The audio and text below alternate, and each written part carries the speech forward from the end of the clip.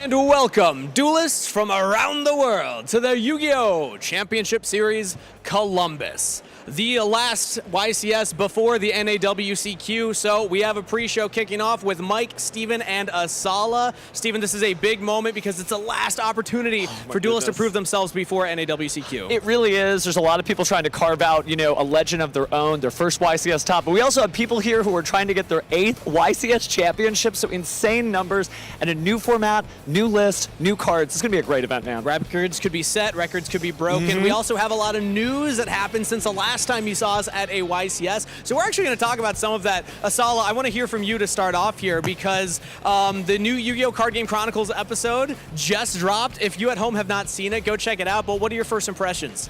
So I think there was a lot of exciting things in that episode. I was a big fan of Alistair just going into, I'm not going to give out too many spoilers here, but there was spoiler free. a lot of cameos in that episode and a lot of characters I haven't seen in a long time. These aren't just like Alistair cameos. These are we're dating ourselves with some of the cameos from this one. I don't know if you have a favorite. Steven, do you have a favorite? I think probably seeing Glow Up Bulb, which is surprising when you think of the theme on that. So it's some really good stuff. What about you, Mike? We won't say the context that Glow Up Bulb shows up, and that's a fun spoiler for anybody who hasn't seen it yet. Mike? Without a doubt, I love seeing the cards I played in my childhood appear in this animated series. It was incredible to see Giant Orc. Yes. A monster that I've summoned. He's way bigger than I realized. A monster I've summoned countless times and moved to defense position. Yep. As well as seeing Magical Marionette just walking around. That was pretty cool. I remember summoning Magical Marionette when I was a kid also. So it's cool seeing them animated. I didn't even catch that one. I found about that this morning when you were like, did you see Magical Marionette? I was like, no, I did not. I'm waiting on Breaker. We will see Breaker the Magical Warrior at some point. I have faith.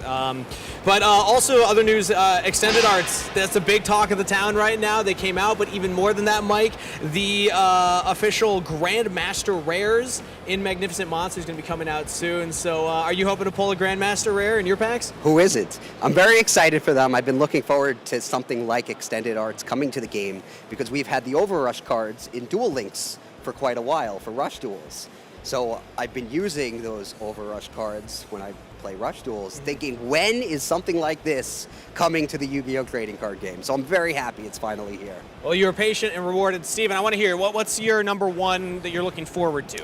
Probably the new Dark Magician support, so Dark Magical Curtain's really exciting too. Yeah. I am who I am. I gotta say, the Extended Art cards are definitely near and dear to my heart. And it's really angle it down a little bit. Just so everybody can see. So people at home, these are this beautiful. is going to be a Dominus Purge Starlight. You got to remember Extended Arts also come in ultra rare too. But what's really exciting about Magnificent Monsters is this is a card that people can play in other rarities. Those new cards, we've never seen those effects before. So I'm really excited about how much that's going to basically put gas in the tank for new decks and really existing decks too. So yeah, probably the Dark Magician support is going to be the first thing I'm going to chase down. And if I get that, it's going to sleeve, it's going to deck box. I know you are somebody that would play a Grandmaster Rare as well. You would pull it and actually play it. Asal, I gotta hear, have you gotten your Extended Art play sets of your cards? Because I know that you compete a lot too. Yeah, I think I stopped trying to get everything max rarity anymore. Okay. There's a lot to keep up with.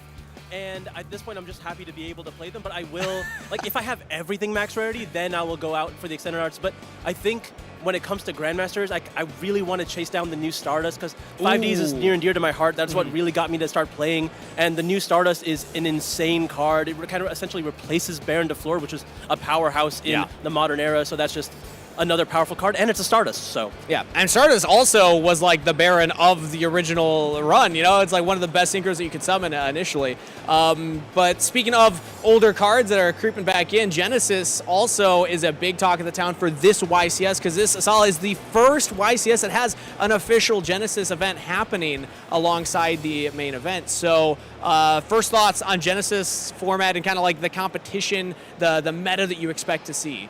Yeah, so it's funny that you say that because we're talking like 5Ds arc. With Blazing Dominion, we have the new Red Dragon Archfiend support in the Crimson King, the Power Vice Dragon. And I think that is a deck that is both playable in the TCG format, or advanced format rather. And I think it is extremely good in a format like Genesys. I just think it's going to be so different than the version in advanced format because the advanced format one tries to take advantage of the Power Patron Medius line or the Fall of the White Dragons, ways to just get into a level 8 synchro, and I feel like that's a little bit too heavy in the points for Genesys, so I don't know how they're going to go about it, but I know that people are going to find a way. That's what I love about Genesys. You got to get creative and try out different ways. Steven, I want to get the same thoughts from you. I'm a Red Dragon Archer. I thought that's something that you would take, actually. Yeah, but when I put my Red Dragon Archery and Pile into the Genesys point system, I found out it was 897 points, so Asala is absolutely right about that. But yeah, you know what's really exciting, I think, about this being the first Genesys YCS is this is the first event where you can show up with a Genesys deck and still get the same prizing as the main YCS. Yes. So people are still competing for like prize cards and the trophy and everything. So it doesn't matter what way you play this game, you're still rewarded as long as you go all the way. So I think that's probably the most exciting thing for me. Yeah. Well, Mike, Blazing Dominion is the big talk of town here, and it's affecting Genesys, like Asala's mentioning. It's also affecting the advanced format. So what are your thoughts on Blazing Dominion as a set, and kind of what are you keeping your eye on as potential meta shake-up cards or strategies or archetypes introduced? Without a doubt, it's a powerful set. I think it'll have a big impact in both the advanced format and the Genesys format. I'm looking at the Cool Tune cards because I think that those are very likely to have one of the greatest impacts on this weekend's events. Cool Tune is the talk of the town, not only just for the advanced, but even like in Genesys. It's a playable deck. Have you been matched up against any yet? Because I feel like anytime I'm across the table from a Cool Tune player, you're just playing with your hand open, basically. You're like, you know what, we're both playing the same game here. Yeah, let's just have full information. It's tough. I've played against a lot of it on Master Duel, and they've had those cards already. Yeah. So you may have gotten a glimpse at the power of the deck if you are a Master Duel player. But this is the first YCS in North America where we're able to see the Cool Tune at full force with Blazing Dominion. And interesting to see cards coming in with points, because a card like Rotary is so strong. We haven't seen that often where in Genesys they'll pre-point cards kind of going into events. But Steven, I want to hear from you next. Same question, Blazing Dominion, it's introduced a lot of new things to the format. So whether it's Genesys, whether it's advanced, what are you looking at? Actually, the Clown Crew cards are kind of at the top of my stack. There were a lot of people testing them out at regionals. Actually just got back from regional a couple of days ago. And there's some really interesting lines, whether you're trying to just aggressively attack with Bianco Viso, or if you are trying to do a Galaxy Brain combo that ends in things like Vanity's Ruler, right? Because you can get some crazy stuff. I don't want to spoil anything for anybody who's going to be playing that deck later today. But I think that it's a really neat package, and the whole deck's really accessible. Like, people who just happen to open up Blazing Dominion, it's mostly just super rares and commons. So, powerful deck, really cool limits, and I've seen people mix it with Mitsurugi and some of the control aspects. So there's a lot of stuff there, but hoping the Clown Crew can show up today. If I had to pick one of the archetypes introduced that was designed for you, it would be Clown Crew. I feel like it just screams Steven Darlin to me. Okay, quit clowning around, but I'll get on it. All right, Asala, same question for you. Blades and Dominions open up a lot of new doors for different archetypes. So what are you keeping your eyes on? I think my favorite new archetype, or not necessarily new archetype, but the one that got support here is the Dooms archetype. And I think it's only 3 major new cards, but they're all extremely powerful. And just the new Power Patrons Geppetto just makes it so much stronger and so much harder to interact with. Going first and second gives so many more layers to the interruption that it has. I think it's, I wouldn't say under the radar, people respect it. People think this deck is good, and I think it could be better than Cool Tune. It could be as good as Branded. And I mean, people talk about the dominance of Cool Tune in the meta mainly because they're coming from Master Duel, right? That deck's already been out in Master Duel, it's putting up numbers over there, but it hasn't had to compete with Dooms over there yet. So I think Dooms is the deck I'm looking out for right now. Okay, I mean, Dooms is also one that I got to talk to some of the players out there yesterday. So Friday, kind of during the pre-registration, people are hanging out in the venue, and I was asking some top players, like, what are the decks to look out for? And Dooms was mentioned a lot, actually. So some of the highest average performing players at YCSs also have it on their radar. I'm hearing a lot of Cool Tune. I'm hearing a lot of Branded. I'm also hearing still Sky Striker as well. So not all those got the same amount of support in Blazing Dominion, but I'm happy that you highlight Doomsy. I want your thoughts, Asala, on some of the generic strong cards as well, because it's not just the archetypes that got support. We also had things like Solemn Accusation, Dominus Spark, and I always got to write this one down, Fidralis Harmonia. Did I say that right? Was it Phi or Fit? It's Fit, right? Fit. Fidralis Harmonia. So out of those, how much do you think those have shaken up the format as well? Well, I think those are cards, if your deck can play them, they will. Yeah. So I think I will see every single one of those cards at least once per round, like one of them once per round. Okay. They are all just super impactful. I know just walking around the venue on Friday, everyone was asking for Solemn Accusation. People just couldn't get their hands on it. Yeah. They were just asking for it the entire weekend. So I think that card we might just see more than the other two. But I would still expect Spark and Fighter to be the most popular cards, mainly because of decks like Cool Tune and Dooms. People are saying it's not that strong into Cool Tune, but because of how powerful it is in the Dooms matchup, you kind of just have to play it. And it is a tuner, right? It fits so perfectly in the Cool Tune deck. Even in the Red Dragon Archfiend deck, right? Like you can a find dragon as well, right? Like, it's just a good card. These cards are very good cards. Yeah, a very strong set. Steve, I want to get your thoughts specifically on the Solemn Accusation, because we did a Genesis feature match that will be hopefully played sometime today or tomorrow. No spoilers. But that card might have creeped up in your deck. So I know that you've been toying around with these cards too. Yeah, it is, I think, 12 points on the Genesis list, and it's really exceptionally good. I played it in the regional, and I did have a matchup against Cool Tune, and just the eyes on my opponent when they activate Cool Tune Synchro or Synchro Overtake, you're like, nope, 3,000, never again. Yeah, banish all copies from the deck. It's more than just that. It's the fact that you can play it on the first turn if you set an additional trap card. So it helped me. I was playing Red Dragon Archfiend combo to just set that, and maybe you had another trap to set if you were lucky enough. It's kind of almost, it gives you that like called by the grave, crossed out designator sort of vibe where you're like, I'm playing here, don't you Dominus Impulse me, don't you Dominus Spark. And those were my particular traps that I was using, so it does just fit nicely into existing dark decks. There's some really good mileage you can get out of that card. Yeah, I'm loving the new generic support. I'm loving the new archetypal support as well. But that's not the only thing shaking up the format for this YCS. Mike, I want to get your thoughts first here. The new Forbidden and Limited list. This is the first big streamed event that's going to be played under this for North America. So let's cover some of the big hits. Obviously, I have some of the big ones written down, but I just want to pick your brain first. What do you think are like the most impactful ones that you want to talk about? So I think Noroi getting Forbidden. Noroi Forbidden, is a pretty big hit to K9 decks. But I'm always most excited when cards come back. So I am excited for the return of Metamorphosis, Premature Burial, and Fairy Tale Snow. 3 big ones. Those have been on the list for a long time. They have. Although Fairy Tale Snow, I guess, kind of bounces around sometimes. Yeah, I think Fairy Tale Snow is actually the biggest one to watch because when it does come back, it tends to have an impact.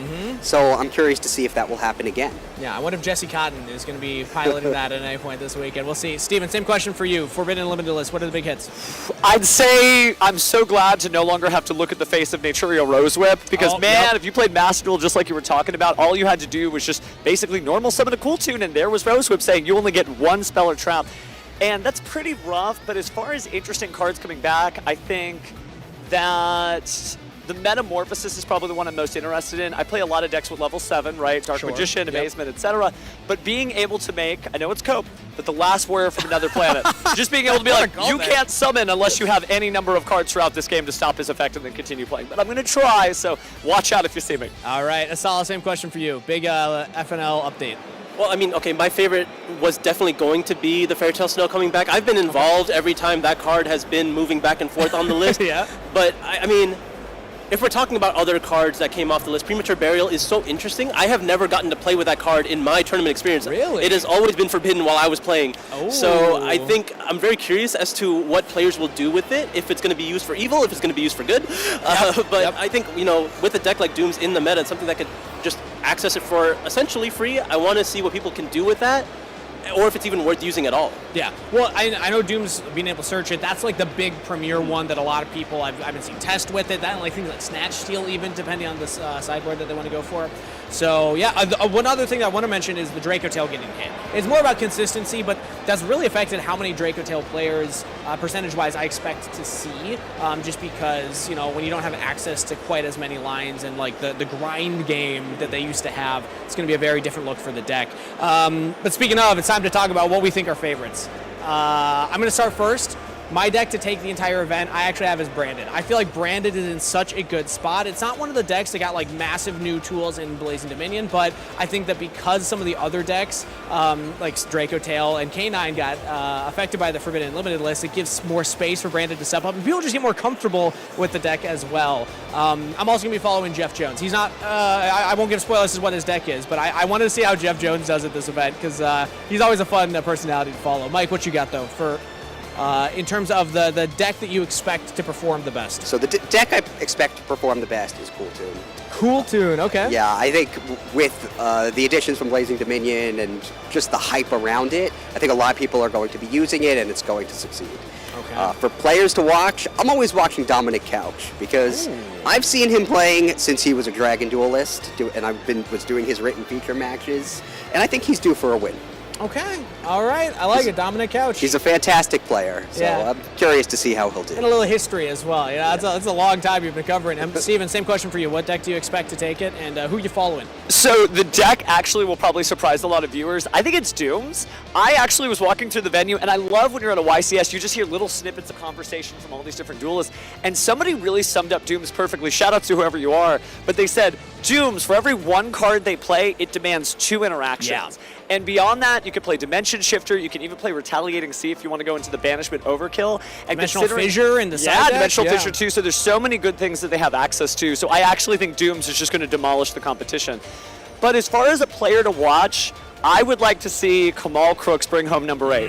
So if he can bring home number 8, that'd be something big. Obviously, there's a lot of eligible duelists here. We got plenty of people in contention, but that would be record-breaking. So I'd like to see a new legend like that. Yeah, YCS number 8. Asala, same question for you.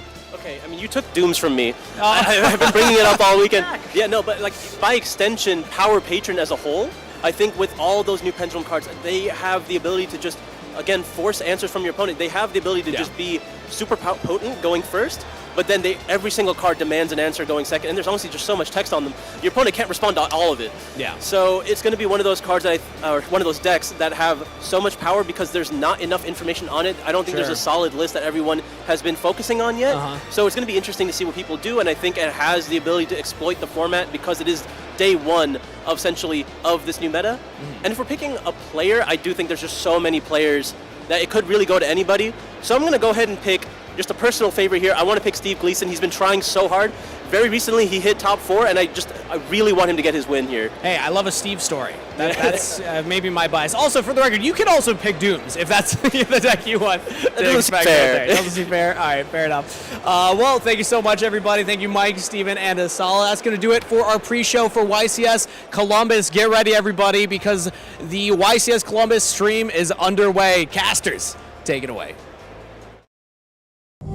Long ago,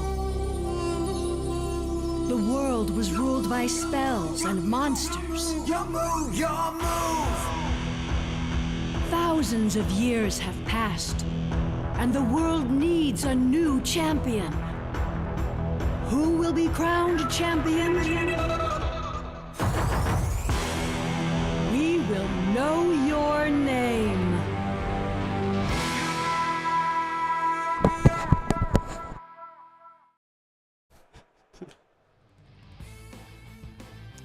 Welcome to the YCS here in Columbus, Ohio. We are just moments away from our very first round. Asala, I heard you speaking earlier about some of your impressions of this weekend and the format. What are some of those closing thoughts from that previous conversation that you just had? I mean, yeah, I didn't get to mention it as much, but I do think Branded is going to be the most popular choice going into this weekend.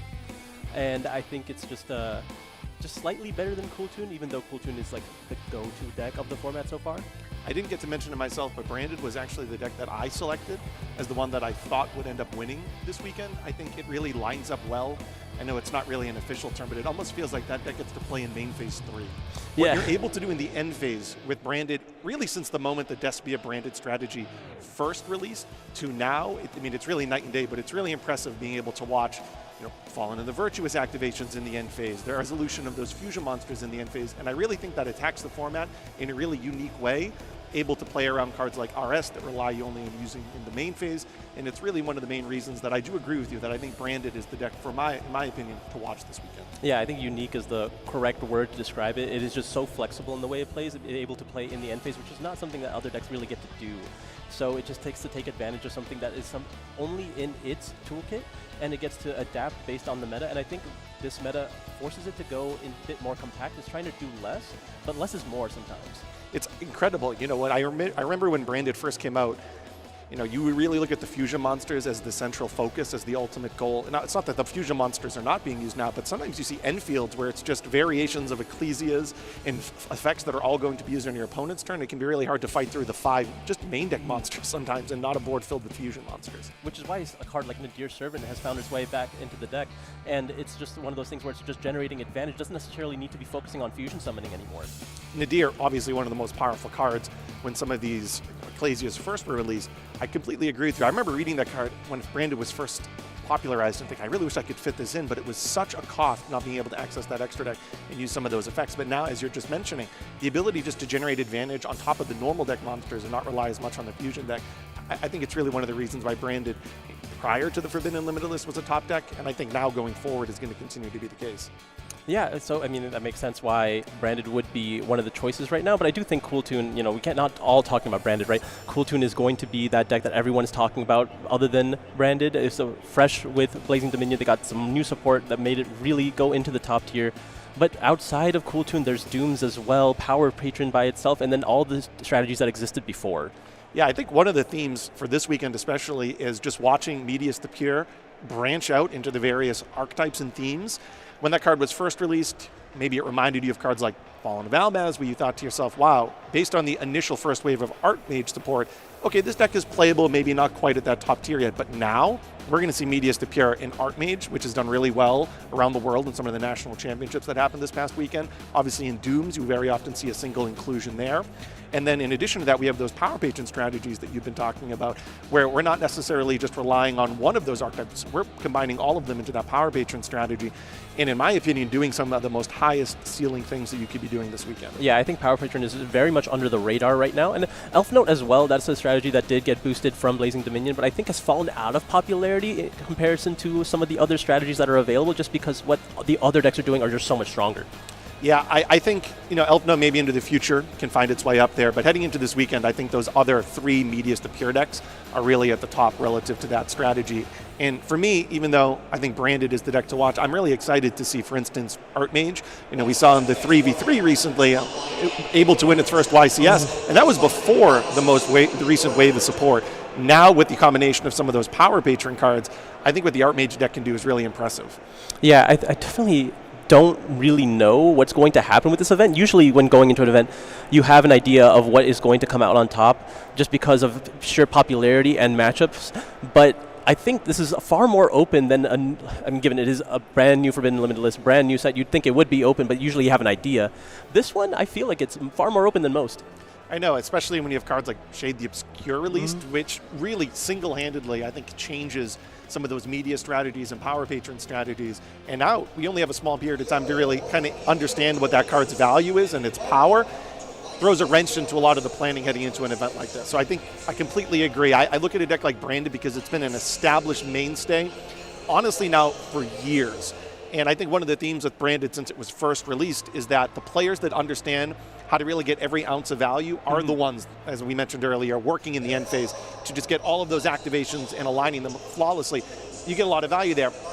But it is important to also note, we have an incredibly high ceiling in terms of the cards that were just released in Blazing Dominion, and I'm really curious to see, are players going to stick to something like Branded, which has been around for a while, or are we going to find players that have been able to take these last couple of weeks and really harness that Power Patron strategy and actually unleash something that's totally unexpected on players this weekend, which is, I think, a huge potential value with a new set having just released. Yeah, every YCS is going to be the situation where the people that are more prepared are going to get rewarded, and I'm excited to see all these players compete this weekend and see what comes out on top.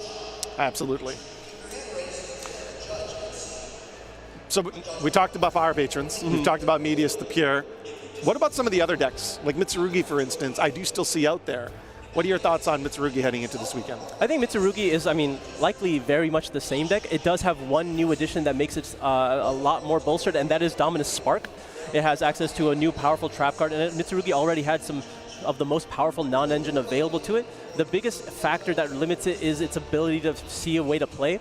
It has a limitation in its consistency, so maybe like one every few matches you're going to have a hand that you just can't play, but sometimes you take that sacrifice, right? I think so. I think that's also very similar to Branded, a strategy that if you've been playing prior to this event and you really feel like you understand the ins and outs of it, absolutely a strategy that you could bring. And I think the other kind of mainstay strategy after the Forbidden Limited List that really survived the Forbidden Limited List is Sky Striker. Yes. What are your thoughts on Sky Striker this week? I think Sky Striker is a deck that a lot of people have been choosing to play because of its matchup into Cool Tune. It had a lot of popularity overseas because of its matchup there. And honestly, these TCG Modern decks, both Mitsurugi and Striker, they're both so powerful and accessible now that I think they're just going to be popular on that alone. I think that's also a huge factor. Any type of deck that just survives Forbidden Limited List and is continuing to be a mainstay, you're just going to have players that have accumulated quarter-century secrets and these beautiful Starlight Rares who, if they can play these cards and they've been playing them for months, know the ins and outs, are going to choose to bring them to a weekend like this. Yeah, sometimes like comfortability, right? Like being able to play a choice that you've been playing for so long, you don't have to think about your decisions as much because you're just so used to it. That matters in a tournament as long as this one. I know, I cannot emphasize enough, familiarity with your own strategy is a huge deal. You know, one of the risks that you would take if you were to play a strategy like Power Patron, where maybe you've only been using it for a few weeks, is you're not necessarily going to have as many game reps to have that kind of intuitive awareness of what to do in the more complex game states, which are inevitably going to arise when we're talking about an event that's just round after round after round. Yeah, so I mean, that's going into it. Like, there's been so many YCS before where people have been rewarded for just playing what they know, even if it's been off meta or it's something that hasn't been popular in quite some time. But it's, this is the last YCS of the season before going into the WCQ format. So talk to me about that, right? What's happened in the past leading up to this point? Yeah, let's look at some of the most recent, at least North American YCS champions. We, of course, had Kamal winning in Richmond with his Yummy strategy, right, his Tri-Brigade Yummy strategy. We had Aditya in Pittsburgh. We had Kamal again, now twice. I believe that was with his Crystron strategy. Mm-hmm. Then we had the Team YCS in Las Vegas. That was the one where we saw Artmage win its very first YCS. I commented on that earlier. And I believe his two partners actually played Mitsurugi, if I am correct. Yeah. And then, of course, we have Steven winning in Vancouver. Yeah, I believe he used Yummy to win with that one. So Yummy has been one of those strategies that has been so popular throughout the year, and I think this is the one event where it's truly been not favored. It's been really resilient, I think. Going down to one snap sheet, this is now 2 Forbidden and Limitless revisions ago. I think players anticipated that it would lower its threshold in terms of its playability, but I actually don't think that was the case. I think Yummy really persisted quite well prior to the most recent Forbidden and Limited list. We saw the variations with Radiant Typhoon, with obviously the Tri-Brigade cards, and I think it really was a mainstay. I'm curious to see how it will be going forward, though, with even more limitations on that Forbidden and Limited list. Yeah, I think even before that, it has the limitations, but then Cool Tune being in the meta, there are effects just naturally built into Cool Tune that increase the levels of your monsters, which completely turns off Yummy. And I think that's one of the biggest reasons why it's not as popular for this one, seeing as Cool Tune is one of the most popular strategies of the event. But, I mean, we've been talking about the format for a while. We should talk about the actual format of the tournament. Yeah, let's take a look at the structure. So today we are going to be playing 9 Swiss rounds. Of course, those will be best 2 out of 3 with a 50-minute limit. And then we are going to come back tomorrow and play 6 additional Swiss rounds, again, 50 minutes. From there, we are going to cut to a top 8, and then we'll play the top 8, the top 4, and then the finals. All 3 of those will be, of course, untimed and still best 2 out of 3, eventually crowning our champion here at YCS Columbus. Yeah, now as you can see, that's a total of 15 rounds just of Swiss alone. That is something that, I mean, at this point we're getting a little used to, but that is so many rounds, and that's why that consistency matters. Being able to be comfortable and familiar with your strategy matters in a tournament like this. And just to be honest, I think there are many players that don't just look at it as a 15-round Swiss event, they look at it as an 18-round event. So when you compact the actual 3 final rounds that would take to be the champion this weekend, I mean, you need to look at 18 rounds with your deck through and through. It can remain consistent, which is, I think, one of the biggest factors for why a player might elect to play something like Branded this weekend, which is why it is my deck to see. Yeah, absolutely. These players have so much to play for, and they choose to go for the most consistent route because they have to go through all these grueling rounds. Yeah, it's, one of those things that I was commenting on. There's some really high ceiling decks. There's some Power Patron, for instance, combo decks out there.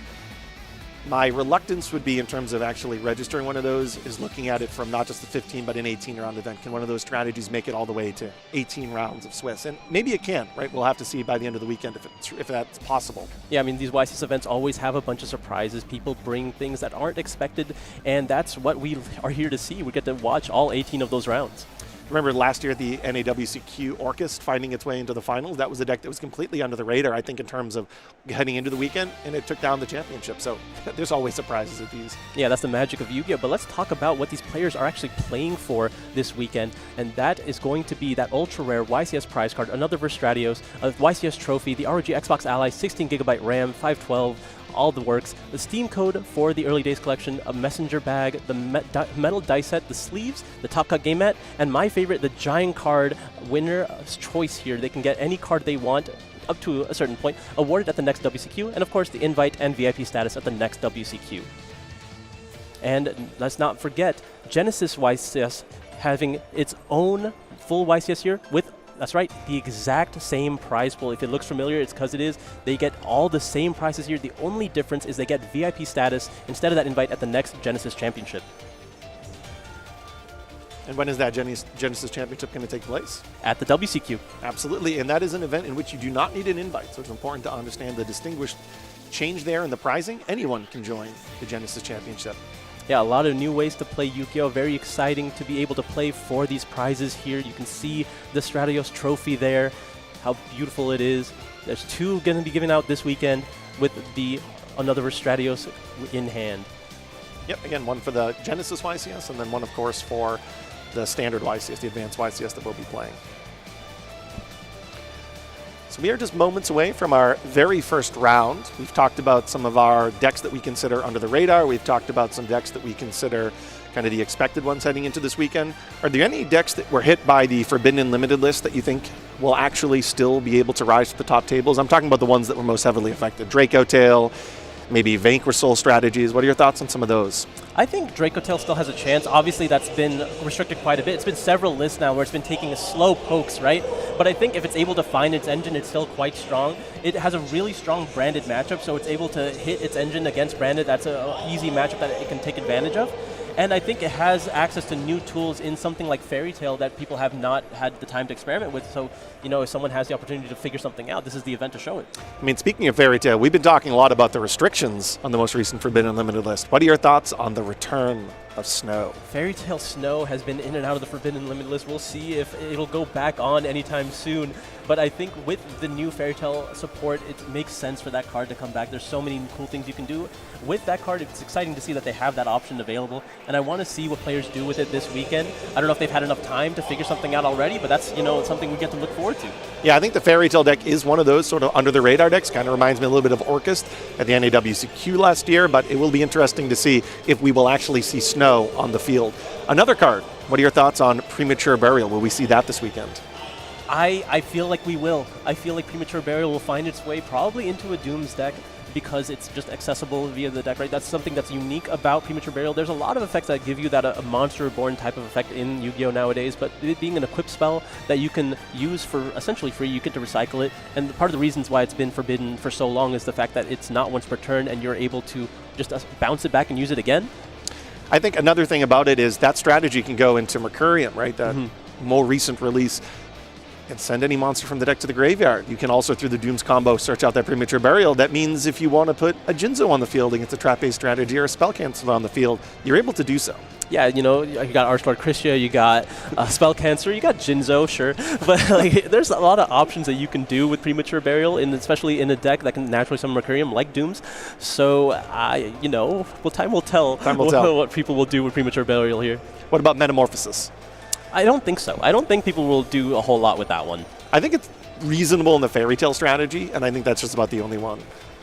I mean, yeah, because they're all level 4, all level right? 4, yeah. Yeah, there's a means to it. I think it's the one issue with Metamorphosis, how are you going to find it? No, exactly. It's really one of those, it's almost like the second Instant Fusion. Now, granted, Instant Fusion actually can be searchable if you're playing, for instance, Predaplanes. That's another new strategy we haven't spoken about. But in terms of Metamorphosis, it really sort of naturally needs to be drawn. There's no inherent way of, at least realistic way, of searching it out of your deck. Yeah, I mean, you never know what people can do. Maybe someone found a way to take absolute advantage of Metamorphosis, but because it's usually just a one-of that's not searchable, people don't build their decks around it, so it's hard to take advantage of it like that. But again, you never know at a YCS level tournament.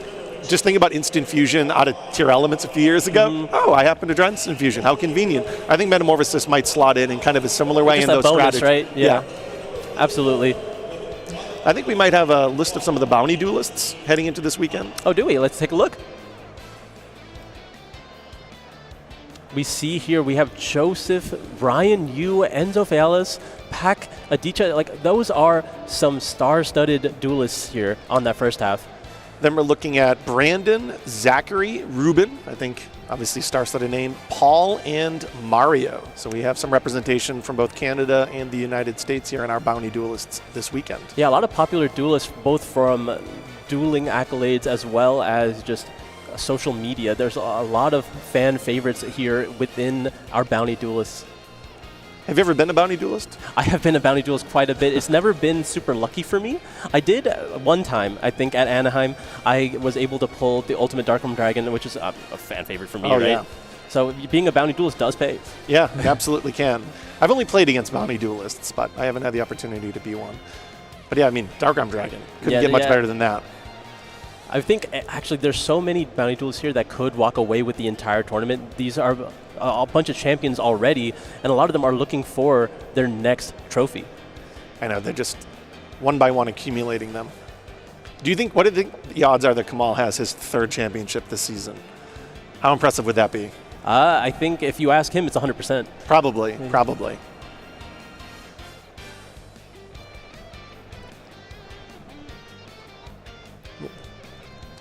So let's see, we've talked about Predaplants, we've talked about, obviously, the media stacks.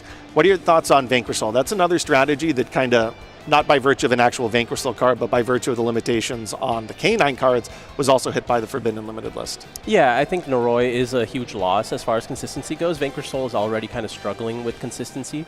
But I think one of the major factors that's limiting Vanquishal in this format is less so within its own card pool, but more so what's been added to the card pool, and that is the new power patrons, right? There's more Liger Dancer type cards that are just unaffected by monster effects. When your strategy is so focused on monsters, you have no outs to cards like that, and there's so many decks that are just able to throw it on the board for no reason.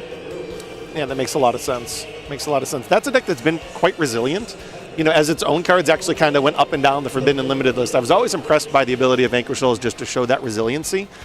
I do think I actually agree, though, with that point. I think even prior to the release of K9 cards, Vanquishal was always a deck that was dependent on what other players were doing because it is such a reactive deck. Mm-hmm. And I think it is like wholly dependent on Holly Sue. Being able to draw that powerful starter here is, you know, and the most powerful interruption on the opponent's turn. Being able to take advantage of that is usually the name of the game. It's not super consistent doing so, and it's a bit high roll if you're able to do it on your opponent's first turn. But usually if you are able to do it on your opponent's first turn, the game is over. Yeah. So that's a deck that I would be surprised to see again this weekend, but it's been resilient. I think that's just the key word. So again, we'll see if that happens to be the case again this weekend. Another conversation point heading into this weekend. What are some of the tuners that you would be using if you were playing Cool Tune? Because I think there's a conversation there about cards like Ogre, which have come in and out of the format. Harmonia is a card we've yet to speak about, but that has certainly had an opportunity this weekend to be impressive. What are your thoughts on some of the tuners that you would be using in the Cool Tune strategy? If I'm playing Cool Tune, I think the ones that are always going to be in my deck are Ash and Bell, mainly because of how strong they are both in their matchup and the fact that they're level 3 tuners. I think you also are playing that $5 Harmonia, mainly because it is so useful in the Dooms matchup. It is a tuner as well, and then you get to use it with Rotary to make Visas. Aramatara. Yeah. Like, I always forget the synchro's name, but just being able to make a level 8 synchro, trigger Rotary, things like that are important. And I think those are the main ones that I'd focus on. I think Ghost Mourner has fallen out of popularity. I do think you always play at least one copy of Ghost Ogre to be able to respect Fallen of Albaz in the branded strategy, but outside of that, I don't think it's like that important because it's essentially just another copy of Harmonia. Yeah, that makes a lot of sense. As you mentioned, though, it is good against the Doom strategy, right? The ability for the Dooms monsters to essentially quick effect, rank up almost is kind of an equivalent nature of what those effects are. Having those Harmonia, but then also Ghost Ogre-like hand interactions can be important to slow down that strategy. Yeah, it's a bit awkward, though, because obviously they are strong in the matchup, but a lot of the Doom's effects do just get value from being destroyed. Mm-hmm. So they're just looking for ways to do that anyway. It's like you don't get a good answer against Dooms by doing this. I mean, if they've already used the effect to search or set from the deck, there is some value there. Of course, it is a quick effect to do that, so you have to kind of time it. You don't want to necessarily just activate the Ghost Ogre on a normal summon because then they might choose to set or search something that they weren't previously going to. So it is important to kind of sequence those appropriately. But I do agree. I think Ghost Ogre is going to be one of those cards. And if you've tracked years since that card's been released, there's been a lot of ebbs and flows. I think Ghost Ogre is definitely going to be a card that shines quite a bit this weekend. Yeah, I think part of the value is because Cool Tune is able to access so many of its tuners from the deck with effect like Q, and just being able to add them back with Trackmaker as well. Putting the Ghost Ogre on the field to respect Fallen of Albaz has been one of the pivotal plays into the matchup. And I think it's one of those reasons where it'll be in almost every single Cool Tune deck we see this weekend. I'd be very surprised to not see it at least. I think it's going to be. Here's another interesting set of tuners, though, that have definitely gone up and down in popularity. What are your thoughts on the Psy Frame cards this weekend? I think they're a bit bait. But like, it's one of those things where you want to respect the spell matchups, right? I think Striker is an important matchup. I think Branded is an important matchup. So having access to Delta in your deck is important. And then because you play Delta, you can just afford to play the one Gamma, right? Of course. Do you think there's any utility with them being level 2 tuners? I mean, I think if those cards resolve on your turn, you can find the value, yeah. Usually being able to put up free monsters lets you do something. But just in terms of matching it up with the cool tune normal summons? The 2, I think, is the most awkward one. Yeah. Yeah, so you can find the value, but I think level 2 specifically in Cool Tune is not the level you want to be, except for going second. I think going second, it has a lot more value. Yeah. I just think it's unique because we're speaking about level 3 tuners so much. It is important to note that you could be playing against an opponent that has the Psi frames in even their main deck, which has sometimes not been that popular over the course of the Psi frames. Sometimes it's a card that's exclusively been in the side deck, especially a card like Delta. So it is something to note that when you're interacting with Cool Tune, they could surprise you with a level 2 in their hand, which is not something that's as common relative to the Cool Tune cards themselves. Yeah, you never know. They might have an RS on the field, now it's a level 3. Yeah, that's very true. You can take advantage of some, like, I think Cool Tune is actually interesting in that aspect because they just do have so many niche interactions like that usually don't get to be taken advantage of because they get to know your whole hand. Here's another interesting point to discuss. How is the existence of Cool Tune going to affect deck building this weekend? And by that I mean cards, I think, like Pot of Desires are an interesting one because if you see that in your opponent's hand, well, that could be anything. And I think one of the benefits of Cool Tune is the ability to know all information. What are your thoughts on cards like Pot of Prosperity, Pot of Desires, even Radiant Typhoon cards where you don't actually know what that means? Yeah, I think that's where a lot of players have started leaning with their deck building, especially with decks that have that option, whether it be like a decks like Malice that get to draw a lot of cards, or especially decks like Branded. Branded's deck building has changed a lot because of this, and I don't think players have a consensus on it. Are they playing how many copies of Albion the Shadow Dragon? Are they playing Branded Sword? Are they playing all these different options to get you different amount of draws in your hand to just change it for Rotary's effect? Yeah, so I think we are actually ready, though. So we're going to send it on over to Kangas, and just moments away from round 1. And for our first round feature match, up first in the blue chair from Hamilton, Ohio, in his first ever feature match, shout out his dad, Corey Wright, who's also playing here today. It's Adrian Wright! And his opponent today in the red chair from Madison Heights, Michigan, in his first round of his first feature match at his first YCS. Shout out his playtesting group. It's Charbel Yamin. Duelists are already on stage, so throw it back to the casters for game number 1. It's hard to pick a favorite here. When you have a father-son combo, I always want to root for the family Duelist. But Dooms was my pick to win this tournament, and it's his first YCS, and I think this is likely going to be one of the stronger choices for the event. Do you have any stories from your first YCS?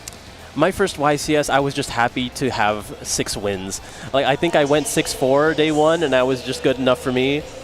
But I was just playing a deck I was borrowing.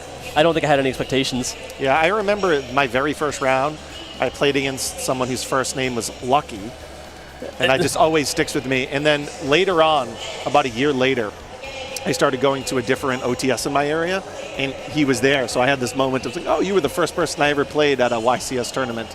I also ended up playing that event Chris Ferber years before he became the WCQ champion. And he ended up being a friend of mine years later, and then we were like, oh, wait a minute, didn't we play at the YCS that took place in Boston a few years prior? So there are a few players specifically during that event that actually ended up becoming friends of mine. Yeah, you know, you never know with your first tournament experience how many people you're going to meet that you're going to have around in your life for the rest of it. Yeah. Now, this is a matchup that obviously we've never seen before, Dooms versus K9 Vanquished Soul. And we talked about K9 Vanquished Soul a bit going into this. What do you think of this matchup?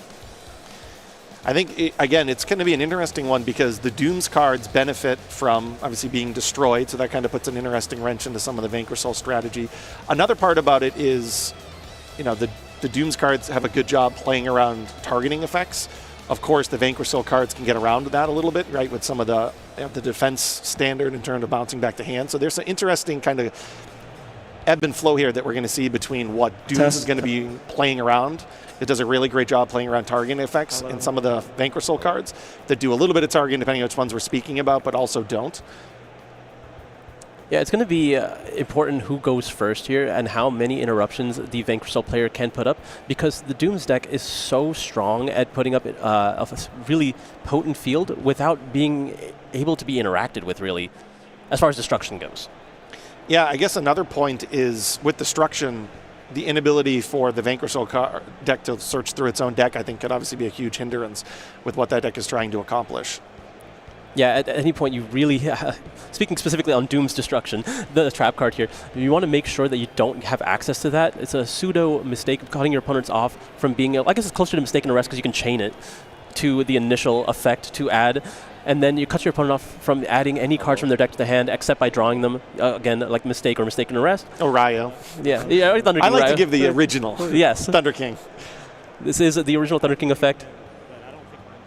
It's interesting how the Doom strategy actually gets access to that, right? They typically try to destroy their own Doom's Change, which is an interesting way where you're utilizing the second effect of Doom's Change that lets you add back from the graveyard. There's some chains where you'll have Change, Chainlink 1, and Destruction, Chainlink 2, where you actually get to take from the deck and equip to one of your monsters a Dooms. It's one of the ways of actually putting a non-equip spell onto a Dooms monster.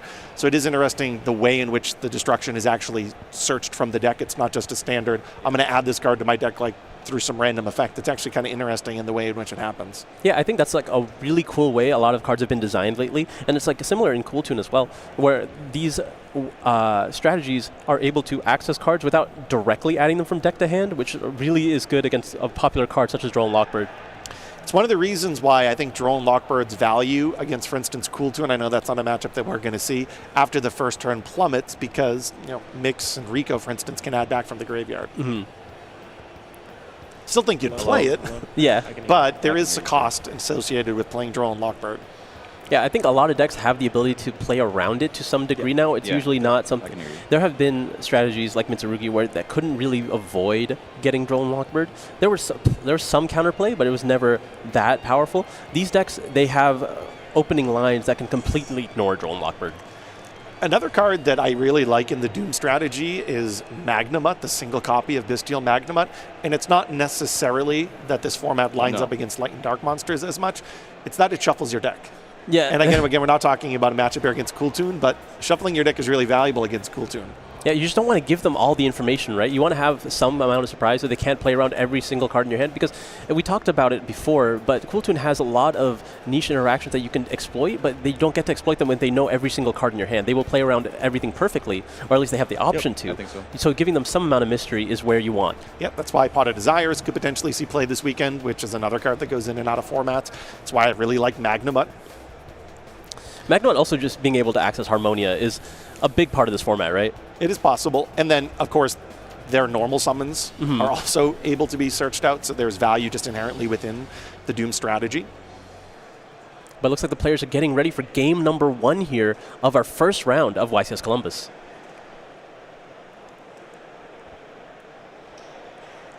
The players are just getting queued up here, waiting for the go-ahead. I think we'll be able to see the ever-important The die roll here? Dice. That's a 10. That's very high. Can we beat a 10 here? It's a 9. It's close. Not quite, though. So we are going to be able to see K9 Vanquisol. So we'll see how this deck has adapted without Naroi. Good luck, Brian. Good luck. I mean, Naroi isn't something they typically needed. I don't think they ever really played more than one. Yeah, it's a small thing, but it is important to note. Draw, standby main. I see a very monster-heavy hand. Well, it is K9 Vanquisol, you'd hope. But it is Taker Soul. That is one of the best starters here, revealing a fire in Zhaolong that's going to be able to summon a copy of Raisin from the deck. Raisin hits the board here. One of the things about Dooms just in general is it is a deck that has a pretty high engine requirement. So you're not going to have as many hand interactions when your opponent goes first. I'm actually looking here and I don't see any. So we are going to see Adrian be able to play basically unimpeded, at least on the opening turn. Luckily, K9 Vanquisol is one of those decks that were more resilient to those kinds of interruptions anyway, so you want to have a more engine-heavy hand. So this works in his favor if it's all engine. We're going to be using Raisin Effect to just reveal a fire, which will trigger Zhaolong to summon itself. And now it looks like we're going to be link summoning using the Raisin into Rock of the Vanquisher. Rock effect add back. Beautiful ultimate rare. Rock is adding back that Raisin here, and then Zhaolong looks like it's going to be revealing two fire monsters. It's going to be another copy of Zhaolong as well as the Raisin. He's going to add any Vanquish Soul card from his deck to his hand. He's doing a good job making sure that he's only revealing what is necessary and not accidentally revealing a card in hand that wasn't already previously known. It's a small thing. Any Vanquish Soul player will be in tune with that. But it is important to know that this is a deck you want to learn yourself to reveal cards that, for instance, have been added back by Rock.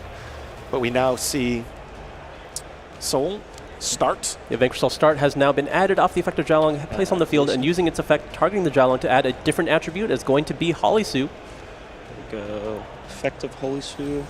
Holisu is going to reveal one of the two already revealed monsters there. Going to reveal the Jialong.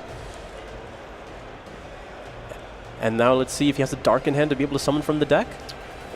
XYZ. Oh, looks like we're not opting to do that yet. We're going to be starting off with a rank 5 here.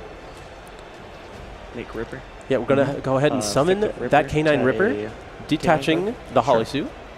Likely just opting out of the Holisu to avoid that 5th summon before the Ripper. Yeah, I guess that's conceivable. I have to count. Was that 5 summons? Or like 1, 2, 3, 4? Yeah. Ripper was 5. Joker. What are your thoughts on Nibiru this weekend? Subpar. Yeah, I was about to say the same thing. I don't know if I'm going to play around it a whole lot, to be completely honest. But Sure. I mean, I think with K9 Vanquish Soul, you knowing that you're essentially the underdog in this meta, you don't get to take risks like that. And especially if you know what your end board is going to be is enough anyway, and you're going to try to access the Holisu on your opponent's turn via the Rock of the Vanquisher anyway. I think you have all the pieces you need. I think playing it a little bit more conservative is fine. Yeah, this is definitely, especially round 1. Yeah. Search a spell. And it's not like you're losing out that much, right? Like considering the position that he's in right now, I don't think he's too upset. I totally agree. So maybe it's a small concession to the existence of Nibiru, even if it's not the most popular. But we had Jokul, which summoned Lantern from hand. Lantern going ahead and added a case for K9, and it looks like we're going to be link summoning using the 2 K9 monsters here into SP Little Knight.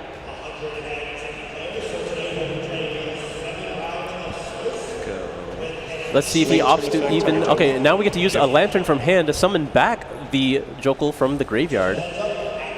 And now activating Case for K9, this will likely add a copy of Azuna since it's not in rotation currently.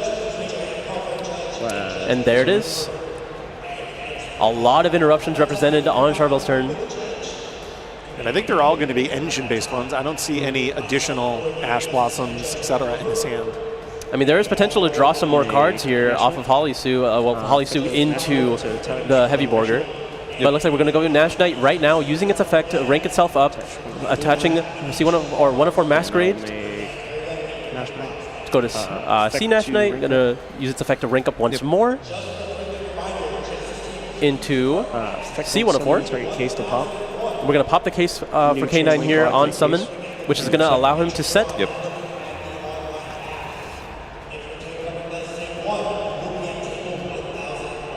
Should be a copy of Forced Release. It usually is the most popular quick play spell here, and it's going to be a copy of Forced Release set to the field to be able to rank up that Ripper. And full cards in hand here. You know, we went into this weekend talking about Doomsy being a strategy to look out for. We are going to see what essentially an entirely Doomsy engine hand can do against what was previous to this weekend, what you would expect out of this strategy, out of the K9 Vanquish Soul strategy. So it looks like we have ample number of normal summons. Alara effect. Looks like here we have Alara, which is in theory the most desirable. Spell or trap. Yeah, because it gets you immediate access to Doomsday Raiders, right? And banish both. Okay. Raiders particularly strong playing into a field, but it looks like we're going to be immediately using SP Little Knight because it's not negated. Now this is one of those things, because Dooms is kind of a new strategy in the meta. Are you prepared to play against it? Do you know what all the cards do? Do you know how to interact with it? Because it's one of those things where if you don't know how to interact with some of the cards, it'll absolutely catch you off guard. Doomsday change. Mind if I read it? Sure. Oh, that's a...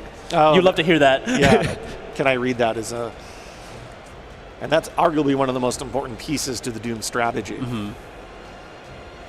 So change, I mean, there's so many things the change can do, but it allows you to destroy the Doom's card. Yeah, in your hand, deck, face a field, wherever you want, really. Anywhere you want. And then inherently you can obviously destroy the normal summons, because they work when they're destroyed. You can also destroy the Power Patron. So and then of course you can destroy Destruction, as I commented on earlier. Yeah, it's just a great way to bridge into any piece that you need, because a lot of, essentially every single Doom's card will do something when it's destroyed. Nothing triggers because there's nothing in the grave to Yep, add and to then my hand. it looks like we're going to be immediately using the Force Release to summon the Werewolf, which will also destroy the change, and because there's nothing in the graveyard for it to add back. So that was well sequenced in the grand scheme of things, trying to get rid of that prior to it actually having something in the graveyard. It looks a little unfortunate here that it looks like there's Regulus, which is one of the cards that you would prefer to not necessarily hard draw. To summon a Doomsday card from hand if it was destroyed by card effect. Charbel's hand. Which is one of those things where you do not want to draw it, but you can catch your opponent off guard, right? Because as soon as it's live, it is just an interruption on the field. Yeah, I think in general, you don't want to draw it because it can be searched. I guess maybe going second, there is an argument there, like you were saying. Certainly going first. Yeah, doing first. Yeah, I don't think I'd want to. But there is definitely utility going second. So it doesn't do anything. Yeah, just confirming that change doesn't trigger here because there's no monster in the grave special summon. Activate Raiders. Oh, we do have a copy of Raiders. Raiders will be able to destroy a Dooms in his hand here. Raiders effect will let me destroy a Doomsday card from my hand or field, and then optional destroy card on the field as well. Doomsday monster from deck. I'll chain Werewolf to look at your hand and banish a card till the... All right, we're going to be using Werewolf here to banish a card for the turn from the hand. Okay. We have a couple options here. There's the Power Patron Dooms as well as... Is that another copy of Alara? Or is that... Might be 5. Amalith? Okay. Okay, the monster one. Yeah. We're going to be going ahead and banishing the Power Patron Dooms. Yep. Okay. And it's going to resolve. Going to be destroying the Amalth, I imagine. I'll destroy Amalthi. Should make sense. And then first, one of the important things to note, again, if you're not familiar with these, is that unlike just being normal and special summon in order to get their effects, it also can trigger when it's destroyed by card effect. So Amalth is going to activate. Yep, and that's going to add a Dooms monster from his deck to hand. Maybe a copy of Drastia here. That is one of the most powerful monsters in the deck. Drastia has also been a talking point. Players, honestly, this weekend are going to register anywhere from 1, 2, or 3 copies just because of the nature of the card. Some players really value the ability to naturally draw it to play around Draw and Lockbird. Other players view it maybe less desirable of a natural draw. So it's really interesting. There's a big debate this weekend about that card. From deck. From deck. But here we see one of the brand new power patrons hit the field. This would be Geppetto. Geppetto is, again, one of these new cards from Blazing Dominion and is arguably the most powerful one. Between this and the Xyz monster, this is what brought Dooms into the forefront of the meta. Going to attempt to activate Drastia by targeting what makes Geppetto probably the best of the power patrons relative to each of the strategies is that if it's added to the extra deck, you can add a power patron or Doomsday spell trap to your hand, whereas some of the other ones, it's a little bit more limited. So you have to Nervado special summons from the deck, which is also really powerful, Yeah. specifically for the Archmages. And then, unfortunately, for the equip, Elf Note one, it has to do something that was in the graveyard. Yep, go ahead. A little bit less utility there. Sorry. So I think the Doom strategy benefits from Geppetto probably being the best of the 3. Absolutely. Now Drastia is going ahead and summoning itself by popping the Raiders on the field. Raiders will then, it will also equip Doomdirg from the deck with Drastia's effect. On resolution. Okay. I'll go. Yeah. All right, it looks like Adrian is going to activate Rock with the Vanquisher here. I was telling him he had to pop Raiders for not to happen, basically. I'll go Rock Effect to special. Rock is going to special from hand here. Special's good. Then Rosin Effect on someone. There's going to be another copy of Rosin hitting the field. So he still knows about the Jiaolong in his hand. Don't think he knows much else right now. Yeah, because the other Jiaolong's underneath the Werewolf. Right, and the Holly is still in the graveyard, opting to leave it there. We're going to add Mad Love here, so there's the Dark confirmed.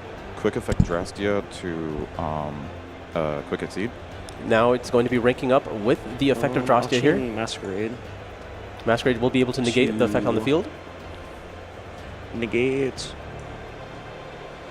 One of the most important things about Doomdirg that's and one random card from your maybe an underlooked aspect of the card is it's once per turn, essentially per copy is probably the best way of imagining it. So, and this strategy can put it back on the field in its combo, so you can actually use that Dirge effect to destroy more than once if you're able to do so. Do you have anything else?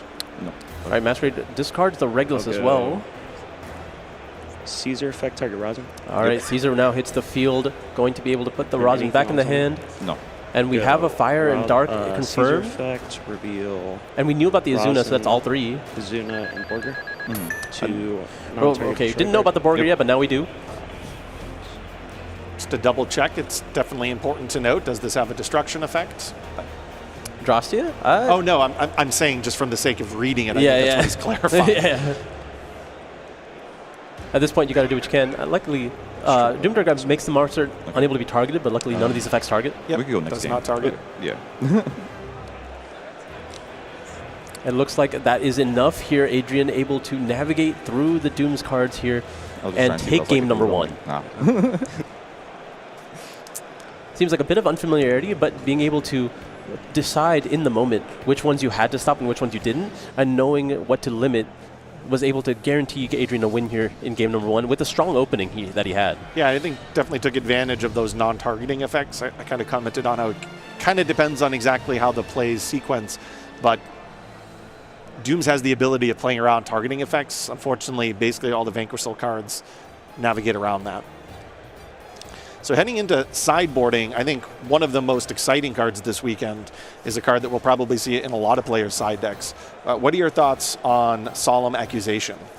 I think it's ridiculously powerful. It's one of those cards where if you are able to take advantage of it, you will. And going first is one of those cards that you probably will have in your deck. I want to say the majority of the time, I don't think there's a single deck that's not doing it, or at least loses something from having it in your side deck just going first. Maybe just decks that don't have anything that you can actually afford to take out. And when your strategy is so strong at going first anyway, you might not need to. But it's one of those things that's particularly good against Dooms, where you're able to try to hit a card such as Genesys, right? Yeah, and then it's not obviously just that one copy. Mm-hmm. It's all of them. It's all of them. How would you feel if your Engage got hit? I don't even know if it's the Engage that I want that much, but yeah, I think the most powerful one to hit in the current format is Mystical Space Typhoon. If you get rid of Mystical Space Typhoon, the entire deck's gone. Yeah, that's fair. And I think that's a big reason why Radiant Typhoon is not going to be popular this event. That totally makes sense. Not only its own limitation on the Forbidden and Limited list, but yeah. Yeah, Chant going to 1 also. Chant going to 1. I mean, that does hurt. It doesn't help. The deck already had some consistency issues relative to some of the other strategies, so I think the combination of Accusation and obviously the limitation to Chant. What do you want to hit in this matchup if you're the Dooms player here? If you're siding it in against a deck like Vanquish Soul, what are you trying to hit? Are you just trying to hit Raisin? Yeah, with Accusation. Yeah. I don't think you get to do that, right? No. Yeah, it's Stake Your Soul, maybe? Yeah, I don't know if there really is a target that is obvious, which is why, I mean, I understand it's a powerful card. I don't know if I'm siding it in the strategy, though. I think so many of the other strategies are spell-reliant that I think you could justify it, but I don't know if I would necessarily be on board with that in this matchup. Yeah, Vanquish Soul is one of those decks that's unique where it's so monster-reliant, you don't actually get to take advantage of something like that. Yeah. I don't think there's really any single spell. I mean, I guess board-breaking cards could inherently be the ones that you're just naturally afraid of, but... Yeah, maybe like just powerful board-breaking cards that aren't necessarily once per turn. You can use the other effect of Solemn Accusation, right? Just go ahead and make sure that you don't get to use them for the rest of the turn. Yeah, I mean, the first effect is sometimes sufficient enough. I don't think inherently in the actual main deck of Vanquish Soul there's a spell that I'm overly afraid of. Yeah, because using it for Case for K9 isn't necessarily worthwhile. Like, it would be more so for sided-in cards. Right, so you could see Lightning Storm, Regeki, Harpy's Feather Duster type effects, and if that's what you're worried about, I think one of the things about Accusation is it inherently will do a good job against those really commonly played sideboard cards. All right, good luck. But is that enough of a reason to put it in? I guess we'll find out here in game number 2. I don't know if I personally think it's enough of a reason, but I think you could see it this weekend. I think it is best when there's actual spell, or trap cards, but spell cards that you want to actually hit that are in-engine. Especially since there's not necessarily a guaranteed game plan going second into the Dooms matchup, but you know what you're targeting down. Absolutely. But it's like we're going to be starting with Medius the Peer here, which is going to be immediately met with Military Flawless, which is going to be immediately met with Ash. Yeah, so I think Ash Blossom obviously is the best going first for this exact interaction. It would have been pretty unfortunate for the Doom's strategy for the Medius to be hit by a Fualos that went uninterrupted. But now we'll be able to see exactly what Medius the Pure can do specifically in a dedicated Doom strategy. Yep, Power Patron Dooms is now on the field. When that one's destroyed, it's able to add any Dooms card. We'll see where we go from here. Activate effect to rank up. And he's going to be able to basically turn the Medius. Or equip him. We're going to go ahead and rank him up into the rank 4 here. The Power Patron. And now the Victorious on summon to pop the Power Patron. Yeah, they're just doing a double check here, but this is Victorious. When it's special summoned, he gets to destroy a Doomsy card, which could be face up on the field. He would also theoretically be able to destroy another monster on the field. Presumably that's not something he's going to do, but it is one of the reasons why Doomsy is pretty good, or Dooms is pretty good going second. Yeah. And then, of course, while it has Medius the Pure or a Dooms monster as material, you can take that equip spell and specifically add it to your hand. You can send it to the graveyard as well, but we are commenting on how does this deck search out Premature Burial. It would be through this. So now, because of the effect of Power Patron here, he's going to go ahead to add Raiders. Another card that has additional bonus of being able to destroy another card on the field, but not typically used turn 1.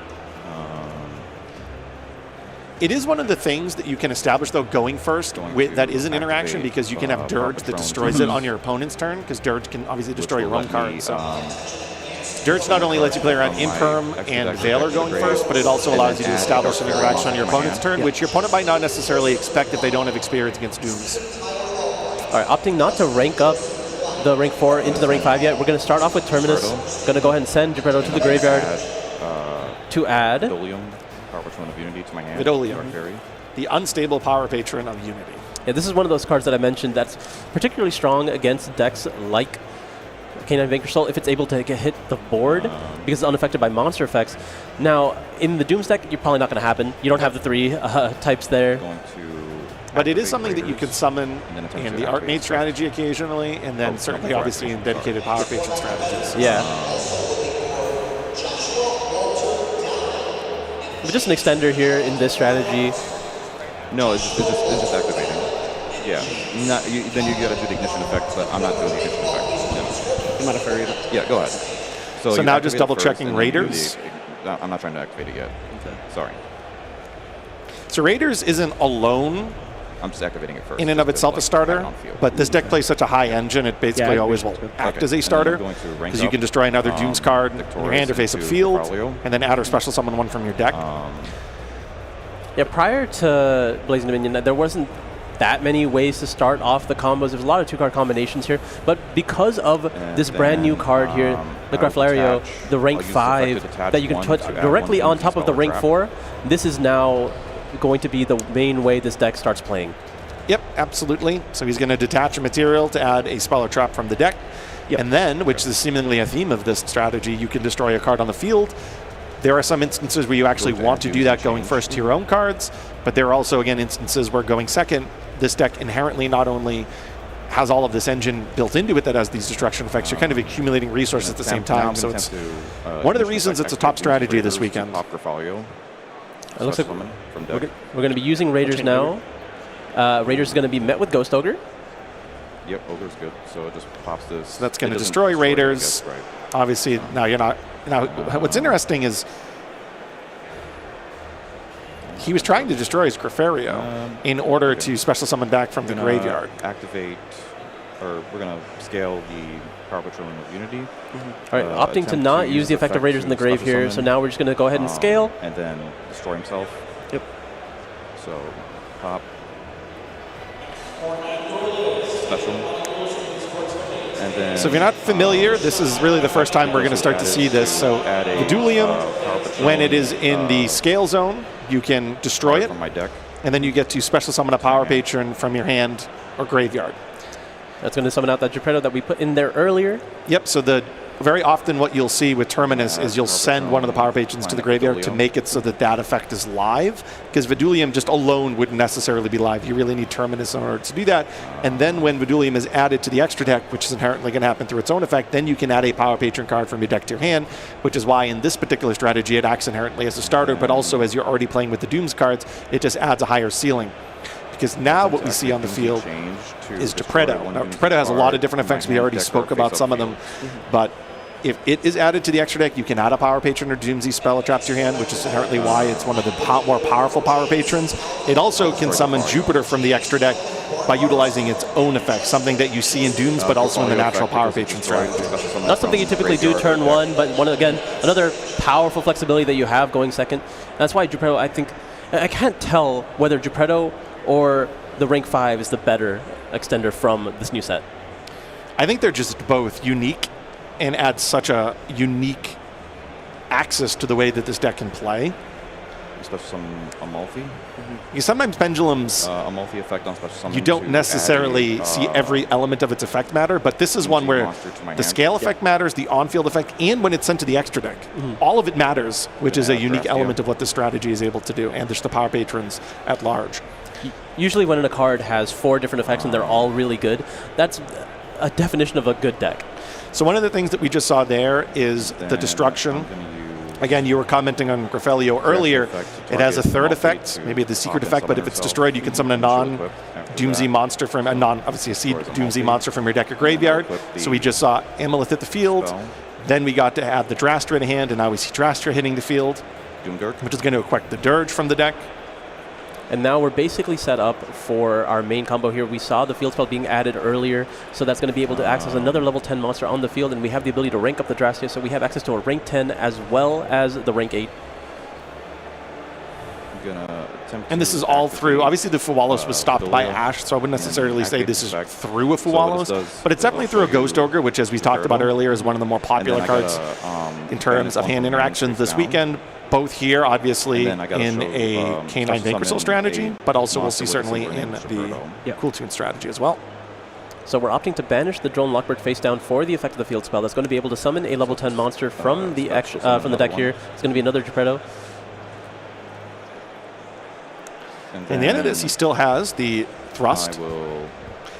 I'm curious if he has sided in a normal trap card that would line up particularly well in this strategy. I mean, because of how he was interrupted, he might just search a copy of Destruction, right? Totally plausible, yeah. I mean, that's why a good reason to get rid of Droll if you already have Destruction. Yeah, that is totally true. I was thinking about sort of the ones that people side in, but I didn't even consider the fact that Destruction actually lines up as exactly what you would want to search out, which is, again, that pseudo Thunder King Ryo effect. Can I read it? Yep, go ahead. Yep, being able to be protected with the effect of Rudress, and you didn't even have to use the rank up on your own turn here. You get to go ahead and use the effect of Drastia via Doom Dirk to quick effect Xyz summon on your opponent's turn, and then get the additional effect of when it's summoned to go ahead and destroy an additional card. Or attach, rather. It's attached, yeah. I basically consider it a more That's a better modernized version of Thousand Eyes Restrict, honestly. Yeah. Then it has the effect to basically do it another time over when your opponent activates something, and then destroy potentially a different monster on the field. So in and of itself, especially when summoned on your opponent's turn, it's actually 3 forms of interaction. Now he decided to go for it just naturally here as opposed to waiting for the opponent's turn. I think it makes sense because you want to... Okay, I didn't think you were going to do it immediately like that, because you can get the benefit of at least getting a card activated for the effect of Destruction, because when you chain Destruction, it'll still put the effect on the field, so you can at least burn a card. So you see the Pot of Prosperity, you could have burned that. But, I mean, just going ahead and put it on now, immediately here.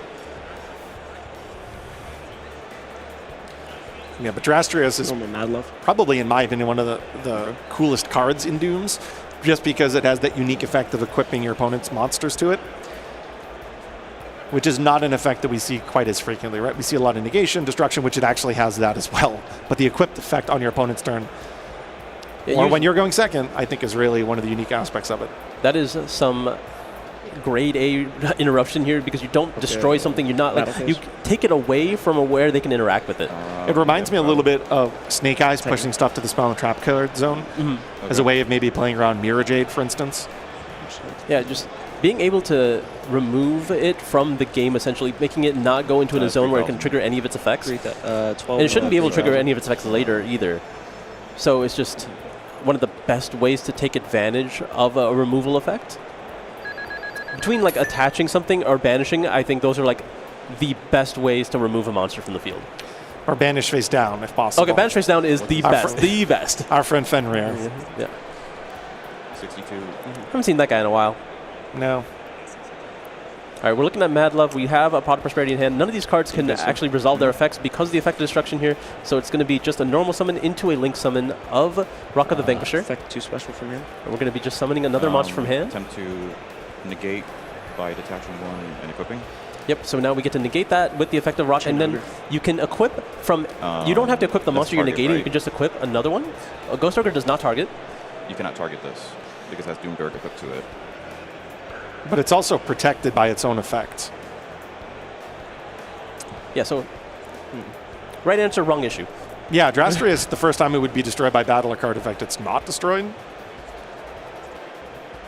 So Ghost Ogre is completely legal activation. It will attempt to destroy it, and it will not be destroyed, but it does not target. Okay. Attempt to negate. Unfortunate. That you would use a Rudris on that. Negate by detaching 1. And it is a brand new strategy. These have a lot of effects, a lot of different effects. But this is a way of taking Rock off the field. Okay. But it's enough, yeah? Not being restricting your opponent from being able to access their deck when you already have to play into a field is generally enough to completely lock out the game. So now we finally get to see exactly what Dooms can do. And I commented on the in-engine ways of searching out destruction. We saw there kind of a secondary way of searching out as well. Yeah, I did see Charbel actually put in copies of Dimensional Fissure into his main deck as well from the side deck, and I just can't imagine why you would do that against Vanquish Soul. So I think there might be a little bit of a lack of familiarity here. So I'm curious as to what he's going to do siding into Game 3 where he knows he has to go second now. Well, you could certainly assume the Fissures will be coming out, but I definitely do agree with that. That Fissure's a card that you could potentially just play in Vanquish Soul itself. The Vanquish Soul deck is maining Shifter. Yes. So I imagine he's not too concerned with it. Given there is something to be gained, like you don't have much value from Rock of the Vanquisher. You cut off Lantern as well as far as the Canines card thing goes.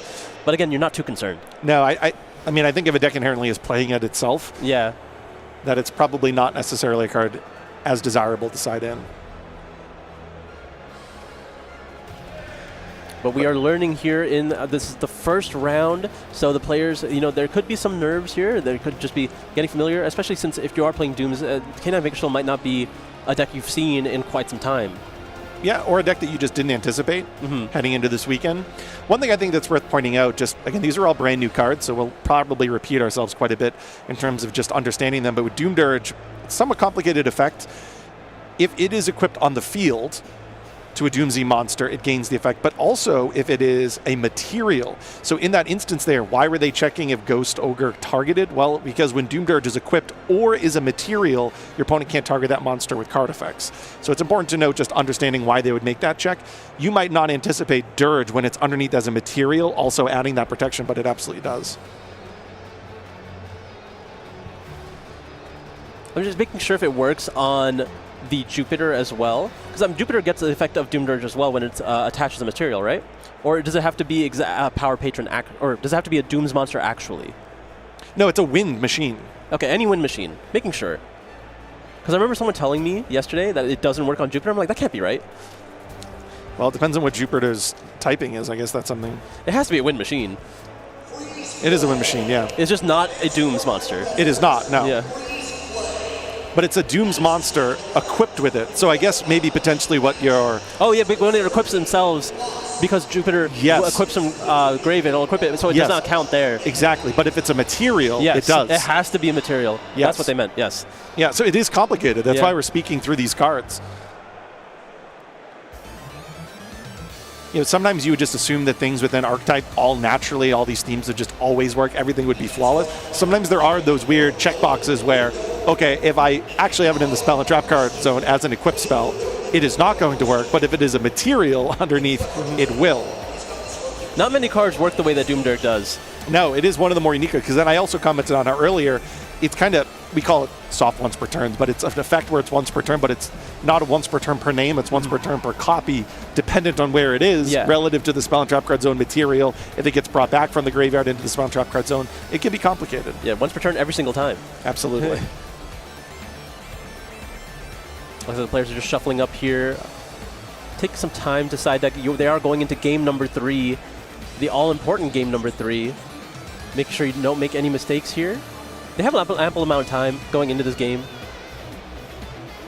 Yeah, I don't think either of those first 2 games really took a terrible amount of time. So I think they have a healthy amount of time.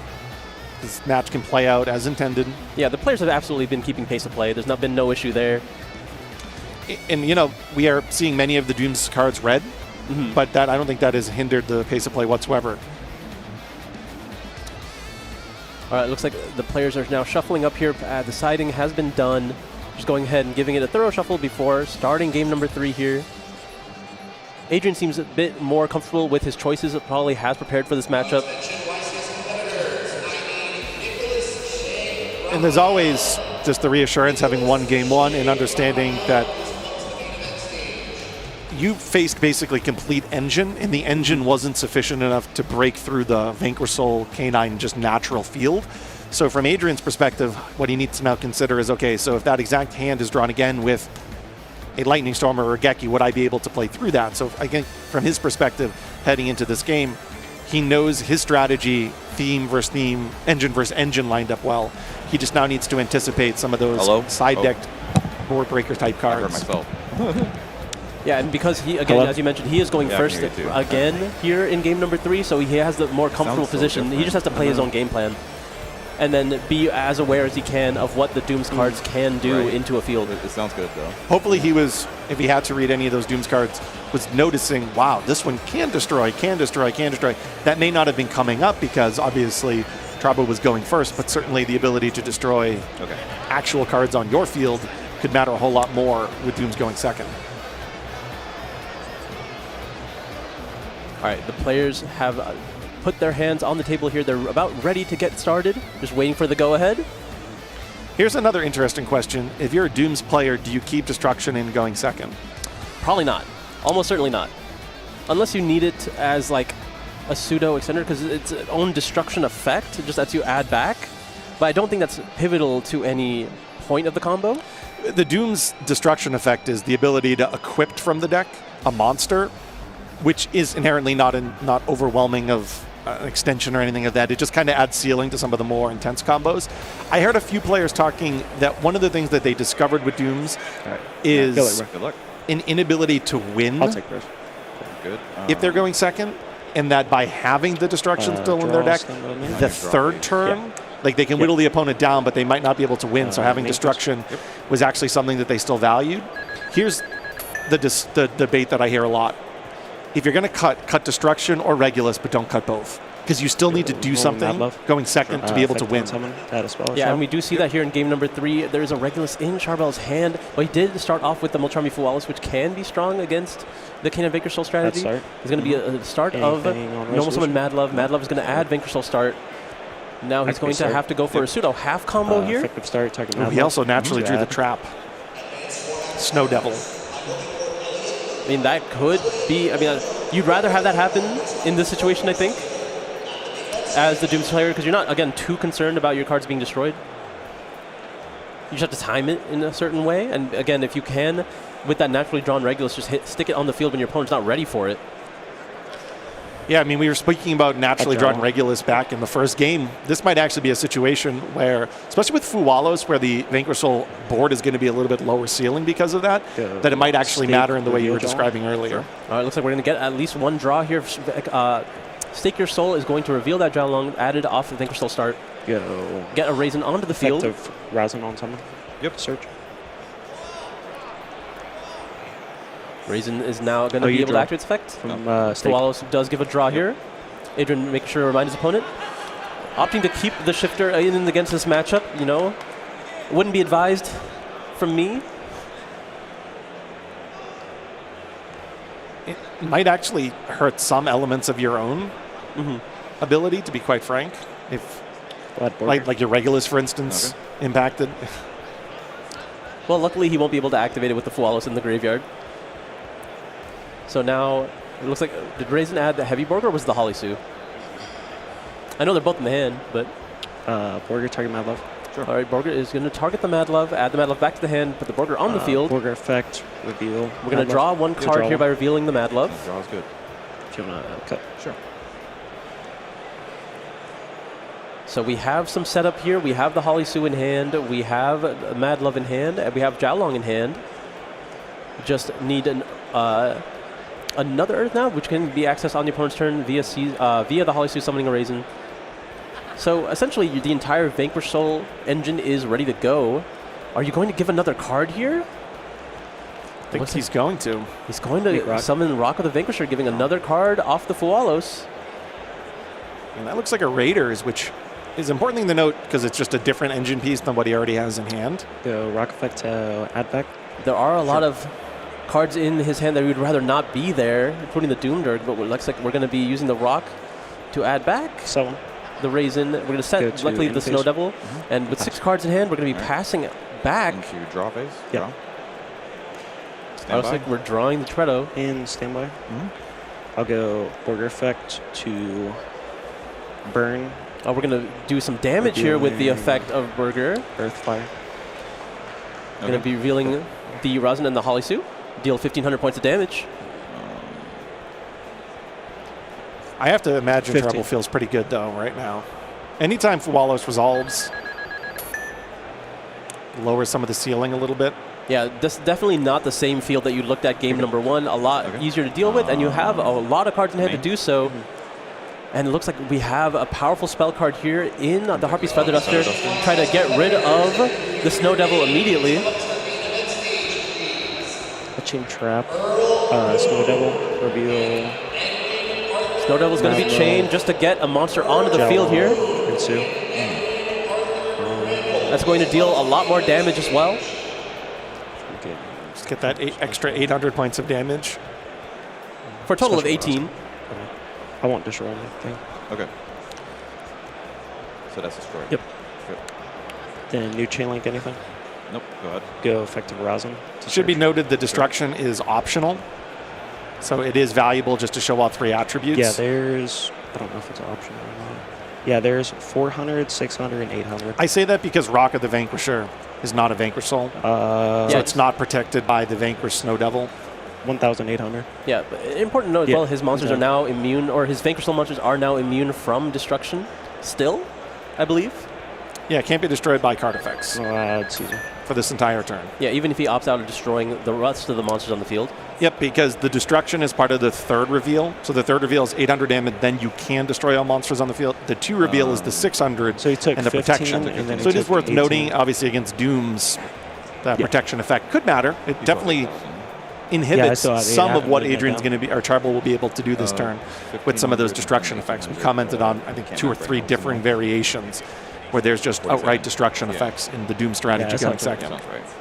So again, this is where the point you made can really come up here, just being able to not necessarily end the game, but just having those additional disruptions for the 3rd turn of the game. Which is why I think a lot of Dooms players will elect to either put Regulus in the deck or Destruction.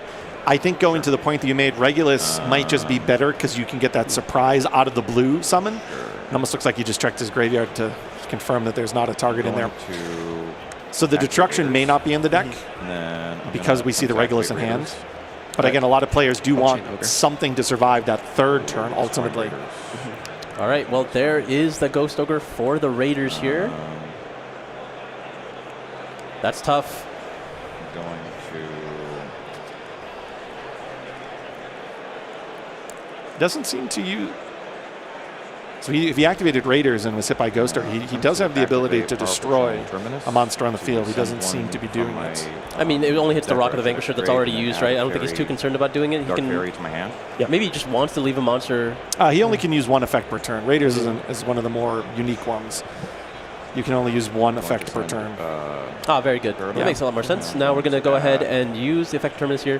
Going to send the Geppetto. Going to go ahead and add the other one here. Vidolium, yeah. Unstable Power Patron of Unity.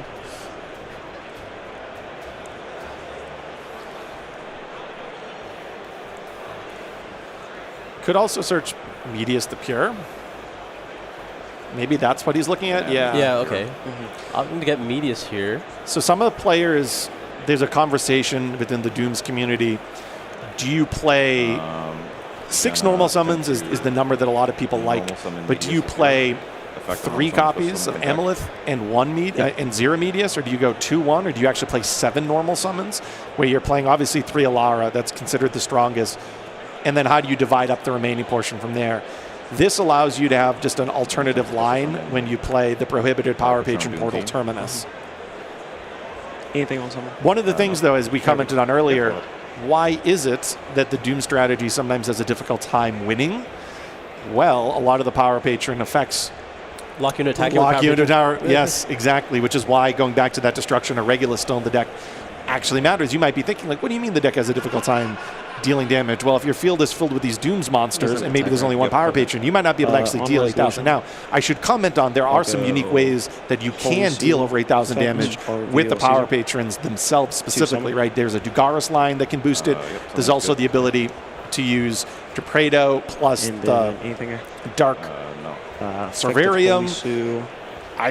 Israel Fill that can actually boost the effect of your Exceed monsters in the battle phase. So there are ways of actually going above the threshold to be able to attack for over 8,000 or 9,000 damage, depending which line you go, so that you can exclusively use the Power Patron cards to attack and win. But that's not always necessarily plausible. Doomburge has another effect that we haven't even commented on, where it can boost the attack of the monster in which you've used the effect with, and have the ability to attack directly.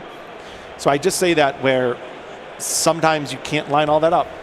So you need Destruction of Regulus. Sometimes you can, though. It's asking a lot of your opponent to let you get that far, because like looking at the situation right now, it looks like we're using Holly Sue to just go ahead and steal that Power Patron Dooms from the opponent.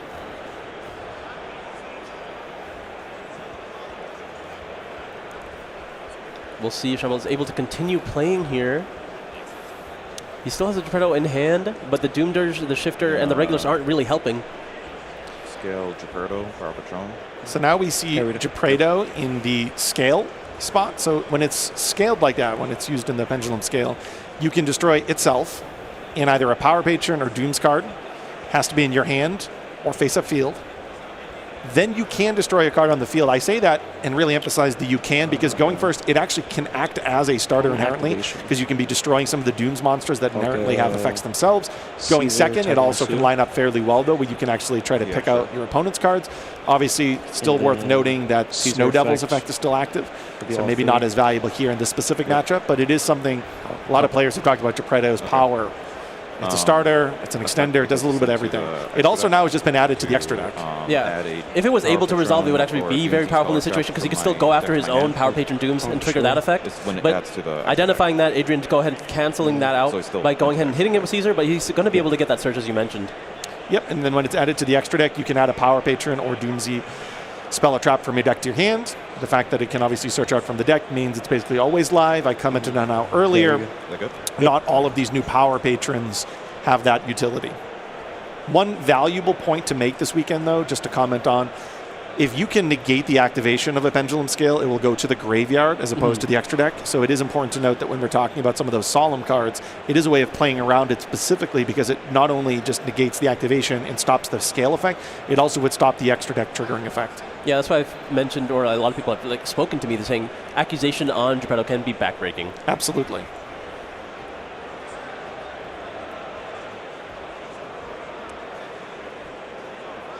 Go ahead and resolving Gepredo here, going to add Doom's Change.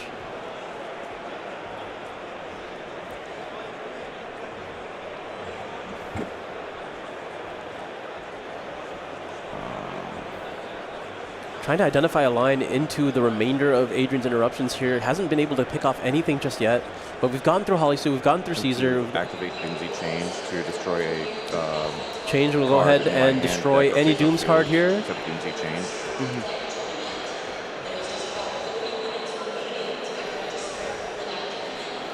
Looks like he's eyeing Alara. It's weird because he's already used Raiders, he's already used Change.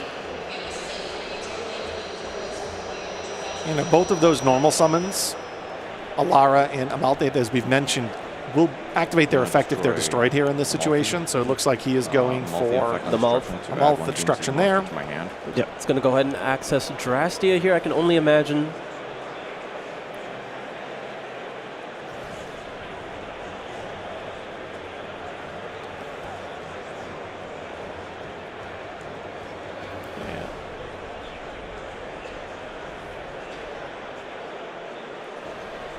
Yeah, I think it's going to be Drastia. It looks like he has 2 copies of Drastia in his deck currently. You know, we commented on how truly this weekend there will be players going with 1, 2, or 3. I think 2 to 3 being the most common But it would have been interesting if he had naturally drawn that Drastia. You know, he might have been able to destroy Alara instead and be able to set something like Adrastria, the equip spell from his deck, which actually inherently can be a form of interaction against the opponent's field. Going to summon Therion King Regulus by equipping. Now we do finally have that Regulus online. The surprise Regulus. Now remember that this is an equipped monster. It's not counted as a pendulum spell here. It is worth noting that it is usually ideal to avoid putting using your pendulum spell and trap card zones in a deck with pendulums in a way that you're not putting a pendulum there. Just in case. I don't think he was ever intended a pendulum summon, but now we can go ahead and destroy the Geppetto again to summon the Drastia. Well, Vidulium and Geppetto are scales 1 in 11 themselves. There are actually situations where you might... You could. Doom's the Adrastio. And there is the Adrastia here. And of all the power patrons are level 10, so you actually can summon it back out of your extra deck face up right now. So definitely leave your 2-pen scale zones open.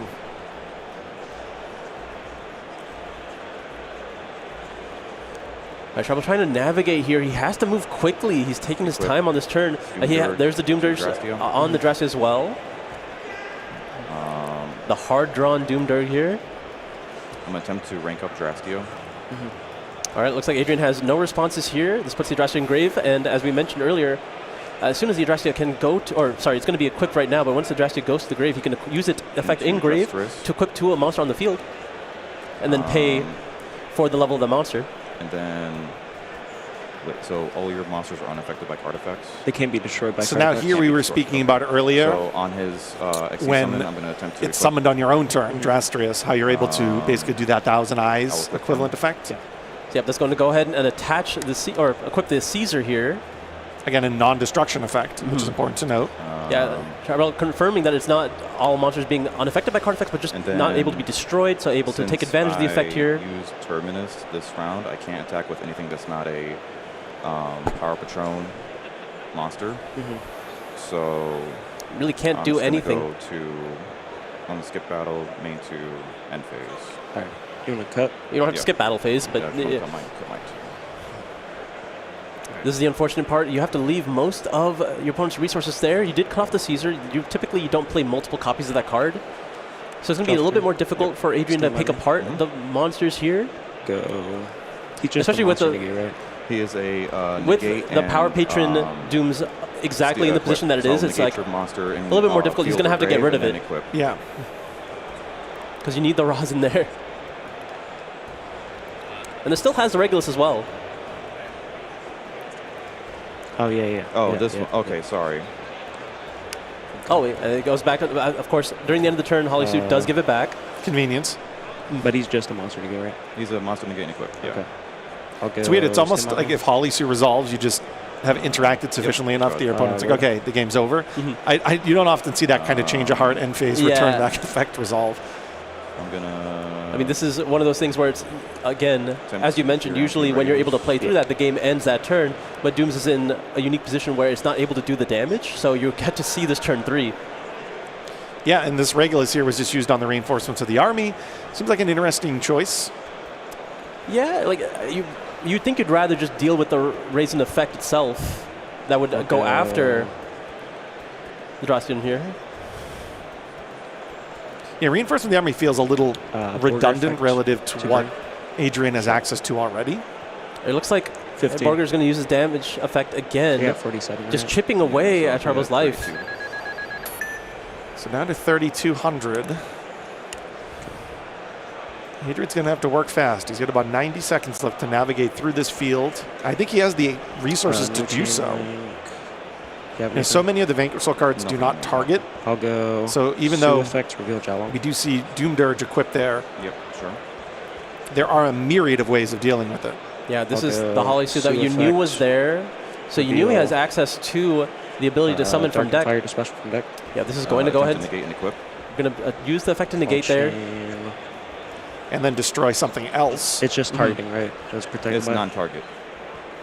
And it's protected by, it's not target. So it negates and then equips anything else around the field, right? Does it negate, equip, and destroy something else? So when your opponent activates a monster effect on the field or graveyard, you detach, to negate the effect. So Yeah. it doesn't destroy there. Yeah. But then you can equip another face-up monster particle. So not Right. destroy, I'm yeah, sorry. Yeah, I knew it equips Does one of them. this Yeah. I didn't think it move equipped and destroyed. anywhere? No, yeah. Okay, okay. Is it still negated or no? I think it, Yeah. He just ogred this and I tried to negate the chain. So he didn't three, I use the think, was effect negating to his make it so that the Holy first time it Right. destroyed, it's not. Chain one, chain two, I think chain he just three, forgot about it. Because technically that's not mandatory, right? It is an optional effect that you can use. But I mean, it still says just negated, it is not no. destroyed. Well, that's unfortunate.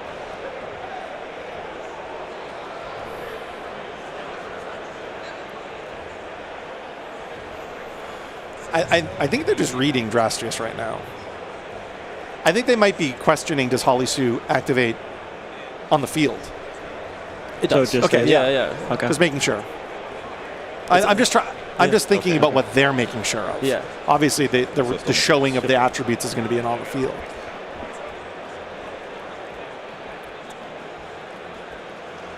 I mean, unfortunately, Charbel just took too long trying to figure out his own turn there.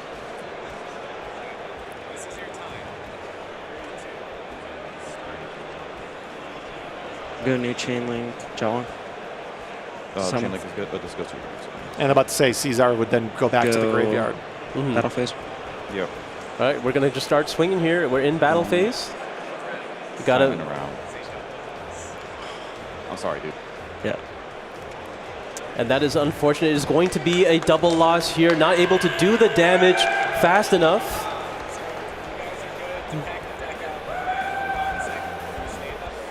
Hit.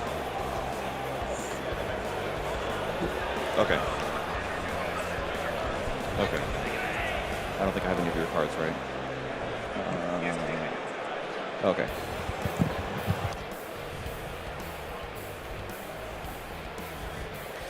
So I think just one of the inherent pitfalls there is when you do bring a strategy that may be on the newer side, there are going to be all these interactions. I mean, we saw countless times, reading through some of the cards and trying to work the way through some of the interactions. This is one of the inherent risks of that. I mean, this is round one of the YCS here, and we heard in the player intros that this is his first YCS. It's, first time being on the feature match, all things included. There is some stress to that. There is some pressure, and you have to be familiar enough with your strategy, and then, again, familiar enough with your opponent's strategy to know how to play into it. Those things can happen. Of course, it's on the players to be able to play at a pace to make sure this double loss doesn't happen, but it is something that can happen. And I think we even said earlier that the first and second game, the pace of play was flawless, really. I think even with some of the interactions that neither player might have a ton of familiarity with, they were able to work through it relatively quickly. That third game, though, just really kind of broke down into the sense that Fualos lowers the ceiling of Vanquish Souls, makes it more grindy. And now we're looking at sequences and play lines that may be a little bit more unorthodox. And the second that you start to get out of the kind of commonly played interactions, then things can break down a little bit there in terms of timing. Yeah, absolutely. Because we did see a smaller field and the Dooms player was able to just try to play through it and try to form a board as well into the interaction that was still there. It's not like there was no field, right? He wasn't able to just go uncontested. He had to navigate, and he took us, unfortunately, a bit too much time trying to find the plays here. But it looks like we do have a bonus feature match that we can watch next. Yeah, sounds great to me. Yeah, let's keep our dueling action going.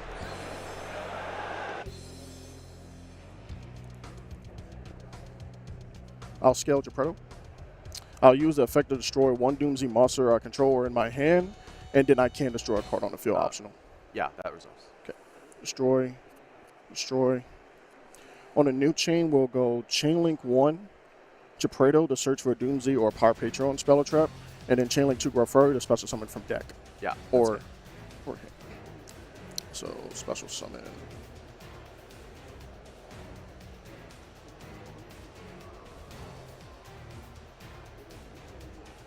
I'll special summon another Geproto, and then this one will search for Terminus. Okay. I will go ahead and activate Terminus to search for a fairy while also dumping from deck or extra deck. Yeah, that's good.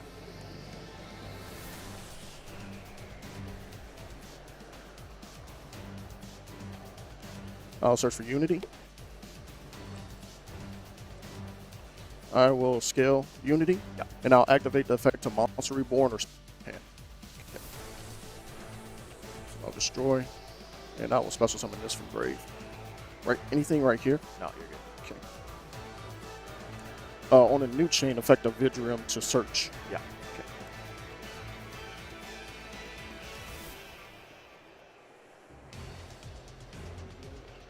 I'll search for Vidola. All right. I will use these two. I'll overlay for Rouges. Yep. And we will activate Drastia, target the Raiders. Yeah. Okay. Hop, and yeah, we'll equip from deck.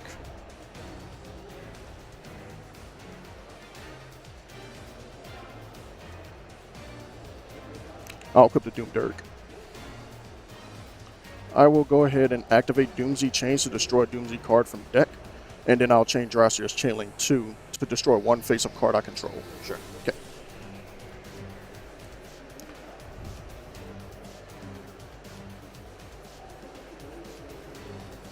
Right.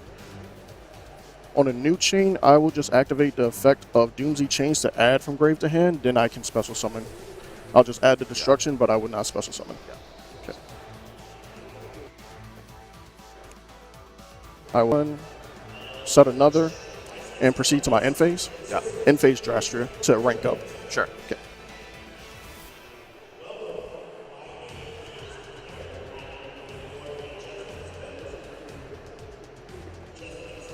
All right. And anything else in the end phase? No. Pass it. Just make sure you shuffle your deck and give it a cut. There you go. Okay. Draw for turn. Go for it.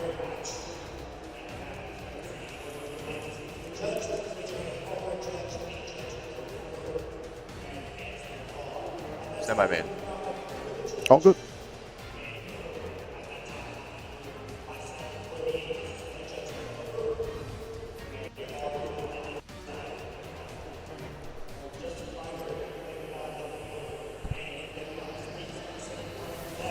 Can I read Drastius? Yes. Sorry. This, That really goes with it because it's part of the so monster it effect. It can't be targeted with effects. Draw that card.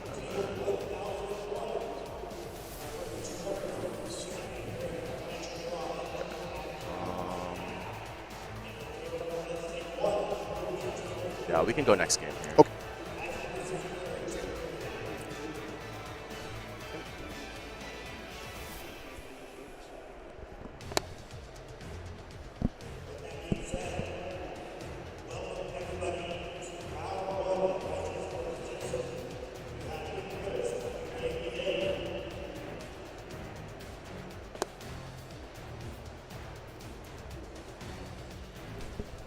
Okay, and just let me know when you guys are done siding, and I'll let production know that we're ready for the next game.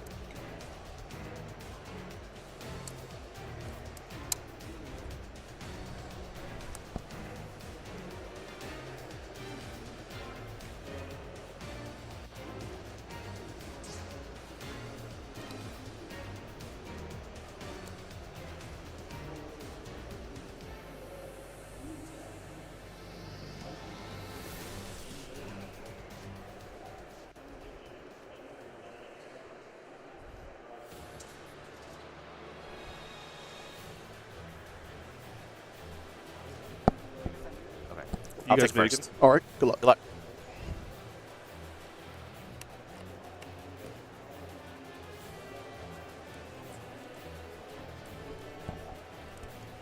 Stand by main. All good.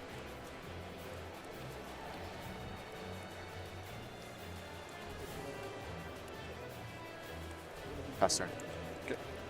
I will draw for turn. Right. Anything here in my draw phase? No. Right. We'll go stand by main. Yeah.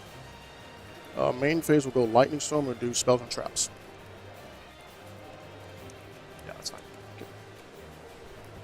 Right. Anything on resolution? Okay. I will activate Raiders. Yeah. I'll use the effect of Raiders to special summon or add.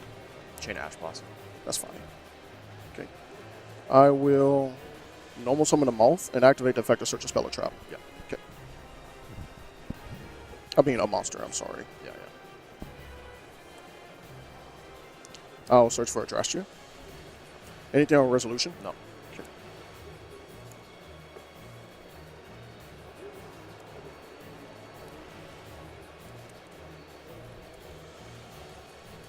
I will activate Drastia, target my Raiders to destroy the special summon from hand. Yeah, that's fine.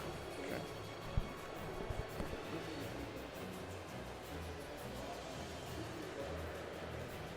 Now I'll equip the Doom Dirk.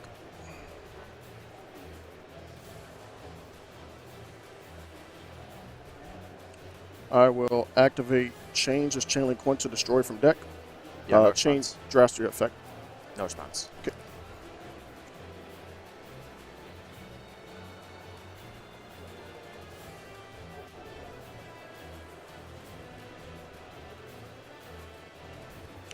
All right, we'll go Chain Link 1.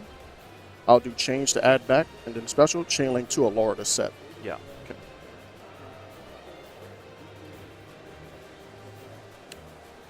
Set. And I'll add back the Allure, and I will special summon it as well. Okay. I will activate Drastia onto Allure. Yeah. Right. I will attempt to leave main phase and enter battle phase. Yeah. Okay. I will attempt to swing for 14. Yep. 14. Okay. I will attempt to swing for 16. Yeah.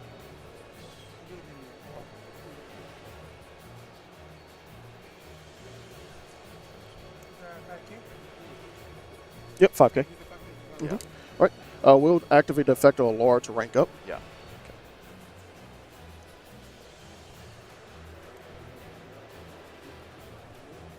I will not use the effect of Drastius on summon, but we'll attempt to swing for 24. Sure. Right, and then we'll use the effect of Drastius to rank up. Sure. Okay.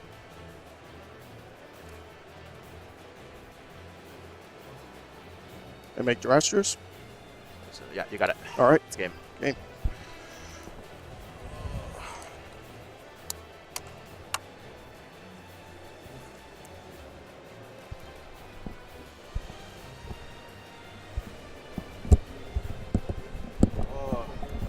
Rigged 2 games in a row.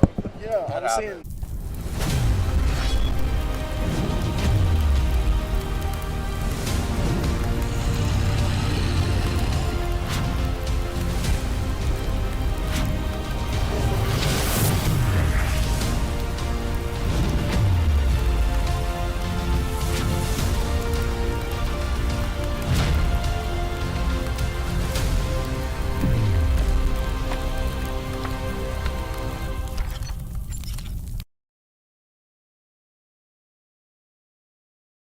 I'm Mike Kohanam, and I'm here at YCS Columbus with 5 cards for Duelists to guess.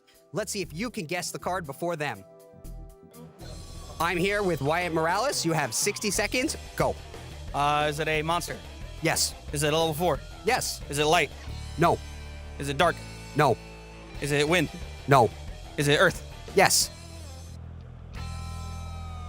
Is it a rock? No. Is it spellcaster? No. Is it a plant? No. Is it a zombie? No. Is it a tuner? No.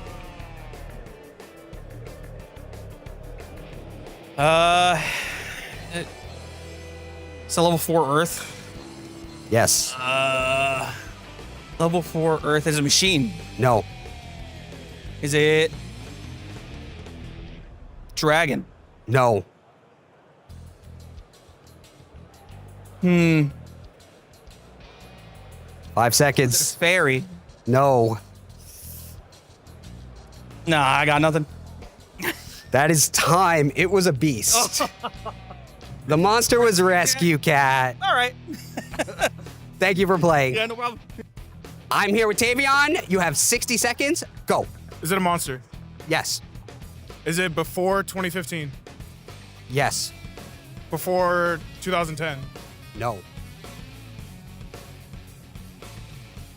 Is it an effect monster? Yes. Is it an extra deck monster? Yes.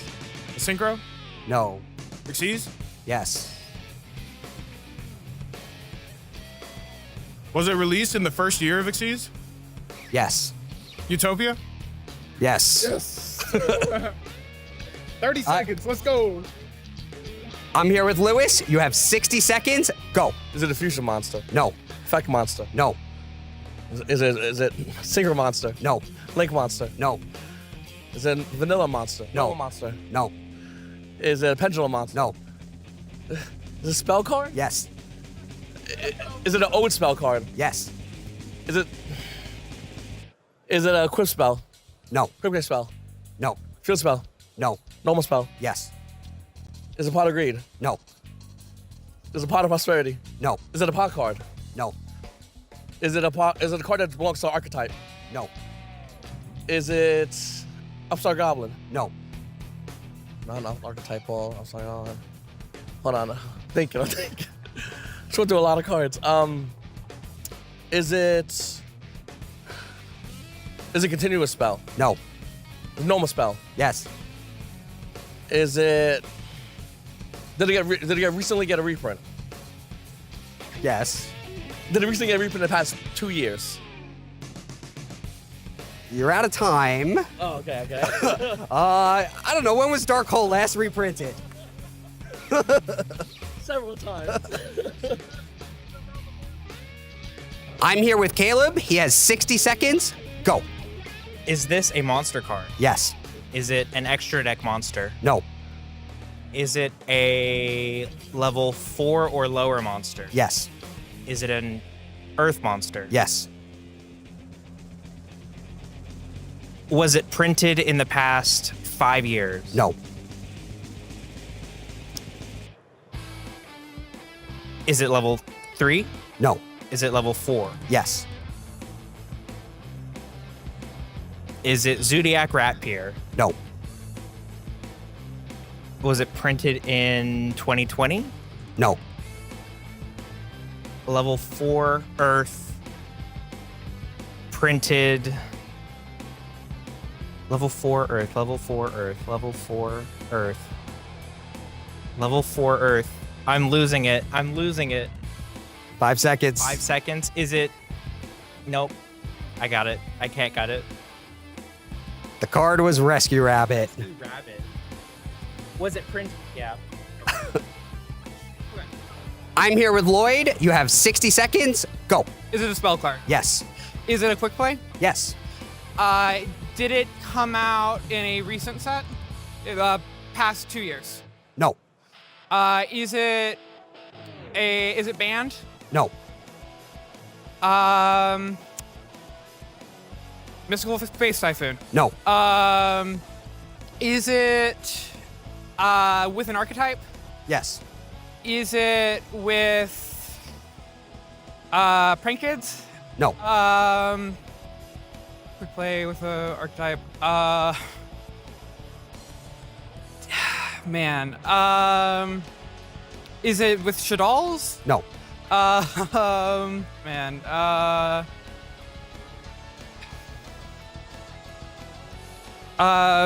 Did it come out in the last decade? Yes. Okay. Did it come out in the last 5 years? Yes. No. No? Okay. Might not get it. Thunder Dragon? No. Okay. No. That is time.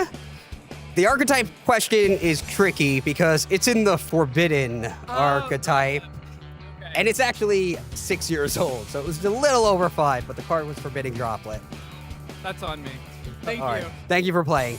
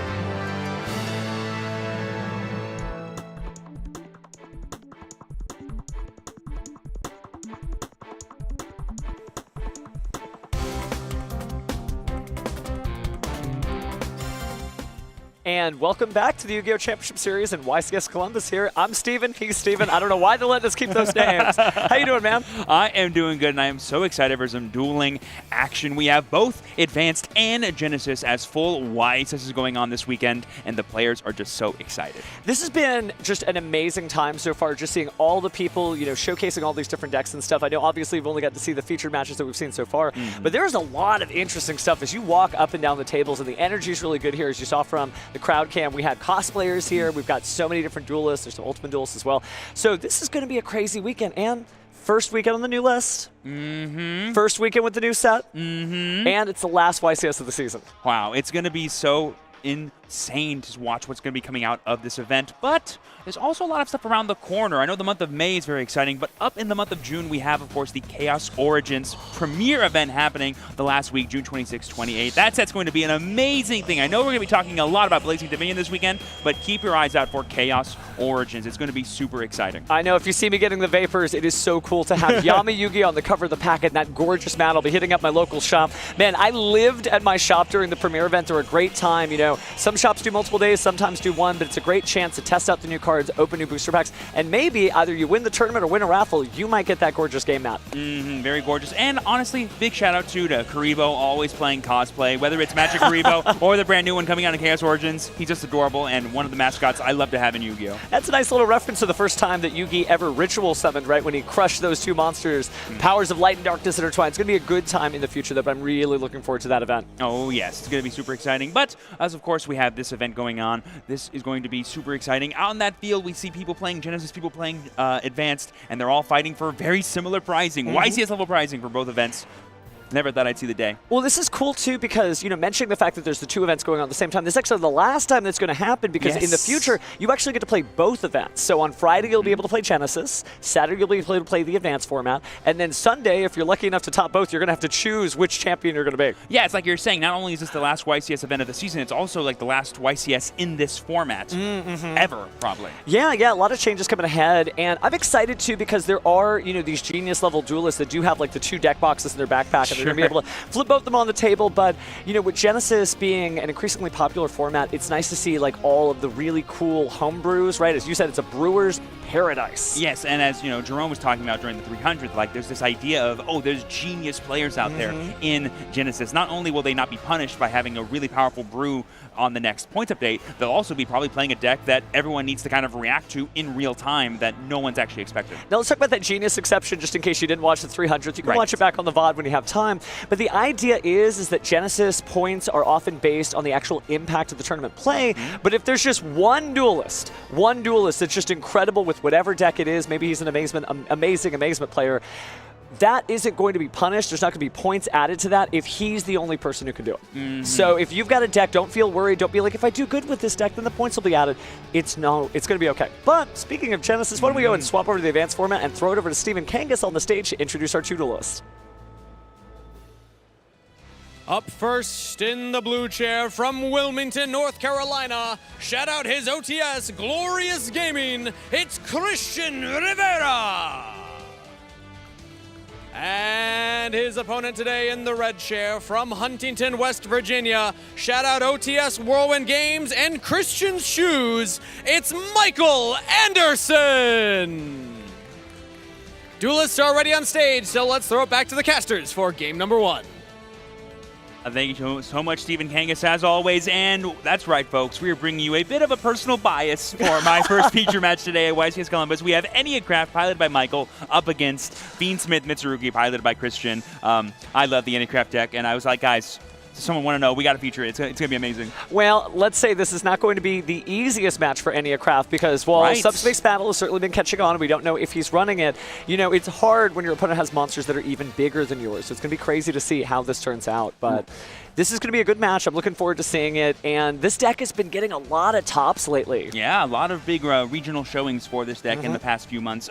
It's kind of like the, third archetype that was out from Phantasmal Revenge. You have Hecka Hands, Cool Tune everyone knows about, and Enneacraft. And if you've never seen this deck before, it's going to be a wild ride. It's basically the closest thing I've ever seen in Yu-Gi-Oh! To a proper control deck, where it's not about trying to like combo off and get a bunch of advantage and win the game that way. It's more about, oh, I'm going to establish sort of a lot of interactive pieces that can shut down what my opponent's doing, and as a result, I can build up enough counters to inflict direct damage to my opponent using things like the Enneapolis Field Spell. It's such a weird deck to watch because, well, we'll wait till we actually get to see the gameplay, but it uses mechanics that just don't seem to necessarily go together right. It's a pendulum-based flip monster deck. That's right. Those are like the exact opposites. Pendulums go face up, but they want to be face down, and their weird card effects let them do exactly that. My little headcanon is not only are they monsters, they're also spells, and they're also traps. Yeah, kind of. They're all three. Enneacraft cards are all three super card types, and it's amazing. And on the flip side of the table, though, we do have Fiends of Mitsurugi, an absolutely mainstay archetype for the past couple of years in the Yu-Gi-Oh! Trading card game.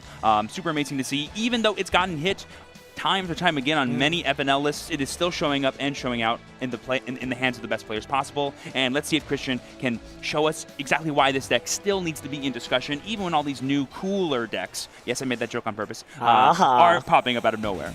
Don't you know? It's cool, tune. You're so correct, Bestie. You're so correct. Teasing. But it is true to see that Mitsurugi has been making a lot of people's top-tier lists. They sit there and think, okay, you know, obviously we know that Dooms is very powerful, Cool Tune is very powerful. A lot of decks have made a resurgence, like Red Dragon Archfiend, but Mitsurugi, despite the fact that, you know, it came out last year in Supreme Darkness, it is still a very solid deck getting a lot of things done. Yeah, very true. And in this matchup specifically, it's kind of like you alluded to earlier, it's not actually the best matchup for Enneacraft because one big hindrance for Enneacraft are going to be those mass removal effects. Things like Amino Murakumo no Mitsurugi is going to be really difficult for this deck to properly combat because not only can it get rid of all your monsters, because of the way the chains can be developed in the Mitsurugi deck, it can actually stop the Enneacrafts from actually being able to trigger and protect themselves. Well, yeah. It is a brand new day, right, with the brand new Spider card that came out in Blazing Dominion. Maybe that'll come into play. Maybe if you're just not looking and reading all of those Enneacraft cards carefully, you may end up activating the effect of Amino Murakumo no Mitsurugi using that negation effect, but that's your Chain Link 3. Yep. And then all of a sudden Spider flips up and says no, kind of a shade of Tachyon Transmigration. But looks like we're ready to go here. Looks like our Duelists and judging staff is ready to go. Let's go ahead and throw over to game one between Christian and Michael, Enneacraft versus Fiendsmith Mitsurugi. You can go ahead and roll. Yep. Those players look happy to be here. Absolutely. High rolls. We got three. Again. Yeah. Love it. Again, by the way. That's your choice. I will go first. Of course. Okay, Michael will proudly declare that they're going first. Honestly, the Enneacraft deck is very comfortable playing first or second because the ability for these cards to play into boards, especially with the inclusion of a Torimar, is pretty powerful. But I'm sure Michael is comfortable choosing first and denying Christian as much setup as possible. I'll attempt effect. So they were going to start off with Orgia. That's I affectionately call him Enneacraft Red, or Enneacraft Man-Eater Bug, because that is his flip effect. All these small Enneacrafts have the same ability where you can pay 900, and if they're in the Pendulum scale, you can reveal 3 Enneacraft cards from your deck, and then your opponent can randomly pick one of them to add to your hand. Obviously, we're Yu-Gi-Oh! Duelists, so we play max 3 copies of our best cards, so we can actually mitigate that random choice by just getting 3 copies of the same card. But let's see what Michael goes for here. We're going to see Architail. This is going to be the Scorpion that protects. We got Spia, which is going to be the Spider that negates Chain Link 3 or higher. And then, of course, we've got Isa Leon, which is the big lion that can let you, in response to your opponent responding to your cards, non-target bounce 3 things. I know I said a lot of things just now. I promise it'll make more sense once you see this deck actually in action. These cards have so many effects that until you see them actually played, it's hard to visualize when best they're going to be used. Don't worry, chat. We'll break it to you down, or excuse me, break it down to you play-by-play-by-play. But now we're actually doing just the same thing here because just like you were saying, each one of those tiny baby Enneacraft scales are going to have that same pay 900, go ahead and reveal 3. So see what 3 Michael reveals now. Yeah, and so a thing you'll commonly see in this deck is you play a lot of just Enneacraft cards. Like as many monsters as you can play, as many spells and you can play because the engine is so robust at searching itself and playing through any kind of disruption your opponent could have that just having a mass amount of names in hand is so important. I like the reference that Christian made that this is effectively Clifford 2.0, right? It felt great to pay 8. Absolutely. Maybe it feels fine to pay 9. Oh, I love it. And they have like very similar themes to them, you know? The Cleaforts were around all those ancient machine technology things, and then the Enneacrafts are themed after the Enneagrams, which have these very unique messages in theory, and they create these gigantic almost alien-like looking ships that you're going to see later on once we get to the actual main monsters. I'm thinking big whale thoughts, but we haven't gotten there yet, so we're going to go ahead and use Anniapolis Field Spell to return those scaled Enneacraft cards back to the hand, so you can actually use the other effects. So same deal here, pay 900. And then the idea that I think Michael's going to try to go for here at the very end of all of this is to end on something like an Enneacraft Rebirth, which is a spell card that lets you sort of shuffle Enneacraft card monsters from the field or your hand back into the deck to draw. Specifically the Pendulum Zone, so it needs to shuffle from. But that lets you basically get a +1 on top of using all these effects you already have in for this turn to guarantee the main monsters you want set. The idea of this deck is to get particular monsters in a particular order that allows you to lock down your opponent's turn and then grind them out with damage via the Anniapolis Field Spell. Well, speaking of new cards, actually just having that additional starter because the new Pendulum Scale acted, I believe that's the Alta Spina, that actually is just another piece of the puzzle because this deck is almost all starters and all effects. So just having another layer of 3 of those starters really helped this deck get off the ground. It was already really good, but it also has that flip effect to be able to, when your opponent sets a spell or trap, destroy that. So if there's any Draco Tail players still left in the room, they may have their number up from these Enneacraft Duelists. Yeah, and usually in a Game 1 situation, Michael's actually a bit of a disadvantage because Christian has not given him any way to reveal like what best big Enneacraft monsters he wants to go for because depending on which ones you have set, you can interact with your opponent's board in very different ways. And so it'll be interesting to see what Michael chooses to prioritize as his actual set monsters because a thing that all of the Enneacraft monsters have in common is they have an effect that lets you reveal one of them from your hand, and then you can take any monster from your hand and special summon it face down. Note that once you do that, you are no longer allowed to special summon face-up monsters, and your opponent doesn't actually need to know what monster was set. So you can actually reveal the same Enneacraft over and over again and put a different monster set face down, and so you can hide what information you have on board and kind of make it impossible for Christian to reliably play around everything you can do. That's like the real beauty of this deck. Yeah, it's not considered public knowledge in the Yu-Gi-Oh! Trading Card Policy Guidelines, so looks like we'll do Orsha. Oh, here it comes. This is where it gets real weird. It looks visually like no other deck in the game. Yeah. So now, we're going to use the same Orga here over and over again. They are not once per turn effects. There's not a single once per turn sentence on any of these cards except for the pendulum effects. And if you wanted to divide the Enneacrafts into like 2 groups, it's animals and shapes, right? And these shapes basically, really get the party started, but it's the animals that you have to worry about, right? The whales, the spiders, the lions, right? Leon, Mari, etc. Yeah, some of the best regular ships like Orgia and I believe it's, Alazonia are really useful flip effects too because they either pop monsters or they randomly banish cards from your opponent's hand, which can help add to your overall disruption tools rather than just your lockdown tools. Yeah, Christian saying that's crazy. I remember a YCS where somebody set 5 pass, but that was in the Spell Trap, so they are setting 5 monsters. I assure you, those set cards are still traps. I know they're in the monster zone, but I promise you they're still trap cards. One thing that I should also note is that every Enneacraft Pendulum monster also has an effect in the Pendulum Scale, where anytime any monster is flip face up, they get an EC counter. And then at the end of the turn, Anniapolis will remove all EC counters, and for each one, your opponent will take 900 points of damage. So once you count to 9, the game's over. That's what the Enneacraft are all about. Okay, well, here's a pretty good start here from Christian. We're going to go ahead and I think in the draw phase, activate this Mitsurugi Prayers, tributing the Murakumo from hand for cost. I do want to note, for the people watching at home, I don't think you guys saw this, but actually I won't say it. I think it's I'm sure it'll be revealed soon from Christian's hand. He drew a card that would have been very, very useful in the previous turn. So may I ask what is allowing them to flip up on my turn? So yeah, now we're just resolving the effect here. So because we're activating an effect from the hand in Mitsurugi Prayers, Alazonia will be able to flip itself face up, and now we can search any Enneacraft card from our deck to our hand, and on a separate chain, mandatory, Chain Link 1, Alazonia will be able to randomly banish a card in Christian's hands face up. This is the kind of stuff that you really need to worry about because the resolution of prayers will fully activate, and then we'll be able to banish. So there's a chance that we actually get rid of the card that Christian ends up searching for. Well, it looks like we're grabbing the Enneacraft reset. That's going to be another new card from Blazing Dominion. They got a nice little package of stuff just to kind of push them further into the game. But speaking of nice stuff, we all know how nice Amino Habakura no Mitsurugi is once it gets revealed. I mean, imagine if Alazonia banishes this face up, right? That'll be a big hindrance to Christian's opening turn. Because it is going to banish 1 card randomly. Yep, and we're playing the Sachi from our hand too. So yeah, mandatory Chain Link 1 Alazonia. It is mandatory Chain Link 1. I will banish a card from your hand randomly. Great job on Michael here communicating exactly how and when Christian can interact with these cards. And Christian's just going to be like, yeah, that's fine. Get rid of 1. Is it going to be the Habakiri? I'm going to go... Oh, here we go.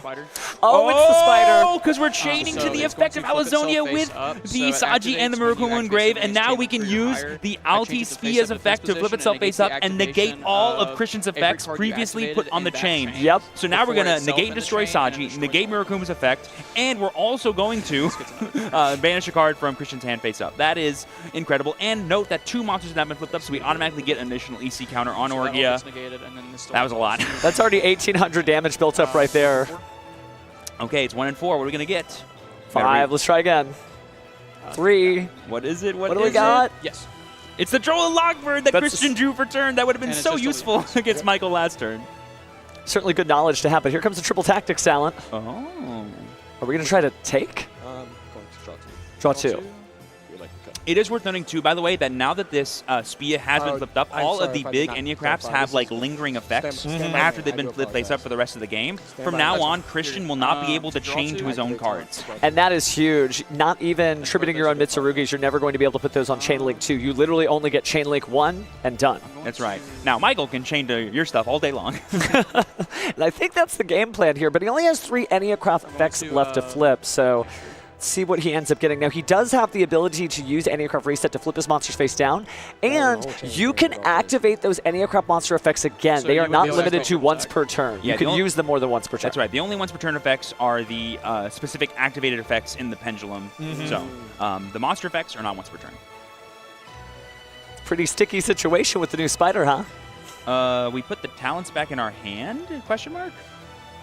Are we backing up a little bit because something else had to happen first? Maybe. And Getting a little feedback here, so I think we are just getting some clarification from the judges now. I think we're just trying to clarify the order of operations of when the Spia resolved. Okay. I will tell you, while this is face up on field. Yep, and so Michael you is not cannot clarifying for chain Christian into that he your has to own, play Chain Link 1. effects or activations of your own cards. So you Oh, cannot it might have go been higher about than Chain Link 2 communication. Yeah, with yeah. your own cards. So Just like, to make sure that you we're know, you very attributed this to accurately special reflecting Saji, all chain the one, chain effects two, that you these can't cards do have, that. because there are effects So that down to take chain into one, consideration and then but you're don't fine. actually go on a chain link. And so, you can forget to mention that they now do this. Reveal Habakiri. Okay, so we do have the Habakiri. We did not choose to actually activate the talents here. We're going to do something else in a second. He is activating effect in hand. That is one of the sacred triggers, but it doesn't look like he has something, so we're just going to let that go. Let's go ahead and special summon a Mitsurugi monster from the deck and then tribute a card. Did you negate the activation? Yeah, the trigger for activating effects in hand, I believe, is Orgia, which just lets you This one, it a negated non-target the, destroy a activation. monster, but because Habakiri will The still activation of your opponent's tribute card whatever it effects activated summons, before this in the it chain. kind of doesn't really matter. So I would be able to activate a second one, correct? Yeah, so Christian's asking, like, if I Saji, will I be able to use his effect? I think the answer is yes, because that happens on a separate chain link, but you won't be able to chain anything to that Saji effect, is the way I would think about it. Yeah, this is why I call Enya-craft a control deck, is that it forces your opponent to play a very different game of Yu-Gi-Oh! While also interacting with you and having a very sense of inevitability of like, hey, I don't actually need to attack you. As long as I flip out monsters, I can eventually just deal you enough damage to win the game via my field spell.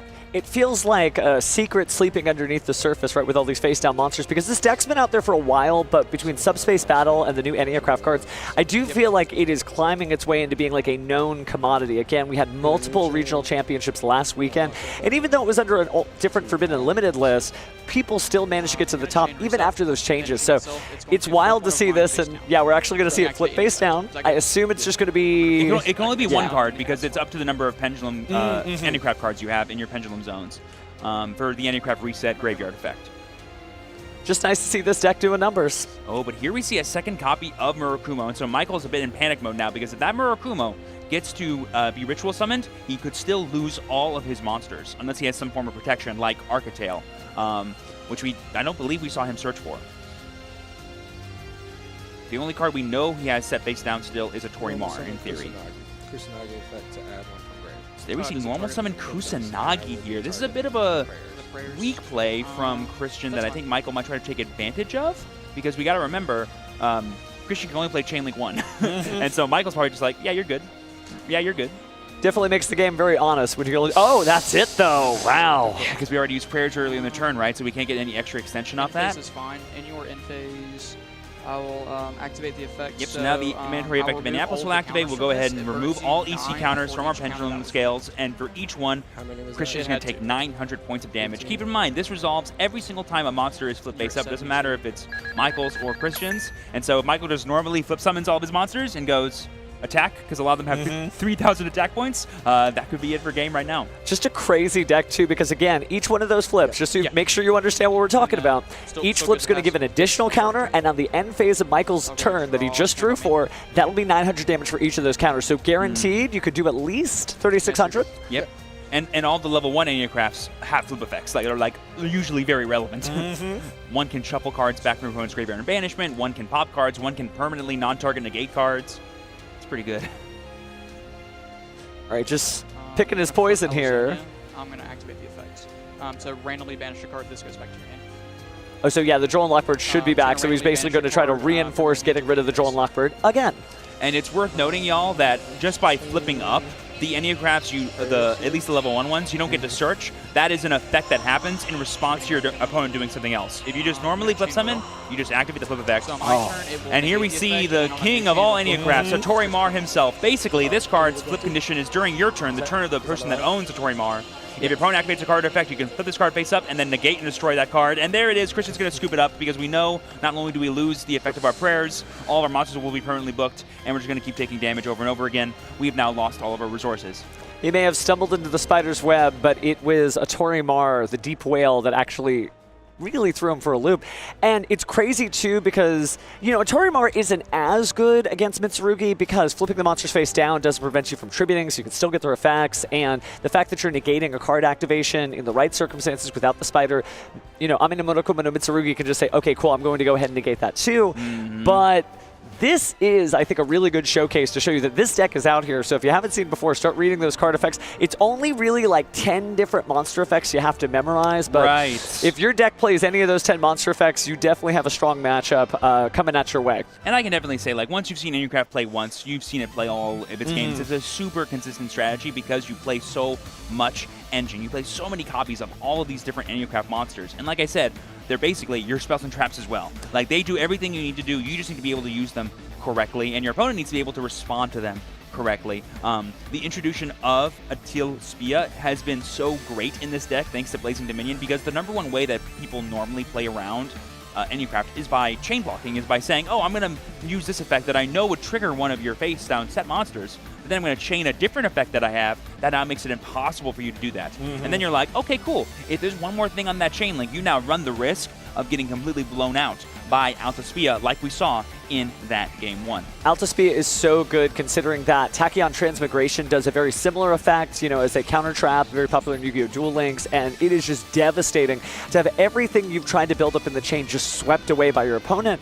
But it's not just that. That's what makes Alta Spia so cool, is reducing the game to chain link 1 only just feels so different than modern Yu-Gi-Oh! And here we are, and it's got a game on the board.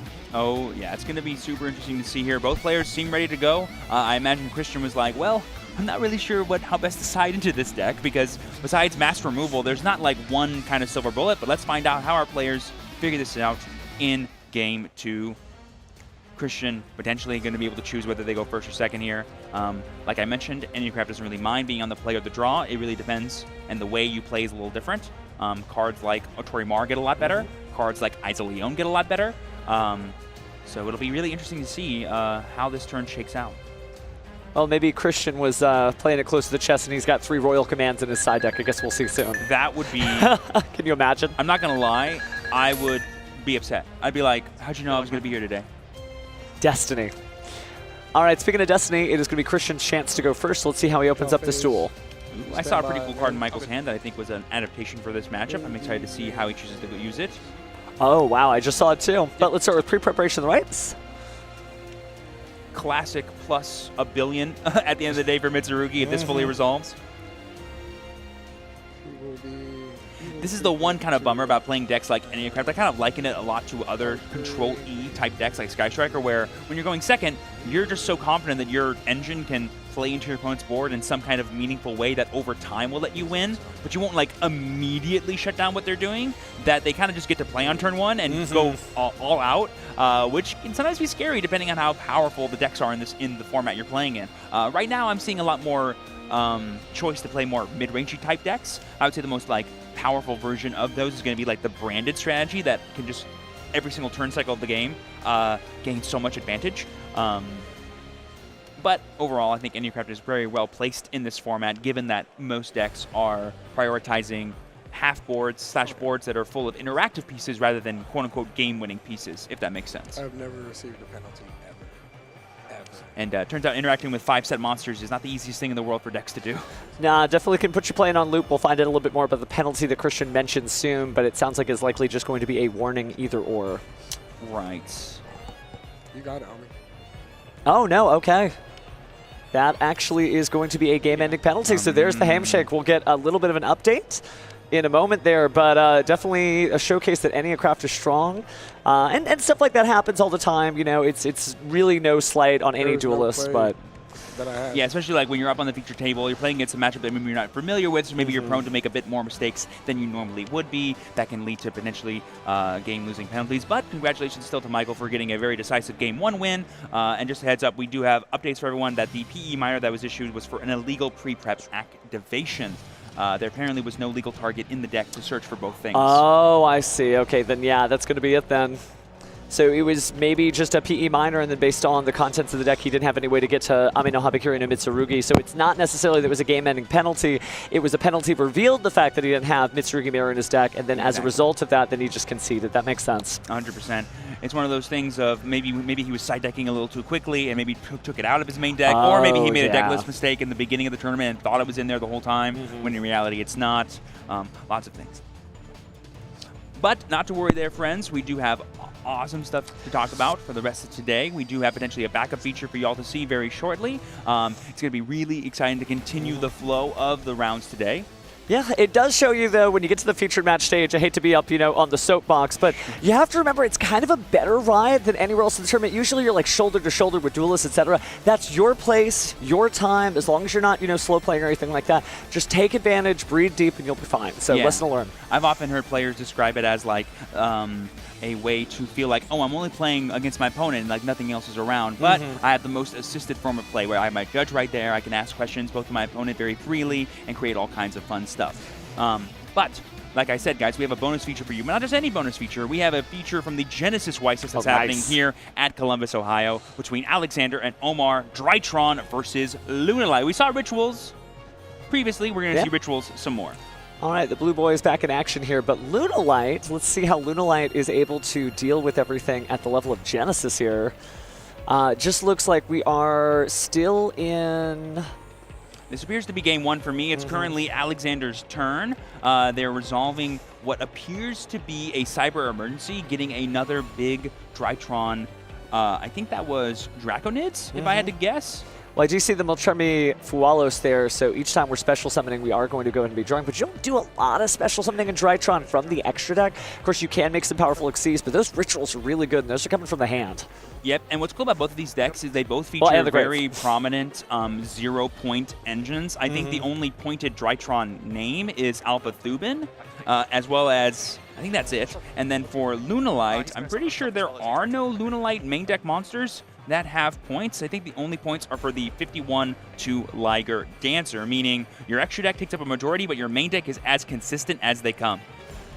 And shout out to Lunalight fans. I know later this year we'll have the Legendary Arc 5 decks, but Lunalight is just such a solid deck. It got 4th at Worlds last year and still climbs up the ladder on Master Duel like nothing else. So let's see how it rocks out Genesys once it switches over to Omar. But Alexander's still piling the machines on the board. I mean, yeah, we got a second Mubeta Fafnir, it looks like, coming out here. Or, no, that's going to be Lyralisk, something Nightingale.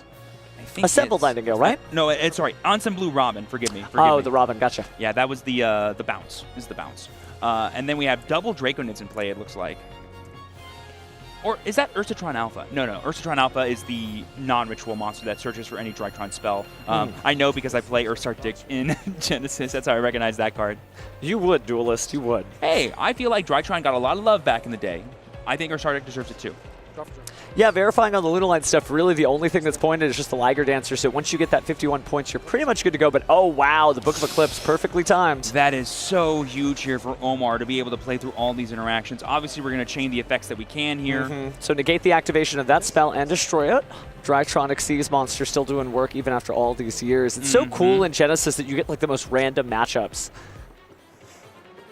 Yeah, Omar's big priority here is going to be, can I establish Liger through all of this? I forget the way Draconids interacts with the board. I'm pretty sure it's multiple pops and not once per turn. I think each one gets to be able to do it.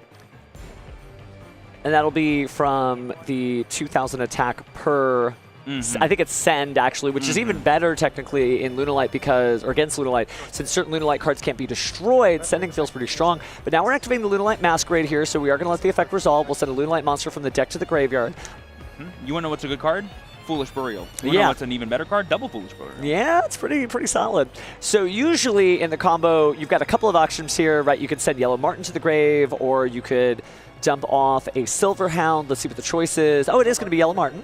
So we'll get the effect there that when Yellow Marten is sent to the graveyard by a card effect, you get to add another Lunalight card. And man, there's a lot of monsters on the field, so you definitely could grab a Lunalight Fusion here. Yeah, and I think I saw Black Sheep in Omar's hand, which allows for a lot of extension here, being able to search for polymerization, because I think we had a very monster-heavy hand because of the Fualos that we played previously. We got 2 draws off of the 2 XYZ monsters being summoned. Unfortunately, against Ritual decks, though, a lot of their big monsters come from hand. Yeah, but Genesys has a very different pace of play, so honestly, 2 draws is not bad. That might be worth the 7 points for the Fualos there. Especially in a fusion deck where you want to see as many names as possible to get the proper fusion summons. So we're kind of starting to piece together what his deck is point by point by point.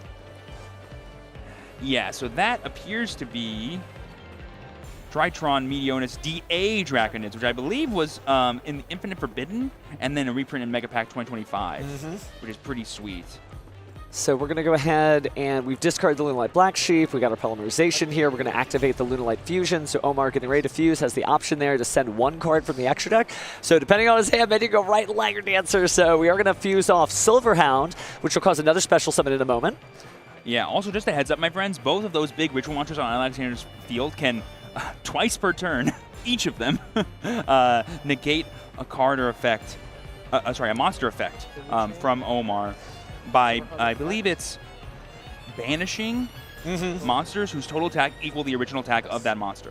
But here's the thing, does that matter when this Lunalight Liger Dancer is unaffected by any other card effects except Lunalight card effects? Yes, in terms of monsters that Alexander could stop, that is not one of them.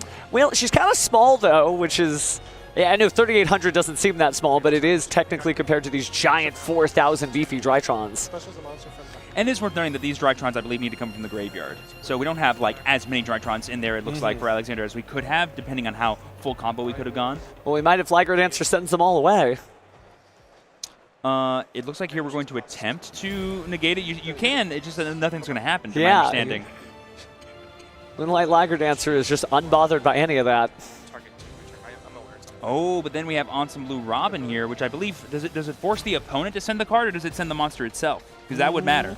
I guess we're about to find out here. Or are we just doing it to detach the Gamma?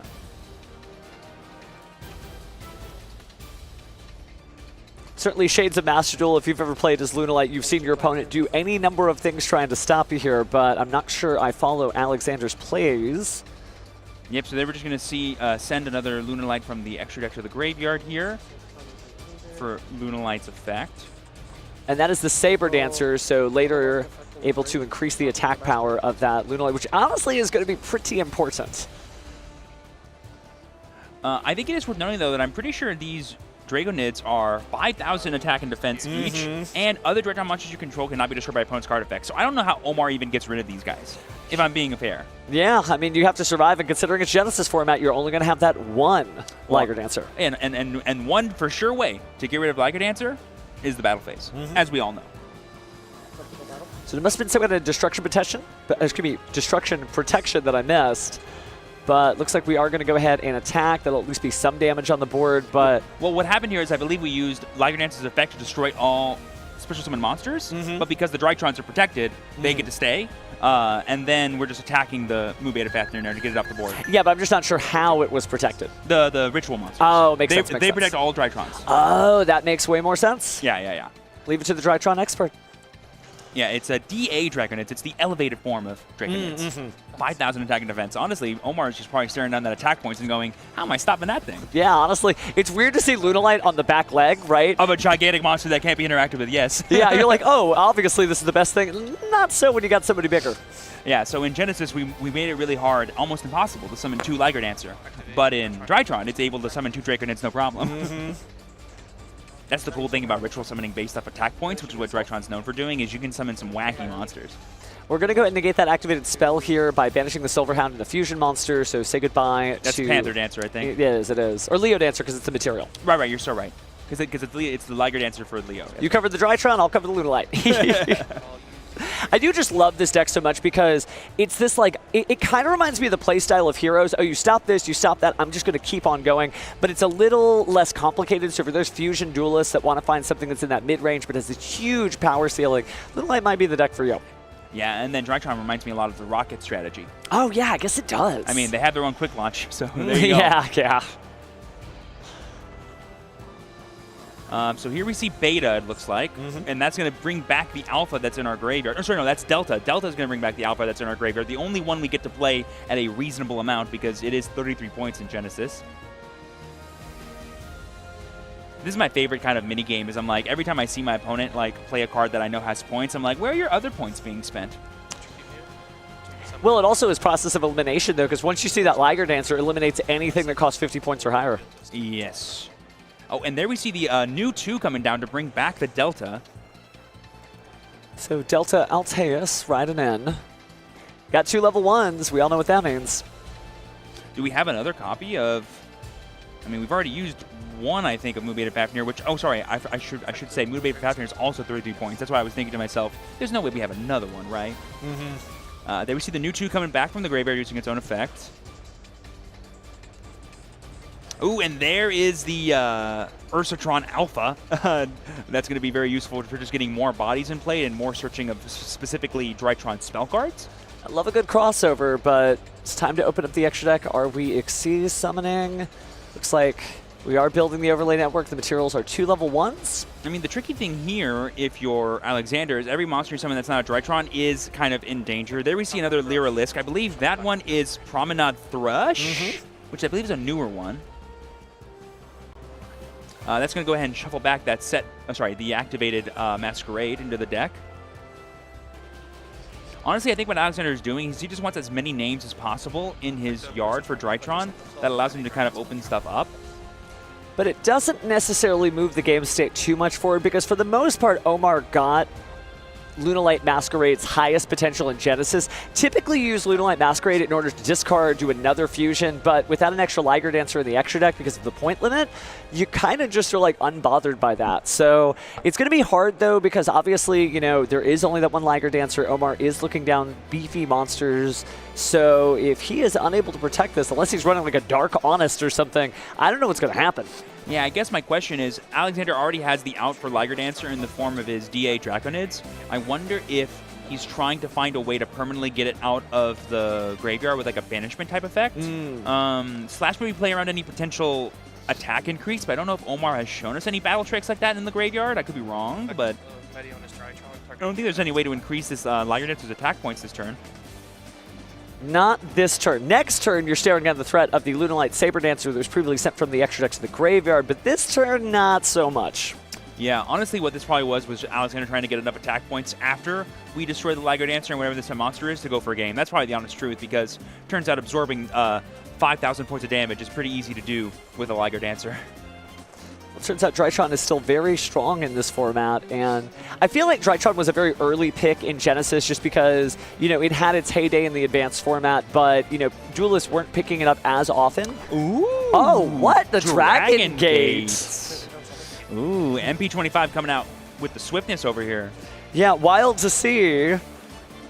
You know, the creativity in Genesys, honestly, like, never stops amazing me because you really can run the weirdest stuff. So let's read this together because you don't see it every day. Once per turn, you can also Xyz summon Dragon Gate by using one rank 3 or lower Xyz monster you control. Transfer the materials. Cannot be used as material for an Xyz summon the turn with Xyz summon. Okay. But what are we doing?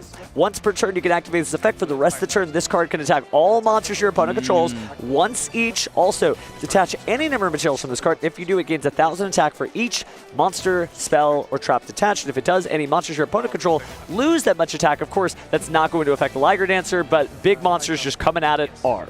That's right. And so now we use the Liger Dancer chain to that effect to send the Perfume Dancer to the graveyard to go ahead and get rid of that Dragon Gate. But now we have full reign to use our DE Draconids to now tear apart this board and potentially tear apart Omar's life points. Now, if he survives, Omar's honestly in a really good position because if you banish the Lunalight Perfume Dancer, your monster's attack is reduced by their defense. Oh. And remember, those Drytrons are pretty much all, you know, symmetrical. 5,000 attack, 5,000 defense for the big boys here. And then 2,000 and 0 for the regular ones. So it's not going to work on the little babies, but I believe it should work on the big ones. Yeah, but I think total this is 6,200 damage. So Omar's going to go down to 1,200 life points at the end of this. Sorry, 1,800, forgive me. And I don't know if Alexander has a way to keep going, but Omar has a 2-card hand. One of them is a Polymerization and a Trap card is the other one. So I'm not sure how much he's going to be able to do on the follow-up because his one and only Liger Dancer has been dealt with. And picking over his shoulder, it just looked like a Lunalight Serenade dance, so I don't think that's going to do much. Is that Condemned Witch, by the way, searching Forbidden Droplet right now? Sure, why not? It's Genesys. That is awesome. And you know what? Drytron famously does not need their normal summon, and it's a great deck to use Forbidden Droplet. One of the first decks that really utilized Forbidden Droplet back in the 2020 format when Drytron first came out. In, I want to say it was Genesys Impact, right? Something like that? Believe so, but what's weird, speaking of the impact of Genesys... Oh my god, is that actually what it was called? Or am I like insane? How funny would that be if that's what it was called? Well, jokes aside, though, I don't think he drew the Sacred card. Really, the best thing to get you out of here and get the combo started would be some kind of Foolish Burial or maybe Lunalight Masquerade. But whatever it is he drew, I think it's a Lunalight Perfume. And that's good. I mean, that's both Reborn and Reinforcement of the Army if you need it to be. And we did properly summon our Liger Dancer, so I think that's free game to summon back. But like we said, to do what? Oh, are we using Condemned Witch's other effect here to negate that spell card? Kind of rough. Yeah, so it looks like that may... Sorry, no, to search for another Forbidden card. That's what it was. I'm thinking of a different tribute. Wait. Well, that's monsters from the field neither plays. Aurora Paragon. Oh, that's right. Wow, only in Genesys will you see such beautiful plays being done that no one is ever really thinking about. And there is Omar going in. That's concession. You can see the smile on his face. He knows. I mean, when Aurora Paragon comes down, you're like, you know what? I think that's it. Well, solid game one there. Of course, a little disorienting when you drop in the middle of it, but definitely got in time to see Alexander be able to just blow Omar's cards right out of the water there. And it's incredible to see the power of Drytron still really taking advantage of this format when... You know, it's got certainly a heavy point cost. You know, we talked about the 50s, we talked about the 33s, etc. But, like, the deck seems to be working fine. There wasn't anything that seemed like it was lacking. Conversely, though, you know, Omar and the Lunalight, it's a little difficult, right? It's a little difficult to have to play with one Lunalight Liger Dancer, but I think even with multiple Lunalight Liger Dancers, this is a matchup that I think kind of favors Drytron just because they have big, beefy monsters that are able to get through that.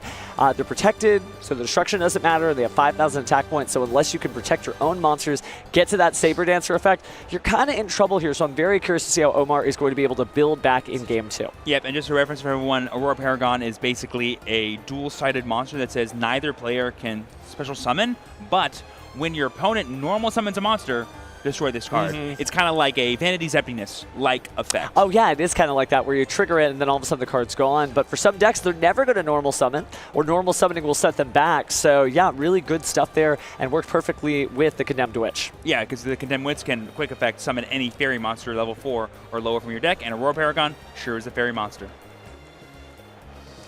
All right, well, players are just side decking now. You know, the side deck is also a hard part of Genesys because if you're an advanced format guru and you haven't played as much Genesys, you may be surprised to find out that the points in your side deck still count for your total 100 points. So you have to decide whether or not you're going to have these, incredible, game-breaking cards or whatever that are going to be in the side deck, or if you're going to spend those points in the main deck. And there's a lot of great, interesting options that are, coming through the format because there's 0 points, but we shall see here shortly as, again, both players gearing up.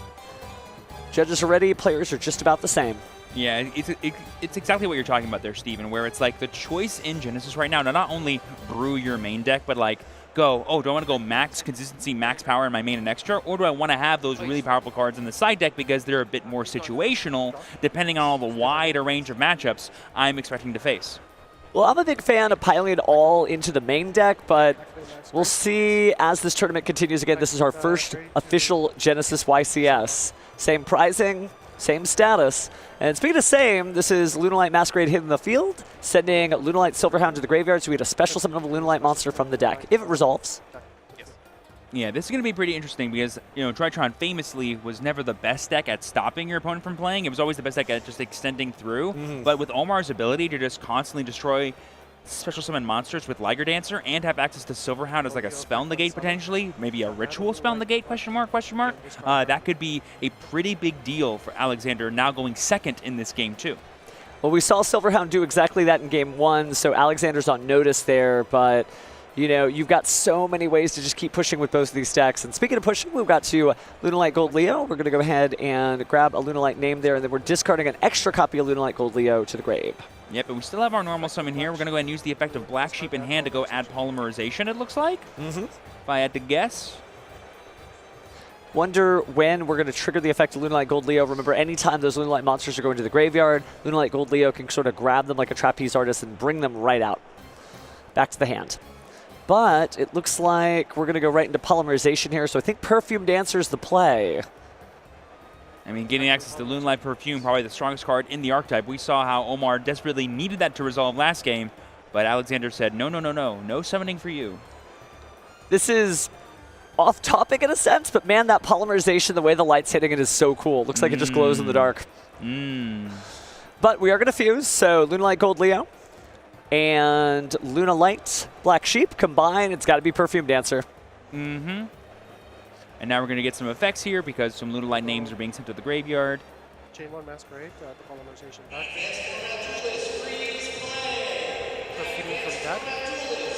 Alrighty, it looks like we're using Masquerade, Black Sheep, and Gold Leo?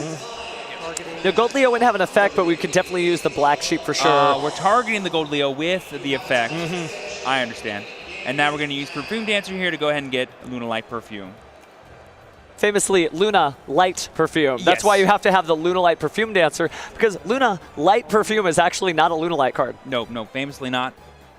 If it was, that'd be a problem. Yeah, oh my goodness, can you imagine?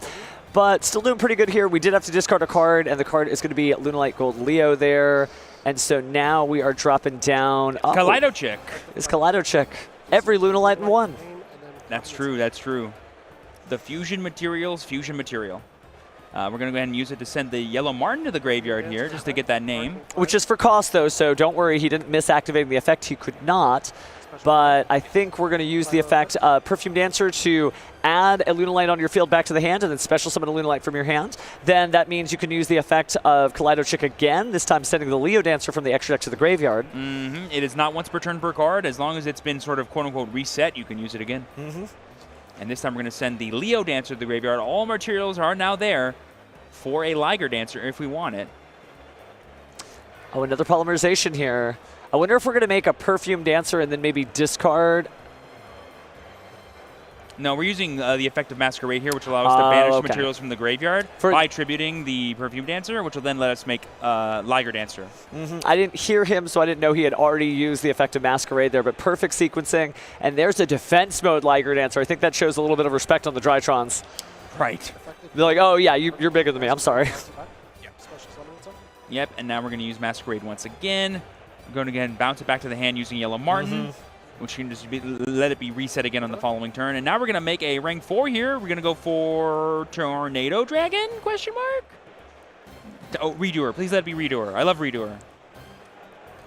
Let it be. What should it be? It should be. I'm just seeing if your guess is right. I mean, it's got to be one of those two, right? Because Baguska is too many points. Or sorry, I think it's 100 points. So yeah, you can't even play it. Yeah, Baguska is just like, does your deck have level 4s? Then that's your whole deck. Oh, it's Redoer. Let's go. Oh, I love Time Thief Redoer. Any format that can play this card is a good format in my book. All right, so we set a card. Omar passes turn. Alexander draws. Let's see how his Drytrons handle this situation. But it seems like he has got it on lockdown, at least from Duel 1. Stand Mask by of face. Restrict. Wow. Famously, what do you got to do in order to ritual summon, Steven? Tribute. monsters.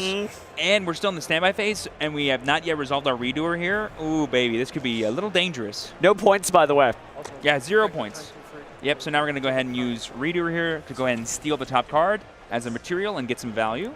Wow, what a different look here than last duel. But, Whoa! oh, the Twin Twister. Twin Twister in response in the standby phase. Going to go ahead and discard the new 2 to go ahead and get rid of that Massive Restrict. But it's okay because Lunalight Silverhound is going to go ahead and banish itself along with Lunalight Perfume Dancer to negate that. Oh. So we may get ourselves a game 3 here.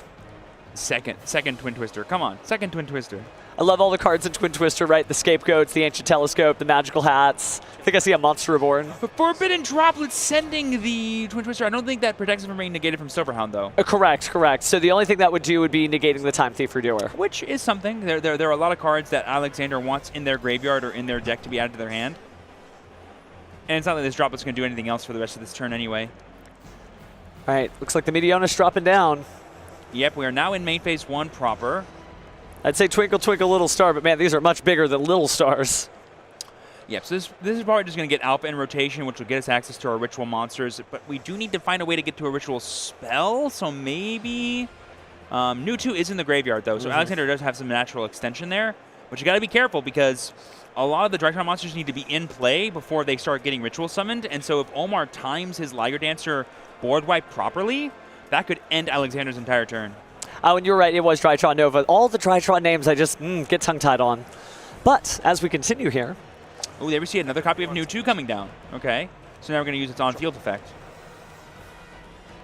Oh, you know what? This is better because this gets an automatic access, I think, to our Alpha that we can now use the effect in hand if we have a monster to tribute. It's going to be difficult, though. I mean, not being able to tribute can make a whole thing. I mean, he can still exceed summon. I mean, yeah, it's probably best to go straight for the Fafnir now to force out the Liger Dancer, because once you get Fafnir in play, while still having Alpha Thubin in hand, you can keep playing through everything pretty much. No, Alexander definitely seems unbothered here, right? He's still up a game. He does not have his back to his wall. Oh, I just realized the Master of Restrict is still in play. Yeah, I totally it's still forgot. there. I totally forgot. I'm not sure if there's a way for us to actually establish. Oh, but you could just shuffle a spell or trap back in the deck just like we did last duel. You sure can with the new Duelist card. So like I said, Omar kind of had to pop the Liger Dancer a little earlier there because we were representing a way to contest the Restrict. So this could get really difficult here. Yeah, in my mind, Alexander was playing as if he already got rid of the Mask of Restrict. Maybe in his mind he knew he did. Oh, there's the Beta, though. Beta will let us get access to the Thubin the Beta is being tributed for the Alpha Thubin, which will get us a Ritual Monster. But if we can get the Beta back in rotation, we can get access to a Ritual Spell. You know, even though both duelists have a very calm demeanor, you can tell that the tide of this duel has changed. Omar certainly, you know, kind of steeling himself for the attacks that are about to come, and Alexander just seeming unbothered. Yep, so there we see the Zeta's effect in the graveyard is supposed to summon itself back out by discarding that D8 Reckonance that we just added off of Alpha, and this will get us the Meteotis Drytron. Oh my goodness, this is going to be maybe a repeat of the first game. Alexander getting everything he needs to bring on the biggest that Drytron has to offer. I mean, it turns out the best way to deal with a Liger Dancer is a 5,000 attack point boy that cannot be destroyed by anything. So we're definitely learning a lot about this matchup, that even with some very powerful side deck cards, it may not be enough for Lunalight to be able to conquer this. Oh, wait. Actually, something that's very important to note is D8 Draconets only protects other Drytrons. And the reason why Alexander was able to have his whole board unaffected last game, was he had 2 of them in play, and they were affecting each other. So Alexander needs to summon 2 D8 Draconets to properly out Omar's board. And we still have access to Lunalight before then to get rid of everything that he has in play. So maybe that's the play. He's just waiting here for his moment. It's going to be, I mean, but if he's too patient, he might just give so much value to Omar. Another copy of Drytron Nova being added here off of the Ursatron Alpha. It kind of has to be patient considering he only has the 1 card effect to activate, though. And I believe he needs minimum 3 bodies to summon DH Reckoners because it is a 5,000 attack point ritual monster. And so he needs a lot of resources. But there we go. We see the chain of Liger Dancer here. It's going to get rid of 4 bodies and I think make that Dragonid's Meteor Strike fizzle.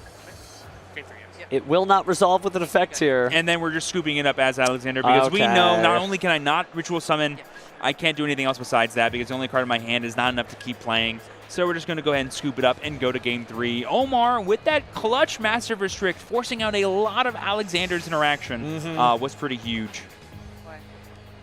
Really good stuff there and shows you that that card still gets a lot of stuff done. I love the original card text, right? You know, neither player can tribute monsters. I think it's under any circumstances. For absolutely no reason. If you ask me, like, hey, man, I'm going to miss my flight unless you tribute this monster. Sorry, I can't do it. Sorry, brother. Oh, goodness.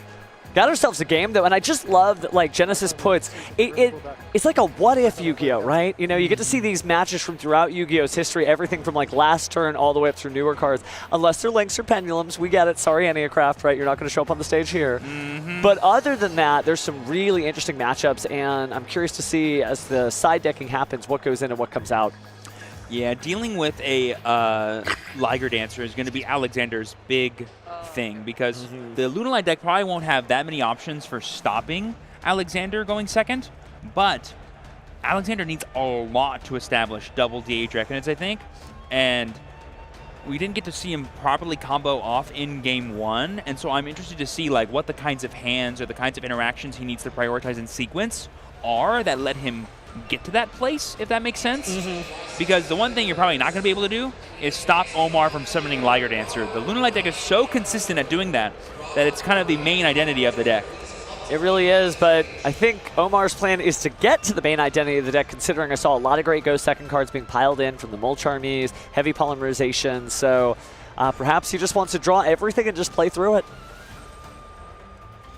1000%. And the funny thing, too, a lot of cards that are commonly played in Genesys right now to deal with the Lunalight deck would also be very helpful against the Drytron deck, being things like Lava Golem and even Volcanic Queen as 0-point Kaiju-like effects that just interact so well. So I'd be interested to see if either player sides into either of those because they're both going to be useful here.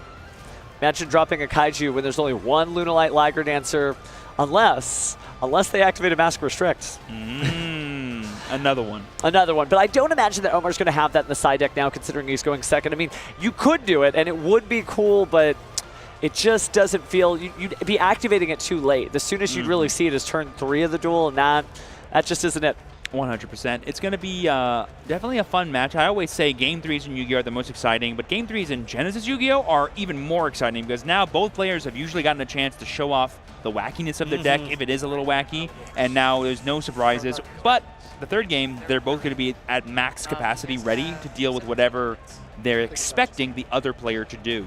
All right, 5 cards. Seems like a great Lunalight hand on Omar's side, just various pieces of the puzzle, but let's see what Alexander goes with as he starts with Cyber Emergency. Cyber Emergency gets your machines. Seems pretty decent to me. So who can't be normal summoner set? It's going to be this friend. It's going to be the new 2 here. We saw how useful that was for establishing just a bunch of bodies for Alexander before even using cards like Alpha. We're going to tribute and use the hard-drawn Alpha. Nice little 1-up coming right out for us. Must be just that good, right? Immediate access there to the DH Reckoners, and now the new 2's effect for being sent will go ahead and bring itself right back. And so now we have an automatic Fafnir if we want it. After, of course, getting another search here off the new 2. I feel like, you know, different than maybe last turn, we're going into that Mu Beta Fafnir because we definitely need the spell and trap negation effect because, you know, Lunalights, they need to resolve certain spells, and once you do get to the rhythm of Lunalight, you just know who to stop. Oh, and now we can get Ursatron Alpha, which gives us access to any Drytron spell card, while also being another body that we can use for ritual fodder. Oh, you love to see it. There we see the Gamma being tributed there to bring out the Zeta. This will get us our ritual spell. We're just opening all of the names in Drytron right now, and that is everything we want to be seeing if we're Alexander. Omar definitely has his work cut out for him so far. I mean, 3-card hand for Alexander. We know 2 of those cards. We're going to go straight into the Mu Beta Fafnir here, it looks like. Actually, no, we know all 3 cards in that center hand. It's DH Reckoners, it's Ursatron Alpha, and it's Meteorus Drytron. So I think we know where we're going to try to go for here. There's another DH Reckoners being sent. That's the second one we need to establish. Meteorus Drytron does let you recycle itself, so we do have access to potentially 2 rituals this turn if we want them. 1 down, 1 to go, it seems. Hasn't put the blue boys on the board yet, but they're coming. Okay, I think we just need a couple more monsters here, and then we can get it done. We do have Gamma there to go ahead and get a Reborn-like effect to get another one. There we see the Drytron Fafnir field spell. The Ursatron just stands out so much. It's like the only orange border Drytron that isn't level 1. Sure, sure.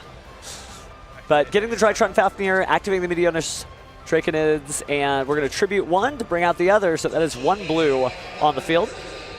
Right, because it is 5,000 attack points. That makes you not need to go as neg as you normally would have to. That's pretty cool. Yeah. So there we see the reduction of Zeta there to bring back the Meteorus Drytron from the graveyard to go ahead and use it again. And now all we need is another name. We could use the Mu Beta. Sorry, yeah, the Mu Beta Fafnir, but that might be a risky body to get rid of, because like you said, we do like the interaction it provides. But there's the Gamma being tributed back here to go ahead and get that extra body back with the Zeta, and now we have all we need to summon that second copy of DA Draconids by using this Meteorus Drytron.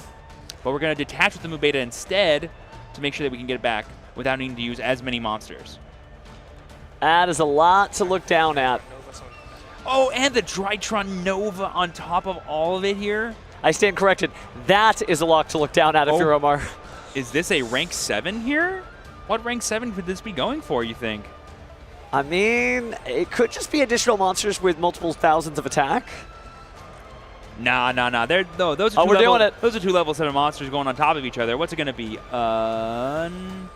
Undying Legion. Hey! Oh, wow. This is it is a really cool card. So, quick effect during your opponent's turn, you can detach 2 materials and target an attack position monster or a card in your opponent's graveyard that's a monster, and then suck it up and use it as an Xyz material. Wow. Okay. So we got Mu Beta, we got double DA Draconids for for quadruple monster negates. We have Undying Legion for some monster taking, and then, of course, we have the Mu Beta Fafnir plus a mysterious set card. Do you know why that Undying Legion is so scary in this particular matchup?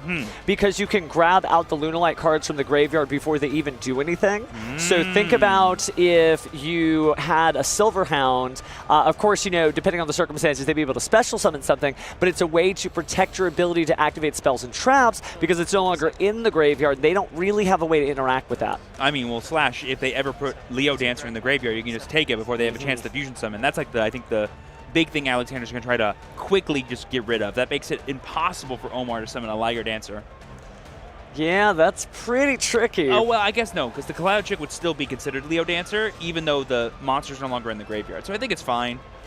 I'm not sure the best time then to use the Undying Legion. Like you said, it could be a little tricky. Let me take that right. You think staring down the Undying Legion, Drytron Mu Beta Fafnir, and 2 of the Drytron Draconids over there, that's fine. That's fine. It's definitely tricky. It's definitely tricky. All right, so we're going to activate Lunalight Masquerade. Let's see if this gets negated. Or, oh, is that what I think it is? It's a Genesys highlight. I think that was Blizzard. Genesys is staple out there. Blizzard. We sure do love stopping spell traps by any means necessary. But it's not just that it stops it. That can't be activated again. Okay, got it. And rather, its effects, I think, are negated when it is. Right. Because it's a continuous spell, so it doesn't go, you know, to the grave or anything. Yeah. He'll be able to use it again next turn, I think, though. Well, I mean, it's good to have a card on the field because you can use that for copies of Yellow Martin. That's true. But Blizzard is just so wild. Oh, yeah, you're right. If it would be sent to the graveyard, it would be sent to their hand instead, but just it's negated. So there we see the Gold Leo here. It's going to be negated by the Draconids and destroyed. That's 1 of the 4 negates that we have. All right, Black Sheep here. I'll use the same Draconids. We're going to use another Draconid's Banish here to go ahead and negate that one as well. Yep. That hurts. And there it is. Omar scooping it up. No way to play through all of that. You know, I love Omar. He's got a smile on his face. He knows that he came here to play big, unaffected monsters, and his opponent just played bigger, more unaffected monsters. So game respects game. Really good on both players. And I definitely learned a lot about Drytrons. I'm definitely going to have to pick that deck up sometime. Oh, definitely showcasing the power that this archetype has had, given some of the extra support cards it's gotten in the past few years, being new to, and of course, the DA Draconids. Wow, though. That's just some incredible stuff there. And if I caught that right, I love that Was that the slip being in yellow so that just the judges never mix up the colors, right? White slips the advanced format, yellow slip for the other stuff. It's nice to see how the events continue to advance and advance and advance. Even just the quality of life updates. You know which slip is which. Even though it's not advanced format, it's the genesis of something else. It is the ha ha ha ha. I thought I was the pun, Steven. I gotta keep up, okay? We'll get you a hat in no time. But gotta say, wow, really, really cool match. And it is nice to see that Lunalight, can still really survive and thrive in this format, but that just wasn't it, unfortunately. And having, some kind of spell and trap removal, either in your extra deck and your side deck, is really important. And honestly, it looked like Alexander had both between the Blizzard and, the Promenade Thrust from the Duelists. It was really awesome that we got to showcase both a advanced feature round and a Genesis feature round to let everyone know that, hey, 2 simultaneous YCS level events are happening, and there are high calibers of player in each one. In both. And they're both fighting for some amazing prizes. And I cannot wait to crown 2 champions. By the end of this weekend. Because I always say it's like there can only be 1 YCS champion. Actually, there could be 2, and it could be you. What's cool, though, is, again, in the future, we're going to be able to have both of those YCSs going one and then the other. But 1 plane ticket, 1 hotel room, 2 YCSs. That's pretty cool. Kind of like, just a great way to just get that into the goal line. And speaking of goal lines, maybe you've forgotten that there is a great card here. From Master Duel, there's that free promo pack. If you download Yu-Gi-Oh! Master Duel on your phone and you complete the duel restart under training and challenges, show the check mark beside the duel restart to event staff at our main stage at this event, and you'll get your free promo pack of Rescue Rabbit and legendary international superstar Neymar Jr. And we are also giving away a signed card here. So if your friends are here, you can claim this amazing token card of him in his own magician outfit. The promo video for that was amazing back in the day, but look at that. That is just an incredible card. Oh, I wish it were mine, but it can't be. That's going to have to be one of those at home. Send your friends up here. Let them show that check mark. They'll get the basic one that you saw, and maybe they'll get the Neymar Jr. one. Oh, that's cool. Oh, cool. I love when Yu-Gi-Oh! Bleeds into the non-Yu-Gi-Oh! World as many times as possible, and having a prominent soccer player like that is just so beautiful. But with that said, let's go ahead and throw over to the next segment so you guys can enjoy what we've got coming up next. Specifically, the interview with Stephen Kangas. Thank you, Steven, for the clarification there as well. I have Alexander on stage. Congratulations for winning your Genesys feature match. Big moment for Genesys as a whole because this is the first kind of full YCS tournament for Genesys. So first off, how you feeling in your first YCS Genesys event? Pretty good so far. Anything crazy happened so far in the early rounds now? Nothing crazy. It's still just round 2.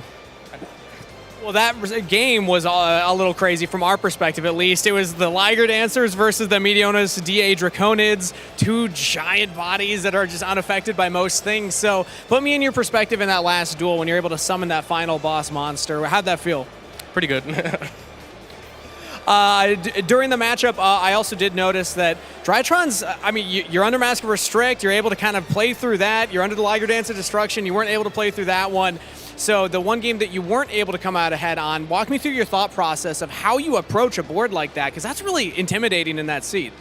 As long as I can get the 5K ritual monster on the field, even if it's destroyed, it would summon the 4K, which would be able to run over the Liger Dancer, but wasn't able to get to that point. So the deck is kind of uniquely poised to take down Liger Dancer, because you just need to get past that attack threshold, right? Yeah. All right, so how do you feel about your matchup against the field then? Because I feel like Lunalights are going to be out there, but they might not be the most popular deck. So how are you feeling about the other decks out there? Feeling pretty good. The end board puts up quite a few negates, so not many decks can fight through that. All right, cool. Well, any shout-outs you want to give before we throw it back to the casters? Shout out to my locals, Card Fox in Tennessee. All right, shout out to the OTSs. Thank you very much, Alexander. Congratulations on your win. Back to the casters. Oh, wow. A man of few words and many attack points. That was just an incredible duel. He's understating how cool it was to watch that because, again, most duelists, especially from Master Duel and the advanced format, they see Liger Dancer and you just find that surrender button and touch it. But not so in Genesys because, wow, the Drytrons. Good stuff. And I'm sure Lunalight will also be showing up and showing out. And Omar is not giving up. 1 loss does not mean the end of your It's YCS only round story. 2. You got to keep it up.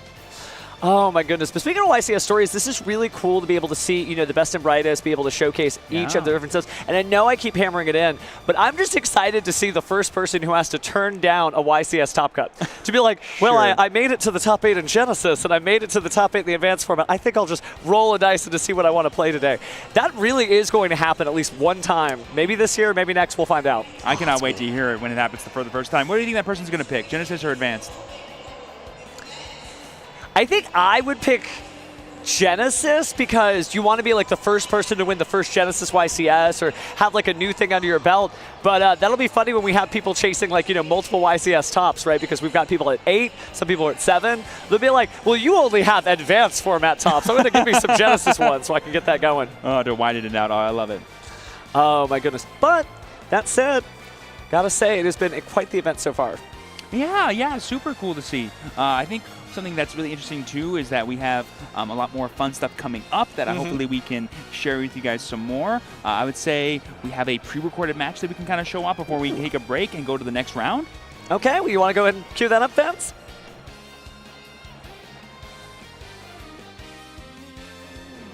Yeah, this is where I stopped it at. I can't hear you at all. These chairs are mad comfortable too. Yeah, they're nice, huh? They're nice. I want one home, bro. I know my friend Aditya, he won, he got this, he got this. It was crazy. Are you serious? Yeah. That's so cool. For winning the YCS, like, nice. That's crazy. Yeah, man. They gave him one of these too, like the mat. Yeah, just like this? Oh, that's so tough. Like with the dates and everything? Yes. Oh, that's from so the cool. YCS he won with Draco. Oh, yeah. You guys pick a team. Okay. Good luck, FM, man. Good luck, bro. Draw. Good. Standby. Yep. Main phase 1. Yes. I'll go normal summon cool tune Q and I'll activate the effect on That's summon. fine.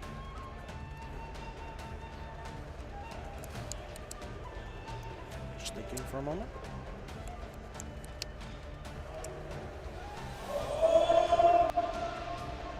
I'll summon Rico, and then I'll activate Rico effect to search. That's fine. I'll grab Rotary. Yes. Anything on resolution? Nothing. I will perform a synchro summon using Q and Rotary. Yes.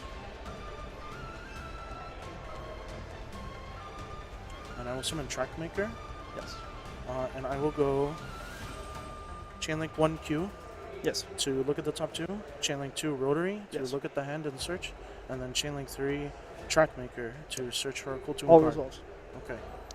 So Trackmaker will resolve. Just double check the hand here.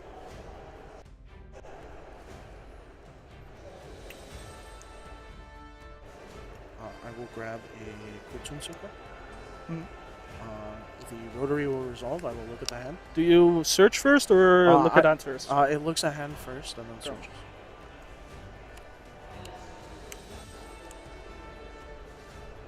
Linkage, engage, visions, desires, storm. Yes. Okay, thank you. And then I'll search. Yes. I'll search for JJ. Mm-hmm. And then Q will do the top 2.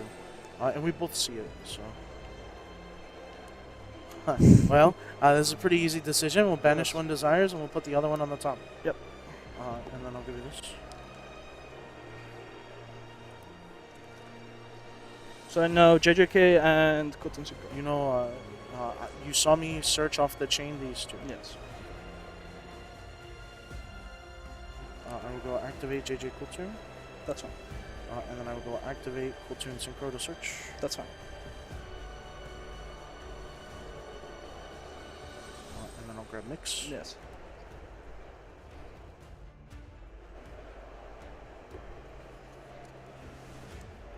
I will synchro with these 2. Yes.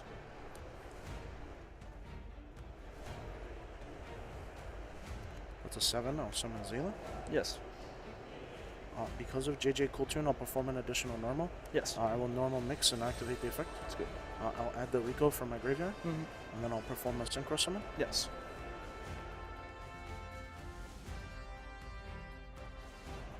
So I know nothing anymore. Currently, yes. I'll summon Remix. Yes. I will go to set a card. Yes. I will give you the option to cut because my last play was a search. And then I will say that I passed turn.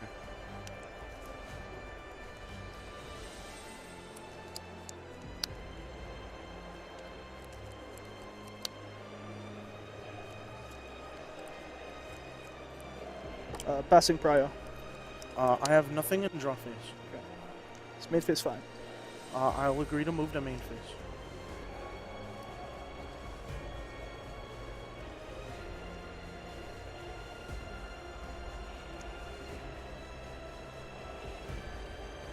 Go lightning storm for back row. Lightning storm, call spells and traps? Yes. I will, in response, activate Cool Tune Synchro. That's fine. Okay. I'll move to resolve the chain. Yeah. I'll grab clip. Yes. And then I will allow the lightning storm to resolve. So this will destroy these two. And I'm searching the clip off the Cool Tune Synchro.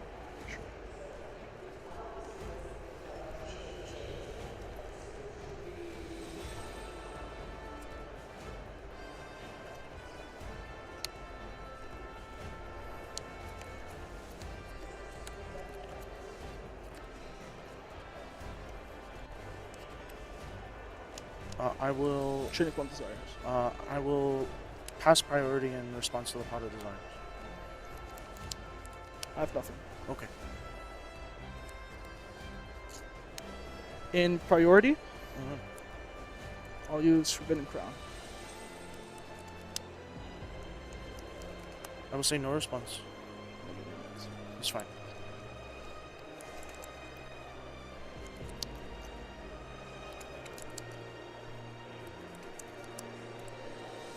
Engage.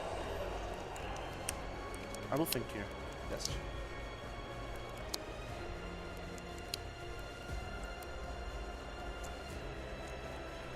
I'll respond to engage with Cool Tune Clip.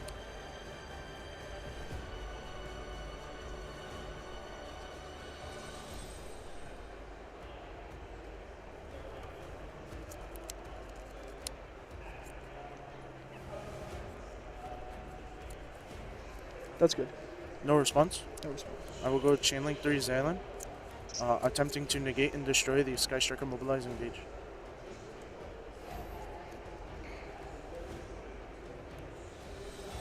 Chain linkage. Chain linkage. I will attempt to Ash Blossom the linkage. You cannot Ash Blossom linkage. It summons from extra deck. I thought it summons from deck, no? No, it's extra deck racing. Okay. You can read it. Yeah, no, that's fair. To the graveyard and if you do special summon the Sky Striker from your extra deck. Yes. My apologies. I will say no response. Chain Widow Anchor, target's on.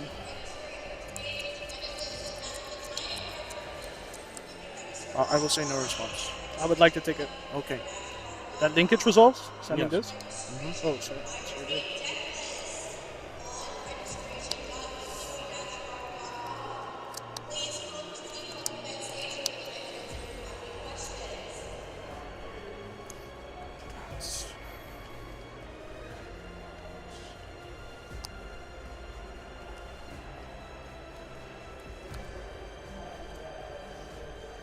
How many tunes in grade? 1, 2, 3, 4, 5, 6, 7 plus that. So if you summon that.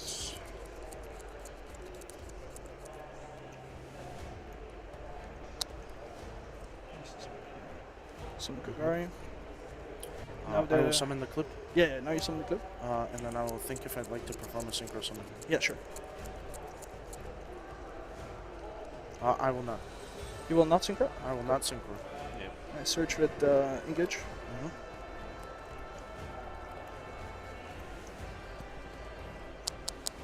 You search for Ray. And then because I have free spells, I draw. Yeah, of course.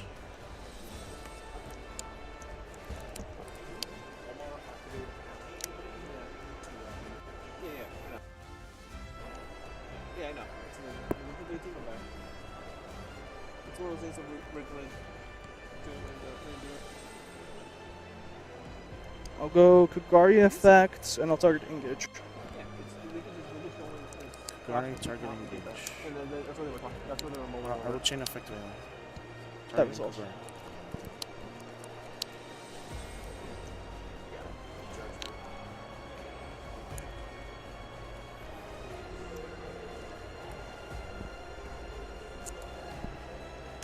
Mm-hmm. How much defense is he? 1,000. 1,000. Normal raise, fine. Attempt to enter battle phase. Oh, that is fine. I'll attack with Ray into clip. And I'll attack directly with Hayate. Yes. For Activating the effect. That is fine.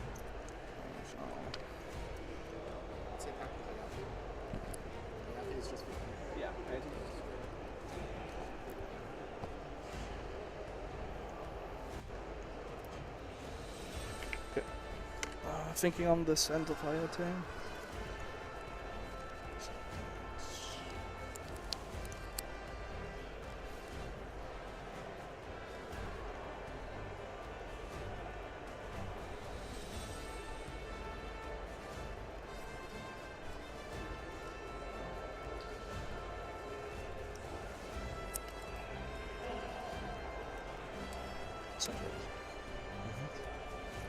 I'll go Memphis 2.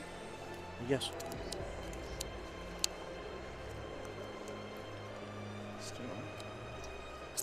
Make 0. Effect search. I'll Ash. Sure. Fix the deck. Yeah, for range properly. Thank you. One hand. One in hand. Vision to draw. That's fine.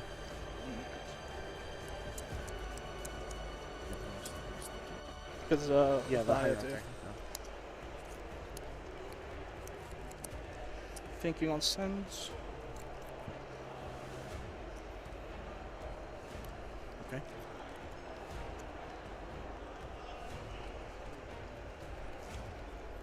And the main. That's fine. And phase. I'll draw for turn. Yes. Draw phase. Really quick, what did you discard off the vision? Forbidden Droplet. Forbidden Droplet. Okay, just making sure I didn't see it. Alright. Standby. Yep. Main phase 1. Yes. I will normal summon Cool Tune Rico and activate the effect to search. Chain Crown. Chain Forbidden Crown. I will say no response. Select that one. Sure. I'll take a look here. Again, if you can. Sorry, I keep doing it. No, it's for 7, I know. Just make sure to keep it orange properly. I will attempt to leave main phase. Yep. End phase. I'll activate 0. That's fine. Oh, nothing grave action.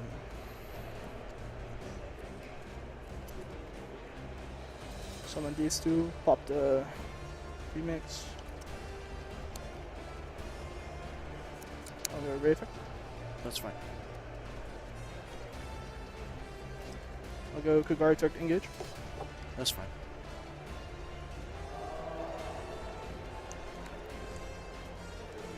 Yep.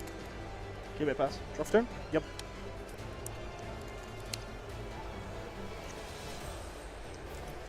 Take 15. These two.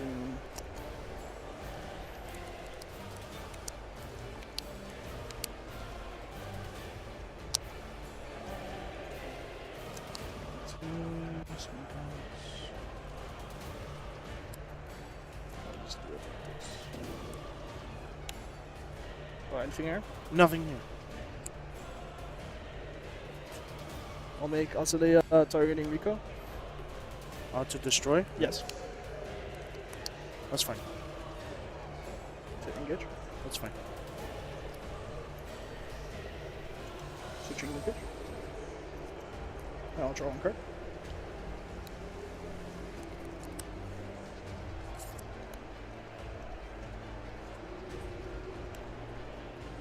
I'll attempt to end the battle. That's fine.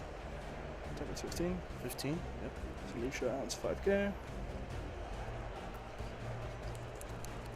I'll activate linkage. Yes.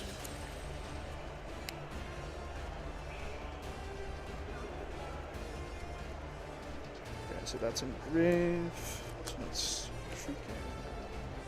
Summon 0. No effect on summon. Okay. Attack.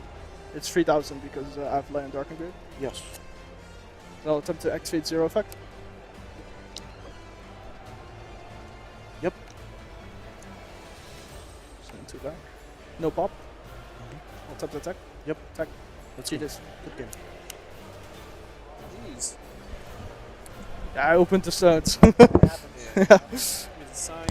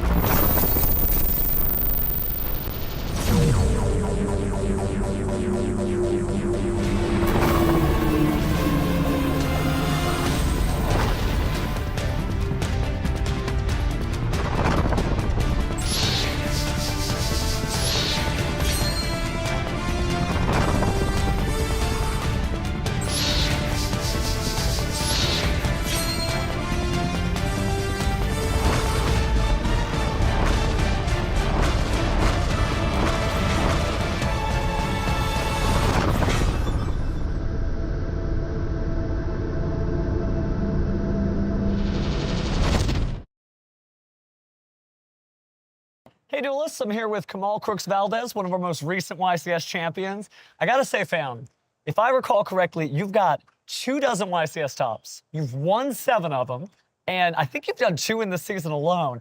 How do you make it to this seat so consistently? Just a lot of testing, to be honest, a lot of hard work, learning the format, and knowing what to play against, for sure, and make sure your side deck's really well prepared for the tournament. That makes sense, makes sense. But let's talk about your pre-event routine a little bit more. What does it look like as you lead up into the weeks, and maybe even just the week of the YCS? I'm not too sure. Sometimes I'm like really confident. Sometimes it's not until like the last second I feel good. It's just a very like exciting feeling just to get up here, to be honest. So that's funny when you say that you're still nervous when you get up here. Talk to me about your mental state, because you've been up on this stage so many times. So do you still get nervous? Like you're really still excited to be up here? It hasn't gotten old habit or anything like that? I still get excited to be in the finals. My mental state, it all depends. Like sometimes I get like anxious going into top 8, but other than that, I'm pretty good, or headstrong, I guess. So we got 7 so far, right? Yes. How would it feel to win YCS Columbus and have the big number 8? Oh, that smile, that speaks a lot, man. It would be great. It would be fantastic. Winning 3 times in the season was very challenging, and it would just be good. I'll feel on top. So since this is your home away from home, right, the featured match stage, what advice would you give to people trying to win a YCS? Or what about advice just to get them to the top cut to begin with? Be confident, know your deck, and just hope everything goes your way, to be honest. That's good. So tell me, you just got that big 7. How did that feel? It made me really happy because I be being very competitive between my friends. And that 7th win made me pass him, Chris LeBlanc, and my other friend, Christian Urano. And it's just like a race. And it was a big one, though, too, because, yeah, everybody's got those YCS trophies. You had the big 300 trophy. So to get a milestone, does that feel a little different than some of the other ones? Yeah, I love that trophy. Like just sitting in my room. That's good, that's good. What's the room, what's the Hall of Fame look like for Kamal? The 300th in the front, for sure. And then I have my, left is my regular YCSs, and then my right is my 3v3s. So it's just 3 and 3. Did you ever think before you got the first win that you were going to get a YCS win? Like little Duelist Kamal as you were growing up? Yeah, he was determined. Determined, like that's going to be mine. This trophy is coming to me. You've got such a great energy about you. How do you kind of maintain that? Because, you know, some people, they change when they become the champion, but you still genuinely seem like you over all these years. So how do you just like keep it from getting to your head and just stay one duel at a time? I was always raised to be humble. It's good, it's good. Well, somebody raised you right then. Yeah. Big shout out to Mom. Yeah, big shout out to Mom. There's a lot of duelists. I'm sure you know which ones I'm talking about. First person they call, Mom, I got the trophy. Yep, make room on the shelf. She be watching me play. That's good. That's good. Is she gonna be watching this weekend? Yes. You gonna bring home number 8 for mom? We'll see. Yeah. We'll see. One duel at a time. I'm not trying to gas it up too much. Best of luck to you. Thank you. But why don't we go ahead and tune back into YCS Columbus?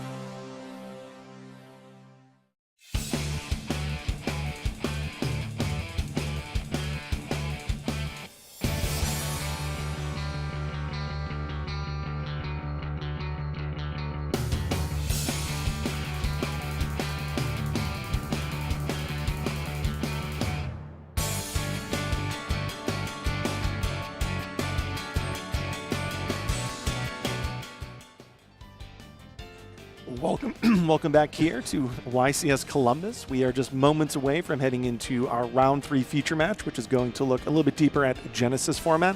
So far, what are your impressions of this weekend, whether that's Genesys or Advanced? I mean, there's been a couple surprises so far in this weekend. I mean, there's been some missteps here and there, but I think I'm not super shocked at what I've seen so far yet. I think it's been kind of what we expected. Doomsy has been very good. People have, well, not necessarily on stream, but we've seen Cooltoon seeing a lot of success in the rounds so far. And I think as far as Genesys goes, Drytron was not necessarily the deck I had in my radar, but clearly very strong. But just looking at the pairings there, I saw a lot of the Red Dragon Archfiend deck. So I think that is one of my picks for sure. Yeah, I think so. I was really impressed actually by that Drytron deck the previous round that we watched. But I think we're ready to actually jump into our Genesys feature match and see what the players have brought to the table here in round 3. Up first in the blue chair, a hometown hero from Columbus, Ohio. Shout out to the local OTS heroes and games, and wants to say thank you, Julius. It's Edward Workman! And their opponent today in the red chair from Warrenton, Virginia. They're a composer making a chiptune album based on their current deck. Shout out Collector's Heaven and Paper Tiger. It's Zachary Williams! Duelists are ready on stage, so let's throw it back to the casters for game number 1.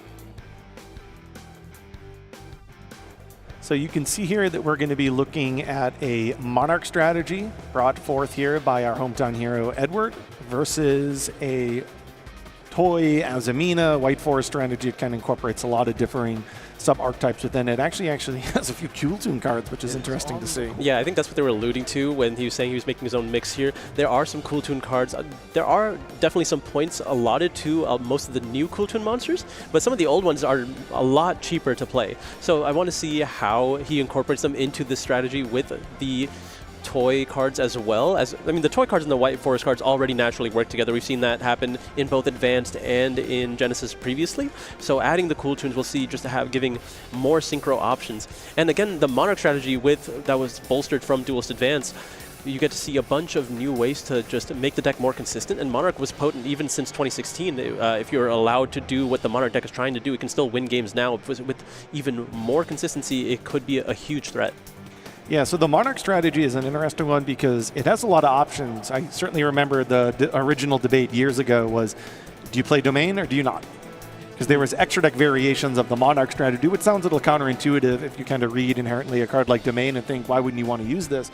But I think when Monarchs were originally part of the Advanced format, a lot of players actually went in the direction of utilizing the extra deck. So now coming back to today, we actually see that Edward has not brought an extra deck to the table, which means it already reveals potentially that he's in fact deciding to run Domain, a heavily pointed card, but a card obviously that slots well. Interesting evolution of the Monarch strategy in Genesys recently. You know, there was a period of time where you would see support the Mega Monarch, which we'd obviously use the extra deck, trying to get a ton of advantage. You do have to sort of make the decision, though, that if you're going to utilize the Mega Monarch's Borg, you can't obviously then be utilizing a card like Domain. So there have been some points of contention within the deck building for Monarch specifically, with some of the point revisions. Where exactly do you want to allocate? This was definitely one of the strategies that when Genesys first kind of came into the scene, that maybe some of the point values were lower than people would anticipate. As the point values have gone up for some of their key cards, you know, we've seen the strategy adapt to that. Another point that I want to mention, going back to the Cooltoons incorporated in Zachary's deck, Synchro Overtake is a card that is at 0 points, and utilizing a single copy of Cooltoon Mix and a single copy of Cooltoon Rico, we actually see that inherently not only are those two cards maybe potentially powerful, one theoretically searching the other, but it also allows him to have Synchro Overtake as a potential point of extension. Yeah, and those cards are especially powerful going second because both Rico and Mix have the utility when they're used as synchro material, they can destroy a spell or trap or a monster. So it seems like a really great use of points, right? Those are two cards. You're using Rico, using Mix, 0 points whatsoever, right? That's exactly what you're looking for. A card like Synchro Overtake, no points. So just having that tiny little engine within your deck, I'm actually surprised to see it here, but when the moment I looked at it, I kind of recognized just the power of just that incredibly small Cooltoon package. Yeah, it makes a lot of sense in context. Yeah, absolutely. This is one of those formats where the more you watch it, the more you study it, the more surprises, interactions that you never thought of before, or even these small packages. It's almost to a point where, I recognize Synchro Overtake is limited to one of the Advanced format, but if it ever went itself back up to 3, could we actually see something similar in the Advanced format? And time will tell, but it looks like we're getting ready for game number 1 here of Genesys round 3. During this round, it's fine. And then I was like, hey, feature match? I'm like, oh, I'm not. Looks like the players are ready. They're just having some banter here. I don't think the dice have been rolled yet. Okay, looks like they're going to roll the dice right now. Oh. Can't see, but Zach got a minimum. Oh, that's a 3. And, well, a 5 is more than 3. That's you. I will start us off. All right, Monarch will be taking first here. We're going to start. All right. Now, this is a strategy that can be really potent going first. I mean, with Domain for sure. Domain, yeah, absolutely. Right. That's one of the benefits of having Domain is that you would obviously want to use that going first to lock your opponent out of being able to access their extra deck. Starting with Pot of Greed. That That consistency. From your deck. You can only see that here. There's just something about that as first action that it just hits home. This is a deck that actually draws a lot naturally through its own engine. All right, we're starting off with that new Squire revealing Domain here. To activate Domain on the Monarch. I think that's Tessera. Yeah, Tessera the Primal Squire. The effect of so there's that naturally drawn Domain. So again, Domain is 50 points itself. Obviously, the fact that he's running Pot of Greed reveals that he has only one copy of Domain in his deck, so he naturally drew that copy of Domain. And now we see Stalos, the Mega Monarch. Yeah, having his level reduced by the effect of Domain, so it only costs 1 tribute here. You can use the Tessera to summon it. I'm going to activate the effect of Tessera for additional tribute summon. Yep, using Tessera now to get an additional tribute summon here. Going to summon off that Mega Thessalos. Yes. So, you know, we're talking a lot about revealing hands. We see that both obviously in our advanced format. Card like Rotary being able to peek at the hand. Now we have Mega Monarch. I remember when the Monarch deck first was popularized years ago, you would see that single copy of the Stalos, the Mega Monarch, just because of how powerful it is. Take a look at the opponent's hand and rid them of a pivotal piece. Yeah, definitely one of those cards, especially when you're playing things like Return of the Monarchs, being able to add additional copies. Fire monster, though. We are going. If you tribute fire, then it's and 1,000 after that, so it's still rich, right? Yeah. I think they're just verifying the nature of the fact that he didn't, for instance, tribute the original Stalos, yeah, right? To get the bonus effect. Yeah. Tessera now, when it is sent to the graveyard, can special summon a monster with 800 attack and 1,000 defense, which is just any of the Squires. An idea, when special summon, going to go ahead and summon another Squire here. There's going to be Eidos. And then we have an additional tribute summon now. So a total of 3 tribute summons possible this turn so far. It's one of the original Squires. Looks like we're going to be tributing over the Mega Stalos for Erebus. Erebus. All the Megas can use the other Megas as, or any tribute summon monster as a full tribute for them. Yeah, so they are normally double tribute, 2 tribute monsters, but they can sort of circumvent that.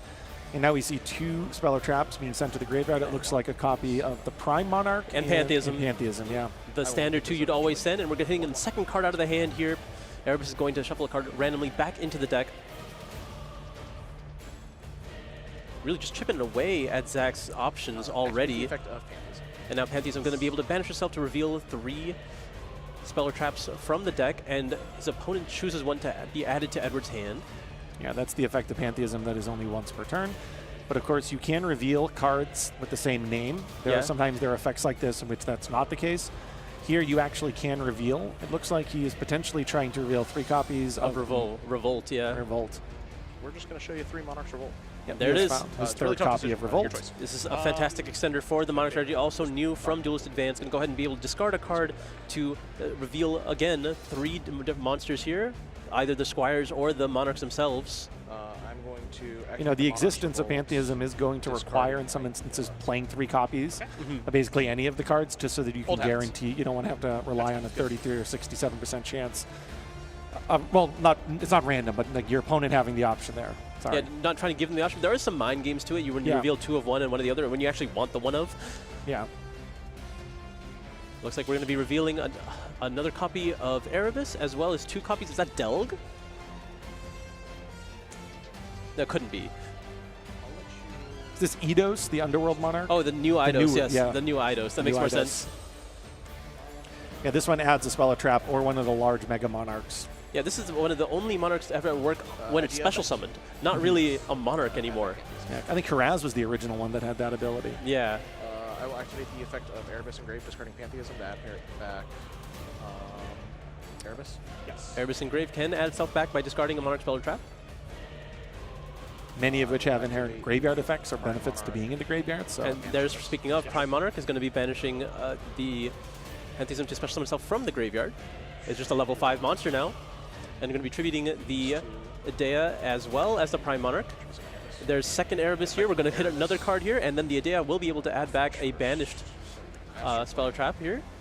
Now, we spoke a little bit earlier about some of the decisions that Monarch players have had in terms of their deck building as cards have gone up and down, really primarily up.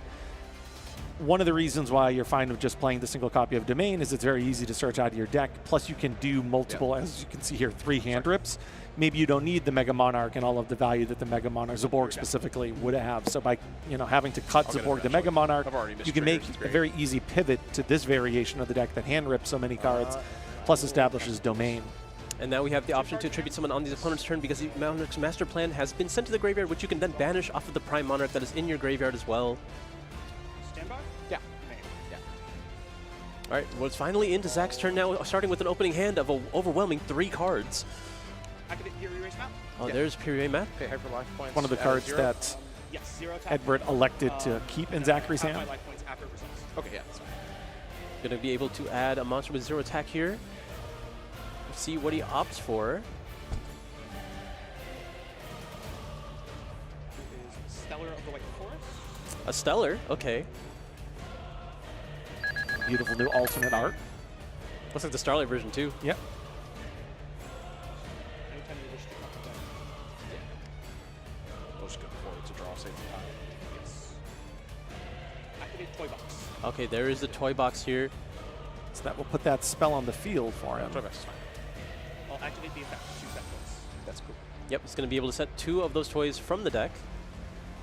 And then just have them be Toy essentially spells on the field. Toy Tank. Sure. Technically, it's randomized where they are, but yeah. Tank and Soldier, the kind of classic 2 that we've seen, Anything regardless else? really of the format. They're good. Now, will we just be leading with the Stellar? Seems so. Oh, we're going to be normal summoning a Stellar here. What's that card do?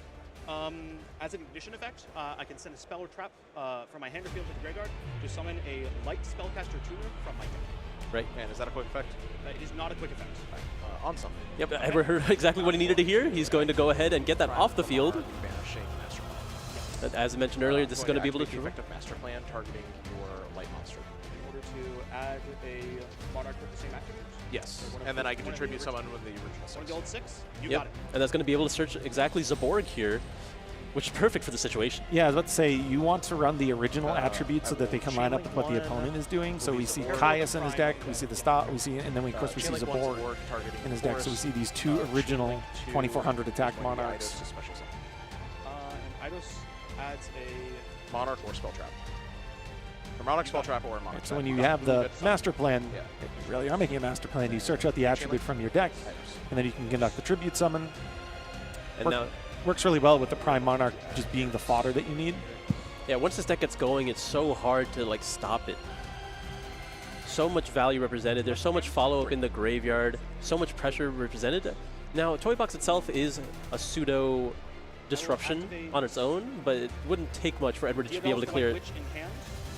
Diab, Elise. Yeah. Diabels. Yeah. Yes. The white witch. It's from extra deck. From extra Not to be deck, confused from with Diabel yes. Star. So I'll activate. I will send.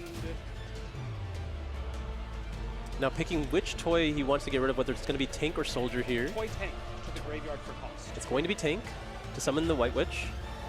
I'm gonna go.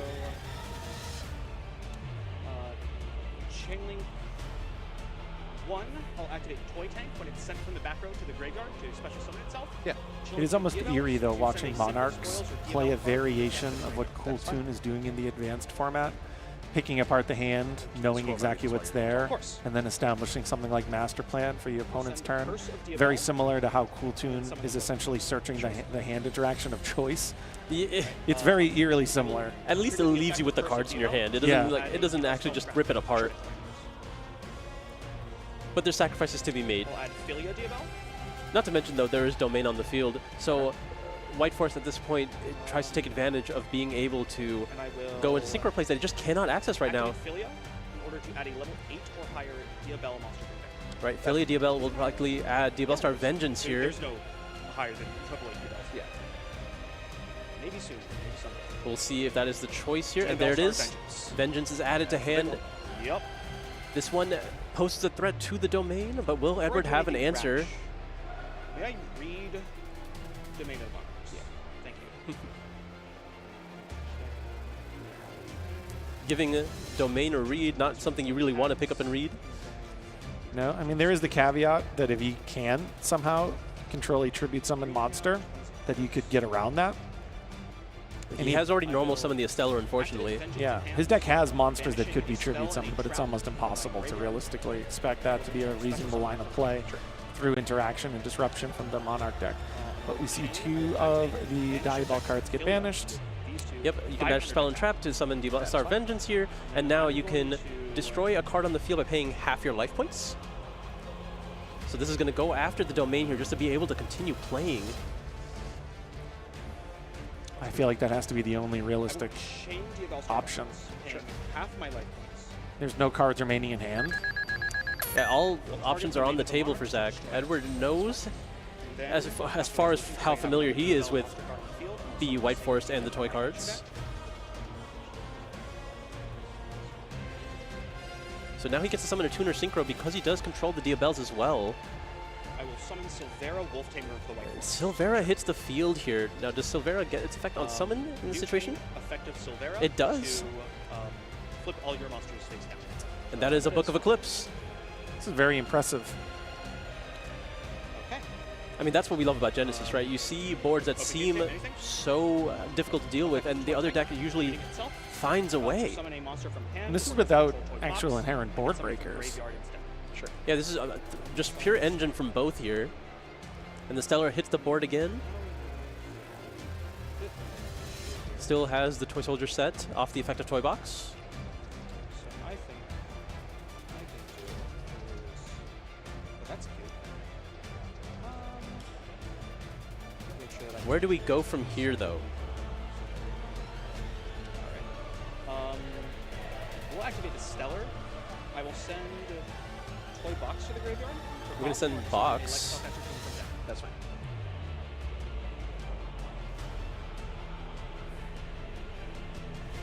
So Sylvia and activate her effect. Sure. Or to add a White Forest spell trap from deck. Going to grab. This is likely going to add the Tails here.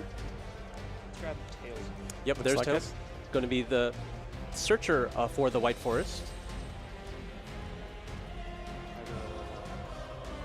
Now we can start synchroing away. Synchro for 6. Is that going to be? Sheila. Yep. I'll activate for Sheila, which changes Tails into White Forest to add a White Forest card or Light Spellcaster from deck to hand. But it's fine. Rectla? I'm trying to think how to pronounce that one's name. Racila? Racila, yeah, the Sinister Soul of the White Forest.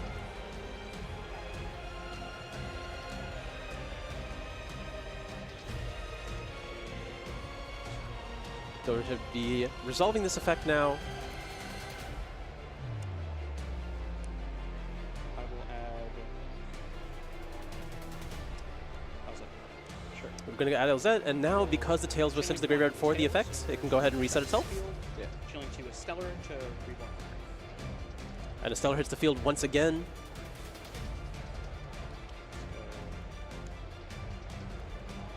We're going to be Synchro Summoning yet again here. This is really off the back of how powerful Diabellstar Vengeance is. That was one of the best additions to the Diabellstar line of play.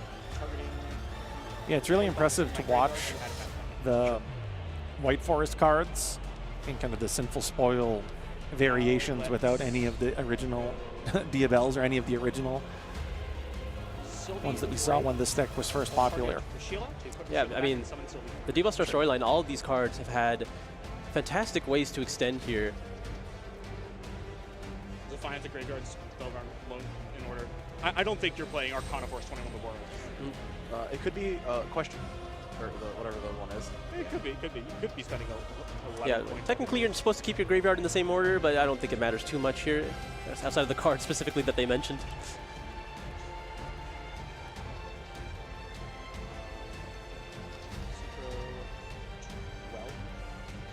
Ooh, a 12-star synchro here. Is it going to be?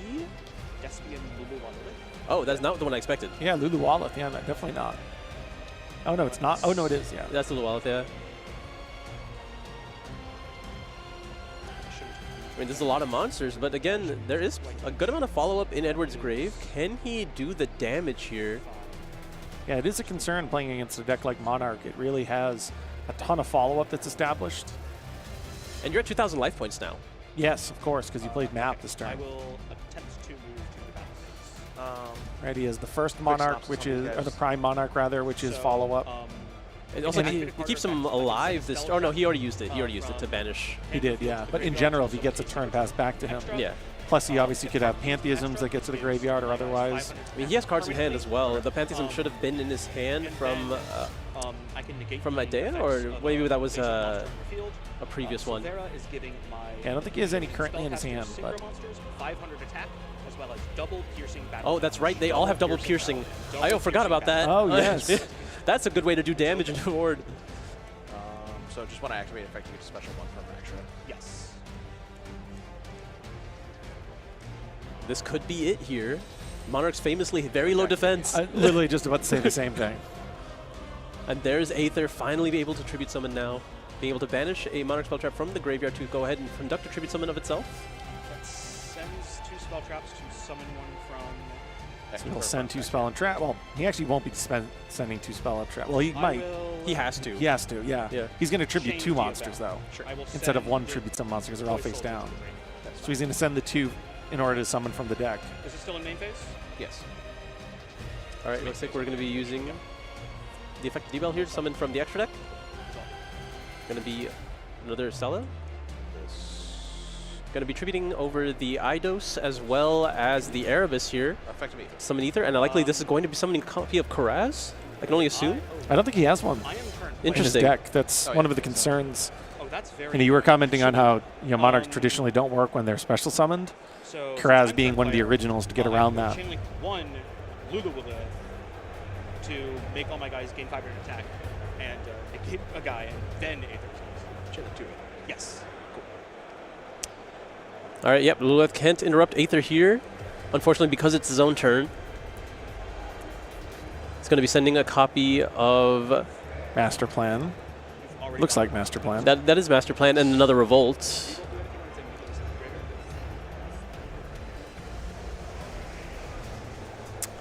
Looks like it's checking as well. Is there an additional effect from Revolt? Traps with different names. Good. And there's just going to be another copy of Aether. It almost seems like he's just putting bodies on the field at that point. Yeah, just getting rid of some of the lower defense, if anything. But they all just have 1,000, so. That is an interesting, somewhat funny way of circumventing the fact that your monsters will flip face down. I mean, still a full field to deal with. Double damage into 3 face downs. 500 more attack. Okay. So, 4,000. 4,000 double piercing into 1,000. Let's see it. 1,000 defense. So that's 6,000 damage. 6,000 damage. Yeah, I figured out one's attack does 6,000. Surely the second one will do it. That's incredibly impressive. Incredibly impressive. I mean, yeah, you lost 3 cards from your hand there. You were under domain. There was a full field, full setup in the graveyard as well. You had the additional tribute summon to go for the Zaborg on your normal summon, but then just being able to get one push through, because all that was used just essentially trying to restrict your way to get to domain, but then you found your way to Diabellstar Vengeance, and then the game was just over from there. And it was a rip by knowing the hand, too. Mm-hmm. The only additionally, unknown, yeah, it's not just a it's not 3 random rips. It's one with hand knowledge.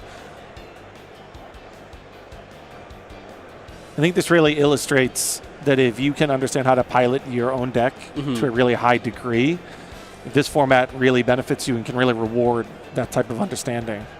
I wonder if was Diabellus an option in the original hand?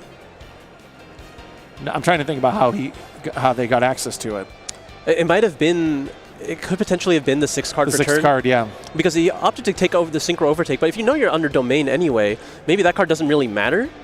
And if you saw Diabellus, that would be the choice. But if it was a 6-card, you didn't have control over that. And obviously, after the first hit from the Thessalos, the other 2 are random. So you didn't have full control. But Diabellus seems to be the one card that you have to hit there.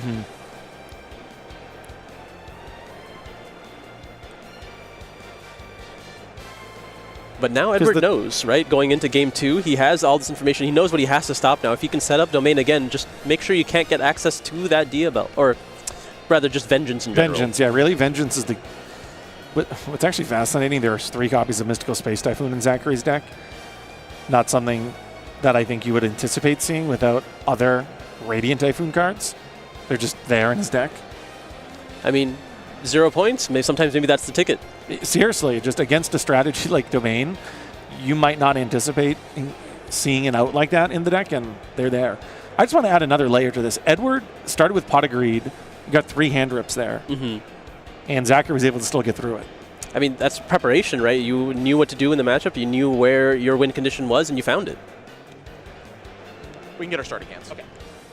Looks like players are just drawing their hands now. Do the smiley face. Edward's having a great time. Love to see it.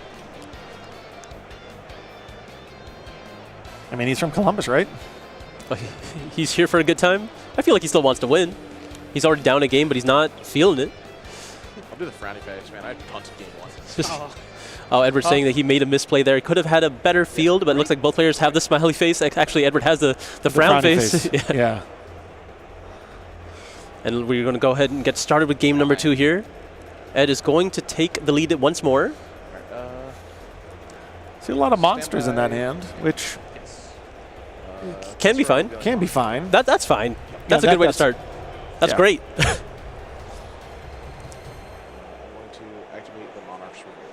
Revolt is going to be able to discard a card. They're going to discard an additional copy of Tessera here to go ahead and reveal. It is 1 cent, so I do get the effects. It's going to reveal a copy of Eidos, the Shadow Mark, or the Underworld Monarch. There's an Erebus as well, and another Eidos.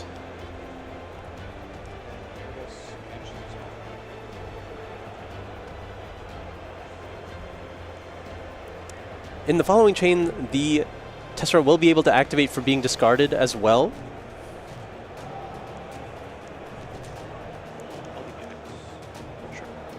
Effective Tessera.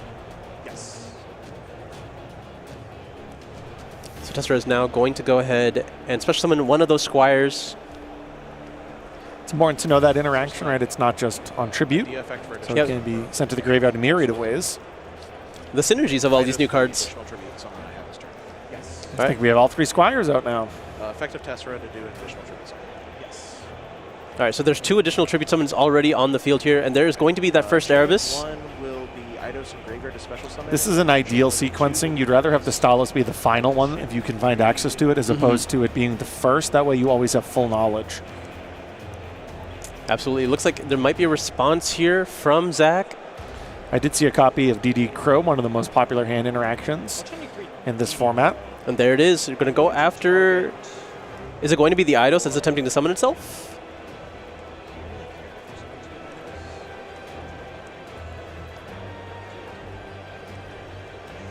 I feel like if you're Edward, if you can still get access to the Stalos somewhere along the lines, you don't mind this whatsoever. Looks like because it's an additional end rip, right? Yeah, so it looks like we're going to go ahead and get rid of the Erebus to try to restrict the amount of Erebuses that you have access to this turn. Try to preserve as many cards in hand as you can, as you mentioned. All right, so for Erebus effect, Pantheism as well as Prime will be going to the graveyard. And we're going to be hitting a card randomly from the hand here. There's 3. I will remember that dice one day, Judge, I promise. But for Edward, I feel like from his perspective, he feels like he's playing, right? His deck is doing what it wants to do. So that additional DD Crow is essentially just discarding another card, especially if we're able to now drop the Stalo. So, you know, in that previous game, what did Zachary have? 3 cards? Yeah. It might be a little bit less now even. No, well, it depends on if he can find another Erebus, because usually he does get access to it from adding the one from the graveyard back to the hand. So it's essentially traded with itself on the DD Crow, but now you have access to a different tribute summon. Additional tenacity and the 3rd tenacity. All right, all 3 tenacities here. This was the original main searcher for the Monarch deck. Going to be able to reveal one of those Monarchs in hand and then add any Monarch spell trap from the deck. Time is knowing that you have the other Thestalos in hand. I will concede. Yep, just going to concede immediately, knowing what's going to happen next. He doesn't have the tools to be able to handle a hand rip going into this. It was kind of amusing. Edward puts all 3 copies down. He's like, okay, pick one. But Zachary wasn't making an action, and then Zachary just conceded. It was almost like he wasn't making... Edward's like, you're going to just point to one right because I know it's a guarantee that I get this one, but the actual decision point was that Zachary think they had seen enough. He was trying to... He knew that he had Thessalos in his hand, and from the tools that he had available, it was just not possible, especially now that Edward is more wary, right? Yeah, totally. But he gets to go first game 3, and that's the big one. Yeah, it'd be really interesting to see exactly what the Toy Azamina White Forest strategy is trying to establish on the first turn. I see a copy of Vanadium Reframing being moved into the main deck. That's actually something that we're going to see potentially here in this game, but a lot out in the advanced format as well. I know players are utilizing that in their sideboard with Visa's Armitar. Yeah. A great way to use with Rotary as well as cards like Harmonia. But, I mean, in this strategy, you want to focus on as much going first interruption as possible because you saw its potency going second in the Silva combos and being able to just put all your monsters face down and attack into the face down monsters. So you lose that ability going, well, first. And then we saw Erebus take away cards from your opponent's hand. That's not all it does. It goes ahead and non-targeting puts back from deck a card in the graveyard or field as well. So going after the field and just picking it apart is going to be really strong because you saw how many Erebus he can summon. Yeah, it's the ability to pivot as necessary, dependent on first or second, I think is a huge element of Edward's strategy, just Erebus in general. Would you keep Domain in the deck going second? I don't think you need to, but it's one of those things where the level reduction does matter. And because White Forest has the option to synchro on your turn, you might as well. Fair point. I just think the one consideration with that is usually the effects that synchro, or at least conduct a summon from your extra deck, happen pretty much immediately. Yep. So I don't know if you get the value there. Right, you could just go activate Domain, chain a quick effect to allow a synchro summon. Yeah, like Diabel will just summon a monster from the extra deck. But, you want to limit their options and force them to use everything early. So I think Domain's probably fine, but it's a one copy anyway, and depends on how many cards you even have to put in. Smiley face. Mm-hmm.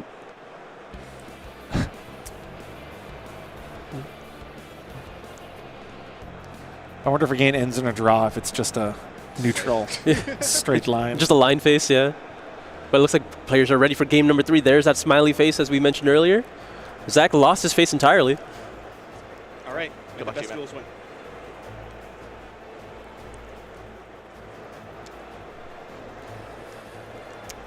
Looks like we see map, some trap cards. Not a great hand here. We see them. Is that Rico as well?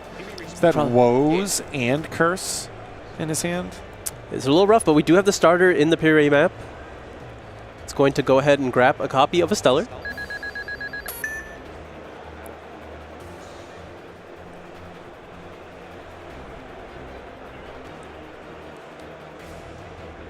And Mystical Space Typhoon. It's a interesting hand. It's essentially he's playing with one card, but we'll see how far that one card can go. Sure.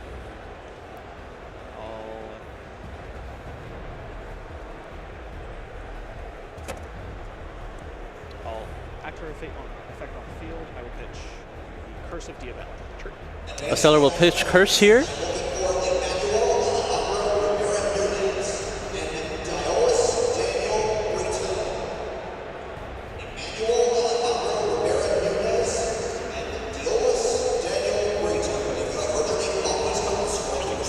So he's going to construct his chains. And he's going to be able to add to his hand because Curse was sent to the graveyard. It essentially just gets 2 adds here. Basically, yeah. Strong way to start. Now that everything has resolved. Typically, Monarch does not actually interrupt you on your turn 1. So you can imagine that you're going to see everything resolve here.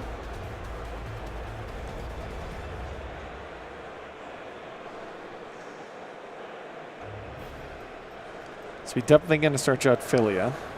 Diabel. Yep, that goes ahead and gives you access to one of those Diabel monsters.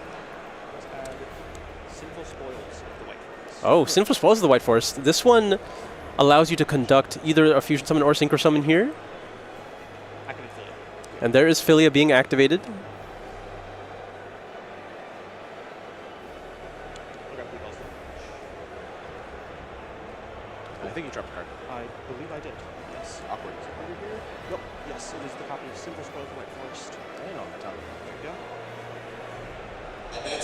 Sorry.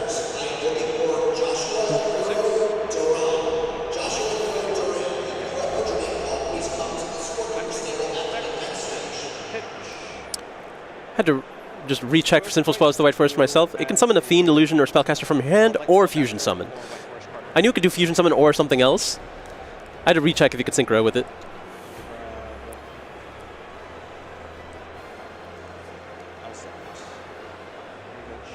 Spoils of white to reset. Chain 2 Stellar to rebirth.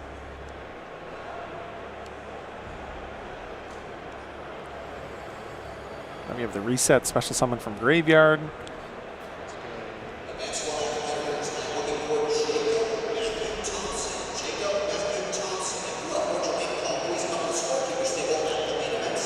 We're going to be making that Diabell now. Diabell is going to go ahead and grab back Curse of Diabell in my graveyard. the Curse of Diabell. Add it back to hand. That's fine. Can I recurse? Yes. Giving a quick check. We saw that activate earlier this turn when it was sent to the graveyard, but of course it obviously has a natural effect where if you control 2 or more Diabells, you can send one monster opponent controls to the graveyard. Sorry, send one monster you control to the graveyard, destroy all face-up cards your opponent controls. So the fact that it is accessible in that reset could be a very potent interaction. Being able to destroy all cards, very important for something like Domain, just making sure it's not a threat on your following turn. But Edwards just has such a great way of being able to interact with every single card on Zach's field. He's going to be forcing interactions left and right with any Erebus that hits the field. I didn't know I was playing against gang teams today. And there's a quick synchro being set.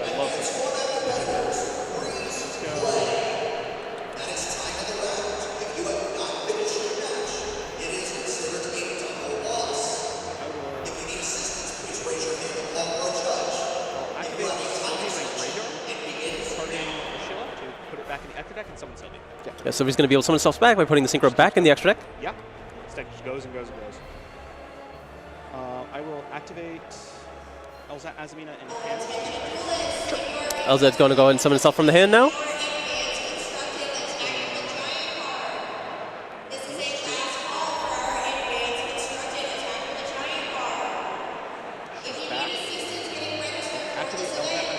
Arceal is going to hit the board once again, and now Elzat, because it was synchros with, is going to be able to use its effect.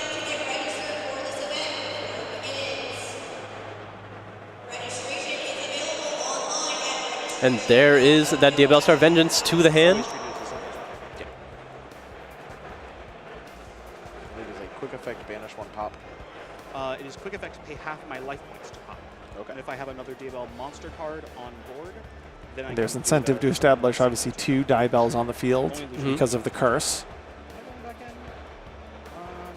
Oh, wait. Hey, quick, that's fine. Make it look good for the cameras. Right. Zero 8. Going to go for. What is he going to make now? It looks like, as you mentioned earlier, he's eyeing it. That and looks like Draco Berserker. Opting for which interruption you want to have here. I imagine you do want to have access to a counter trap against a spell deck, can be very strong. It's 2 totally different axes of interaction. Yep, there is going to be the Visas Armatara. This is now going to allow him to add Vanadium Reframing. Essentially negate anything as long as you control a synchro monster. Which will be of little to no difficulty. Monster? Negate, correct? Spell, trap card, or monster effects. Okay. While I control a synchro monster. Cool. Notably does not negate a summon, which is very relevant against a Monarch strategy. True.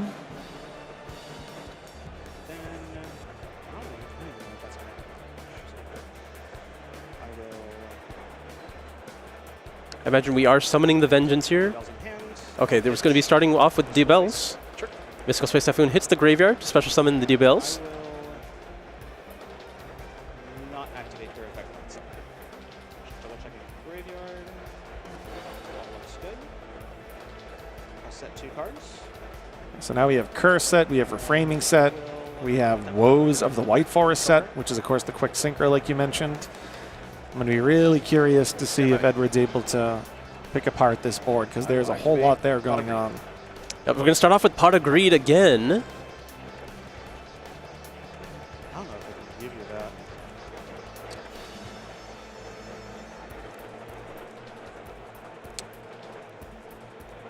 Now, we did opt to keep Duelist Vengeance in hand, and I think this still makes sense because you do have access. Oh, it looks like reframing is just going to cut off the Pot of Greed immediately. But as I mentioned earlier, okay, we're going to start off with Revolt next. I can banish it from graveyard to special summon a Squire. Sending the new Squire to the graveyard. This area, as we commented on, will activate. Well, that's Eidos actually. Eidos will be Eidos will be able to banish itself to be able to summon back a different Squire from the graveyard. Revolt is fine. And Revolt will be able to resolve here to go ahead and access 3 other Monarchs / Squires. Face up pop. This is chilling, and this is the special summon one from graveyard or from extra. From anywhere really. Yeah. It doesn't seem that threatening, but there are multiple traps set here. One for quick synchro, one to destroy all cards he controls, and one to summon from his hand is going to be that Duelist Vengeance. Basically covers every which possibility. We'll see how many we can pick apart with an Erebus here. Erebus is going to hand. Both copies of Eidos, the Underworld Monarch, are going to the graveyard. Nothing. I will activate the effect of Eidos. I will activate the effect of Revolt to special summon a Squire from hand. Revolt's going to try to summon a Squire from hand now. All right, it's going to resolve. It's going to summon Adea. Special summon one from deck. Adea is going to summon any Squire from the deck here.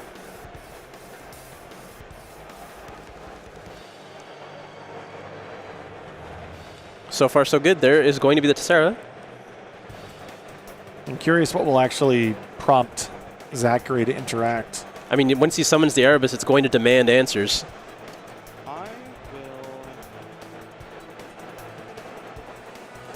So will we just clear the monsters now? Does Erebus send the spells and traps to the graveyard for cost? I do not believe so. No, it does not. Open game state. I will.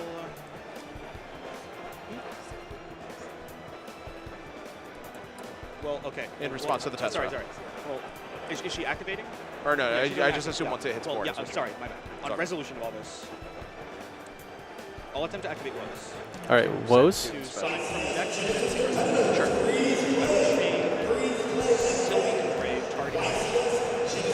All right, Sylvia's going to summon herself back to the field by putting the Synchro back, and then Woes will summon from the deck and conduct a Synchro summon.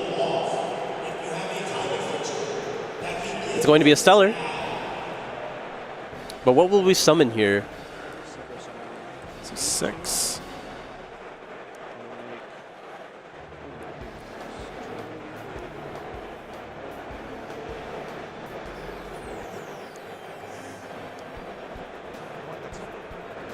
Going through options where we're committing to the CLA here.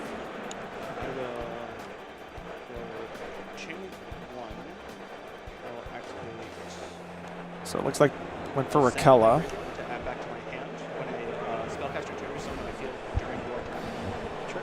Chainlink to Sheila, I will send for cost Sinful Spoils for White Forest in order to add a light spellcaster or White Forest Record. So now they're sending the spell and trap in order to add a White Forest or light spellcaster. Interesting. Opting out of the Vengeance here. This is a way of searching a copy of Effect Veiler, obviously being a light spellcaster.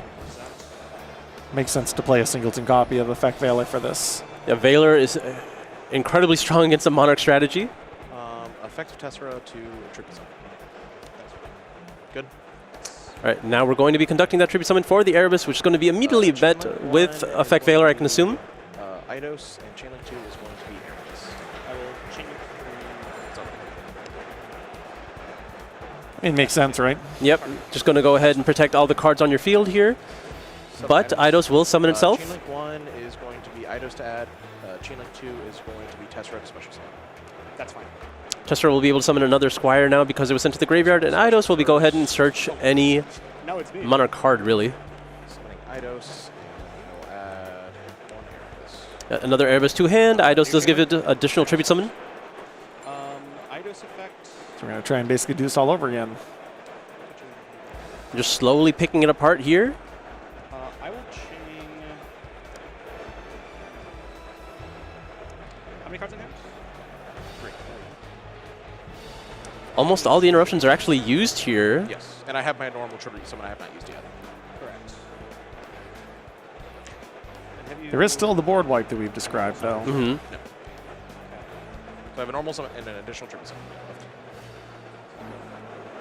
I'll activate Curse. And there's the curse. Gonna go ahead and send the Visas here to destroy all cards. All cards on board. Specifically face up, which would in this case be all of them. All right, so now the question is, can Edward basically reestablish from there? Oh, looks like we're going for tenacity. It is not. All right, so we're still an interruption from Diabel here. To reset itself. Yeah, that's likely not going to be too much of a concern here. There's a Stormforth here. I do believe he hasn't used the effect of Idea Engrave either. Oh, but I believe, is it one effect or the other? It probably is. It's been a while.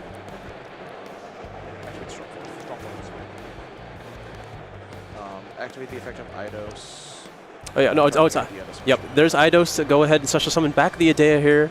Already used the effect on field, but you can use that as tribute fodder. This was for Curse, yes. I'm going to tribute Idea in this card. So now we're Stormforthing away. And there's the Erebus here. Effect of Erebus. Yes. Erebus finally resolving and going to be able to clear away anything here. Daybell's on the field does protect his monsters from being destroyed, but that does not matter to Erebus. Nope. It will return it back, shuffle it away. Yeah, one of the things you commented on earlier was how impressive an opening turn Edward had, but Zachary's engine just was able to fight through it. We're seeing basically the complete inverse here in Game 3. Yeah, I think both decks were just very equipped to do something just like this. Absolutely. Erebus naturally having one of the best forms of interaction, just being able to non-target shuffle a card back into the deck. And it's going to go ahead and go after the Witch here. I will activate Pantheism. Now Pantheism is going to be able to access another spell or trap here. Generally going to be whatever Edward wants. Level 8. Can it special summon itself a quick effect? Vengeance does not summon itself as a quick effect. But it's still going... Master plan. It sounds like he has a master plan. And third card Domain, maybe? Nope, just 3 master plans. I was almost about to say, if you just put Domain out, yeah, it'd be so funny. I think he would have if Vengeance just wasn't a card already in his hand. But it would almost bluff that you have Master Plan in hand. Almost, you know, it's like this weird, I don't know. But if you have 3 Master Plans, you might as well just get it. Yes. I will activate the effect of Erebus Engrave to add it back. Yes. Yeah. Activate Monarchs.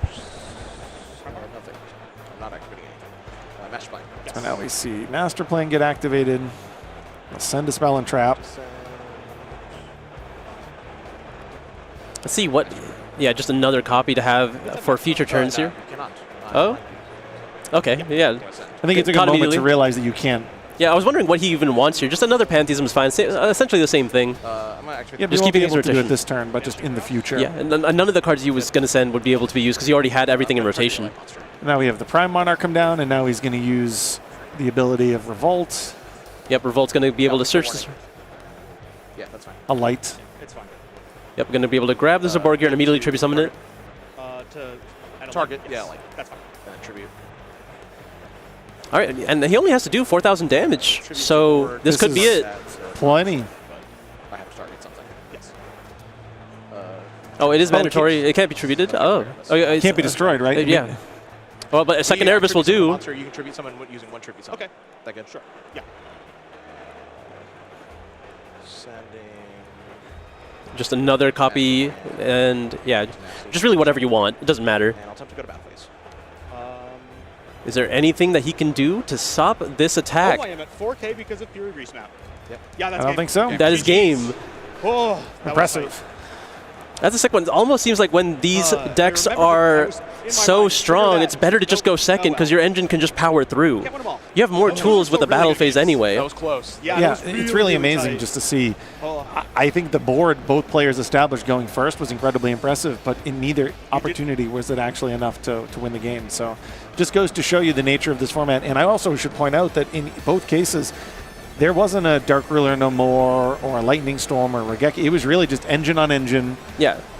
Let's just see what happens. And technically there was an effect veiler, but it was added from the deck through engine, right? It was all pure engine to engine here. Essentially no interruptions that weren't a part of the strategy, that weren't almost guaranteed. There were some choices to be made, right?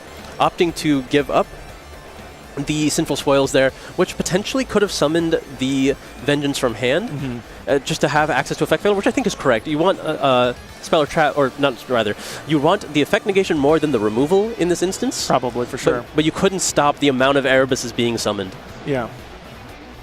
It's an amazing card. Erebus printed right over 10, almost 10 years ago, I think, is when it was first released. And like June 2016? It seems like 2016, yeah. Yeah. Yeah. Multiple in one turn, just potent. I mean, I still have flashbacks to that format. The main thing that kept Monarchs behind was their ability to be able to actually play. If they got playing, they were the best deck for sure, but it was just a bunch of hands that just was only monsters, and now that's not necessarily a problem anymore. They have so many ways to actually access their entire deck, and I think it really solves a lot of their problems. It's just keeping up with the pace of the game right now, but you can see that it still can. A deck from 10 years ago is still fighting really hard because it had all the pieces to be one of the best decks even back then, and now it has even more. And when we look at Genesys, you know, we spoke about earlier the deck building decisions that players had to make heading into this weekend. Domain was activated, but it really had a minor impact in the grand scheme of things because Zachary was able to play through it. Now, granted, if Zachary's deck didn't have an out to Domain, but at the end of the day, he had 3 hand rips anyway. I think you could have just totally ignored the fact that Domain existed, and those 3 hand rips may have been sufficient. So it's a strategy that may not even really need Domain. Clearly, Zaborg the Mega Monarch, which has sometimes been a huge pivotal piece of the Monarch strategy, is not incorporated in this deck. So you can just go down right to the actual engine cards, ignoring Domain and ignoring Mega Zaborg, and I still think the Monarch strategy can measure up against anything in Genesys format. I think in Genesys format that kind of makes sense, but I'm inclined to disagree just because it's only 1 or 2 disruptions beyond the hand rips, and you can see how many decks can do with just 1 card. That's fair. That's fair. But I think we might be ready to hear from our winner here. So we'll throw it to Kangas to hear from Edward. Thank you very much. I'm on stage here with Eddie, as you like to be called after your feature match win. Congratulations on the win right there. A very close game 3. I'm sure that you're going to be reacting to that, but I want to go even back to game number 1 and how crazy that one was. You had the full board set up, and everything gets flipped face down, and you had to claw your way back in. So from your perspective, what are you feeling after that series? Those were some really good games. I had a lot of fun with that opponent. I'm really glad he was my feature match, so I would love to play him again in the future. However, that game 1, I thought I had it, and he just had it. Sometimes, you know, can't win them all. I'll tell you right now, chat was like, that's crazy that Monarch was not able to hold out for that position. But now going into game 3, that was a grinder. So how are you feeling energy-wise after that long of a match? I didn't expect to get game 3, and then I just looked down. He was at 4,000, and I was like, oh, I have a line, and it's going to require some fancy footwork. And you brought your dancing shoes, so congrats on that. I gotta say, you are a hometown hero, so any shout outs to any of the hometown crowd or anybody home? I know that you already shouted out your locals and Julius. Who's Julius? So I would like to thank Julius. He's in the advanced format. We're pretty sure he's going to win the event this weekend, but he's the best Columbus player we have. And did Julius help you out in your preparation? Is that what you're thinking, Julius? I wouldn't know anything without Julius. All right. The whole Monarch deck. The whole Monarch deck, shout out Julius, the best Columbus player. Is that a fact? I hear a couple of chants. Is that a fact? It sounds like the crowd agrees as well. Now, you also wanted to give one other shout out to a card behind us. What was that shout out? Construct. I need that support to come a little sooner than it is. Shout out Construct, shout out Julius, and shout out the hometown heroes. Thank you so much, Eddie. Congratulations on the win. Now back to the casters. Yeah. Thank you, Stephen. It's really great to hear these stories about local players. There's something about coming to these cities around the world, and obviously you have players that travel from far and wide, but there's always that close-knit community of the people who actually live in that city, and hearing stories about players being able to make it up to the future match table, shout out their OTS, talk about their friend group. It's really one of the most enjoyable aspects of being a part of these events. Yeah, you can really see the love of the game that these players have with each other, and like the ability to be able to explore the game and learn new things from the people that you play with all the time. Yeah, but with that being said, let's take a look actually at something that you can do when you're not traveling out to these events. Let's take a look at the Duelinks Rush Duel new mini box, Eternal Genesis. So the Eternal wait is over. This is the dawn of a new era. We're going to be looking at this, incorporating the cards Eternity, Ether Dragon, Seven Wonders Fusion, Balloon Butter, and the Sacred Tower in Collapse. So if you don't have the opportunity to come out to one of these events, you can obviously still play Duelinks Rush Duel anywhere.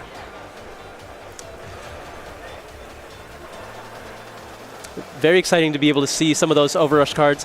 Now, Duel Links being able to incorporate Rush Duel, that's something we don't get to have physically, but Duel Links is a way to be able to play Rush Duel, and it's very exciting to see them getting more and more support. Yeah, I mean, Duel Links has been around now for years. I remember when it first came out, grinding through some of those iconic characters through the game's history, and it's amazing to watch it evolve now to incorporate Rush Duel. Yeah, it's also been, I mean, we're talking about ages from 2016. I think Duel Links was also around 2016. So we're going around that 10-year mark here. I mean, not necessarily, I don't remember that perfectly, but I want to say it's close to 10 years now. And I remember when it came out, I was just trying to find that, what was the trap card that put all their monsters to in Wall half? of Dimension or something? Like, it was like the 800. It was a wall. No, but like it was Mirror Wall. Well, Mirror Wall is the one that if it attacks, it just halves it, and then it's that was the chase of Duel Links in the original era. It's come a long way since then. It's gotten every single world. You got so many of the characters from all of the anime arcs here, and it's great to see. I remember the deck that I had the most success with back was, I think it was a Hydra Get-On anti-spell arrows one, right? You'd like anti-spell arrows, then you'd Hydra Get-On over everything. That was a unique strategy. The game has definitely evolved a lot, and to compare, I remember back then it was definitely kind of a Yu-Gi-Oh! Light, but now it's extremely comparable to Yu-Gi-Oh! As it is now, and taking on its own form, and people get to enjoy it in just a different way to play Yu-Gi-Oh! Yeah, which is an amazing aspect of just the game and how long it's been around. All the different variations from Rush Duel we're speaking about now, just the Duel Links, it's kind of traditional advanced format, Genesys format, which we just saw, actual advanced constructed. There's everything you could imagine. Absolutely. What is your favorite way to play? Probably going into some, I think time travel is what it's called. Time travel? Okay. Time travel. How about you? I advanced. It has to be advanced for me. I always just love playing with the new cards. I want to see what happens next. I want to do something that no one's done before. So I just like playing with the newest options available. So you like looking at a problem of which everybody has to simultaneously try to solve at the same time, and there's very little prior evidence. Whereas with some of the ones, like for instance, going back time travel, people had solutions X amount of years ago, and we're trying to retroactively kind of rewrite history. You like from scratch. Yeah, I mean, I think you had an allotted amount of time to figure it out, and now the time is gone. But, I mean, that's personal feeling for sure. Are there any events, though, with what you know now, that if you could go back in time, you would 100% change your deck or a card in your deck or an aspect of your deck because there was something that was completely overlooked? Are you asking me if I have regrets? Of course I have regrets. I don't know if there was just one specific event that comes to mind. Like, there's definitely a lot of hindsight, and I think it's one of those things that you learn from events. Like, you essentially, especially looking at an event like this, right? It's the first event of a Forbidden Limitless, first event of this set as far as YCSs go. There's a lot of things that when by the end of the event you wish you could have done differently, but that's just part of learning, right? That's part of the experience. When I think about regrets, I mean, if I'm confident in the deck choice, then I'm confident in the deck choice relative to that moment. But sometimes you knew X, Y, and Z existed, you underestimated it, and then it surprised you. So that's kind of what I think of when I think about going back and looking at specific events where I went in one direction, could have went in another. But I do think we have some bonus coverage, and I think it's going to be in the advanced format. So let's take a look at what was happening round 3 of the advanced format, YCS. All right, stand by main phase. Stand by main. Mix effect. Mix. You're good. Surge rotary. Adding rotary. Hang on res. Nothing in res. Rotary. Yes. I'll reveal Ghost Spell. Ghost Spell. Summon rotary. Summon rotary. Synchro. Synchro using the Ghost Spell and the rotary.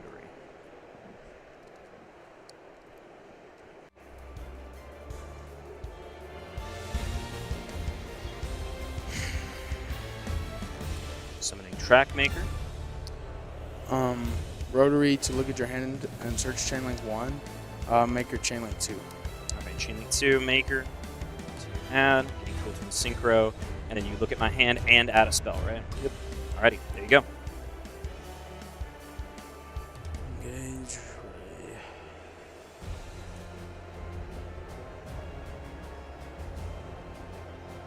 Engage. Ray. Fallen. Vision Crosser. Okay. Alrighty.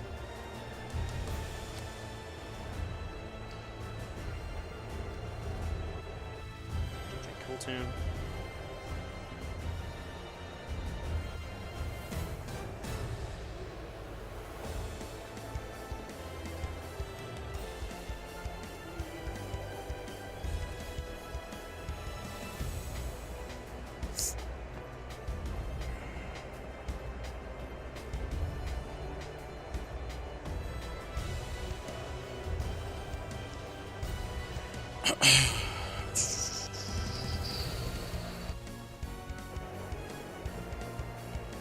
KTS. KTS. Add and then Synchro. Synchro is optional. But yeah. Oh, right. Going for the Q.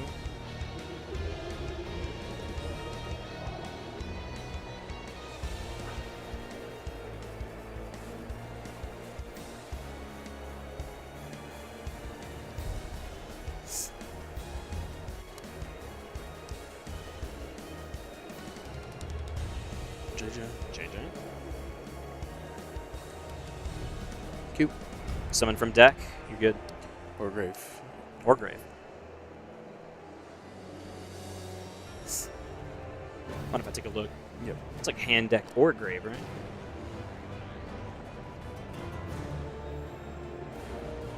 Hand deck or Grave. Just get a tuner from wherever. Or the cards reveal the Rotary one more time.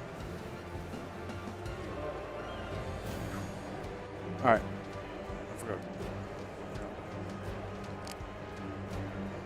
Harmonia.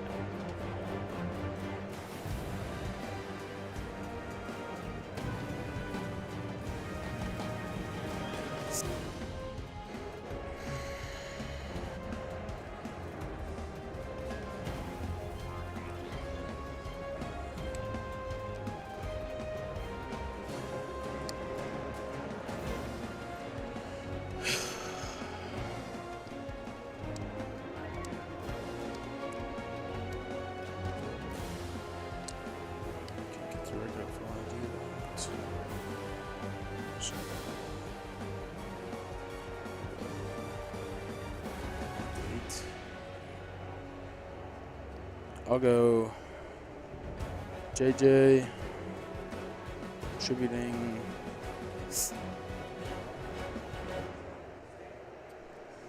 Track Maker. Out of 5.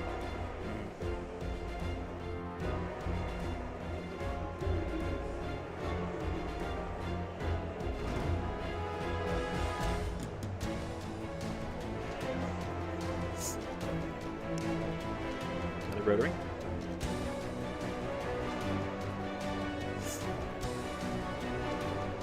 Taking Harmonia.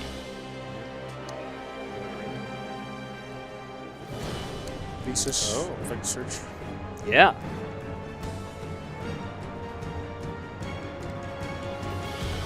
Vanadium Reframing. That's an Omni negate if you control Synchro Monster, right? What if I go ahead and just read the Good. card in full, just in case it doesn't move spicy stuff. Destroy it. Okay. Negate and destroy. There you go. Oh, it adds to hand, excuse me. Those two. Q. So that lets you look at the top 2 cards in my deck? Yeah. Alrighty. Is it Excavate or just you look? Excavate. Okay, so we both see.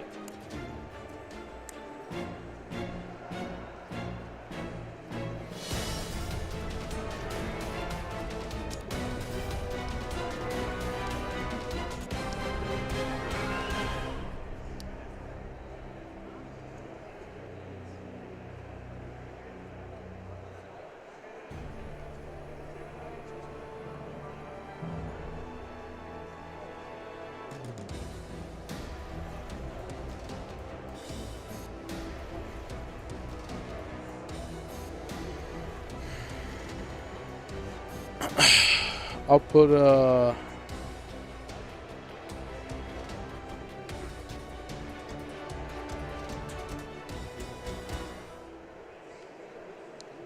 do Illusion Gate on the top.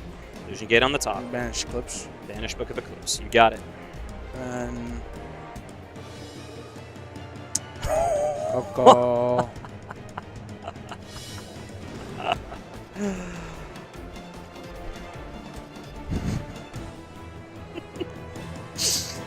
I'll call. Oh my God. Fallen and the Virtuous. Calling Fallen and the Virtuous. Oh my gosh. Good. I have a student back home that is his favorite card. He's going to be so happy to see somebody play that against me. That's incredible. All right, draw. In the draw phase, let's see. So Prohibition is calling Fallen and the Virtuous. Here, we'll try to activate Radiant Typhoon Visions to add MST.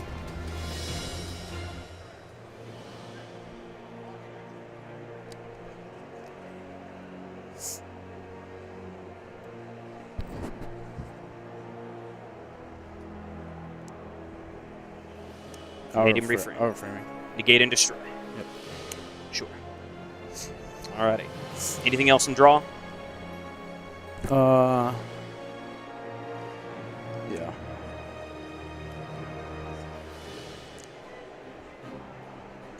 I'll use Remix. Yes, so that one will tribute, you add one back, and summon another, and then you can optionally synchro, right? Yeah. Okay. No response. So adding Ghost Spell. Summoning. And think if I'm synchroning. Sure.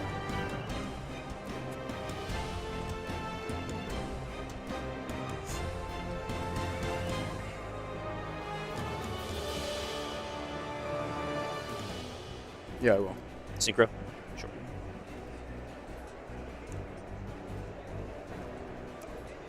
Back to back. Mind if I read real quick? Go ahead.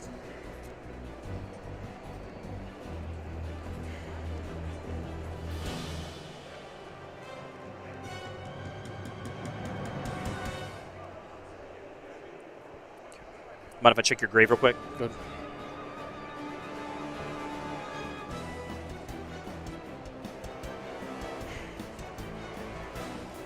Okay.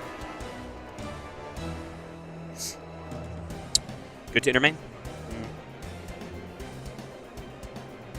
We'll start with Illusion. I'll bail it. Cross-sec Designator, calling Ghost Spell and Haunted Mansion.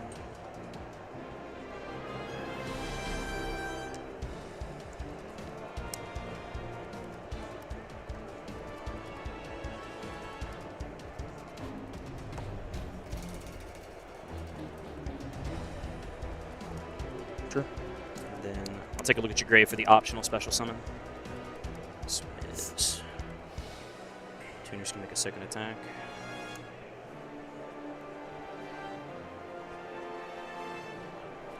I'll summon the back-to-back to my field. Okay.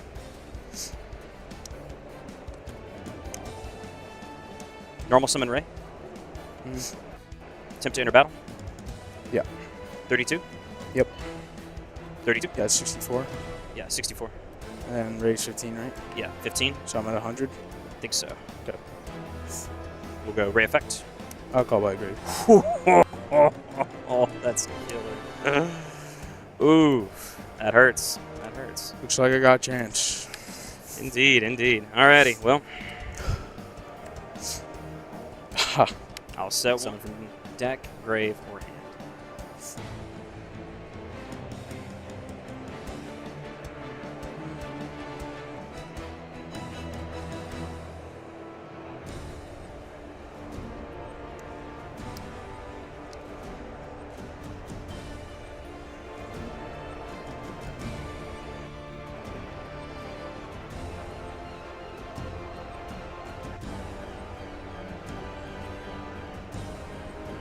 Trackmaker? Trackmaker. And that works on special summon, not just... He's level 6, right? Yes, currently he's level 6. If this card is special summon, yep. Alright.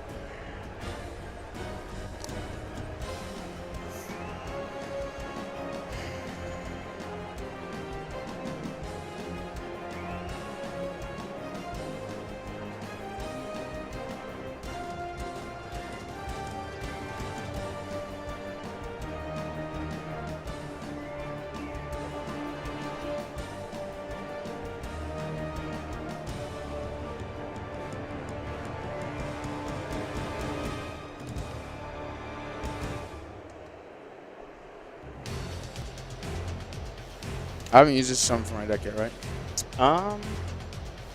We took a long pause. I think I just normal Directo and Synchro, right? I do remember doing. I believe you declared that extra normal. Okay. Yeah, you've used extra normal. Yeah. Okay, and my regular normal. Okay. Perfect. So I'll add Recto. Add Recto.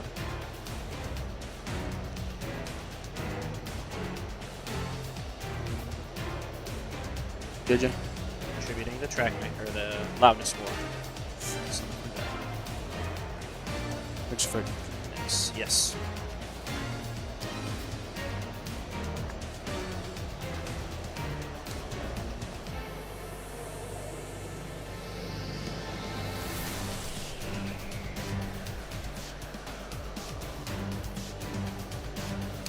So, 2 monster. Oh, this thing came out. Synchro for 5? For 5. Mix destroy this. All right.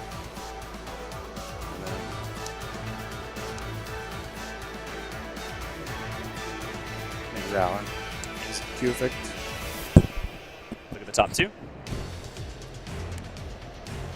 I guess I'll banish this one, but I'm going to attack for game. Yeah, that is 4,000 half-life points. Man, that call by the grave.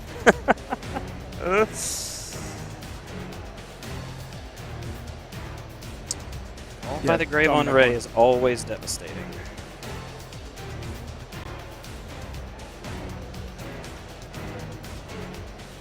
Whew. Crazy.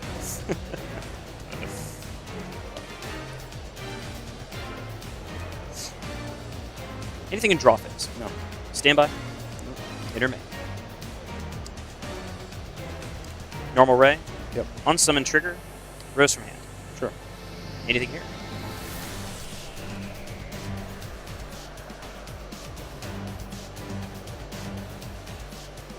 Go for 0. 0 effect to add? Sure. Anything at resolution?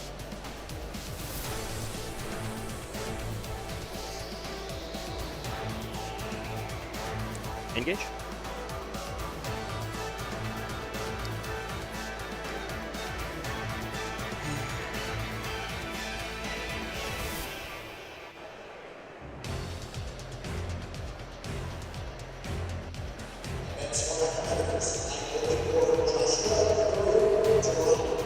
Linkage? Yeah. Anything here? No. Go for linkage. Delta. Very well. Negate and destroy, right? Yeah. Okay. And you'll summon Gamma from the deck. Driver. Or driver, excuse me.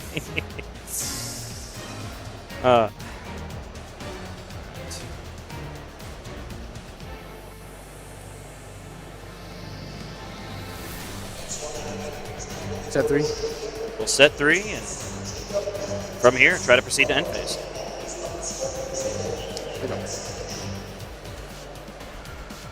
Doesn't get banished.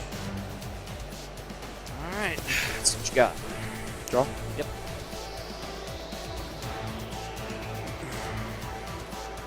Stand my main. Stand by.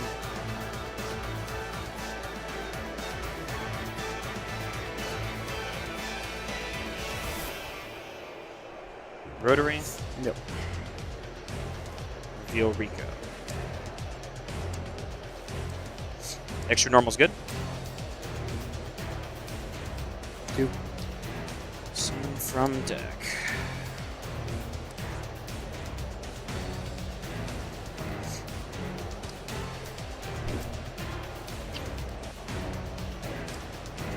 Thinking. Sure. Rotary grants an additional normal summon.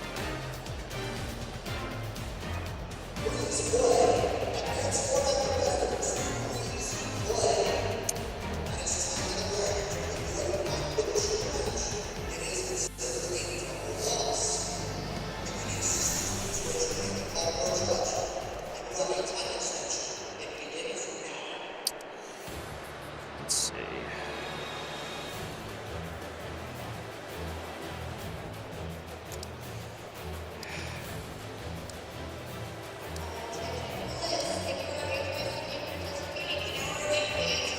Goes 0. Should be for cost. Cross out. Fall Ash Blossom. And then... So you summon them both and pop one of my cards? Yes, without targeting. And then I'm going to here.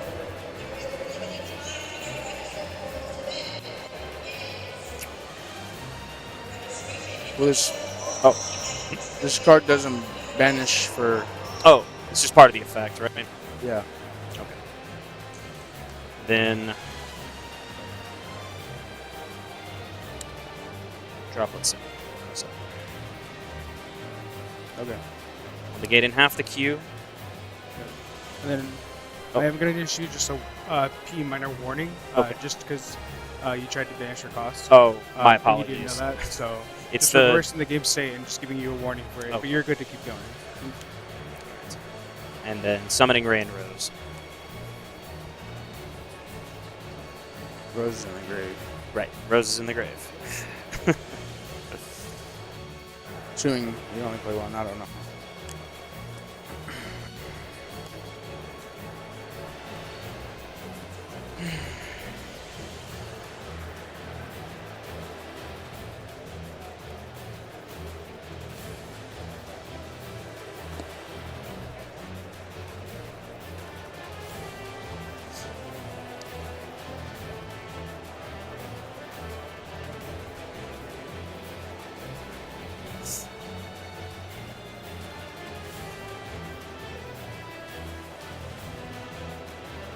Synchro Overtake. It's good. Good.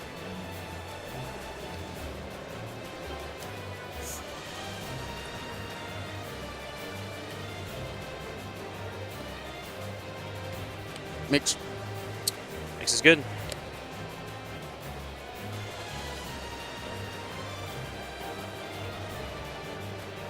Rico. Nothing here, right? Nothing here.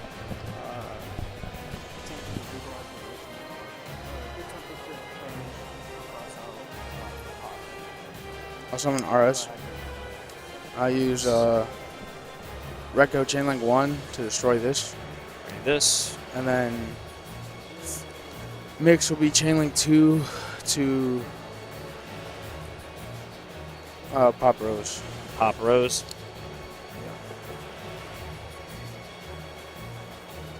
That is good.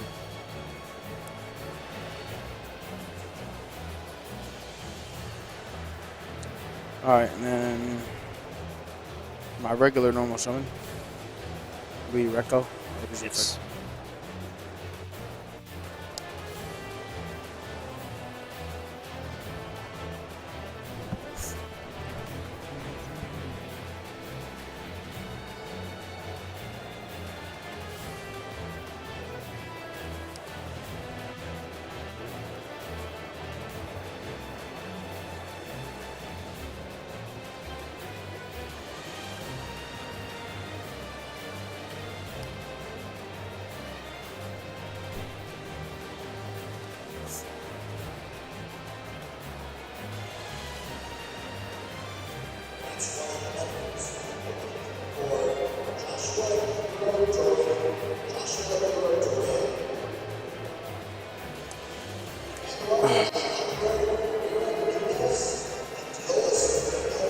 Q.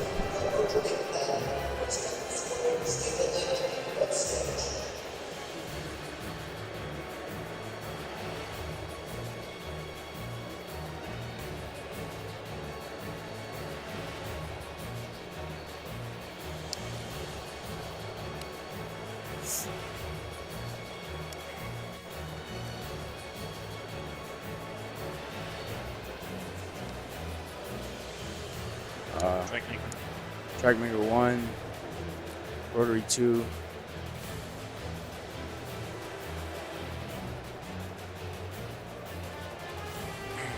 I'll shuffle this back.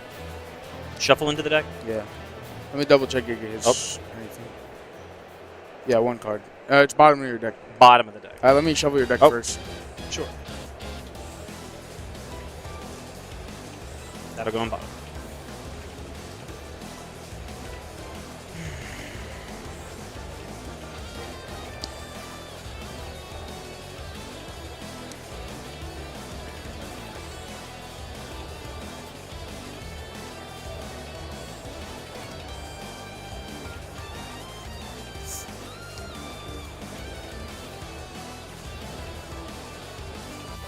Okay, and then guys.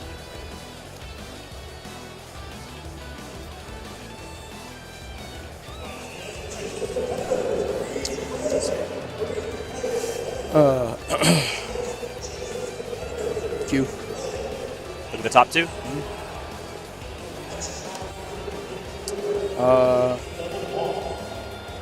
You get draw accusation. Battle phase. Battle phase. Battle phase is good. I'll attack with Zhao. On attack deck. Try to go Ray. I'll chain this, and then I'll use Zhao to negate the Ray. That's pretty good. And I'll add.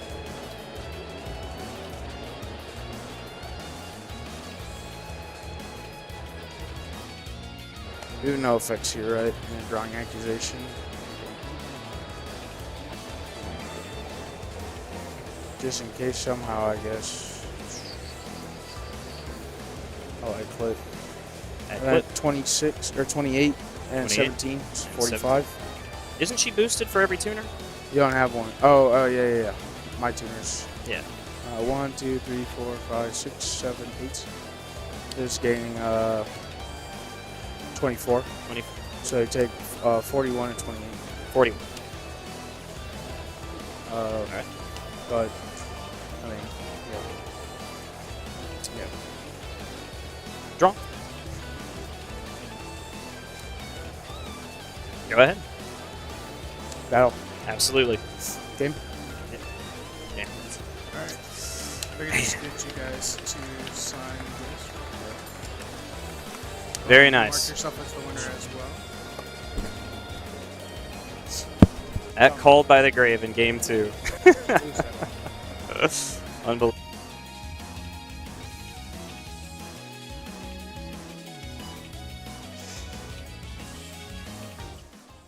Welcome back, Duel fans, to YCS Columbus. As always, my name is Steven. His name is also Steven, and it's not going to be confusing.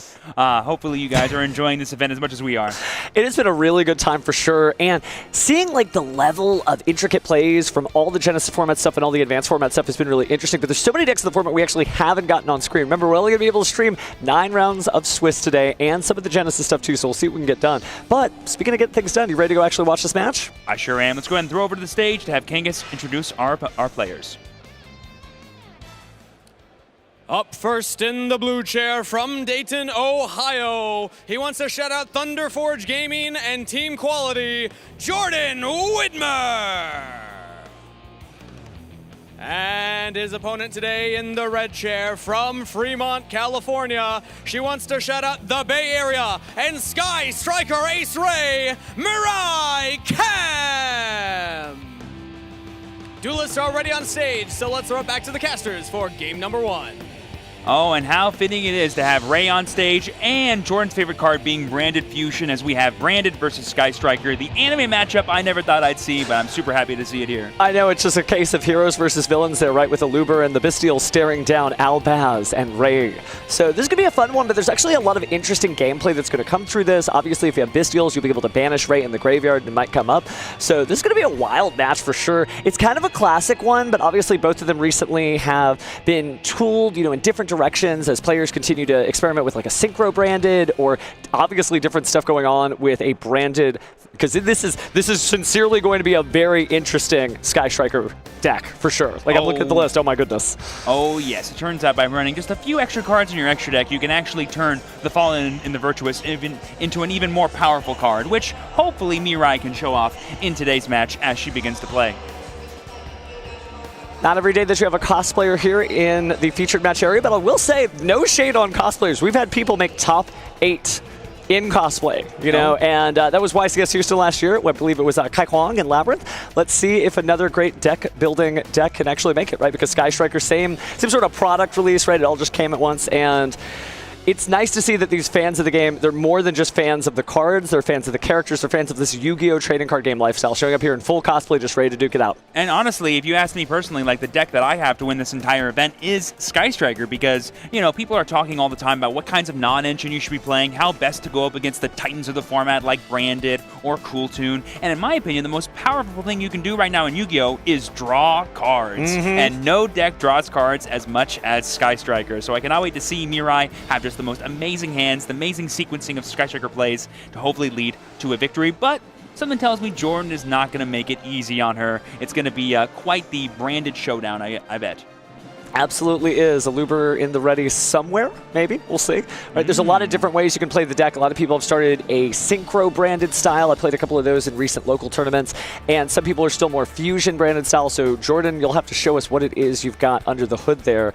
But at the same time, Sky Striker has so many different ways you can play it that, like, this is a match that the deck's like themes don't tell the whole story. We'll really have to see this card by card by card. Yeah, and I will say in terms of card advantage, like how this matchup might shake out is like a lot of turn cycles being repeated over and over and over again. And in theory, one of the only decks in the format right now that I can confidently say challenges Sky Striker's raw advantage is the Branded deck, because every single turn cycle, recycling all those end of turn effects being sent to the graveyard, recycling all your fusion material, all your powerful spell cards, etc., makes this deck so formidable, and what makes it such a good matchup into decks like Cool Tune. Certainly not an official game turn at all, but a lot of Branded players like to joke about it being main phase 3 when you do so many different card effects during the end phase, and it's a very, very strong deck. So this is going to be an exciting one. Can't wait to see it. I always say our turn. I'm like, guys, it's time to begin our turn. Let's just go ahead and get this started. That's just the best way to kind of go. Our turn, our deck, our duel. But looks like they are just getting ready to go here. And it's nice to see that a lot of different decks will get you this far into the format undefeated, right? We are about halfway through the day, and obviously everyone wants to make day 2. There's great day 2 prizing. You don't just have to make top 8, but I know that both these duels are trying to carve a legend all their own. Yes, super excited to kind of see how this matchup begins. Funny enough, I think, you know, Mirai is more than comfortable going first or second. I think against the Branded deck, if she had the choice, she should choose to go first because being left unfettered, which Sky Striker is known to like kind of like let their opponent play if they're going second, might be a little dangerous given how powerful the ceiling of the Branded deck is. Well, it's interesting, too, because this is a really good time for Sky Striker. I feel like with the recent Forbidden of K9 Noroi, you're not seeing as many K9 Crystron decks, which means you're not seeing as many spell cancelers out there. So just one less threat out there in the format to kind of weed out players like Mirai. So hopefully this is a good one for her. But again, just like I said, Jordan passing the deck across the table, cutting. It's going to be a good one. All right, both players are shuffled up. Hopefully we're about ready to get underway. This matchup could go either way. Both players are primed and ready to go as we begin round 4 of the Advanced YCS Columbus event. We're just as hype as you are, Duelists at home, just waiting for this match to start. But again, this is neat. This is a totally different era of Yu-Gi-Oh! Where people from all walks of Yu-Gi-Oh! Life are competing at the highest levels, and man, am I here for it. Oh, I mean, it's just so exciting to have like 2 simultaneous events, and the kinds of players that love going to Genesys are kind of similar to the players that love going to advanced main events. And the fact that they can now commingle as we begin game 1 of round 4 of our advanced main event is very exciting. We've got Jordan on the left, Mirai on the right, and the dice roll destiny begins with a 9, decently high. So this is technically an anime match, isn't it? Oh, and there's the 10. The first anime moment has hit us right there, Steven. Mirai will have the choice. Like I said, I think going first here is best, even though Sky Striker is known for being the best board breaker deck of all time without even needing to play any non-engine void breakers. Just Sky Striker engine itself could get the job done. That is some bling on the Sky Striker cards too, by the way. Start with the Engage right off the bat here. Ooh, the Rose Engage. So already Mirai is channeling the both power of Ray and Rose. Cosplay plus card. Oh, good vibes all the way. Gonna go ahead and grab apparently Mirai's favorite card there, getting the Widow Anchor. Anything on resolution? That kind of telegraphs to me that if we take a look at Mirai's hand again, maybe already has the Hornet drones. Huge heads up there from Mirai asking about anything on resolution, and Jordan saying no, meaning Droll and Lockbird is probably not going to be happening for the rest of this turn. And so the reason why we probably got the Widow Anchor there was to guarantee it in the hand in case there was a Droll coming around from us. But now we can go ahead and use this reinforcement of the army, or should I say reinforcement of the Sky Strikers, to go ahead and get access to another name. I think we already have Ray in hand, so is it time to get Rose, question mark? It might be. Nope, just going for Ray all the same. I mean, having as many Rays as possible is never a bad idea, right? Man, the bling, just the raw bling. Because look, 2 high rarity, different art Sky Striker Ace Rays there. Just has to pick which one to put on the field. Ooh, doing the one that we did not search for, kind of giving some information over to Jordan here, but it's got to be happening here to go ahead and get that first Link Summon off into Kagari. Kagari, go ahead and target. Let me think. Engage? Yes. Usually a good idea. So that could be the second engage. Got to keep counting. Was it you or I that used to do the count of how many engage have resolved in a match? Was it me or you? I think we both have done it. I think the high score that we've seen on a feature match stage lately is like 6. This is already 2. I mean, this is 2. It's going to be a... I imagine we're going to have more than 2 in just a single game. Social maneuver Lemnis Gate? Absolutely. So we'll add Lemnis Gate from the deck to the hand there. Pretty good setup so far. I mean, we have 2 of the most powerful interactions already, and now we're going to be able to go for the linkage here to go into our 0, which then can establish another spell for us. This can get another copy of Engage. Now that we have 3 spells in the grave. It's nice to see Sky Striker again, but it's true that we've been seeing more and more Sky Striker decks since the legendary decks came out earlier this year. But this is a deck that has a lot of legs, and it's incredible to see that, like, it's a strategy that didn't just fall by the wayside, right? Because when you come into a big tournament like this, obviously people are talking about Dooms, talking about Cool Tune, they're talking about even, like, you know, other favorites like Mitsurugi, but it's just cool to see people playing their favorites. Yeah, it's one of those things of, like, first you get the Duelist Advance release of Sky Striker 0, and that already unlocks so much for the deck. And then you have the final TCG release of cards like Azalea, which just increases the consistency of the deck and allows you to play more non-Sky Striker-like cards, / play Sky Striker in non-Sky Striker decks. It's like a splash engine. And look at this. Set 5. We know at least 3 of them are 2 Widow Anchor plus a Lemnis Gate. Who knows what else could be if you're on Jordan's side of the table. But if any deck can play through this many interactions, it's probably going to be branded. Let's talk to the viewers at home. If you're unfamiliar with Sky Striker, that may seem like a modest field, but the whole point of this deck is not to have any cards in the main monster zone. Targeting 0 to destroy. Ooh, we're going to try to force out the 0 here because it does represent a destruction on field. I will now. Notice we just let that get destroyed there. We decided not to chain anything. Yeah, there could be an opportunity for us to get back to it if you have another copy of Linkage, and so we can still utilize the effect. But here we see the Gold Star here to go ahead and banish the Mercurier. And that'll let us add, I believe, any branded monster or monster that mentions Fallen of Albaz. Taking a look to see what we're going to add. That Super Polymerizations in Jordan's hand may spell doom if we ended up having Rose and Ray on the field at the same time. We'll focus on the present for now as we search out Follow the White Dragon. Gorgeous hair. That's a pretty good one. This card will represent a lot of advantage for Jordan if Mirai cannot contest it. And the thing is, most of its value comes from just summoning the card, not even resolving the effect. So Widow Anchor won't be the best stop in the world. Titanic Clad. Any response? Ooh, but Titanic Clad will now guarantee Jordan some advantage in the end phase. And this is why this matchup can be a little weird, because Sky Striker's whole thing is perfectly interacting with what your opponent's doing and then denying them resources. But Brandon's whole thing is I always have access to cards. So the Widow Anchor is going to try to negate, maybe control. Oh, we're taking it. Okay, that's good for now. But honestly, Jordan getting it back at the end of the turn is going to be pretty good because we already have the Ecclesia, the incredible Ecclesia, and the special summon, and then the normal summon of the Aliber here to maybe get access to Branded Fusion could be pretty scary. And you cannot even activate anything to respond because all of this is typically requiring you have an empty main monster zone, so the only thing that's going to be the linkage here. Yeah, we maybe got a little ahead of ourselves with that take, but we have the Forbidden Droplet anyway to do the same thing, getting the Fallen of the White Dragon off the board, and we still have access to the other interruptions we held onto as Mirai. Wow, that Forbidden Droplet came in super clutch. But this is no longer just Fusion Albaz, it's also Synchro branded, so these are the right materials right now for... Oh no, we're just going to Battle Phase. Yeah, it's more damage if you do it this way, and then you can go for Ecclesia the Black Dragon in main phase 2 if I had to guess. Well, at this point you could go 15, and then 900, but you could also... Oh, it's only in the main phase you could tribute the Incredible Ecclesia the Virtuous, so you wouldn't be able to do anything too tricky, so just damage here. And then you lose the tuner monsters too, which you probably don't want to do. Unless your Follow the White Dragon brought it back. Ooh? Question mark? Synchro Summon into Ecclesia and the Dark Dragon. Yeah, but it's going to be Ecclesia the Black Dragon. This will allow you to get another Fallen of Albaz in rotation and or get a monster back from your graveyard in general. It is a reasonable thing to take here if you're Mirai, but if you don't have a way to like convert it into getting off the board, it probably will just like delay Jordan a turn, and then you still have to deal with it afterwards. I will chain Lemnis Gate. Sure. Oh, okay. Interesting way to deal with that. 0. Yeah, so now thanks to Lemniscape, we can go ahead and return in combination of 3 Skyscraper Ace monsters as well as spell cards. Absolutely. And then for each combination of 3, you can a non-target bounce something back to the hand. In this case, back to the extra deck. And there you go. I will set... Sorry, each combination of 2, forgive me. Well, they have to just be the same number. 2, 3, as long as you match, you've got it done. Yes. But actually, despite kind of the explosive back and forth here, the game has kind of gotten to like a neutral state. Jordan sitting on the super polymerization of one other card, but no card in the hand. But don't worry, it is branded. It's going to get those cards in the hand pretty easily. Yep, Ecclesia goes back to the hand, and then we're going to go resolve the effect of Titaniclad as well as Albion this turn. So we're going to get another set branded spell, and of course we're going to get any monster that is Dogmatica or, at this rate, or just going to be Quem or Cartesia. Yeah, it's going to be Quem here. Card that mentions Fallen of Albaz. Results. I think this also is very telling of the format for both these duels to be able to get this far. Neither of them are really trying to control the tempo of the duel, so it shows you that playing Yu-Gi-Oh! Is a viable option right now.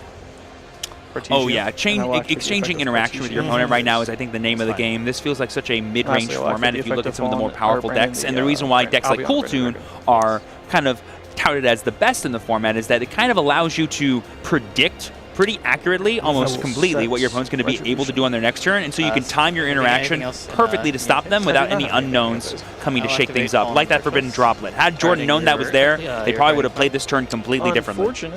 So we got Quem onto the field here, but it's going to be lost to a rival Fallen the Virtuous, sending Albion the Branded Dragon. Going to go ahead and use the Albion the Branded Dragon's effect to set another Fallen the Virtuous. Yep, we are still in the end phase of Jordan's turn, by the way, team. That's why all this can be happening. It's because Jordan has more and more effects. It keeps giving priority over to Mirai to activate a new effect, and she just waited till the most opportune time to go ahead and use that set Fallen the Virtuous. Okay. Anything else? Nope. And now that second raid we had last turn is going to pull up big dividends, I think, for Mirai here. Now that super polymerization is somewhere in the spell and trap zone, so if you end up seeing Rose and Ray trying to work things out together, they might get combined into something like a Muddy Mud Dragon. Yeah, but Mirai doesn't necessarily know that, so she might be playing into it by accident. But luckily, famously, Sky Striker has one monster in play almost exclusively. So we've got Ray back on the board here. Over to you.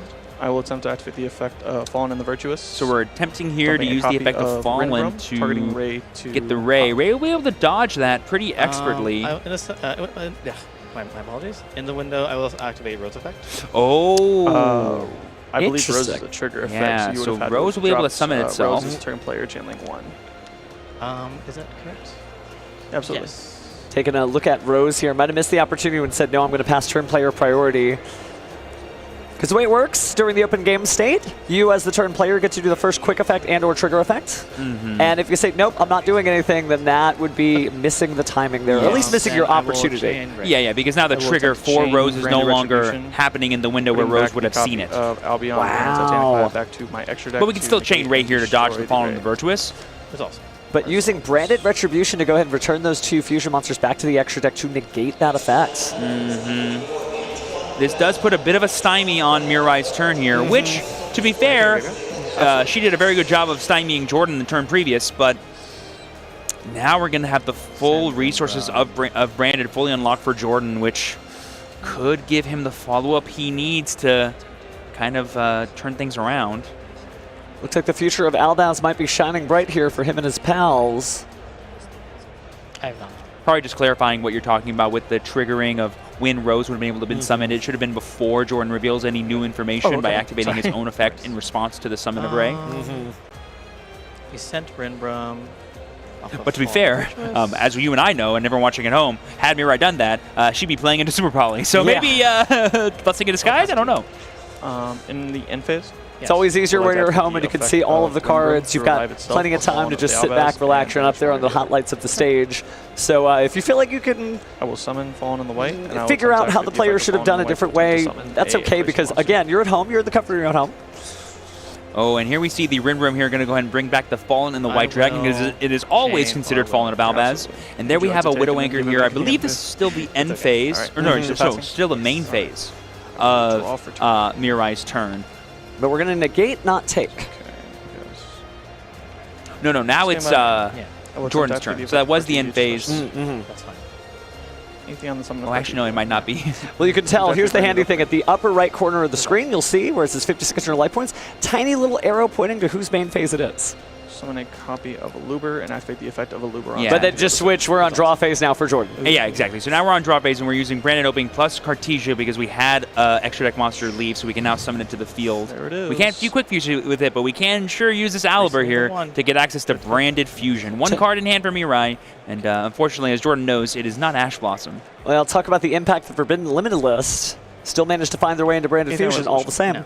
Oh yeah, this deck was, you know, has been used to playing one Branded Fusion for a long time. It was not a shock to them when it went back. Just business as usual? Yeah, basically. Looks like maybe a Synchro Summon here instead of using Cartesia's effects. That's true, that's true. Now we're going to be fusing after all. I mean, when you have such a well-established graveyard, Albion becomes such a powerful utility piece for you to get access to even more powerful level 8 fusions. Summon Albion the Branded Dragon, and now it's time to activate the effect. Because right now, Jordan really needs damage. Because one thing about the Skyscraper deck is that it can be a little, how do I say? It can put up a lot of defense out of nowhere sometimes. Well, the only defense so far is going to be the Looper, but we are going to go ahead and use the effect of Albion the Branded Dragon to banish Blazing Cartesia the Virtuous. It looks like Guiding Quem is also going to go here, so it's going to be a Grand Guignol. Yep, and this is going to access to more things being sent from the extra deck and our main deck to the graveyard. And just a heads up, friends, Mirai did receive a PE minor for the attempting of summoning of Skyscraper Ace Rose after asking for a response of the successful normal summon. Basically, like you said, they passed priority over to their opponent activated a card, and they're like, oh, actually, I want to go back a little bit and do something else. Yeah, just a warning there. But it does show you that, again, sometimes when you're in the feature match stage, even if it's, you know, a comfortable environment with almost nobody around other than you and your judges, stuff happens. But we are going to activate Branded Fusion here. Does resolve. Take a look at the graveyard just to figure out. Is it just me, or is the boss music playing whenever Branded Fusion activates? Oh, goodness. Yeah, it kind of does change things up. Ooh, and here we see Branded Retribution going to be adding back the Fallen Virtuous, and Mirai's like, that's going to be too much. I won't be able to fight through all this. So episode 1, where our worlds collide, Branded has beaten the Sky Striker package, but we'll see if Mirai can bring it back in game 2. And as Mirai saw, there is a bit of Bestials in Jordan's deck. Not every single Branded player right now is on Bestials, so Mirai needs to kind of take that into consideration as she plays through the rest of these matches. Well, think about, like, what are Bestials going to eat right now? They can eat Mitsurugi, they can eat Red Dragon Archfiend cards. And by eat, by the way, of course I mean banish from the graveyard in order to special summon themselves, but they can also take out... I mean, Yummy, not as popular in the tournament scene lately, still playable. But they can interact with some cool tune cards as well. They can, and the real unlock is Bestial Saronir in Branded is basically just an extender for every single card in your deck. So that is true. When you have the bonus of playing powerful non-engine that also supplements your main engine, it feels like a no-brainer to include it in your deck. You're absolutely right. Also, funny enough, Magnamut. How do I say this? It's like a really good counter to Cool Tune because at the end of your turn, you shuffle your deck, meaning if they manipulate your top deck, oh, no, they did not. So Mag has kind of at an all-time premium for that reason.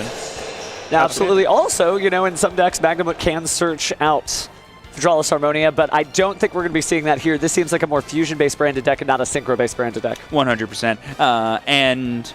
it's going to be interesting to see how both players sort of react in post-side. I did see some cool cards there being flashed from Mirai, but I won't give it away just yet. I'll give her the opportunity to use those cool cards if they come up. Definitely some interesting stuff. Jordan's, though, feeling pretty good. It's always really important when you're going second into any deck, let alone Sky Striker, to break serve, you know, to go, oh, set my opponent back in a moment where they thought they were being set ahead is really important, both for your mental, because now you have 2 whole games to keep playing, one of which you know you're going first in case it ever gets there, so you can maximize your overall advantage before any cards are even drawn. A little back and forth as we were chatting between Jordan and Mirai, just about, you know, being comfortable in the stream and what your friends might think at home. Hopefully they're sharing and supporting you. If not, you can always show them the VOD, right? But it's your little chapter in the greater Yu-Gi-Oh! Pantheon, right? Being up on this stage is something that they can never take away from you. Whether you win or lose, you had your moment. Oh, yes. About 35 minutes left on the clock. I mean, something that's always exciting is summoning Sky Striker Ace Zero. Whenever I get the chance to play Sky Striker, I'm just always in love. Whenever I'm just activating these powerful cards and drawing cards and making it really annoying for my opponent to fight through every interaction piece I have. And the plus side, like, how do I say this? Like, more Yu-Gi-Oh! Gets to be played when you're playing a deck like Sky Striker, and when you're playing a deck like Branded, like you said, it's our turn, it's the 3rd main phase, I'm drawing cards. There's so much Yu-Gi-Oh! To be happening in the next, like, 20 minutes that we're about to watch between these 2 games that I'm just at the edge of my seat, and hopefully everyone is at home as well. All right, Mirai said if it didn't work the first time, maybe it'll work the second time. I'm going to happily go first, but not quite draw those cards just yet. So that way, just can go ahead and get caught up with everybody else. All right, well, they are drawing their cards. So in a moment here, we should be able to go into Game 2. And it's been, again, an interesting match here as we are in Round 4 of YCS Columbus here for the Advanced Format event. All right, good luck, good luck. All righty, best of luck, both players. The Fist Wipe of Destiny as we draw, and ooh, I see some goodies. I definitely see some goodies there for both players' sides. We're in for a bit of a treat. Absolutely. Turn of super polymerization. Which Jordan did not need to reveal in Game 1. Mirai could accidentally play into it again. The same engage, here we go. Gorge. That is kind of what you have to do as a branded player, though. You get used to watching your opponent play. You're not really running a lot of pieces of interaction. Even if you're going second and maybe you side decked in some Ulcharmies or something like that. Mostly what you're doing is just watching all of the pain pile up that you're going to have Albaz navigate his way through. And once again, we're going to get that first choice of Wind Waker and the normal summon of Sky Striker Ace Rose. Not the most ideal, but I think it's pretty safe to assume you're playing against the 50-card branded deck. They're not going to have that much in the way of interaction. They're going to have a lot of engine. And as long as you can combat that engine, you'll be fine. So just getting a regular Link summon is more than protected enough. I miss engage being at 1. I understand. How funny for the branded player who recently had branded fusion limited to 1 saying, I miss engage being at 1.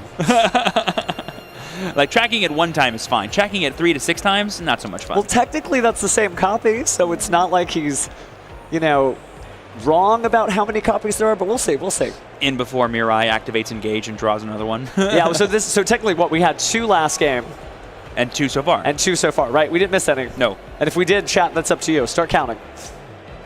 For a linkage. All right, so we're going to get that linkage here. This will establish 0, no problem, kind of like we did in Game 1. And then we got the full grip here. Yes.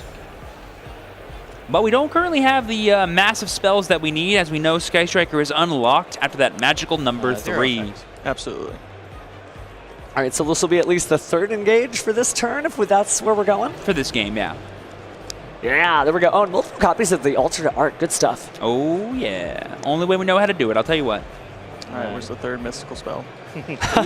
Yes. There it goes. We're not going to get the full power to get the search and the draw, but we kind of don't need it. We already have the guaranteed copy of Wind Waker in our hand, plus what appears to be 3 other spell cards.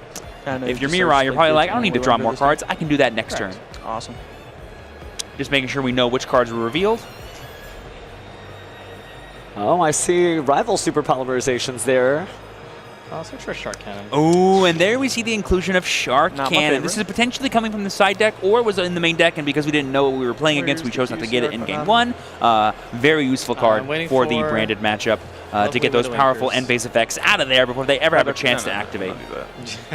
There was ever a use case for like big burn in Labyrinth. This format feels like it's it.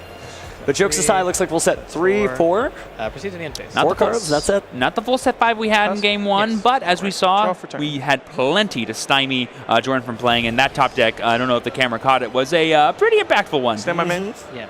No. Yes. No. Yes. Lightning Storm. Yeah. Now, it's Lightning Storm. Now, we do have a lot of chainables, but I don't know how valuable they're going to be in an empty board. Like I said, Sky Striker cards love trading into other cards. And right now, Jordan doesn't have any in play for you to trade. Oh, they're all gone. It's just going to be wiped. And now Jordan's only question is, can I play through a 0 and can I count to 8,000 damage? Nope. Which is hard, easier When I play Fallen in the White Dragon effect, sending Albion. Well, activate. I saw the Sky Striker anime. They typically navigate through some perilous situations, but this is really hard. Make Mirror Jane. Oh no, here comes Mirror Jane, and there's the concession. Oh, a very good duel that was coming there, but Mirai was just like, no, I play branded too. At least I play some of the branded cards, so no, I'm not going to be able to get through there. So Jordan is our winner here.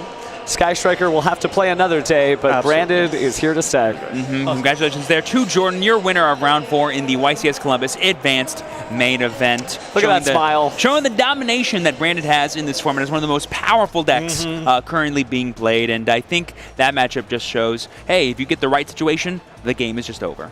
A lot of Duelistic Branded may be the #1 deck in this format right now, just considering it has so much gas in the tank. It plays through so many different situations, but, well, we're only in Round 4, so folks at home, just wait and see. We will find out what this format's about after all. I still firmly believe in the power of Sky Striker, just like Mirai does, and hopefully she can continue playing as well as she has to get where she is currently and continue on and maybe even get that coveted top 8 spot. Can do it. She still seems like she's happy. That's the most important part, right? You just like Ray, right? You brush it off and you get back up and you get back to fighting Spectre. Hey, it's only our first loss. We're still going to be fine. We have plenty of dueling to play. And if you just see, you can see the Droll and Lockbirds there on the table just right in front of Jordan. Kind of hard to see it from that angle, but yeah, it shows you that he really respected. Look at that side deck power. He was completely ready for Sky Striker, and a little smile on his face. You know, when you get the Lightning Storm, you got the Lightning Storm, but Jordan pointing out to the crowd, obviously got some fans out there, and good for him. It's nice to always see your support people.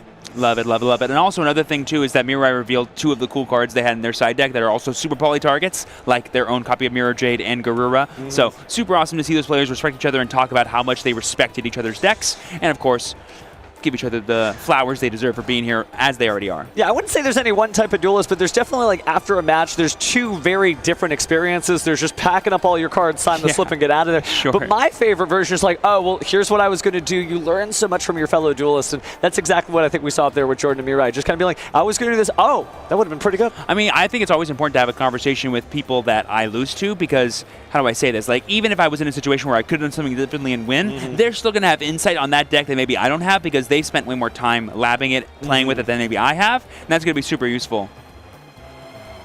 All right, so looks like we are ready to go to the stage. I want to go and pass it on to another Steven and hear from our winner. Oh, oops.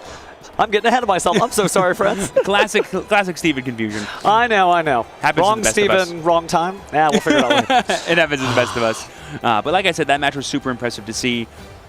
And that was really fun, and I think I'm looking more forward to seeing what else the branded deck can do. We saw it play through a lot of interaction, but I can't wait to see how it plays against decks that may be more targeted to fight against it, like a Cool Tune deck, for example. Or Dooms. Imagine if you drop everything from the Dimension Shifter, maybe the Retaliating Sea. You know, I've talked with a lot of duelists about Retaliating Sea. They're like, it doesn't do enough this format. Man, when you get hit with Retaliating Sea, you change your mind. I don't know if I would ever say getting hit by Retaliating Sea is not good enough. It's usually pretty good. It's pretty good. It's pretty good. You know, thinking about that, in Cool Tune, you still have the Cool Tune Synchro. Yes, it's down to 1 Synchro Overtake. It does take a little bit of slots. It is hard to find, right? We're not playing Master Duel, so you can't just be like, I'll just get Max C, but it's still pretty decent. Worst case scenario, people are playing Pot of Prosperity now in their Cool Tune decks just to get that little extra bit of consistency that you maybe lost by losing Synchro Overtake.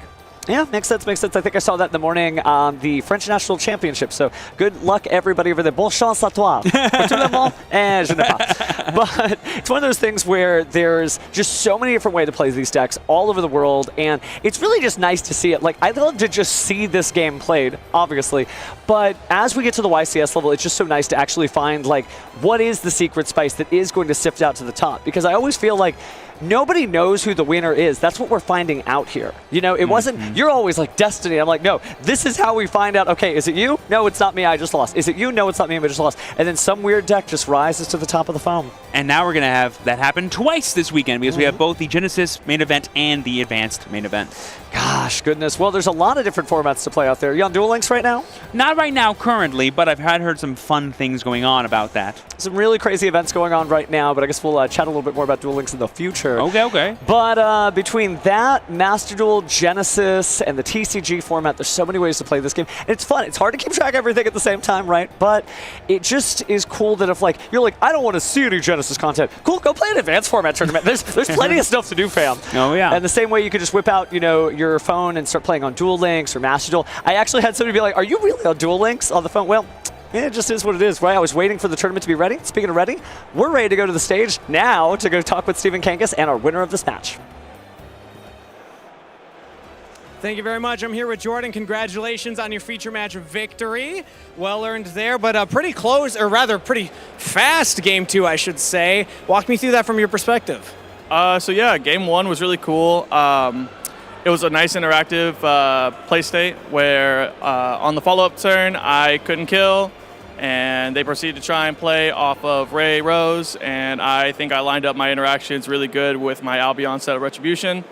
And then game 2, it was a very unfortunate set 4, and Activate Lightning Storm, honestly a travesty, but you know, it is what it is. Well, hey, at least you're, you know, giving your opponent some props right there. She was playing the Sky Strikers.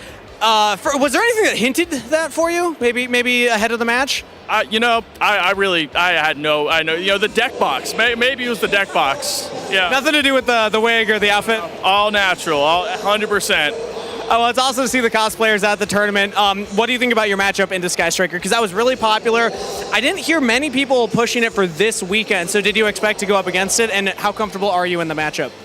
I think Sky Striker is a very competent deck. I think piloted by really good players, it's a very solid strategy. I think it could be a lot of the top meta decks, and I think it has a very decent Cool Tune matchup. I think Branded is positioned very well into every deck except something like Doomsday and sometimes really good Cool Tune players. But Sky Striker, I don't really think it's too bad. Honestly, Albaz just waits to see you to have one monster, and then it's our monster.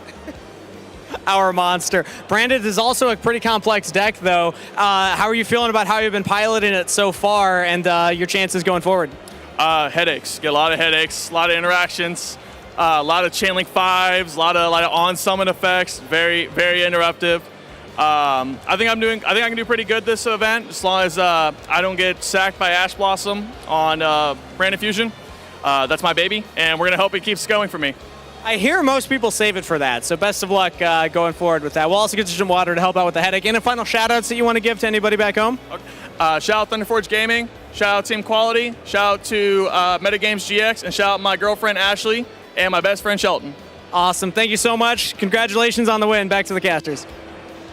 Oh, wow. What a beautiful sight to see there for Jordan. Feeling so confident. Chainlink 5, that's a little complicated, I imagine, and will definitely give me some headaches, so congratulations to him, and hopefully they can keep it up as they go into round 5. Yeah, definitely unironic Chainlink 5, right? It's not just a joke, you're not just activating card effects and stuff. What's so cool about Branded is it is very complex, but it's non-linear. You can basically pick a path and figure out exactly what you want to do and speed things up, just get to your exact game state. And speaking of speed duels, why don't we take a look at everything that has recently been added to Yu-Gi-Oh! Duel Links, because your eyes don't deceive you. That is Labyrinth, IP Masquerade, which actually a reprint in Duel Links.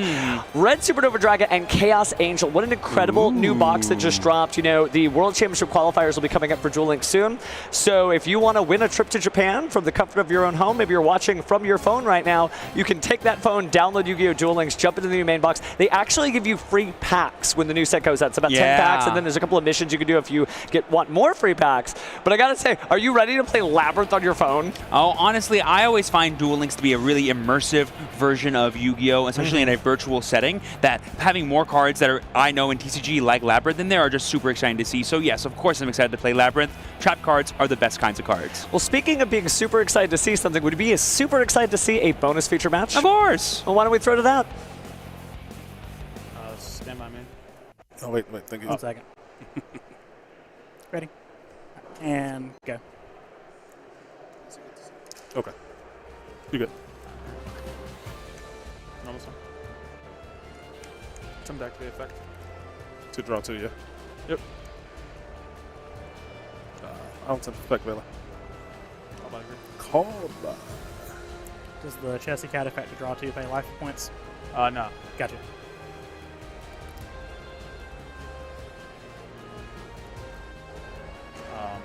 You chain pay 300 to summon? I'll chain draw 2. Sure. Draw on Lockbird. You good. Effect is set. Who's awesome?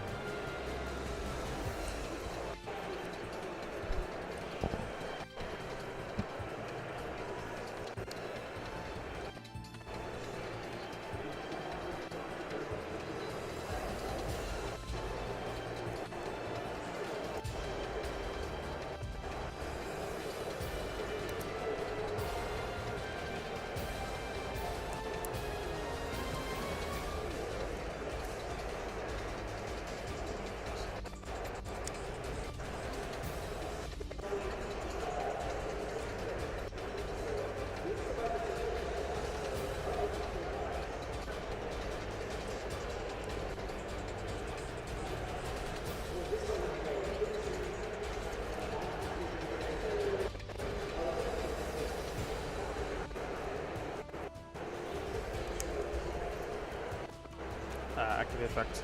He doesn't target, does he? No, he doesn't target. Okay. I'll respond. I'll go spell. It's not. It's a cost. Oh, it's cost to. Yeah. Okay. Yeah. So I guess that's on me.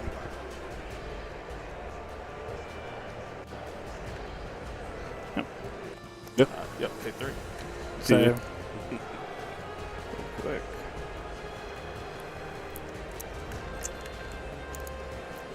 So going to issue a PE minor for the illegal bell. Is this your first procedural error penalty for today? Yep.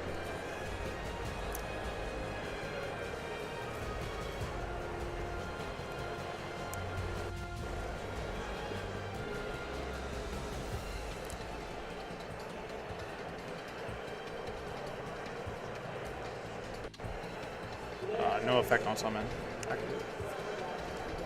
So you banish for cost. Mind if I read real quick? Yeah. It's been a while.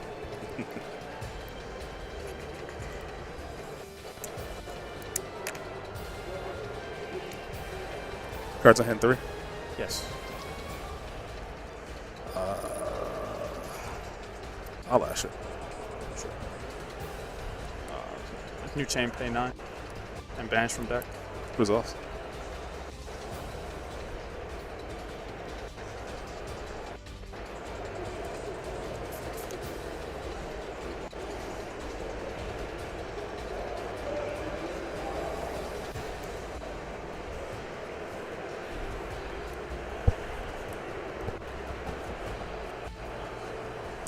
Attempt to activate effect. Resolves.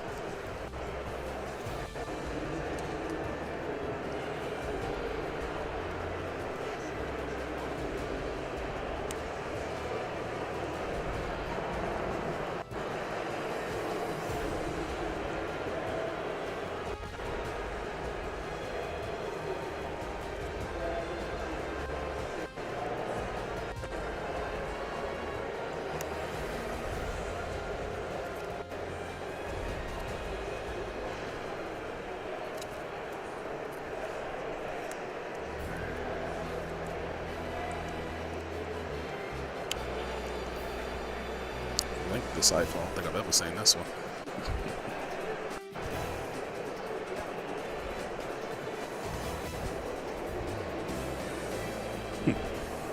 Okay. Sounds good. All right. Activate.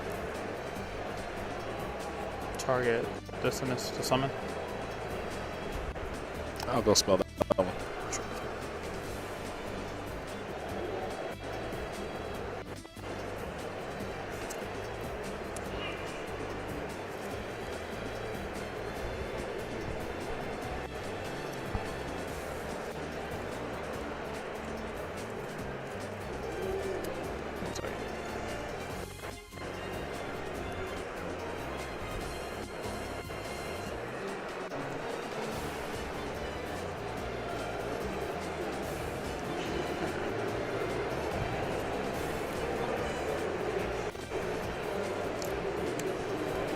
Get access, target gain 3, and I'll pass. Can I check your grief? Yeah.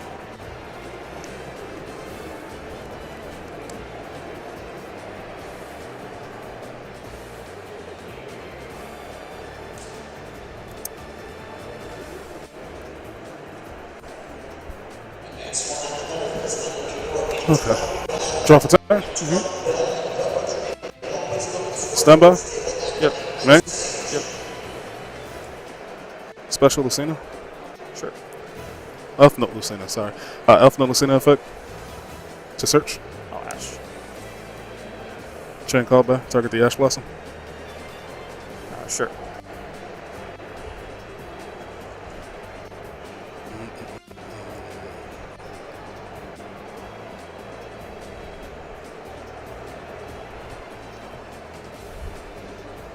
Yeah. Good Elf Note Regina. Resolution? Sure. Activate Elf Note Regina, sending for cost to the special. Yep. Regina to special from Duck. Mm-hmm. He's at 53, right? He's at 5,300, correct? Yes. Yes, it's at 53.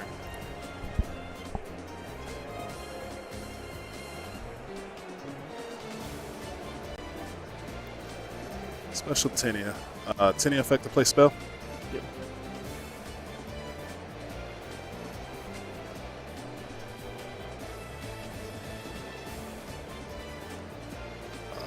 Spell effect.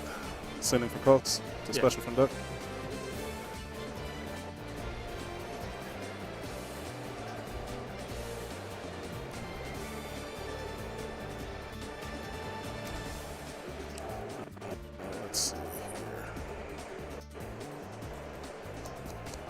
3 in hand. Mm-hmm.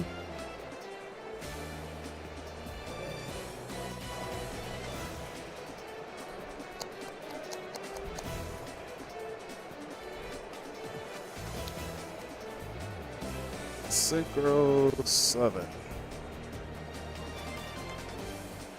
Black Rose. Power Patron 1, Black Rose 2. Sure.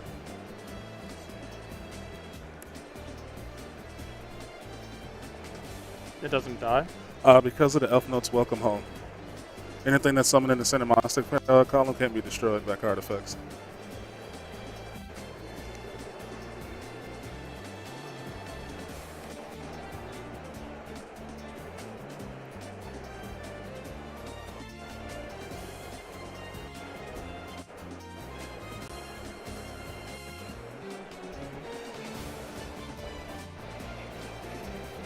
Attention against format competitors. I need William Robert Braun up to the main event stage, please. William Robert Braun, please come up to the main event stage. Normal summon the Power Patron? Sure.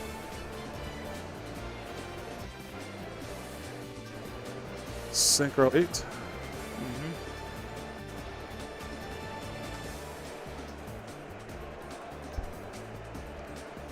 Go into Ecclesia and the Dark Dragon. Yeah. Ecclesia effect. Yep.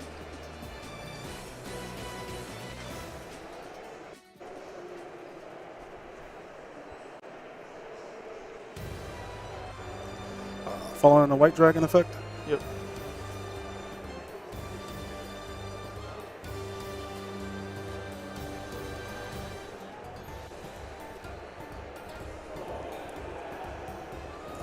Let's see. And that. Synchro 8.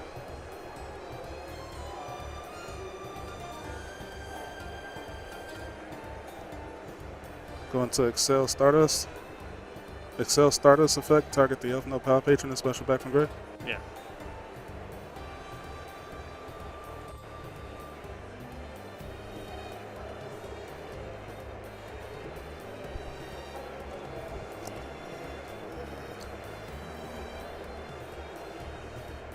Enter battle. Sure. Attack for 25. Yeah.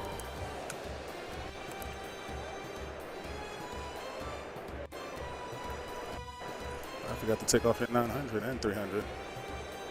1200. 1200? Yeah. So that should put you at 43, right?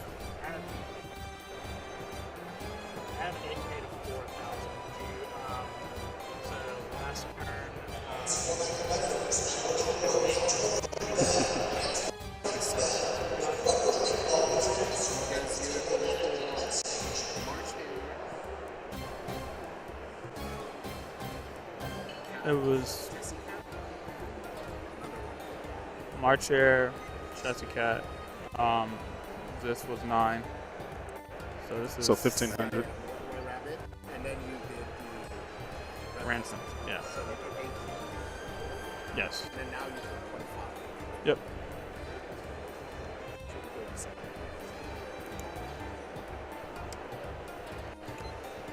Alright, give you that guy.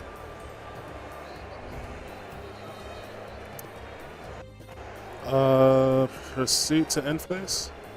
Sure.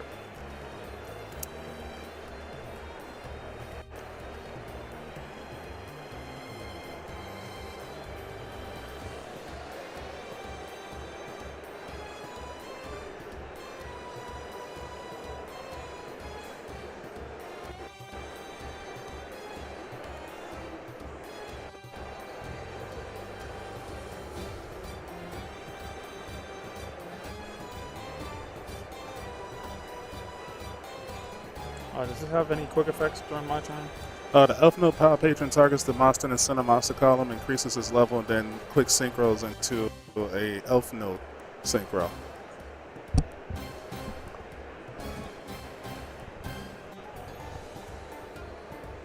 Gotcha.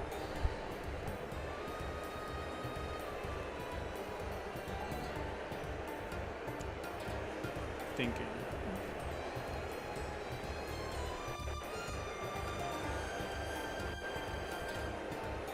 Normal summon. Normal summon is good.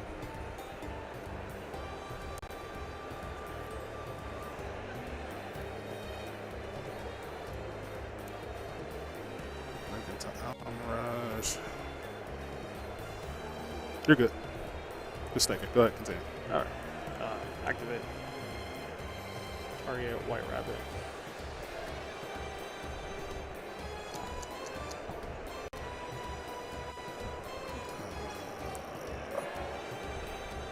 I'll take Ecclesia to special. Sure.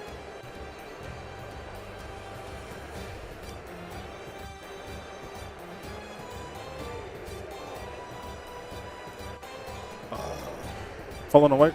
One summon. I'm if you have any summon. Chain Link 1. Chain Link 2, fall on the white. Yes.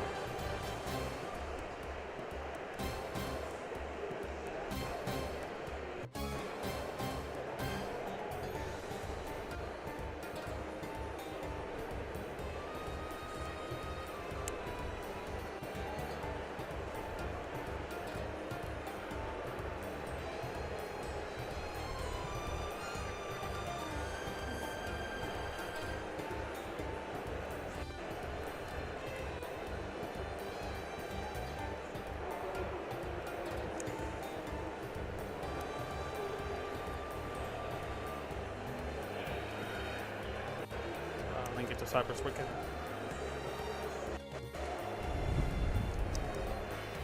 That's fine.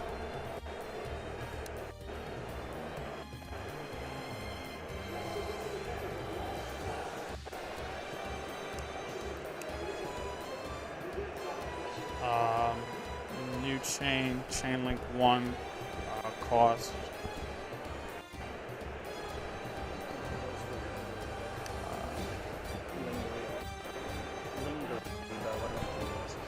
To add. You're good.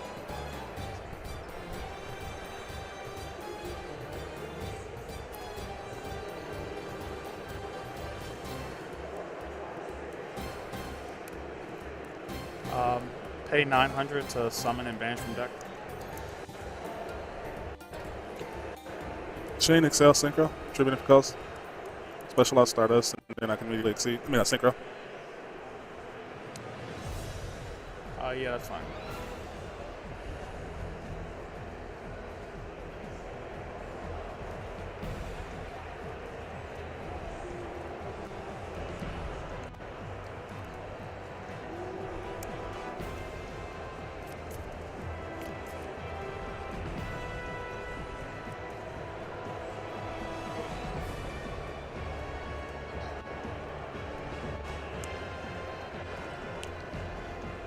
Resolution, anything, because I do have triggers. Yes. Chain Link 1 to search and Chain Link 2 Dormouse. Chain Link 3, Power Patron, Chain Link 4, Ravenous Crocker Dragon to draw 2. Since 2 non-tuners were used in a synchro. So, that's fine. I believe you cut already, right? Yeah, you're good. Okay. The Dormouse pays the 3, correct? Yep. Yep. Yep. Yes. Yep.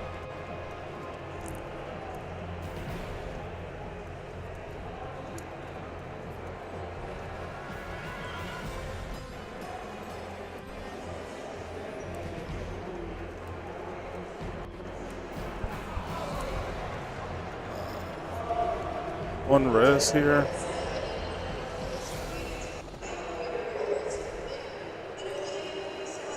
You're good. You good? You're good.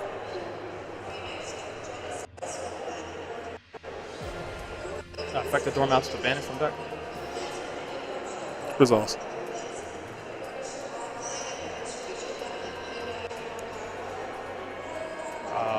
I'll pay 300 to add. Mm-hmm.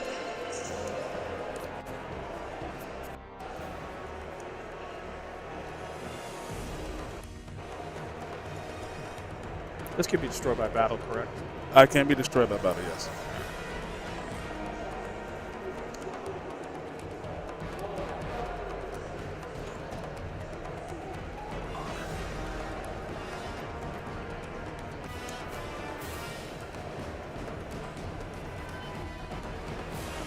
activate effects. You do not pay a cost of target, correct?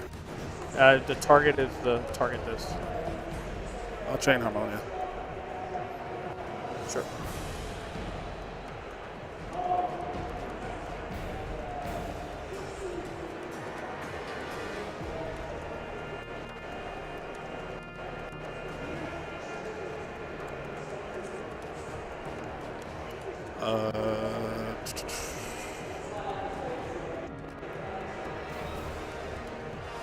Destroy the crypto. Yeah, it can't be destroyed. Oh, it can't be destroyed? Okay. Yeah, it's pointless. Yeah, okay, that's fine.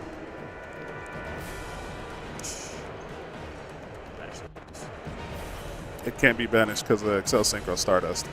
Okay. Resolution. Golden Blues Kala Malone. Can this be targeted, or this is giving the targeted protection as No, well? it can be targeted, yes. Okay, I'll target the crypto to return. I'll chain.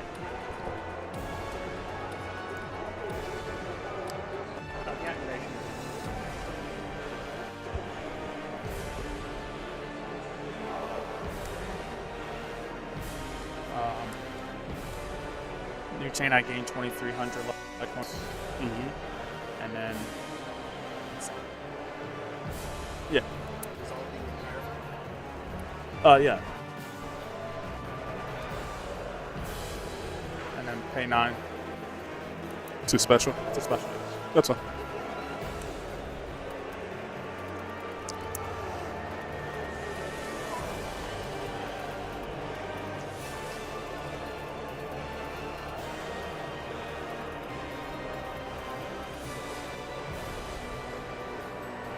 She's at 56.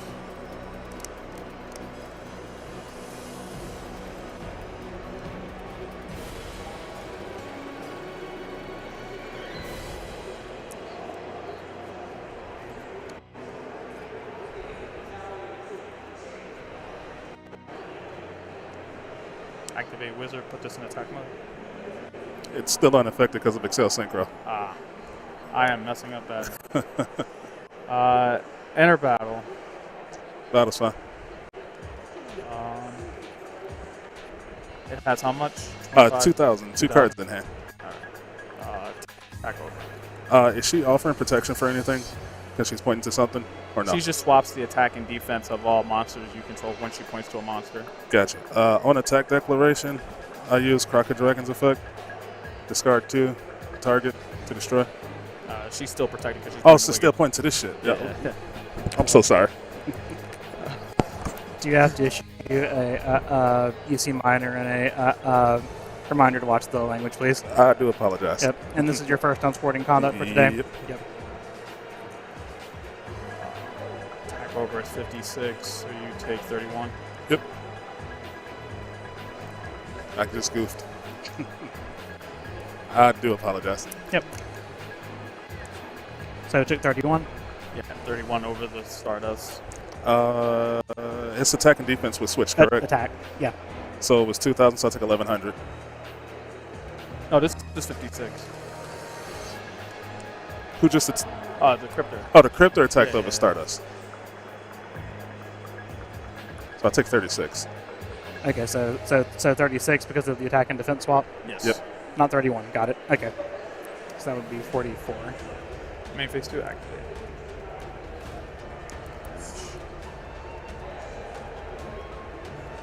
I have 36. I have 36 Pay 300 to summon. To 44. Yeah. You're at 57.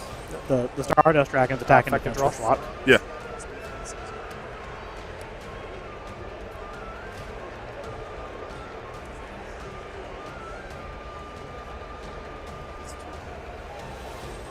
Yeah. So it was 56 over 2,000 is 36. Yeah. Yeah. It was 5,600 attack, right? Yes. Yeah. Yeah, you. 56. Yeah. Yeah. Stardust was at 2K. Yeah, we're good. Yeah. Effects. We'll go game 3. All right. So red wins game 2.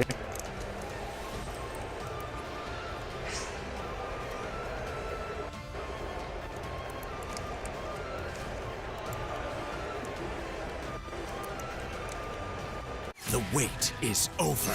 It's time for my divine wind to blow throughout the world. Behold, Boral Shroud Dragon! Yu-Gi-Oh! Trading Card Game, Burst Protocol, available now. Resolve the times.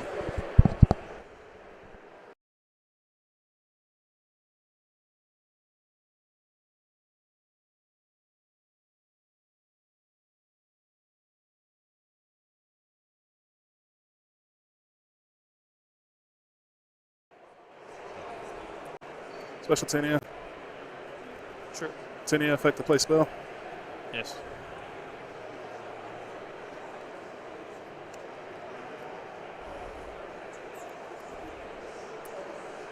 Spell effect. Send Tenia for cost. To add. To a special summon from deck. I'll chain flaws. Chain full walls. That's fine. You have no prior chain. Double full. That's fine.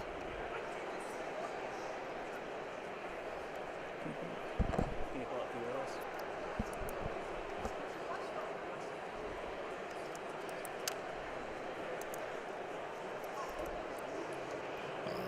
Special Fortuna. Yes. Fortuna effect to place trap. Yep.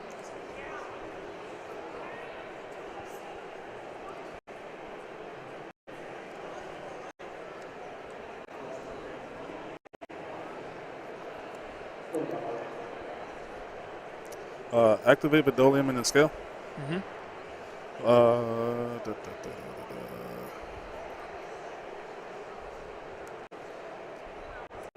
Vidolium effect to destroy himself and boost up all power patrons level 12 to 10k to the end of the turn. Vidolium effect to add a power patron card from deck to hand. That's fine. Go back to the stage report. Go back to the stage report.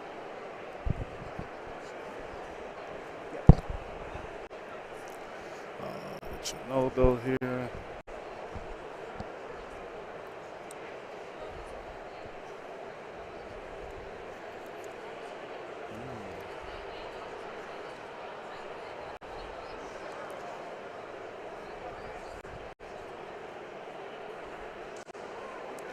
Go skeleton, Odo. Sure.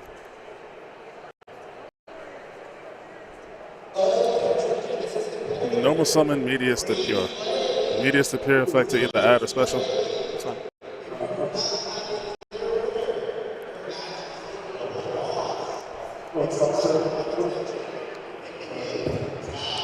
I'll special. Resolution, Genodo to destroy itself and draw 2 cards and discard 1. Genodo good? Thinking. Oh, Ash. Ash? Sure.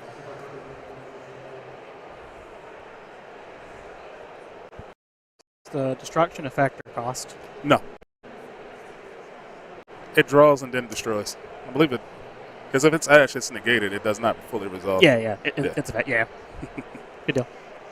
Just checking.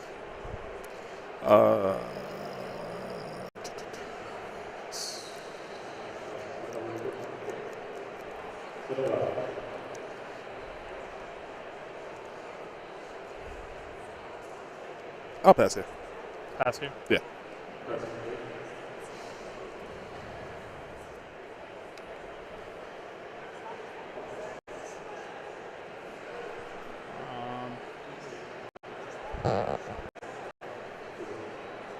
Stand by me. Mm-hmm.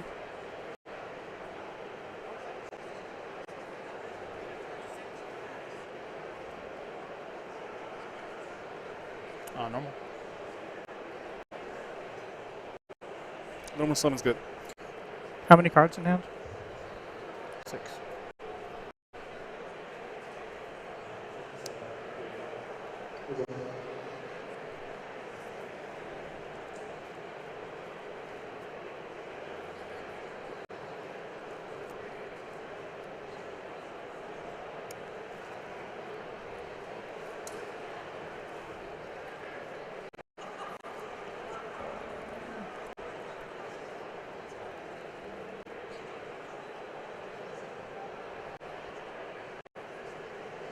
Activate target. Single spell.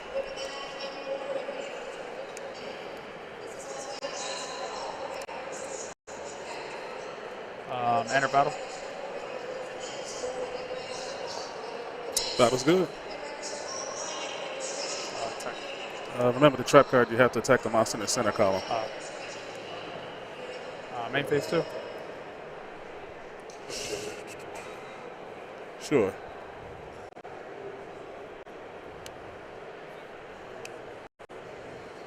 Go ahead.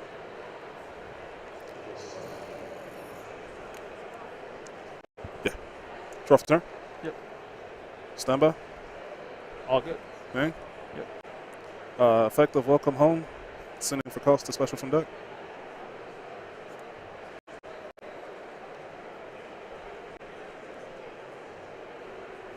Impulse. Any traps in grave?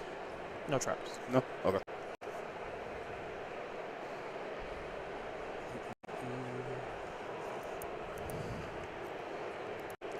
Normal summon Elf Note Power Patron? Yeah. Effect target himself to make himself a level 4. Sure. Synchro 8.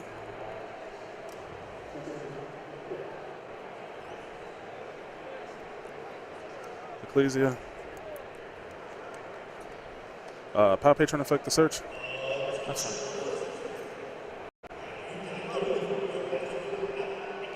Get Regina. Resolution. Draw. That's fine. Switch to attack.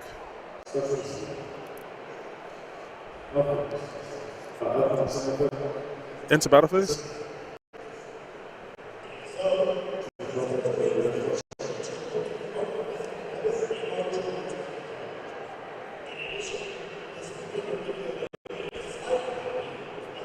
Sure. Lucinia to attack. Take 22. Yep. Ecclesia for 25. Yeah. Rhapsody effect. Send it for calls. Target 10 at a special from grave. That's fine. Attack for 24. Thinking. I believe that is game. You said 24? Mm-hmm. So I had 22, 25, and 24? Yep. I'm thinking. He's thinking on the attack declaration. Thinking. I see. Gotcha. 22, 25. That's 47. Either way.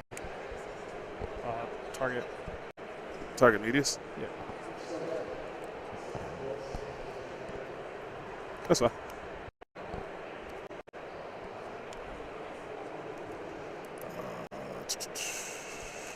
Okay. So, on summon, Regina, send for cost to special. Sure. Regina to special from deck. Crown. Crown Regina. I did have another champ, but that's okay.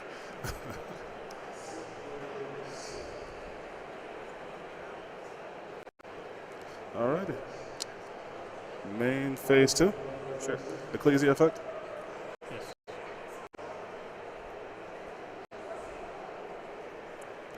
Fallen effect. Sure.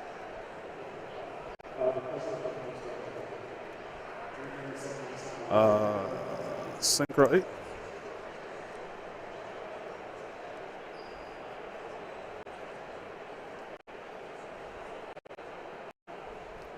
Excel effect.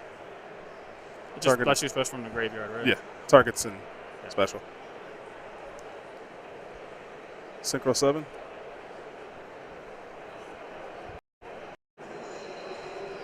Seraphim effect. Sure. Oh. Synchro 8.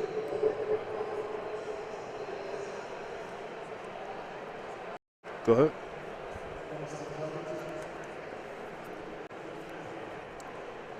Stand by me. Mm-hmm.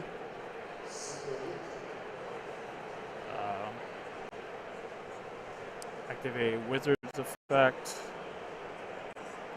These guys are unaffected, correct? No, not at the moment. That's only when his effect is used to synchro out. All right. It's time in the round. Duelist, at this time, your match result is now a double loss.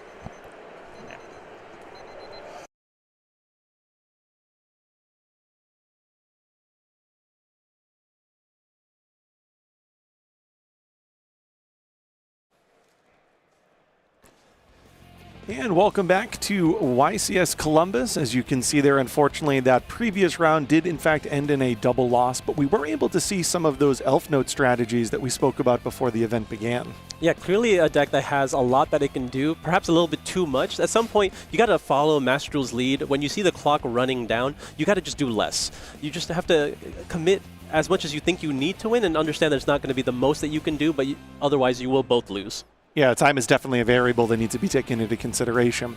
But we are now 4 rounds through the advanced YCS, and there have been players to watch that we denoted at the beginning of the event, so let's take a look at how they're doing right now. We have a lot of our players here. Actually, for the most part, they're all still undefeated. Only Kamal has taken a loss so far, but if you've seen Kamal's record, 7-time YCS champion, dozens of YCS top placements. 1 loss is not enough to stop him. But we have my pick, Steve, who recently got top 4 with Dracotel. He's currently 4-0. He's playing not Dracotel this weekend, but still a very strong choice. I'm not going to spoil it right now. Talk to me about your choice. I selected Clifton Land. He is 4-0. I know he's playing Branded this weekend. Yeah, see, Branded, okay, if you're just going to spoil it. Okay. Steve is also playing Branded this weekend. I think Branded is a very strong choice for this tournament. I selected Cliff assuming he would play Branded, knowing how well he's played it historically, because it was my deck to watch this weekend, so it was an assumption. Yep, but speaking of players to watch, Jeff Jones is in there 4-0 as well, and I believe he's going to be our feature match this round, and I think Kangas is ready to introduce our players. Yeah, let's throw it on over to Kangas so he can introduce his player to watch this weekend. For our next round feature match, up first in the blue chair from Royal Oak, Michigan, previous UDS champion and claims to be literally 60 years old, Jeff Jones! And his opponent today in the red chair from Harrisonburg, Virginia, got top 32 at the NAWCQ last year, and if Jeff is 60, he's 58. It's Matthew Grooms! Duelists are already on stage, so let's throw it back to the casters for game number 1.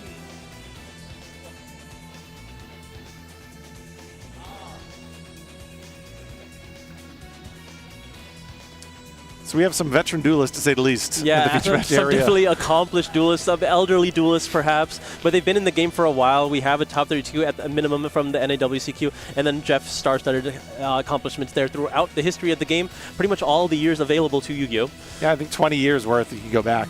I think the very first time that he placed in the top of a YCS, it was when Element Hero Stratos had just been released. I remember his deck had 3 copies of it because when it was first released, there was a small period of time which you could actually play 3 copies. I don't think I was born yet. Okay. So it was very soon limited, eventually forbidden, and then obviously it's made its way back up to 3 copies. But I remember when that card was first printed all the way back, 2007, I believe, you could play 3 copies for all of just 1 YCS. Makes sense. I think that card is still strong now. I don't think you'd really want to be able to play 3 back then, because there still wasn't once per turn back then, and there were ways to exploit that, right?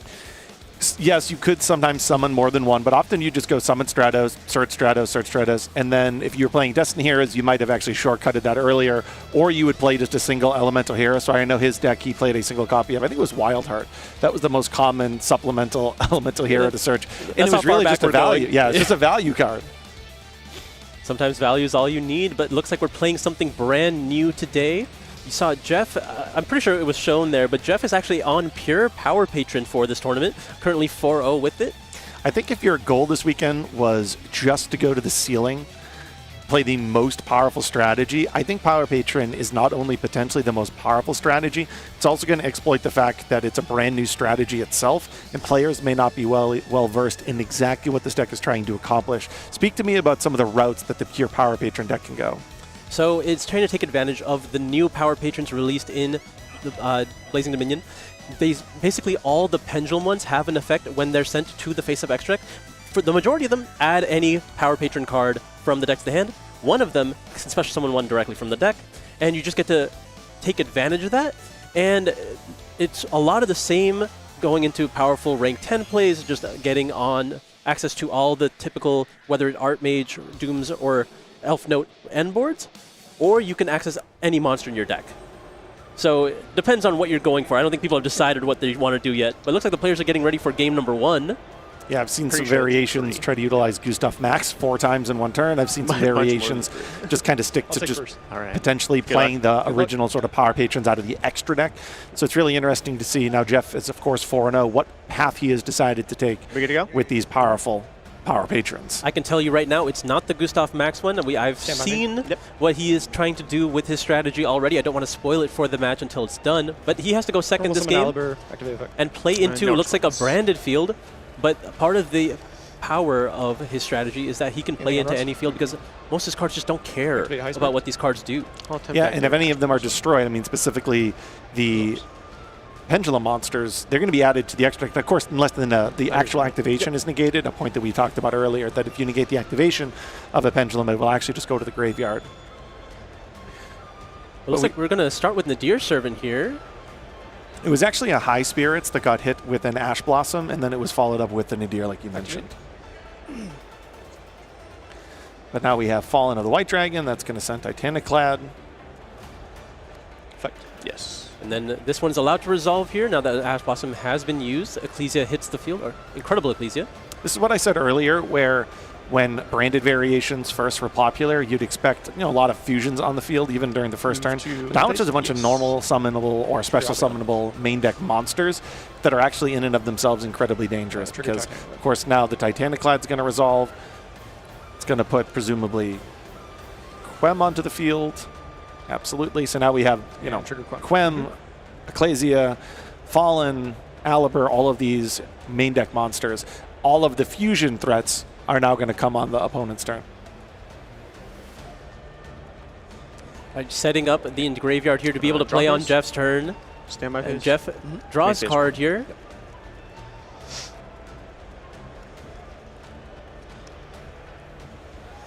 I'll start with Power Patron Terminus. No response. All right, we're starting off with Terminus here, brand new spell. So if Jeff had actually gone first, this single card can basically access the entirety of that deck's combos. Yep, there are several one-card starters for the deck here. Any way to Medius will also do it. So now we see Nervado being sent down to the graveyard. And then I will add Medius to hand. Resolution. There is the Medius. So it's important that Terminus sends it down to the graveyard like that, because in order for Veludium to activate its effect, you need to be able to look into the graveyard and add one Power Patron back to the hand or special summon it. But if you do not have the ability for that to happen, it in and of itself is not inherently a one-card starter. So you will see it activated now into the Pendulum Zone, but players typically only play one copy of this. Now this card is especially potent in this deck. You see it played in the Dooms deck as well, but it's not actually able to be summoned in the Doom strategy. In this deck, it absolutely can be. Yeah, I actually see Archmage sometimes can summon it too, but it has a really wild effect when it's actually summoned. Just taking the entire graveyard of both players essentially and wiping it out. That a Power Patron card? Sure. Yep, and still be able to resolve its effect in the face of extra deck, just like all the rest of them. You're going to be able to add any Power Patron card.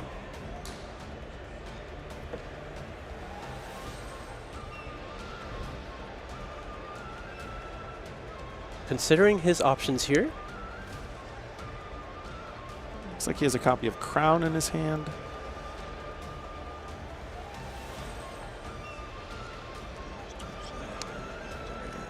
Does he have knowledge of the other set as well? We have the Fallen and the Virtuous known, but what is the other one? Is it Retribution? No, Retribution's in the grave, right? Geppetto. There is Geppetto being added to the hand here.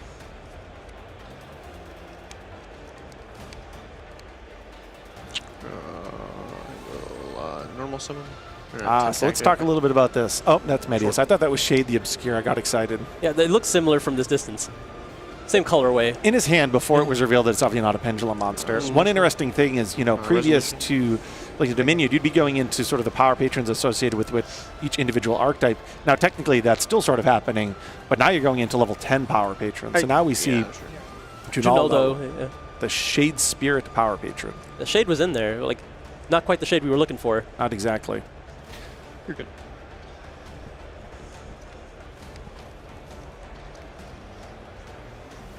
I will activate Junaldo's effect. Junaldo is now finally being activated here. So they all have the effect. When I say all, I mean Junaldo, Gepredo, and Nervado, each of the new power patrons associated with each archetype, of banishing the top 3 cards face down, destroying it, and then special summoning from the extra deck the corresponding power patron. I will go Chainlink 1 Junora, Chainlink 2 And now what's really vital back here is extra he's deck going to be able to negate all face-up cards with Junora, but then also activate Junaldo's extra deck face-up effect. Yep, just chipping away at all of Matthew's interruptions while also just getting more advantage of his own.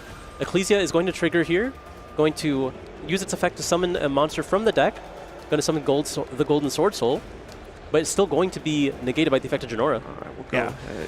So this goes to show you that power patrons can go first and establish a really potent first turn, if not some variations this weekend, maybe being able to actually deal 8,000 damage exactly. However, the use of these power patrons' second effect, the one on the field that we just saw, being able to destroy itself, summon one from the extra deck, and then get that extra deck effect to trigger, this can just play through really established fields as we're seeing right now. Yeah, this is something that Dooms has been taking advantage of in its own specific power patron, but the real power of them is when you get to use them all with each other. Each of the ones from the extra deck, like Junora, for instance, is just so powerful. So being able to quickly get that onto the field without actually having to go through the the natural synchro summoning mechanism really gives this deck interest and access to play on. Effect of Summon of Shade. So here we go. We finally see a beautiful Starlight copy of Shade the Obscure. So this you can just special summon from your hand. Sure. Yep, if you have a Pendulum Scale. And then it kind of reminds me a little bit of Electromite. Essentially, you get to destroy the Pendulum monster card in your hand or face-up field, then add a Pendulum from your deck to your face-up extra deck, which will just trigger 2 effects here. Yeah, well, that's really important. So he's destroying a power patron, thus that effect is going to resolve from the Pendulum Scale. And then the one that is added, so now he's going to be able to use both of these effects. So Junora is going to allow him to search a power patron or a Dooms card, and then Nervado will special summon. Will special summon an Archmage or a power patron. And then just for clarity, Junaldo, if it were to have been involved in this, would allow him to draw 2 and then discard a card. Or sorry. This is Gepredo, yeah. Yeah, Junaldo, if he was the one that was in the extra deck, in the Pendulum Zone that had gone to the extra deck.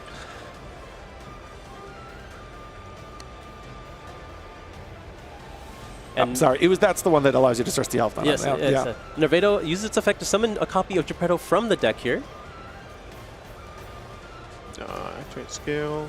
Sure. Vidolia has been added to the hand as well, and now we're scaling another copy of Gepredo, and it's going to be using its effect.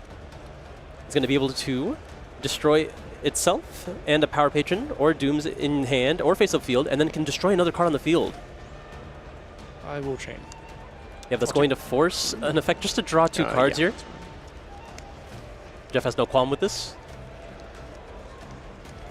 Just going to cycle for an Upstart Goblin, essentially.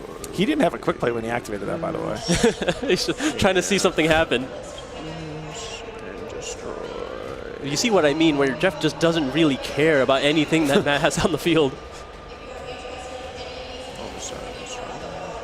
Yep, going to go ahead and use the effect to destroy, hitting the Sword Soul. Gepredo just illustrating another piece of utility when going second. It looks like we're going to be using the Medius as well as the Shade here. So now we're going to go into Beyond the Pendulum. Yep, Beyond the Pendulum we haven't seen in quite some time, but one of the best pieces of Pendulum support since Metal Foes Electromite. And I imagine he's also playing Exceed the Pendulum, which is a kind of an even upgraded variation. Using 2 monsters to get to the same effect of 1. Basically. Beyond the Pendulum is going to be able to add any Pendulum from deck to hand, but then lock you until you Pendulum Summon. So now we see here the field spell. This is going to be the Plundered Power Patron Plane, Vidolia. This is the one that allows him to reveal a Power Patron monster in his extra deck and then banish face down one card in the hand and then add or special summon the corresponding Power Patron that was labeled on the card from the extra deck. Sure. All right, so in the scale, I believe it's another copy of Shade as well as the Nervetto. So now the Nervetto is a 1 pendulum scale, and then Shade is an 11, which very conveniently allows you to get level 10s out of the extra deck. I feel like they thought about this when they made these cards. Maybe, maybe. And that's 2 level 10 monsters hitting the field here. Go to make a total of 3. And activate effective Nervetto.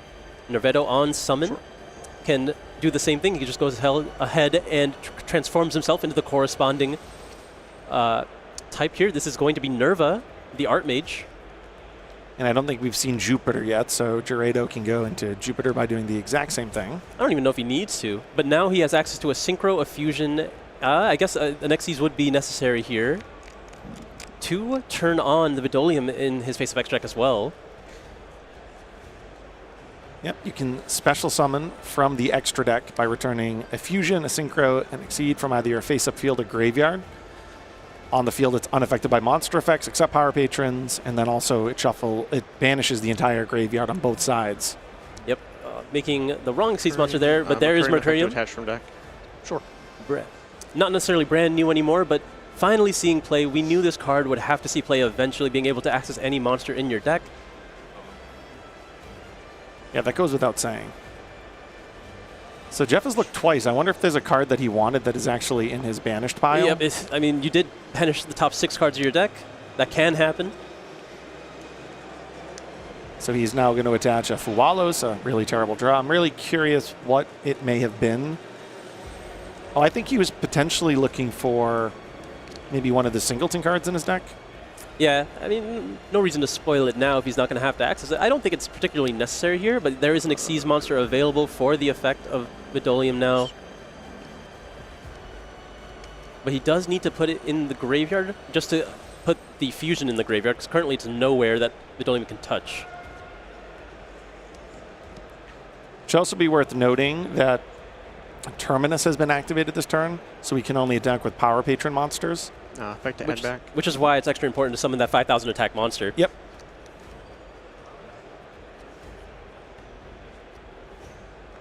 So now we have Exceed the Pendulum that allows him to go back from the extra deck and add to hand. Copy of Gepredo. There are no Power Patrons currently on the field. Sure. I'm going to be able to special summon now from the hand 2 and arrow points 2. Has to be defense mode. Yeah. One thing to note about these normal, well, pendulum Power Patrons, they do not have a lot of attack, right? You might think, oh, level 10, what do they got, 3,000 attack?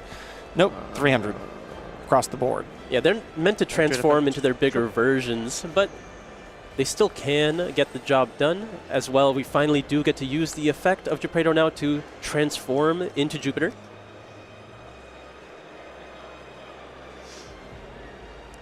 Yep, and now we're going to conduct a Link Summon, and this will put the Fusion into the graveyard like you mentioned. So here, I love this card. This one, if you haven't seen it before, the Charmer Quartet in Bloom.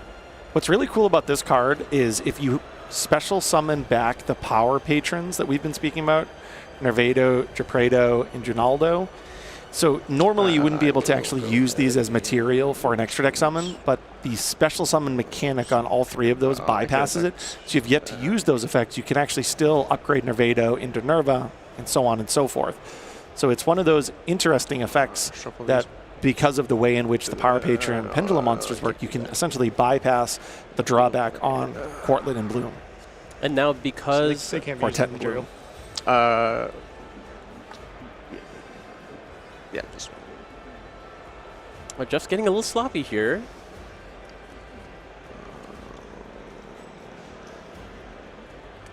He needs to put back the material for the Vidolium, but he does not have the zones available right now. Pretty sure.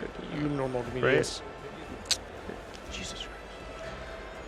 And Jeff's going to have to I'm stop just making so brain mistakes. dead.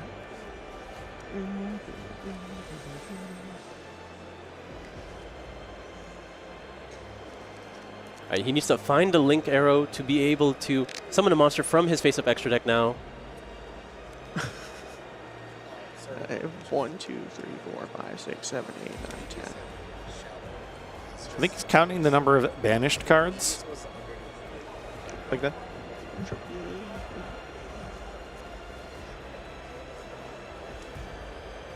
So he may have locked himself out of the ability to go back into the extra deck, well, the face-up extra deck for the unstable Power Patron of Unity, because he doesn't have the arrow to point right now, as you were just mentioning. Go to... And I don't know what kind of link monsters he has beyond what we currently see. I think I have 10. Okay. All right, so he's forced to go into the battle phase here. 35 over... Yeah, let's go. Yeah. He's going to attack over Quim with the Jupiter. 7? Yeah. Right, because he's a... So he has activated Terminus this turn. Yeah, but she's minus by 10, right? Or, oh, she's at 5. Yeah, so I take 3,000. Yeah, sure. Just to note, why was there the counting? The patron plane has an additional effect. Kind of reminds me a little bit of some of the Kashtira effects from back in the day, but the monsters the opponent control lose 100 attack for each banished card. Yeah, no, it's actually the Sword Soul card. I'm trying to think which is. Remember that card? Sword Soul. Sometimes it's a reverse Angel of Zera. Yeah. I don't know. Yeah. There's been a lot of effects similar to that. It could be. So now Fusion did go to the graveyard, so we're going to see some end phase effects resolve here. Some unfortunate missteps from Jeff here, allowing Matthew to get another turn. He's going to have to capitalize on this, though.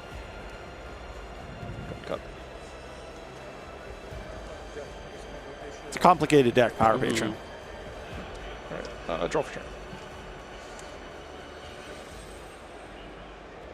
So now we see a myriad of options here for Matthew. Having a full hand here, spending the entire last 2 turns just setting up.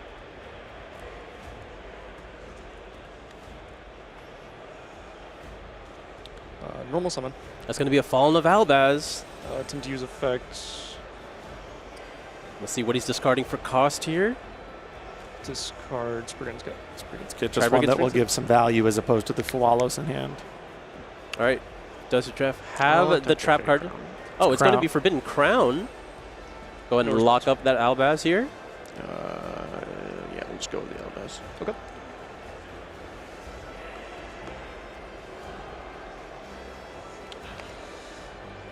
Trigger effect. Try to get Spriggan's Kit now. Summon a monster from the graveyard. It's going to summon a Despia monster in the Quem.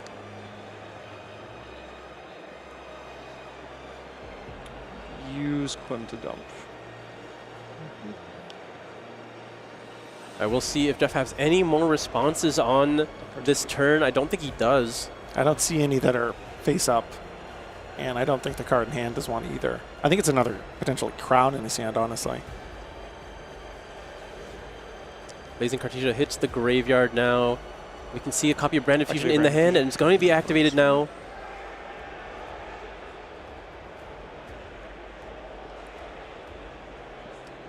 Well, that's an interesting card to be sending with it. Yeah, it looked like a Dark Lord. Golgolet. Yeah, when it's sent to the graveyard, I believe it's able to add any Dark Lord card from deck to hand. Or Forbidden? Would it be? He has one copy of Forbidden Crown. It could be like either or. I remember it being used to search the Dark Lord spell. Let's take a look. So now he's got Lubellion. Chainlink 1. And that's where he's going to discard the Fualos, and then he uses Chainlink 2. So yeah, he has Droplet in his deck too. Yeah, so now he's going to search out the copy of Crown, like we were mentioning. Yeah, Forbidden Quick Play spell or Dark Lord card. Makes sense. I mean, you're naturally playing Droplet in a lot of these. I can totally understand playing the single copy of Crown, and then obviously the ability to search it out as an interruption. Makes sense. Checks out. Very interesting use of that card. I like it. But now we're going to hit Chaos Star Source Dragon here. I mean, Branded Fusion's not even in every Branded main deck this weekend. I mean, it's in probably most, but I've seen players prefer more synchro-based strategies. Yeah, Brand Fusion is not the primary effect that you want to resolve on your turn 1, but usually it is still there as part of the follow-up play. And it looks like Star Source is able to resolve here, destroying the field spell as well as the Jupiter. Cartesia effect. Cartesia is now using its effect to go ahead and perform a fusion summon here. Looks like we're going to be summoning a copy of Albion, the branded dragon. Albion effect. Seems like Jeff has no response to anything that's happening here. Matthew just has to find the damage. I have to wonder if it would be better for Jeff to just concede in order to conserve time. I think the writing is on the wall unless I am missing something here. I mean, very much should be. Maybe he's just trying to get more information on the deck, although at this point it seems like everything else is going to be what you'd expect. Yeah, at this point you saw the Dark Lord card, which could be the additional information. But if the card in hand he has is just Crown. You're at 58. 60. No, you're at 58. Because Ginaldo doesn't summon anything either. No, yeah, if it gets destroyed in battle or is just sent to the extra deck anyway, it's just going to add a Power Patron or Elf Note. Okay. From the face-up extra deck or graveyard back to his hand, so it's not like there's a secret interaction there. Yeah, where is the secret effect coming from? All right, Mirror Jade attacks over the Bloom here.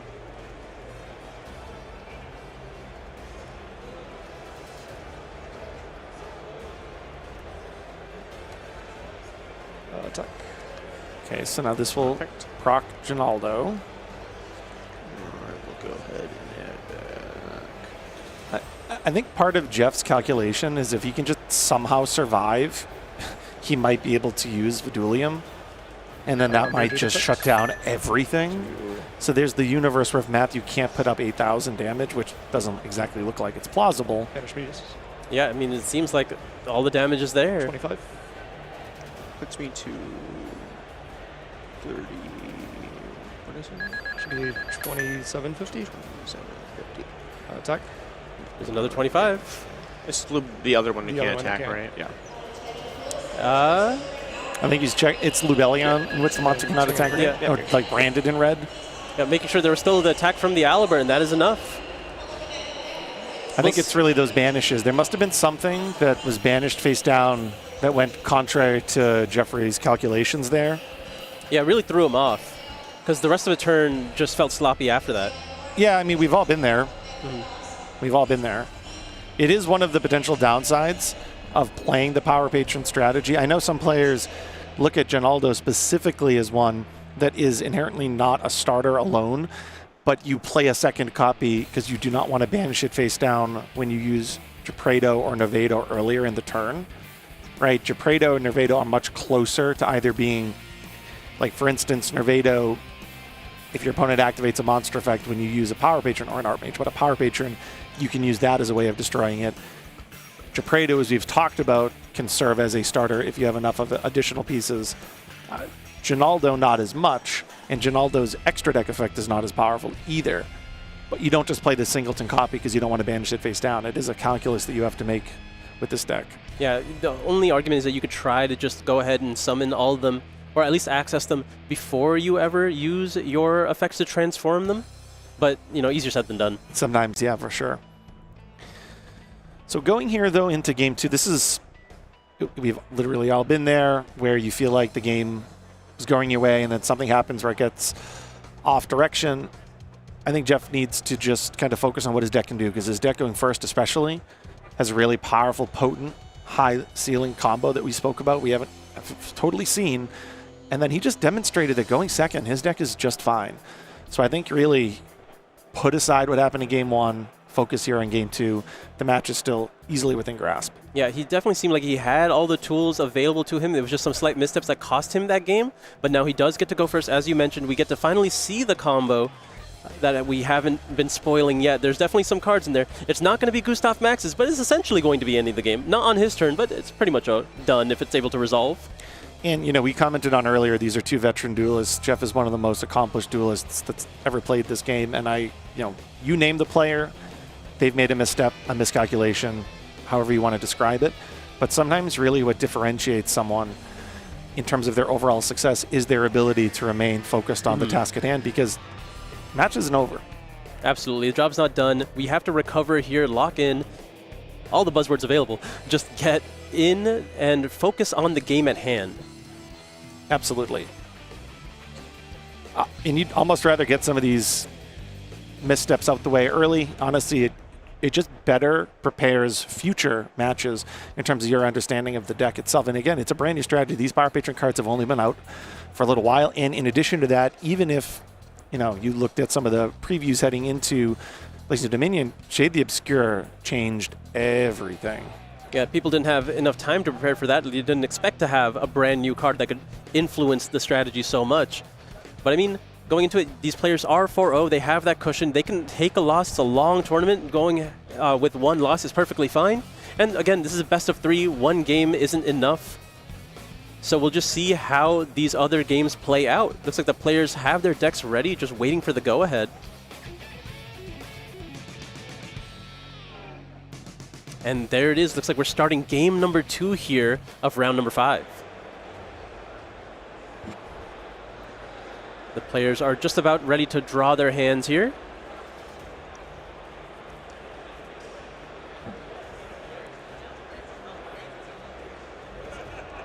It's just over 25 minutes remaining. It's going to be tight if we go to a game 3, I'll be honest. I mean, I think if Jeff's allowed to do his combo unimpeded, which is typically what's going to happen against a deck like Despia Branded, they're not going to play anything to actually stop you on your turn. Maybe a copy of Molcharmi Fualos, but I think if you're getting Fualos against a deck like Branded, you're just going to play it out because the field that you make invalidates everything that they have. For sure. Stand by. Sure, make this one. All right, so let's take a look at what we have here.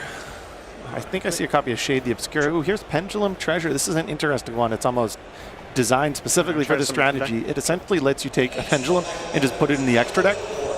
Normally not something you just want to do inherently, but again, all the Power Patrons trigger. So now this is going to allow Jeff to special summon a Power Patron from his deck, which is how we put the first copy of Gepredo on the field. Yep, Nervado triggers its effect in the extra deck to summon a copy of Gepredo from the deck. And from there,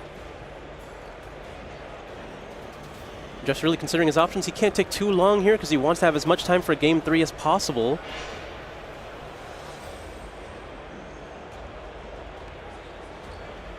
Scale. There is a copy of the cards that we've mentioned before. There's a copy of a Morphage slot going to be used for the effect of Shade here. It's going to be able to destroy the card in the scale. And then send another card from the deck to the extra deck. If Sloth is going to hit the extra deck here. Unfortunately, you don't want to have to lead with Sloth right now. Being able to access it from the extra deck will also lock yourself from summoning from the extra deck. So perhaps going to forego that effect? I doubt it. I think you want it in this matchup. Yeah, I mean, you could always Pendulum summon it later on. Right, but when you Pendulum summon it, you have to be done. You have to be done, yeah. Sure.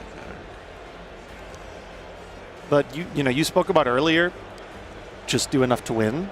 This could be one of those instances where maybe there's a 12-minute combo or a 6-minute combo, and based on how much time is remaining, maybe you think you can win with a shorter combo that's faster because of your perception of Sloth. Yep, and now we're going to be linking into Beyond the Pendulum. Going to go ahead and add another Pendulum monster from deck to hand. But it's going to force him to have a Pendulum summon now, so this could be the shortest combo, as you mentioned. And it's going to be a copy of a Morphage Lechery. Yeah, this is, you can't he's really speedrunning this combo. He's going to just summon Sloth Lechery, and that's enough. Typically, I will say, there is a card, and I do not see it in Matthew's hand, at least I don't think I see it, that actually does break the combo. Elaborate for me. Wing Dragon. Sure. Okay, that's a Sphere Mode out of the mode. It is maybe one of the potential downsides. All right, but Lechery in the scale here. I will go ahead and Pendulum summon. Sure. There is the Pendulum summon. This is, by the way, I want to point out, this is not the full end field, but it's good enough here. We're going to summon a copy of Ginaldo, as well as, okay, looks like we're not summoning the Sloth just yet. It's going to be Gepredo going down on the field. as well as the Nervetto from hand. Now we're going to be able to overlay the Geppetto as well as the Ginaldo into Varudris. So this is going to be a little bit less combo-centric and more just inherently working through level 10s. Quick to add back. Sure. Yep. And rank 10s. Beyond the Pendulum is going to go ahead and add back Sloth, and is he going to just special summon it? Sloth, if you guys aren't familiar, is an effect on the field that says both players cannot summon from their extra deck, and Lechery, while you control a Amorphage monster, says your opponent cannot activate spell cards or effects. You know, sometimes we've seen one of these used. This is going to be an instance where there'll be both a spell and a special summon lock applicable. All right, so we do have the ability to get into it. So we have a negate. It's almost like, is there a way to only get 2 monsters on the field to play around Spear Mode? That is a card that is actually seeing considerable play. It's one of the better outs to the Dooms matchup, because you can just go right on top of Varudris in that one, Regulus, and then obviously And this is like mistake. whether right? it's the Doom Exceeds you can't special summon from or the just extra deck. Okay. Drastry itself They're all- before the quick okay. Yeah. speed has been activated. It's a way of getting drop around destruction and basically the entirety of what that deck is trying to accomplish. Unfortunately here, Stand by me. for Matthew, It does not seem like there is a copy of that card in the hand, but Sloth is in defense mode. So can try to find a way via battle. Normal summon. There's going to be a normal summon of the Golden Sword Soul. Normal summon's good. It's him to go battle. Yeah, battle phase Battle phase is going to force out something. is good, yeah. Swing into Sloth. Is it going to be no, Forbidden Crown? No. Okay, looks like Sloth is going to be destroyed here, Interesting. turning off the Lechery as well. Very easy out. yeah, that was way easier than I think I would anticipate. And there's a Brandon in High Spirits now being activated. Met with Ash Blossom and Joy Spring.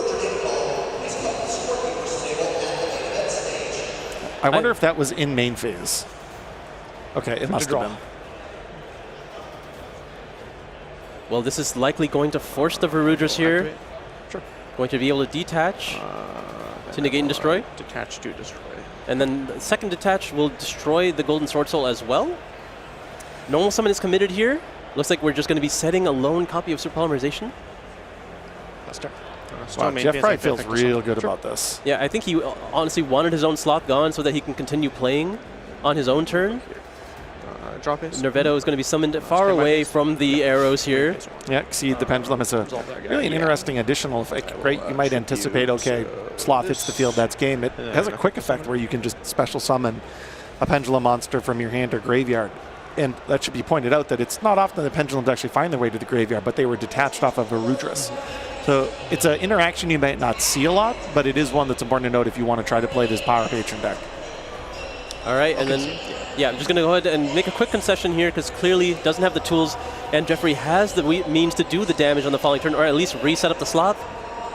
I want to say, just want to point out, that took 6 minutes exactly. And I said earlier, there's a variation of the combo that you spoke about that might take 12 minutes. That's just quite a bit more cumbersome to go through. Maybe you want to play to the clock a little bit, go through a faster, think no spells, no summons from the extra deck. I'll be able to win with that, and it was enough. Yeah, so now we have ample amount of time to go into game number 3, just under 20 minutes so far. And now I think Jeff knows what he wants his deck to look like going into game number 3, where he is going second again. The thing is, does Matthew know what he wants his deck to look like? Yeah, so Jeff is going to have the advantage here. He's going to be able to probably side out cards like Recapture, that new Archmage counter trap that allows, if he were to go first, to have some insulation against hand interactions. So he'll be able to take that out of his deck. Obviously, he'll have the Molcharmies in his deck. He'll obviously be taking out cards like Accusation. So he's, he did really well playing into a board game 1 with some of the less desirable cards in his main deck. Now he'll be able to cycle out cards like Fualos and Recapture. So, I think even though game 1 ultimately ended in defeat for Jeff, I think it illustrated that his engine can go toe-to-toe with the branded engine itself. Yeah, it's just about finding the means to get Vidolium on the field. He did lock his own zones there, so he could not access it. But he's aware of his own mistakes at this point. He's going to be able to recover here. The thing is, will Matthew be able to make a stronger field? Keep in mind, he was forced to use the Deer Servant after the High Spirits was met with Ash Blossom, so he wasn't able to make his ideal field either. So we'll have to see what tools both players will have available.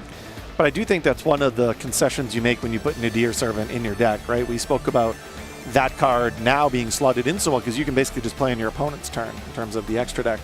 But when we look at kind of the totality of the Albaz lore, Nadir, I remember when it was first released, it was just such a powerful card. And some of those original, like the Alistair, a little bit of Dogmatica package, eventually some Destiny heroes. So, it is one of the concessions that you make when you put Nadir into your deck. Yeah, typically, I mean, when we saw it used back then, it was just a strictly Dogmatica engine, just trying to focus on getting some interruptions on your opponent's turn via trap cards like Dogmatica Punishment or Fleur de Lis. But now we just continuing on with the branded strategy here. It looks like we're starting game number 3. The players are ready. They have sided. The decks are shuffled up. We're just about ready to draw those hands. All right, good luck to you. Matthew will be taking first here. That is a lot of super polymerizations. And your main phase. Ooh, he has a Dial believes the original Sin Keeper in his hand. It's fine. Effect. I'll try to activate Duelist. And there is a Fualos on the effect of Incredible Ecclesia. I'm going to again limit Matthew's hand while also keep maintaining the size of Jeffrey's hand. When you're playing a strategy that wants to break a board, cards like Fualos are some of the best options you have available because you get to just keep as many cards in hand as possible and still limit what your opponent is trying to do. It looks like there's going to be a summon of Ecclesia from the graveyard, and then we're just setting 2. And is that going to be a pass? Pretty rough. Let's, in theory, talk about what Sin Keeper could do. This has been a downfall of Pendulum decks since the moment they released, but if you have to set, you cannot utilize your pendulums. You cannot set a pendulum in a pendulum scale. So if you were to have been able to put Sin Keeper on the field, it would totally lock down the ability for Jeff to activate any of those pendulum cards. Anyone that's played against Anti-Spell Fragrance knows what I'm talking about. I was going to say Anti-Spell Fragrance is just round 2. But I think he ended up setting a copy of Super Polymerization and then Fallen in the Virtuous. Obviously, the Ecclesia itself threatens an interaction. Start out by activating Super Poly. Not anymore. Not anymore, no. Yeah, I was about to say he could do a play where he uses the Fallen and discards the Sin Keeper, and then is able to potentially revive it back, but... And we get a Mud Dragon on the field as well. Could potentially hold you from the effect of Fallen in the Virtuous. Sure. And there is going to be a scaled Vidolium. And the problem is this is one where there's no value in you destroying it yourself. Sure. It's really good that he was able to discard the Nervado. No, as we spoke about, Vidulium is in and of itself not a Albaz the white, starter. I figured he's white. We have a different target. Just confirming, okay, it's not a light monster for Fallen in the White. He is a dark, so cannot summon Mud Dragon with those 2. No, I'm just getting destroyed right now. All right, give me another warning. All right, looks like that is an illegal activation of Super Polymerization here. Yeah, that is a good catch. That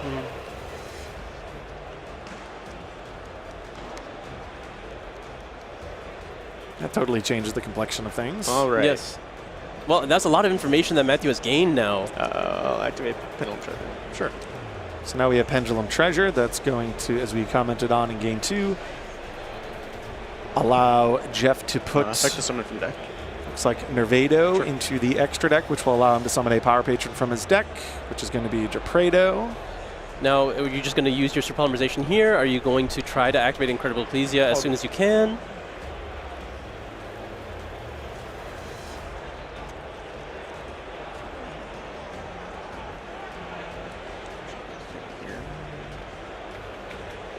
Looks like he's considering activating. So this deck has one single copy of Archmage Vandalism Assault.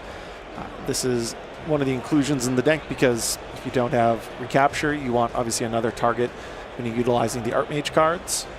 Resolution. And this is going to allow him to search a copy of Emedius the Pure.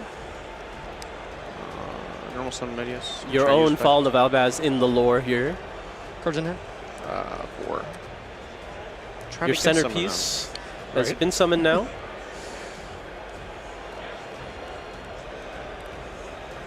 That resolves. It's going to be able to summon a monster from the deck.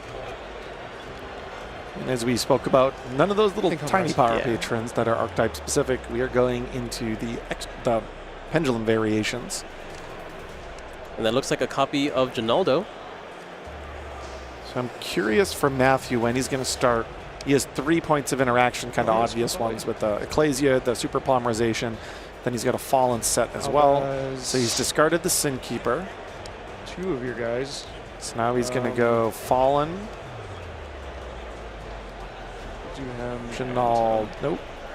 Nope. Okay. Ginaldo. And Medius. And Medius. So he's going to go into Devour. Right. Go Chainlink 1. To add back. The Dragon that devours the Dogma. Chainlink 2. The Chainlink 1 was Ginaldo because it still was sent to the face-up extra deck? No. So you just shuffle back, right? And then this shuffles. I'll give you. Sorry. I'll do. Is it 2 or 3? It was 2. I think it's 2. It's 2. And put back the Medius as well as the Fuwalos, it seems. That makes sense. Medius actually does have a potentially relevant graveyard effect. You can shuffle a monster from your hand or your field into the deck and then special summon it back. Now you won't be able to search out another Power Patron to the field or to your hand, but you do still get the body. Now, we're just trying to lock up the field here. We're gonna, because Ecclesia is on the field, you can use the effect to revive here, and it's gonna summon out the Diabels. So we were speaking about earlier what the effect of the anti-spell-esque effect would be like. I will say that Jeff was able to use kind of a little bit of his extra deck pendulum mechanic going on here, so this might be annoying, but maybe not game-breaking, especially because, you know, he can set his own Super Polymerization for the following turn and be able to utilize it. I mean, let's go. Can you chain your Super Polymerization now? Is there anything that you can summon here? Probably not, because it's still, again, a dark and a light, but... There's 2 darks on the field. It's a machine dark. I don't... Specifically because Jeff's not playing a branded strategy. His target's definitely not Sea Monster, not Mud Dragon.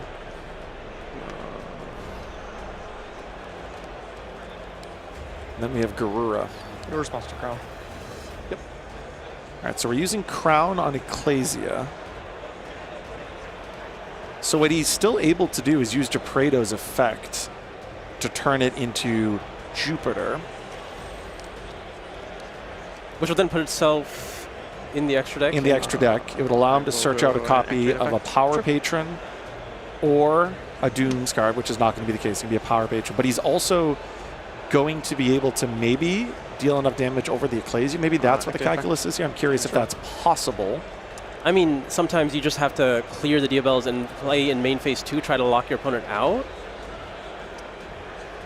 That's going to be able to add a copy of the field spell here. Set. All right, so we're setting the Vidalia so that we can flip it up now. I'll chain effect. Oh, I thought it was when you set a card.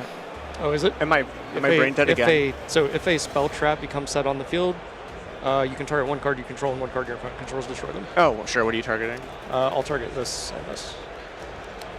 Really walked right into that one. Yeah, that's fine.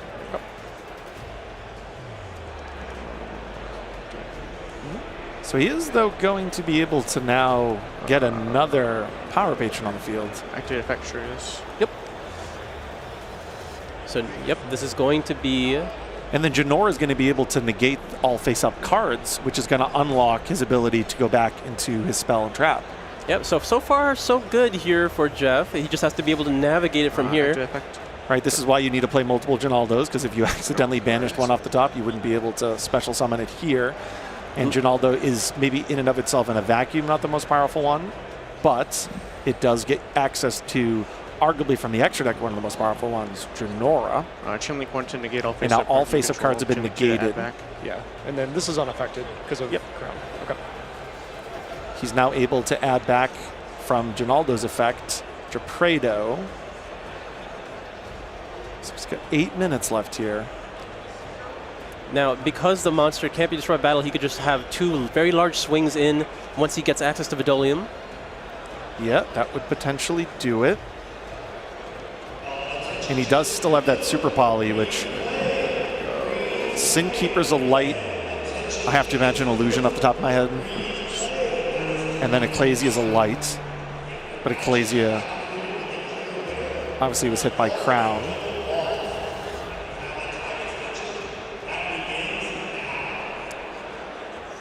Yeah. 8 minutes, still a reasonable amount of time, but Jeff still has to play faster. I haven't used.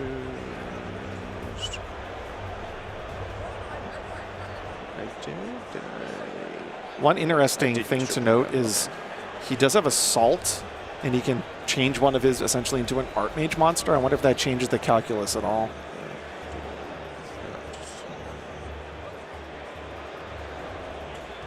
I mean, he's not really playing. Looking at his deck, he's not playing all of the destroy. additional Archmage fusion monsters, so maybe potentially not, unfortunately. But we are going to be able to use the effect of Gepredo here, going to be able to destroy itself and then destroy the Diabells here. And then there is the Vidolium. I will. So he can special summon back. Activate effect to gain 5,000 attack. Sure. Yep, The extra deck one specifically. Yeah. He might not choose to do so, but that is an option.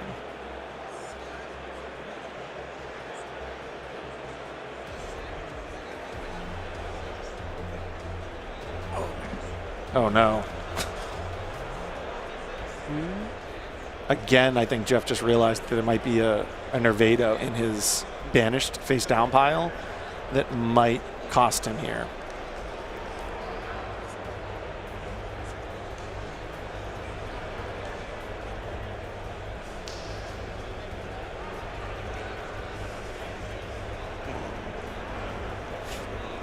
He needs to find a way to Unnerva right now. Is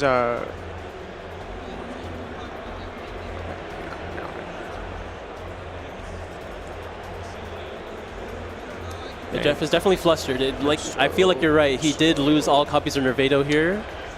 So he's just going to have to. I think the only option he has is Gepredo. He just fundamentally doesn't have another option. Keep in mind the copy of.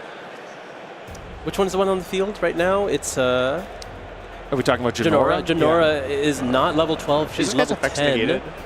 No, he's unaffected by everything. He's unaffected by everything. He's at 35 as well. Right. I don't really see anything for Jeff here. We may have encountered the same issue that we did in game one, where it is a downside to banish 3 cards at the top of your deck. Just ask players that played against Rysart back in the day. That 3 random cards off the top of your deck is a downside. And there may be a really pivotal card there. I think it's specifically Nervado, like you were saying. All right, well, it looks like we're going straight into the battle phase here. Genora going to go into the Ecclesia. Because of the Forbidden Crown, it's going to stay there. Yeah, go ahead. Just deal a bunch of damage. Yeah. And then now really hoping that there is no follow-up here. It's going to be Albion, the Shrouded Dragon as a draw. This could give you 2 options here to get out of this.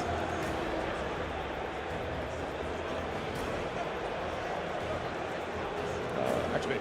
Send us cost. Going to be sending Retribution to the graveyard here to potentially recycle. At the very least, there's a Fall in the Virtuous, right? Yep. Oh, is it just more damage? Is that fine? Oh yeah, they're realizing now that. Yeah, 2, 3, 4. In theory, there should be a reduction in attack. 3, 7. 700 more damage. So 700 more. 7. That's fine. The last thing we want is a double loss here, so not trying to factor that in right now. Try to just keep the game going. It is really useful for Matthew to know that there is a super poly set. Yeah. It just kind of adds a lot more clarity. What was the card drawn here? I think he has a Cartesia in his hand, so 800, I guess. I'm just going to be able to swing in with the Ecclesia for some chip damage. Where do you have your life at, sorry? Do you just set the super poly and Retribution back the Fallen? Yeah, I believe you have to. Committing the Ecclesia here into the super poly position is not ideal. Effect. Okay, well, looks like we're going for it. I mean, he has his own Super Poly. So maybe he thinks if he can get value, he can essentially bait out a Super Poly and then have his own Super Poly for... I mean, yeah, it would take up all of Jeff's cards. Of which he just simply doesn't have a lot. Yep, and now you can special summon the Cartesia here. Effective use. Interesting. Looks like there's not going to be any response there from Jeff. Albion hits the field here, and from here, I feel like Jeff should just concede.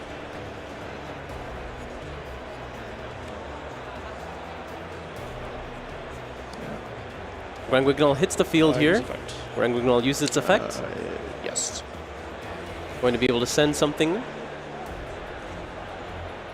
It's going to be the Dark Lord. Dark Lord's going to be able to add a copy of a Forbidden card. Is it going to be Droplet? Is it going to be Crown? I feel like it's, I guess, okay, I was thinking Droplet personally, but I guess Crown. With low resources, maybe, potentially.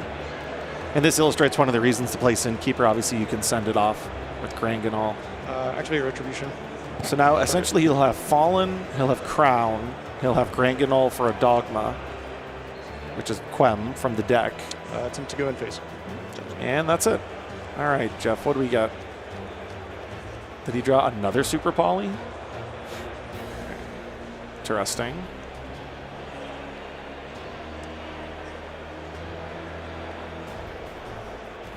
All right, Jeff, you have a minute to make a decision here. If you don't see an option.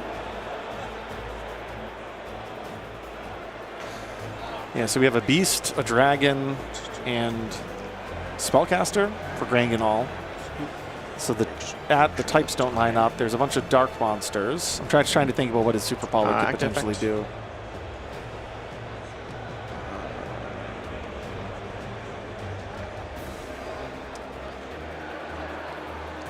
Is this a pass back right now? Hold on 1 second before you do anything.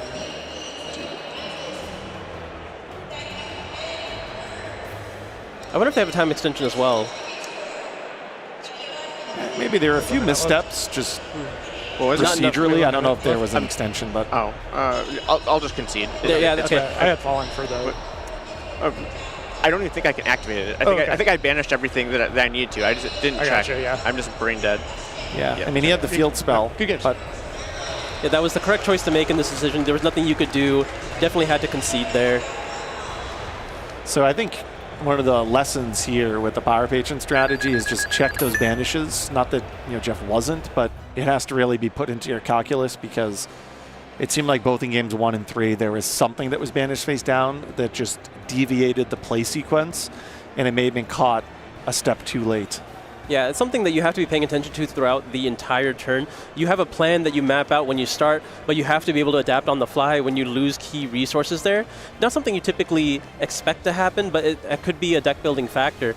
Sometimes you have to understand that you're going to be losing key pieces if you're only playing a limited copy of them. I don't necessarily think he was playing a limited amount of Nervettos, but it can still happen that you lose all of them. I'm just going to put it out there. There's a variation of the Power Patron strategy that tries to go through 4 copies of Gustav Max on the first turn. You're not playing those main deck cards like Sloth. You don't risk banishing them face down. What are your thoughts on the comparison now between those? I know we didn't see it in the feature match area, but after watching just how devastating those top 3 banishes could be, does that change your perception on the Power Patron combos? So it's weird that you bring that up because both the times in this match, they were going second, so it couldn't have been those that mattered, right? Because I don't think those were the ones that were stopping you from finding the 8,000 points of damage.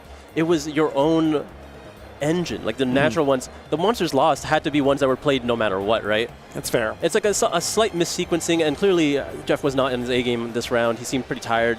He was playing sloppily, a lot sloppier than you would expect from someone of that caliber. Yeah, which... this is a brand new strategy. It's going to take reps for basically everybody, both to understand their own deck, but also playing against it. And obviously, the more that you have practice time with Shade of the Obscure, honestly changing absolutely everything about Power Patrons, the more all players will be able to just more flawlessly pilot and play against the strategy. But can I mention his opponent, the branded player? Phenomenal play. Oh, yeah. He was playing as cleanly as possible. He knew exactly what his cards did, and he identified what he had to do in every game state. So Absolutely. A well-deserved win. I do think so as well. Yeah, yeah, absolutely. Absolutely. were you surprised at all in terms of what we saw with Power Patron going second? Because I think that also is one of the lessons. Obviously, Jeff didn't win, but I was pretty impressed by his going second strategy. Yeah, I know that it was all coming down to Vidolium. You want to hit that monster, use its own effect to give it another 5,000 boost, because it itself is level 10 or level 12. So when it hits the field, it'll be 10,000 attack and just be able to swing one time, get it done. Part of the reason why you are playing Forbidden Crown as part of your utility going second. But I mean, those are all things that could have been accounted for by Branded. So we'll just have to hear from our Branded player and how he won this match.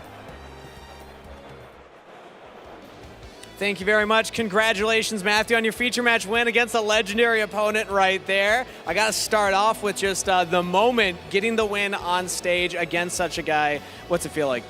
So it's always been sort of a dream of mine to play on stream, and I got to play Jeff Jones, one of the greatest of all time, and I got to beat him on stream. So that, look, this is the best YCS of my life. All right. A great moment for you, and a very tough, close to that game. You had the control. Jeff extended the handshake. It's nice to see that happen. So, what was it like being across the table from Jeff? So, I have a lot of respect for Jeff. I've been following him. He's played since before I played, but I'm always watching him. He always has really creative deck choices. Today was no exception. So, I wasn't stressed or nervous at all. I'm just happy to be up here on stage, and I'm really confident. So, no, just no feelings of nervousness or anything. Just excited. That's awesome to hear. The Power Patrons, pure Power Patrons. Did you expect that? Was that on your radar coming into today? It feels like a Jeff deck. I had been looking over those cards before the tournament myself, testing with them and stuff, but he went with those Morphage cards, like just the Floodgate monsters, which got me in Game 2, but that's just a really creative thing. We noticed in Game 3, I was at least a little bit prepared for a Pendulum matchup with the Diabels, the Sin Keeper, keeping the Pendulum Skulls from being able to be set, so I think that did a little bit of work. But yeah. I want to talk about that, because that's an interesting choice to bring into your deck. What made you feel like that was going to give you the edge against the field today? So I expected a lot of Branded, especially after yesterday. I was looking for the Fallen and the White for myself, and there was almost none in the vendor cases. So I just sort of knew that Branded was going to be one of those top decks, and they play a lot of quick plays. So if you go Diabels, they have to set those first, and then they can no longer activate them. I feel like it's good into Mitsurugi as well. And then there's just some incidental good matchups like against Pendulum. So Sky Striker too, a lot of different matchups there. So that was awesome. Now you got top 32 last year at NAWCQ. You mentioned that was one of the highlights of your dueling career as well. How are you feeling about your chances at this YCS? Do you feel like there's any special mojo? I'm going for at least another top cut. I'd like to make it into the top 8. Last year at Nationals, we had the top 64 playoff. Now it's only top 8, so it's a lot harder to get there, but I've got a lot of confidence in myself. I hope I can make it there.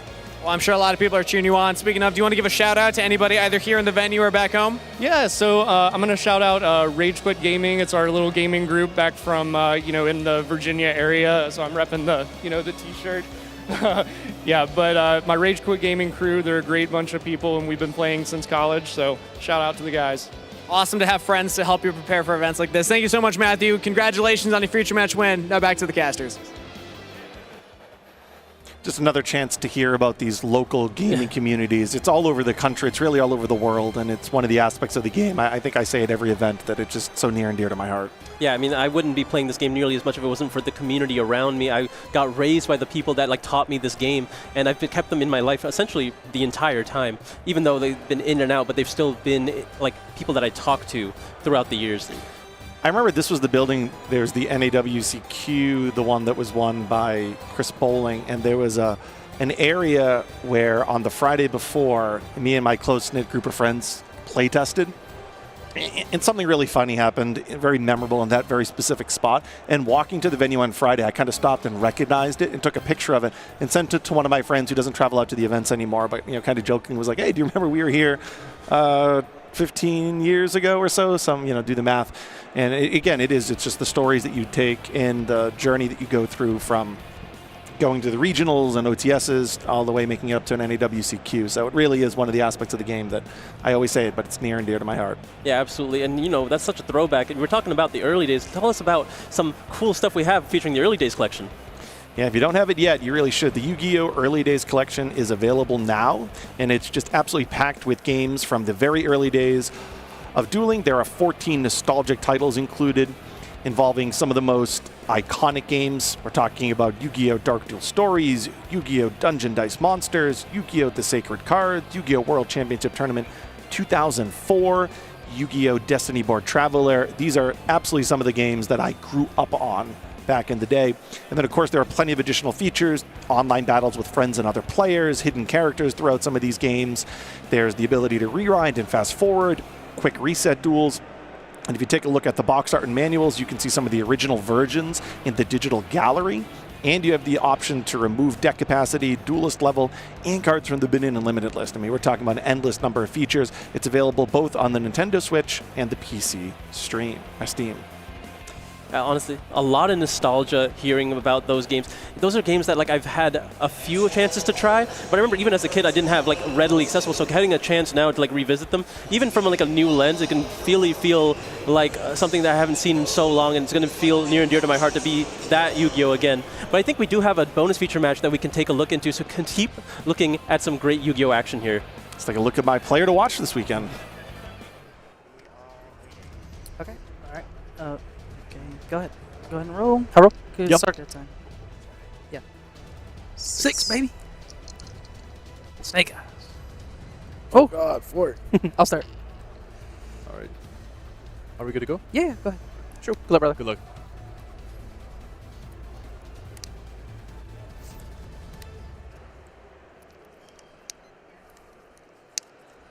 How many cards in the main deck? 40. Gotta be. Stay my face. Main face. Yes. Main face. That's fine. Yeah.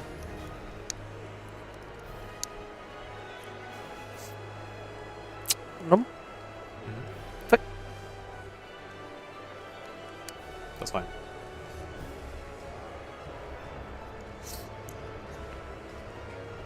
Click down less.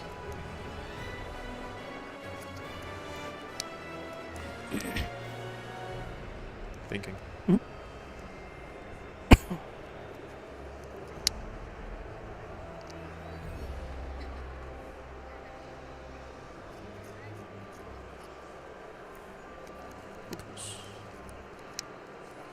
Yep, let's go. Anything else? Nope.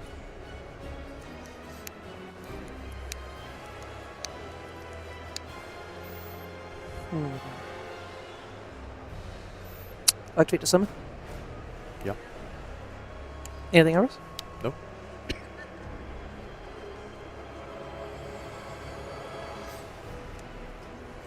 Effective occlusion? Yes. Where does banish? Yeah, above the grave. Yeah.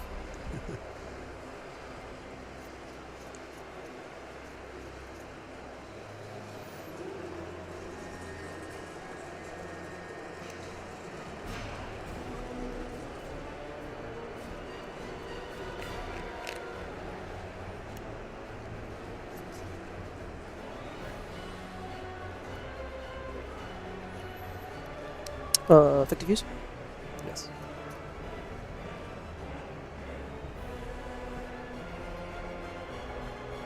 Effect.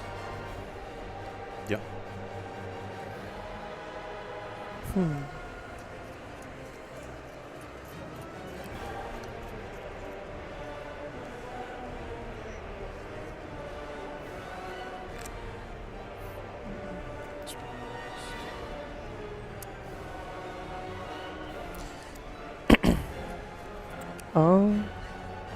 Exit main face? Sure. In face. Effect of occlusion? Yes. Effect of Cartesian? Yes. Effect of Albion? Yes.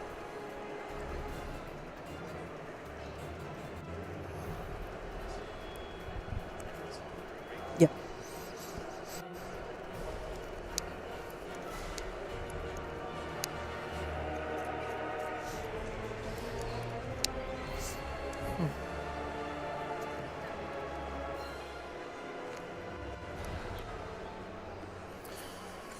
Exit? Yes.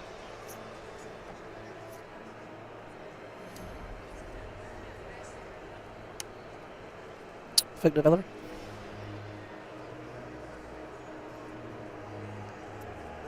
Activate.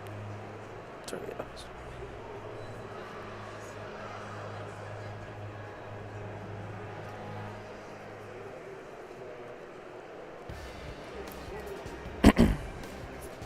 Effects. Yes.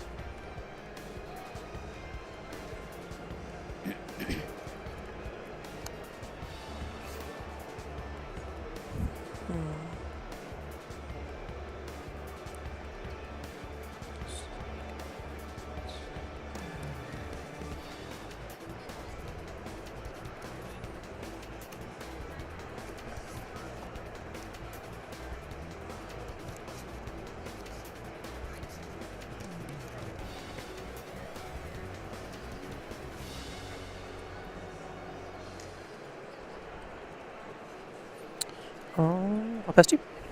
Okay, so 2 cards in hand, right? Yeah. Draw phase. Mm-hmm. Stand up phase. You good? Main phase. Yeah. Activate terraforming. Yep. Mystic Mine. Please no. Add one is an underground. Anything in rest? No, you're good.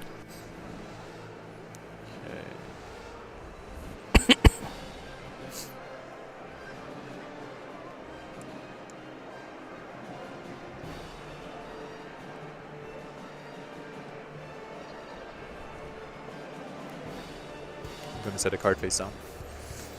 Which mouse trap is it? Yeah.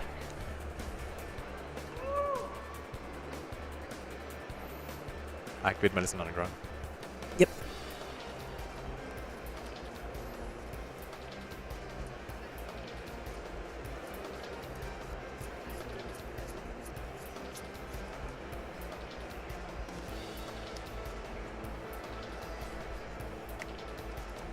What?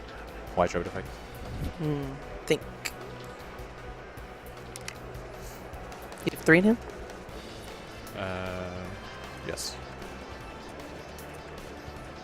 I would see Mercury. Okay.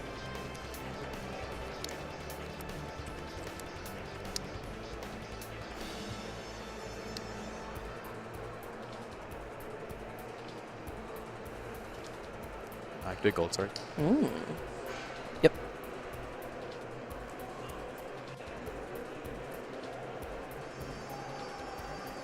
Trigger chested cap. Yep. Do you have any triggers? I do not. Do you? I don't know.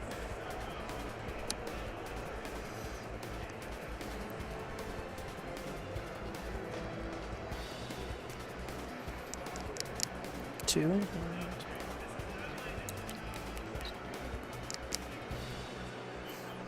No triggers. Do you have any quick effects? Nope. Do you? Yeah, I'm gonna activate this Mirror Jade.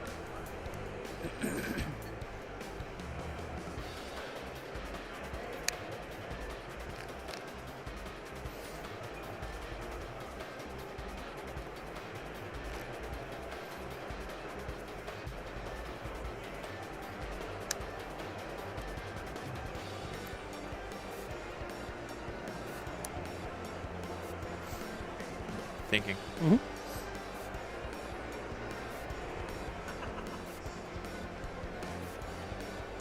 Yep. Into 11.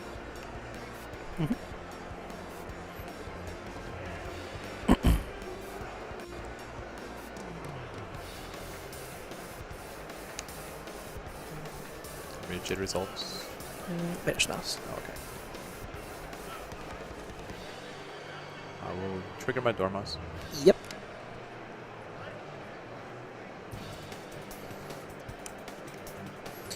Anything on wrist? Nope.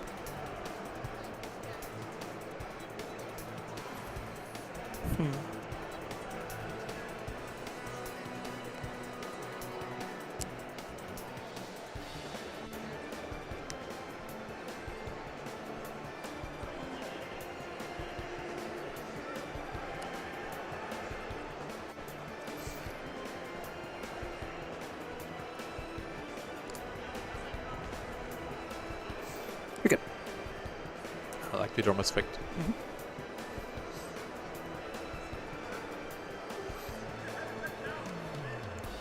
I'll activate Marcher effect. Yep. I will target my White Rabbit. White Rabbit? Yeah. Yep. You're good. Also on the White Rabbit, use the effect.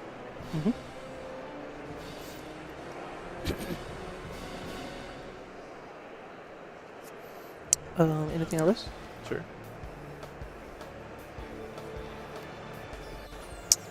Oh, activate a collision. Yes.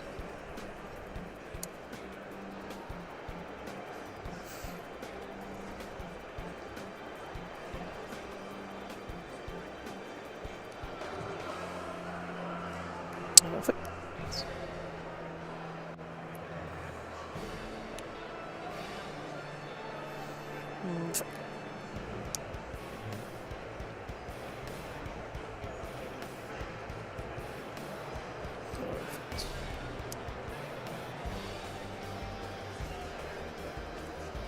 No, I can't see.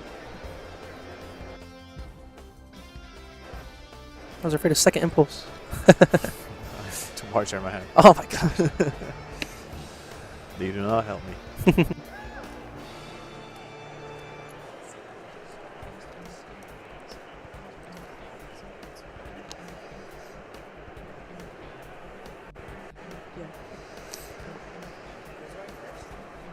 I go first. Go ahead. Alright, go ahead. You guys are good.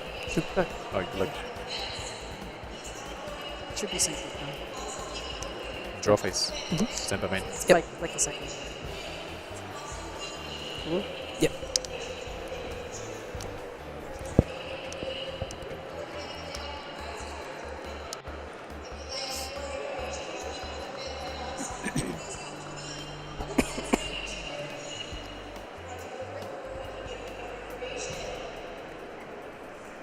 Anything else?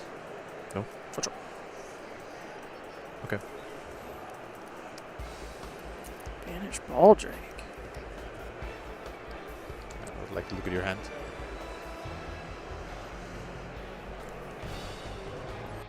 Huh. Interesting.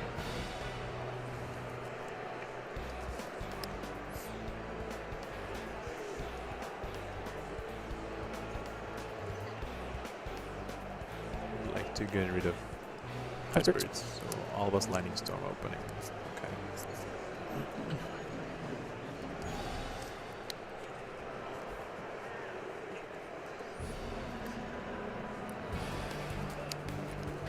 I'll activate Thrust. Yep. DDG?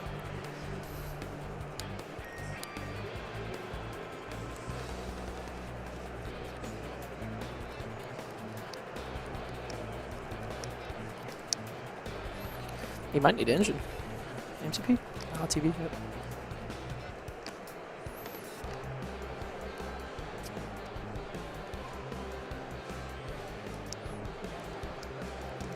Then I will leave my main phase. Yep.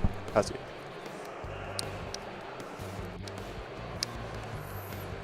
See my face? Yes. My face? Yeah, I got you. Good. Yeah, no, you're fine. I just wanted this moved over. Oh yeah, of course, of course.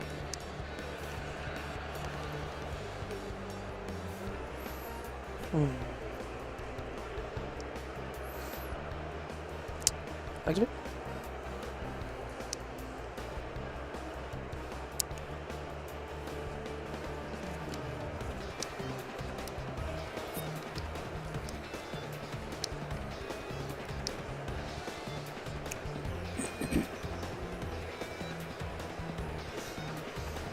Can bring out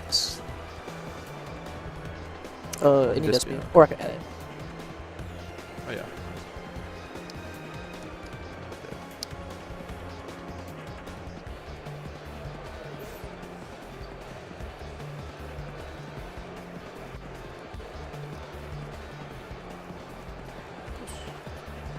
Yep.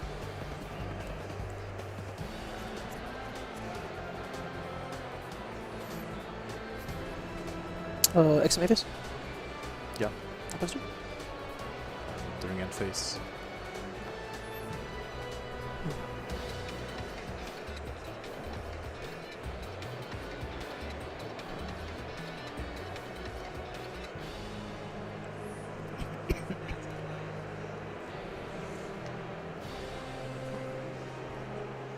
Draw phase. Mhm. Send them in. Yep.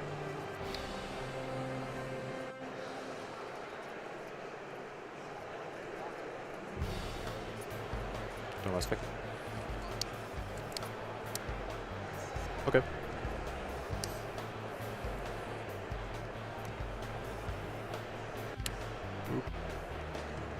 I got back up. I was waiting. Red.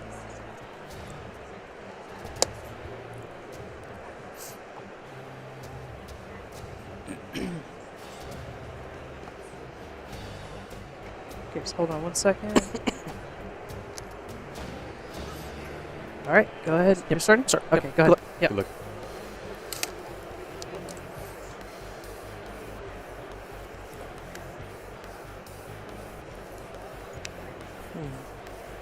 Stand by phase? My phase?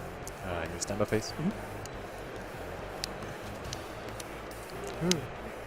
Bell? No response. Yay! Oh, it's not the one that says bye? My phase? Yep.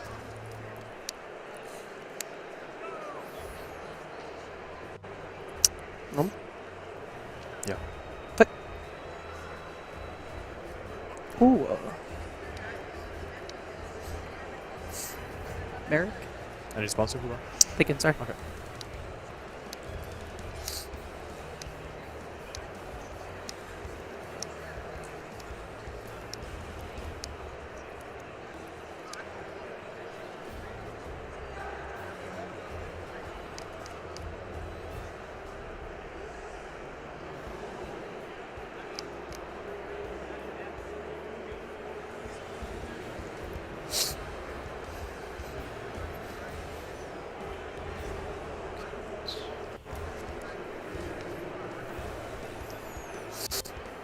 Melchin.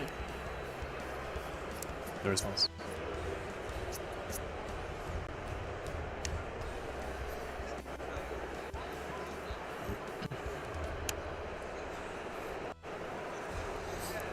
Too bad you don't got a second call by.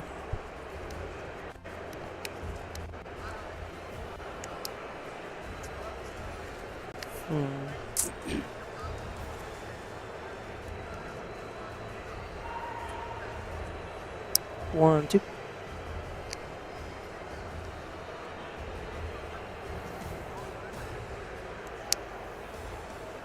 You have 4 in hand?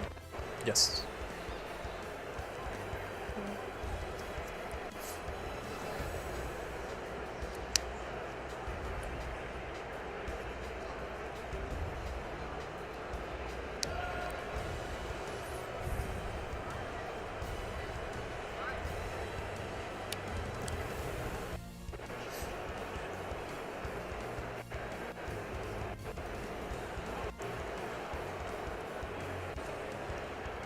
Advanced one competitors looking for Austin Riley. Austin Riley. If you're ordering ball, please let the scorekeepers label at the main event stage.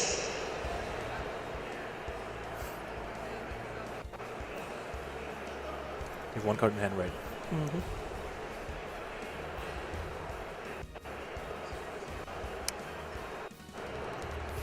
Anything else? No. Yes.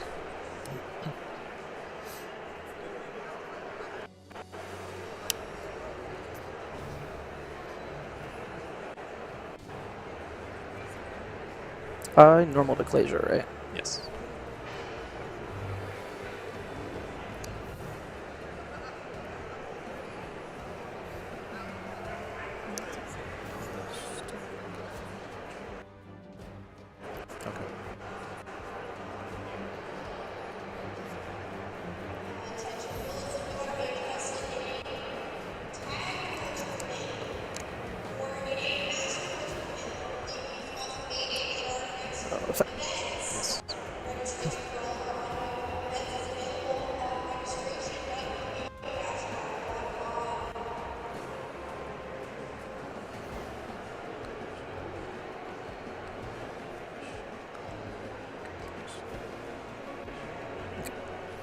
Exit main.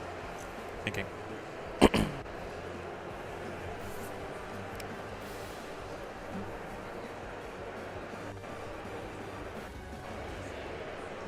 It's okay.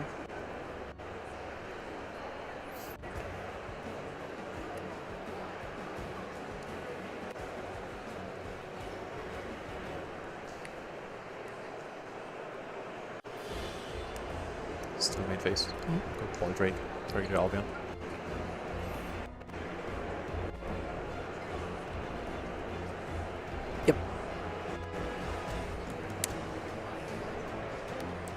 Think on triggers.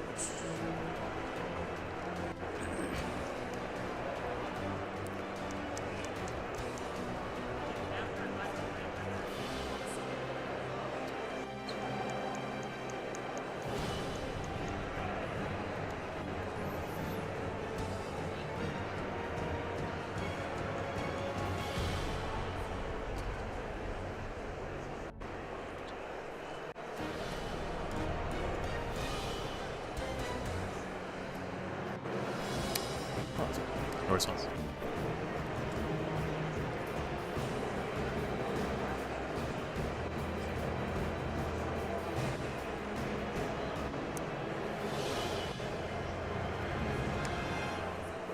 Critical. No response.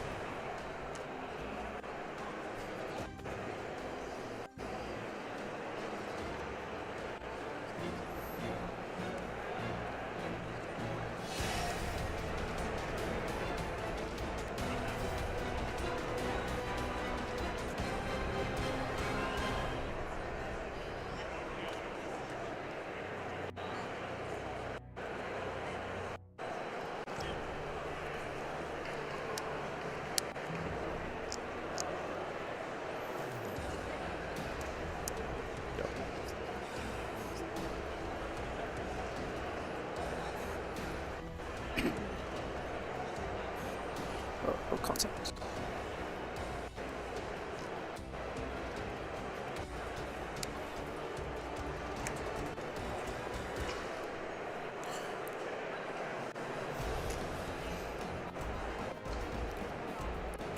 Critical. Yeah. No response.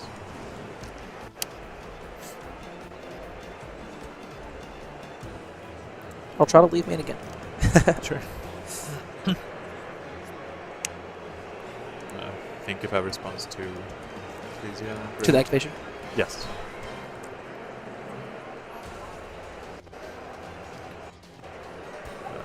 It activates, right? Yeah, yeah. In phase.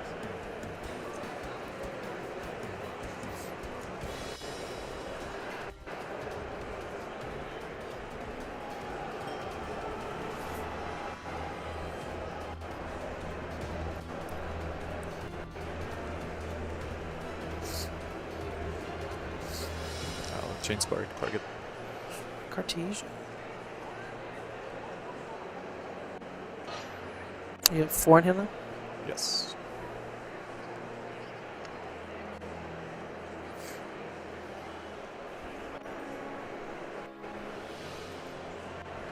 Yep. I'll pass you. Draw face. Mhm. Stamp on me.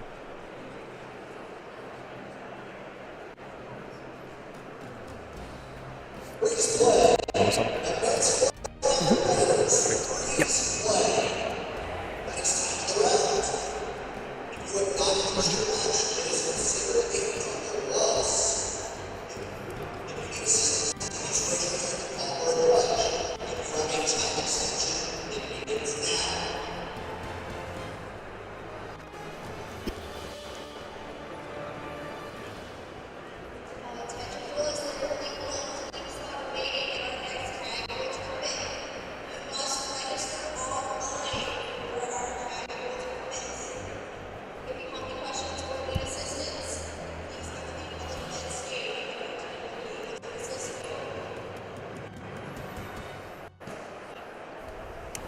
Click, turn your elbows. He just. He won. Can I pick up cards? Yeah. Yeah, he won. Yeah, red one. You guys can take the headsets off. Sorry for that, man.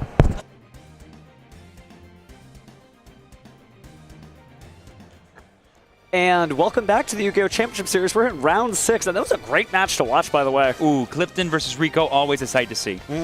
And really cool to see, actually, that Malice is still in the format. I know I could hear the groans from there in the chat. But it is one of those decks that until every single name is gone, I don't think that deck is going anywhere anytime fast. But again, shows you this format is a little bit more diverse than you might have thought. 1000%. The boogeyman of old. It may not be so much the boogeyman of new, but it is still a boogeyman nonetheless. Yeah. And as we continue through the tournament, there's some really interesting stuff that we've seen, including, we may get to see this on maybe one of the backup feature matches if we're lucky, an undefeated Primite Dark Magician deck in Genesys. But that is still really cool to see that just Dark Magician's still doing things like Malice, Dark Magician. Play whatever you want, play however you want. This is a good time to duel. But I think, actually, if we head over to the stage right now, you guys can see the feature match that is currently ready to go for our advanced round 6. It is going to be quite the matchup for y'all. And we're getting right into it. Yep, here we got Gibran playing Cool Tune, finally the boogeyman that everyone's been talking about for this event, versus Raul playing Radiant Typhoon Sky Striker, and that title does not confuse you. There are some really powerful Radiant Typhoon cards that Raul is trying to use. These cards have been known as the Terror in Genesis, and they were previously the Terror of Advance as well, but with the new FNL list update, we're not seeing as many of them throughout this event that we thought, but Raul was like, you know what, I love Striker cards, I love Typhoon cards, let's play both. That's fine. We're going to start off with Cool Tune Mix here. We're going to go ahead and add a Cool Tune card from the deck to the hand, and so it shall be. Grab Cool Tune Q. Cool Tune Q? Yes. All right, this will be the card that represents our ability to look at the top 2 cards of Raul's deck and banish one of them and put the rest on top. There we see the Rotary plus the Q to get that additional normal summon of the Q and establish even more searching to get our synchro summons online. I saw a big grip full of tuner monsters in Jibrin's hand, and with the Cool Tunes all having the ability to let you synchro summon using 1 on field and 1 in hand, something tells me we're going to be going pretty good here. And there we see the Ghost Spell coming out for Jibrin, because that is, fun fact, a tuner monster. No lies there. Gotta say, it is pretty cool. No, don't worry, I'm not gonna do that every time. But we are gonna go ahead and bring out Trackmaker here. Shows you the deck still has a lot of power. You know, not every duelist is playing this. This is a very wide, diverse format, and it's surprising. I don't want to say how little Cool Tune there is out there, but it is not the main thing that you see when you look at all the deck lists next to each other. And here we see the chain links being established to where we can resolve the Q first to go ahead and reveal the top 2 cards, banish 1, and then put another one on top. We got the Sven plus the triple tack. Looks like we're going to choose to banish the Sven and put the triple tack on top. And now we're going to use the effect of Rotary here to go ahead and get a peek at the hand. We've got, and there it is, the Sky Striker is being revealed. And with that Sven being banished, Gibran now knows what is up. So all the secrets have been revealed here, and plenty of secret rares in the hand there, but it looks like we're going to activate Cool Tune Synchro, or excuse me, grab Cool Tune Synchro from the Trackmaker. A couple of things that I noticed there from Raul's hand. 2 of the scariest cards that Jibrin now needs to think about are both Eagle Booster and Forbidden Crown, which can also have that like unaffected line of text here. So even though Jibrin will be able to shut up a lot of interactions here, he has to fight through a lot of card advantage that Raul is representing, plus a lot of protection. So that plus the known talent that's going to be drawn, it feels like Raul is going to be able to draw a lot of cards on their turn and basically make it moot that Gibran had quote-unquote perfect information. As duelists learn to deal with Cool Tune Rotary, it is true that being able to see into your opponent's hand does mean that you have a certain inherent advantage, but Sky Striker is one of those decks that puts all the cards on the table anyway, so it's not really like you're keeping that many secrets, so maybe that's why Raul decided to play this deck. But we are going to go ahead and make Cool Tune Remix, going to go ahead and prepare ourselves. Also have the Zalin, and that's it. And here we see the very modest end board that decks like Cool Tune, or even decks like Dragotail are known for doing. You know, it's not a lot, but it represents so much interaction, and because Gibran has that knowledge of all 6 cards that Raul now has in hand, he can use this interaction perfectly. But a first action Forbidden Crown to basically say no to Remix or no to Zalen for the rest of this turn is going to be super huge, because Gibran really needs this Remix to pop off, and as long as Raul does Chainlink 1 Crown, Zalen can't do anything about it. Well, we'll see if we have any responses here as Gibran goes ahead and checks through his cards. Looks like we are going to go and activate Cool Tune Synchro. Yeah, honestly, like if the target is in fact Remix, like I suppose that it is, Gibran needs to get value out of it somehow, and using this Cool Tune Synchro to go ahead and add and get the sync is probably the best he could do. But wait, there's more. Raul sitting there with a card in his hand that he's about to throw down. Maybe not. Yeah, he doesn't want to run the risk of going Chainlink 3 for Zaylin, right? Because if he targeted the remix, that means the Zaylin could respond to Crown and get rid of it. But it looks like we're going to push the chain links further, so that's going to limit what Zaylin could do as we activate the Sky Striker and mobilize the linkage. I actually like this. Okay, so it looks like we targeted Zaylin with the effect of Crown, not the effect of remix. Sorry, not remix. So remix has been tributed here. Which will let us get back 2 non-synchro cool tunes, and then we can immediately synchro after that effect resolves. Chain Zaylin to negate the linkage. Oh, wow. That's good. Okay. So let's wind it all down. Zaylin's going to negate a card. Oh, because Zaylin is not responding to the crown itself, it can still activate its effect / remix, whoever was targeted with the crown. That's right. Of the synchro. The ghost spell. No. Oh, sorry. But either way, I think Raul is still pretty happy here because he's forcing out a lot of the interaction that Gibran had face up with just the first 2 cards in his hand, and we know he has a copy of Engage and a copy of I think it was 2 copies of Engage actually. Yeah, and he's got 2 spells in the graveyard right now too. And we have a talent, which means we're going to be able to draw so many cards as Raul and basically make it pretty difficult for Gibran to actually stop us from playing the game. So despite being the alleged boogeyman of the format, this feels like a fair fight. Fine. Well, I think I did see a little bit. Did we add back the Ghost Spell, it looks like, using the effect of Remix, and so we're not actually going to Synchro Summon here? Yeah, I think he values just being able to stop things like Sky Striker, Ace, Kakari. Resolution? I mean, Bell can actually stop a lot of cards in the Sky Striker deck for what it's worth, so there's probably a legitimate reason to just have it as a potential interaction point. 3 spells in the graveyard, Raul passing the Sky Striker checkpoint. Ooh, but now it's kind of coming down to Raul here and how he uses the cards in his hand, because while he may be able to represent a lot of advantage, which not so much now because that Ash Blossom is stopping that Engage from getting the full +2 value it could have gotten. Well, we still activated 2 Engages this turn. That's true. The counter's at 2. The counter's at 2. Just getting a double check here on what Clip does. That was the card I believe we added off Cool Tune Synchro. This is basically a Phimina, but for Synchro Summoning. Yeah, you're going to reveal, bring it to the field, and then immediately Synchro Summon if you'd like. And this can get all kinds of things depending on what levels you have access to in your hand and field. The bell in hand, 4 in hand. 4. Threatening a Cool Tune RS. So the hand is Eagle Booster plus Talent and I think a Ray. Talent's still draw 2. Ooh, that's going to be interesting. It provides less information for Gibran, considering that he saw all of the cards, but now there's going to be 2 mysteries here. If we draw the 3rd Engage, man. I'll throw up. Is Raul that good? Oh, I saw a Ray. I think we drew another Ray, but we do have Visions, which will allow us to discard and get even more draws. Sorry, get more draws and then discard, I should say, even better. Choice on the quick play spell card for the discard is... You don't want to trade your whole hand for that. We'll take a moment to think. It's a tough decision, especially this far in the tournament. Yeah, it depends on what other non-engine you think Gibran has access to, because being able to hang on to that Eagle Booster to protect whatever your extra monster zone is going to be pretty huge, but I think we drew 2 pretty good ones as a rule. We're going to get rid of one of them there. It's Widow Anchor. I guess he feels like if you just keep playing, you get the Widow Anchor back later? Yeah. And both monsters that are in play can't really do anything right now until they get synchroed off. It is worth noting that if this Rico gets synchroed off, I believe Rico is the spell trap pop. That's right. So, got to clear or deal with that in some way before you set anything like Widow Anchor. So getting rid of the Widow Anchor makes perfect sense here. But we did tribute Sky Striker Ace Ray, and it is going to bring out Sky Striker Ace 0. Yeah, so he's going to get that 3rd copy of Engage. I will not throw up here because he's not drawing it, he's searching it. That's perfectly legitimate and reasonable.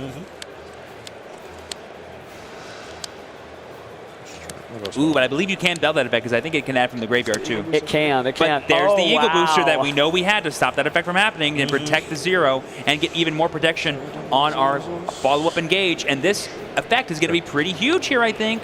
It's nice to see Eagle Booster back in rotation. It's not in every Sky Striker deck list through the history of Sky Strikers, but it is a really powerful card that shows you that it kind of has like called by the grave-like effect that you're protecting the resolution of your card effects. It really leans into the sort of toolbox nature that I think Sky Striker was originally designed to be, where it's like if I need a certain thing for a certain moment, I can go grab it, and if I already happen to draw it because it's in my deck, that's just a bonus.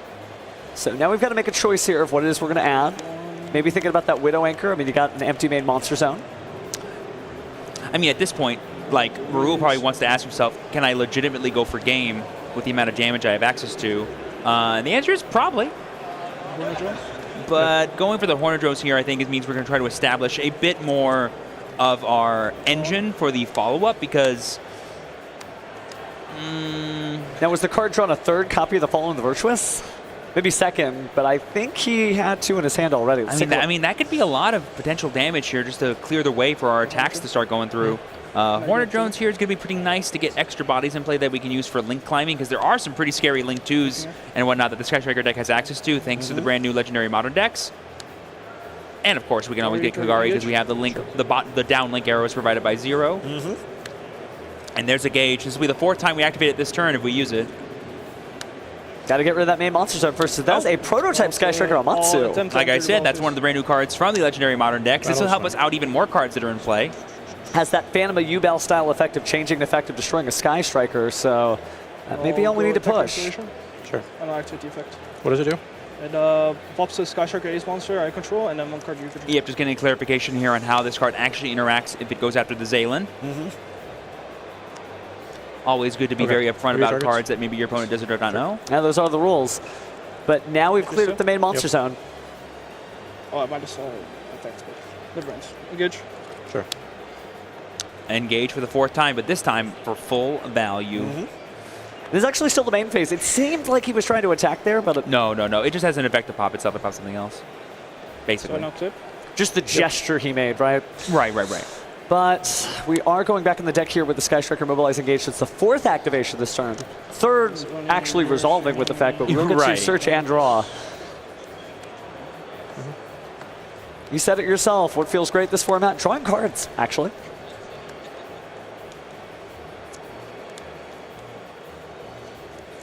Oh, sorry. That I think was the battle phase. That effect only works when it declares an attack. Oh, I see. So we're in main phase 2. Good deal. Yeah, but now we're activating Pot of Desires here, and is that the 4th draw 2 effect we activated this turn if we include the talent plus the both engage? A little bit. So a lot of cards drawn here, losing some spells there. Including the second copy of Pot of Desires, which is not the worst. Well, what that means is we have officially drawn more cards than Gibran originally saw. So we got to have made that complete knowledge that Cool Toon gained kind of irrelevant, unfortunately, which made it really difficult for Gibran to play through everything that Rahul had access to. And now we have the full striker board set up, while also kind of dismantling a lot of the advantage that Gibran was able to conduct with their Cool Toon cards. I see how both these duelists have gotten this far in the tournament undefeated, but one of them is going to have to give here. Hopefully not both. Now, this Rigo can force out some of these spell traps if it was to go for a Synchro Summon, so let's keep that in mind, friends. But in draw phase or standby phase, one of the two, we're going to go ahead and use the Fallen the Virtuous. Just get that Rigo off play, out of our sight. Makes a lot of sense to me. Normal effect. We got the mix. That's a pretty good normal summon, but we do have the Widow Anchor set that we know about, which could just get this negated. Gonna go and negate and take. And it's really important to take here because the effect, I should say the conditions that these Cool Toon monsters have that allow them to synchro summon using cards from the hand are not negated by effects like Widow Anchor. So taking it actually obliterates the material that Gibran could have used. Looks like we're trimming the Sky Striker A0 here to bring out Rose and Ray and then destroy a card, preventing that JJ Cool Toon from even staying on the field to get the additional normal summon of its tuner. Really heads up play, just trying to keep Gibran as far away from getting anything. And that'll do it. Raul wins game 1 from the concession from Gibran. I bet you Raul is really excited that he did not banish face down his copy of Rose. Depending on how many he's playing, that sometimes is an effect that can get people.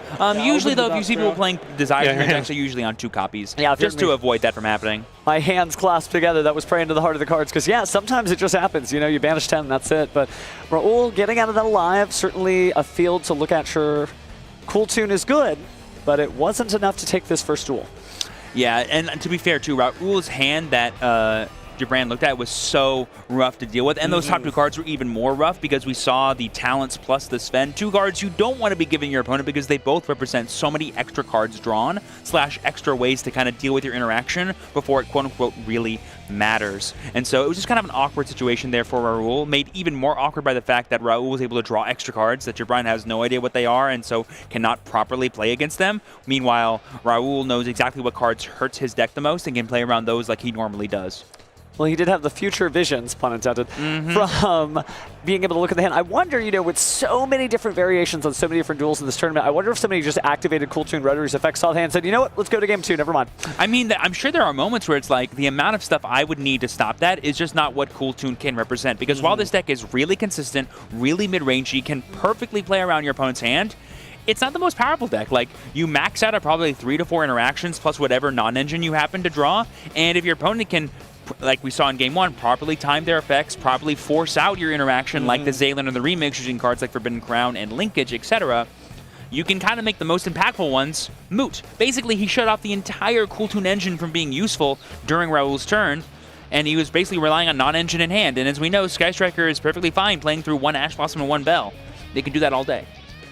Definitely the game plan. You almost have to, in the same way that Branded just kind of knows Ash Blossom is going to hit my Branded Fusion, so I need to be able to play around everything. If you've been playing Sky Striker long enough, I mean, you know those cards very well. You have your game plan for it. It's almost like instinctual to just play around it. I mean, Steven, what's the best way to play around your opponent ashing your Engage? Play another Engage? Play another one, Play baby. another Engage. Well, strong Duelist draw strong cards. Let's see if Raul can pull a magic hand like that again. But if you're cheering for Gibran, cheering for a Cool Toon, then let's see what Gibran is able to do as he gets a second chance to go first here. It is worth noting, though, that Gibran now needs, if he wants to win this match, going second and breaking serve, which is very difficult to do against the Sky Striker deck because it represents so much interaction, and you really need cards that can play through that much. And while, yes, the Cool Toon deck is very resilient, it's not like you're going to be able to mount some kind of super strong offensive after playing through so much. Well, looks like it is about time to duel here. Both duelists kind of ready to go. Again, this is round 6. Game 2 at YCS Columbus. They've got 3 rounds ahead of them, but they still have to get through this match. Good luck. I'll go first. Alrighty, the Fist Bump of Destiny. Gibran begins there, I'm assuming, first turn with a draw. That's a pretty good opening hand. I'm not going to give it away just yet, but it's going to start off with Cool Toon Synchro, which, while a powerful card, kind of is not the most ideal starter to work with because A, you want to save it, and B, it kind of means that maybe your hand's light on Cool Toon monsters.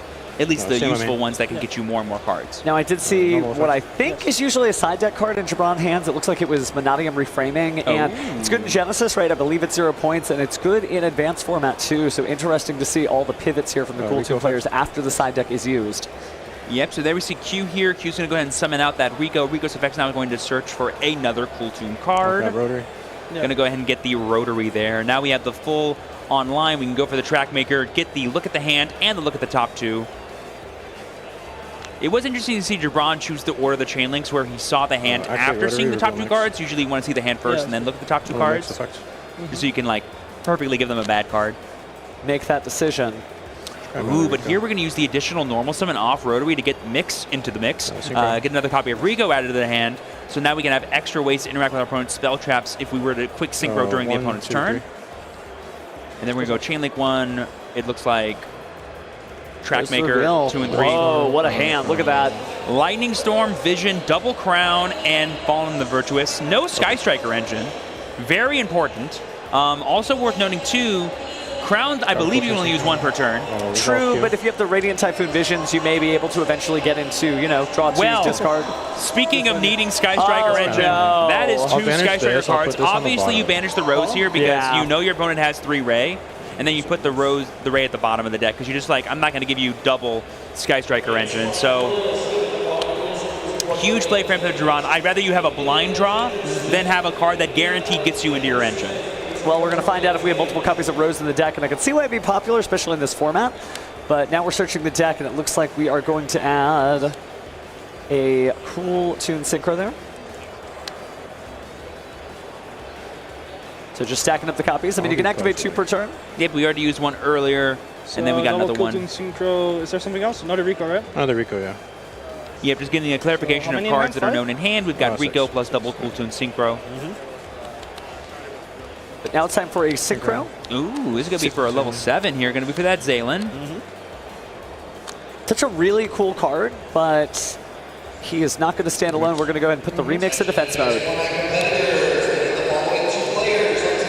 It is worth noting that we played the Zaylin in attack mode, even though we know our opponent has a copy of Lightning Storm, and we're also going to set 4 back row, again, knowing our opponent has Lightning Storm. I guess, you know, with the Monadium Reframing, you're not necessarily that afraid, but you do have to just be ready to give it up. Yeah. All right, so just like last time, we're going to lead off with the Forbidden Crown. This is going to try to force out some interaction here. It's going to be the Cool Toon Secret in response to the targeting of, I believe, Cool Toon Remix. Now, if you're Gibran, do you let this fly? Doesn't look like it. We got the Fallen of the Virtuous here. We're going to target the Zaylin here. Forces out the negate if you want to. I mean, protecting Zaylin doesn't feel like it's that high on the priority list because if you use the negate, you basically have used up his inherent value anyway. Well, also, I think the thing about too is Raul really needs this vision to resolve because in theory, if he did not draw a way to access the Sky Striker engine, he needs to draw more cards. Otherwise, he's just going to be saying pass after all of this, which is not going to be good enough. Breaking the board but doing nothing with that opportunity does not feel good. So we're going to go ahead and read Forbidden Crown. 6 major effects. All applied to one monster. Heavy is the head that wears the Forbidden Crown, that's for sure. All right, but we are going to probably chain here.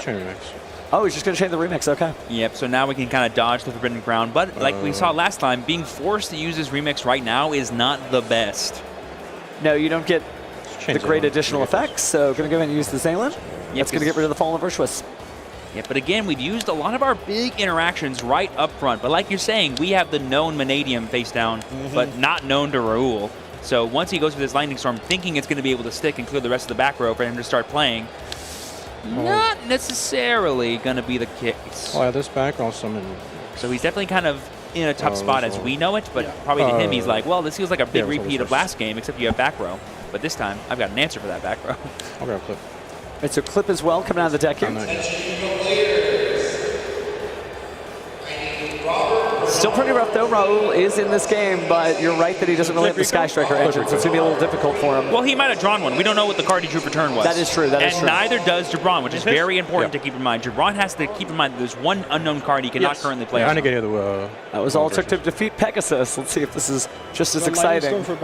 So there's that Lightning Storm, and there is the Vanadium reframing. Going to go ahead and negate that spell trap. It is a counter trap, so no chaining anything on top of that. Yeah, nothing you can do. If I have a Just double checking how it works. It only gets the bonus effect if Visa Starcross is in play, which they are not. Vision's a draw 2. All right, here's Vision. Is this safe? This draw 2 is so huge.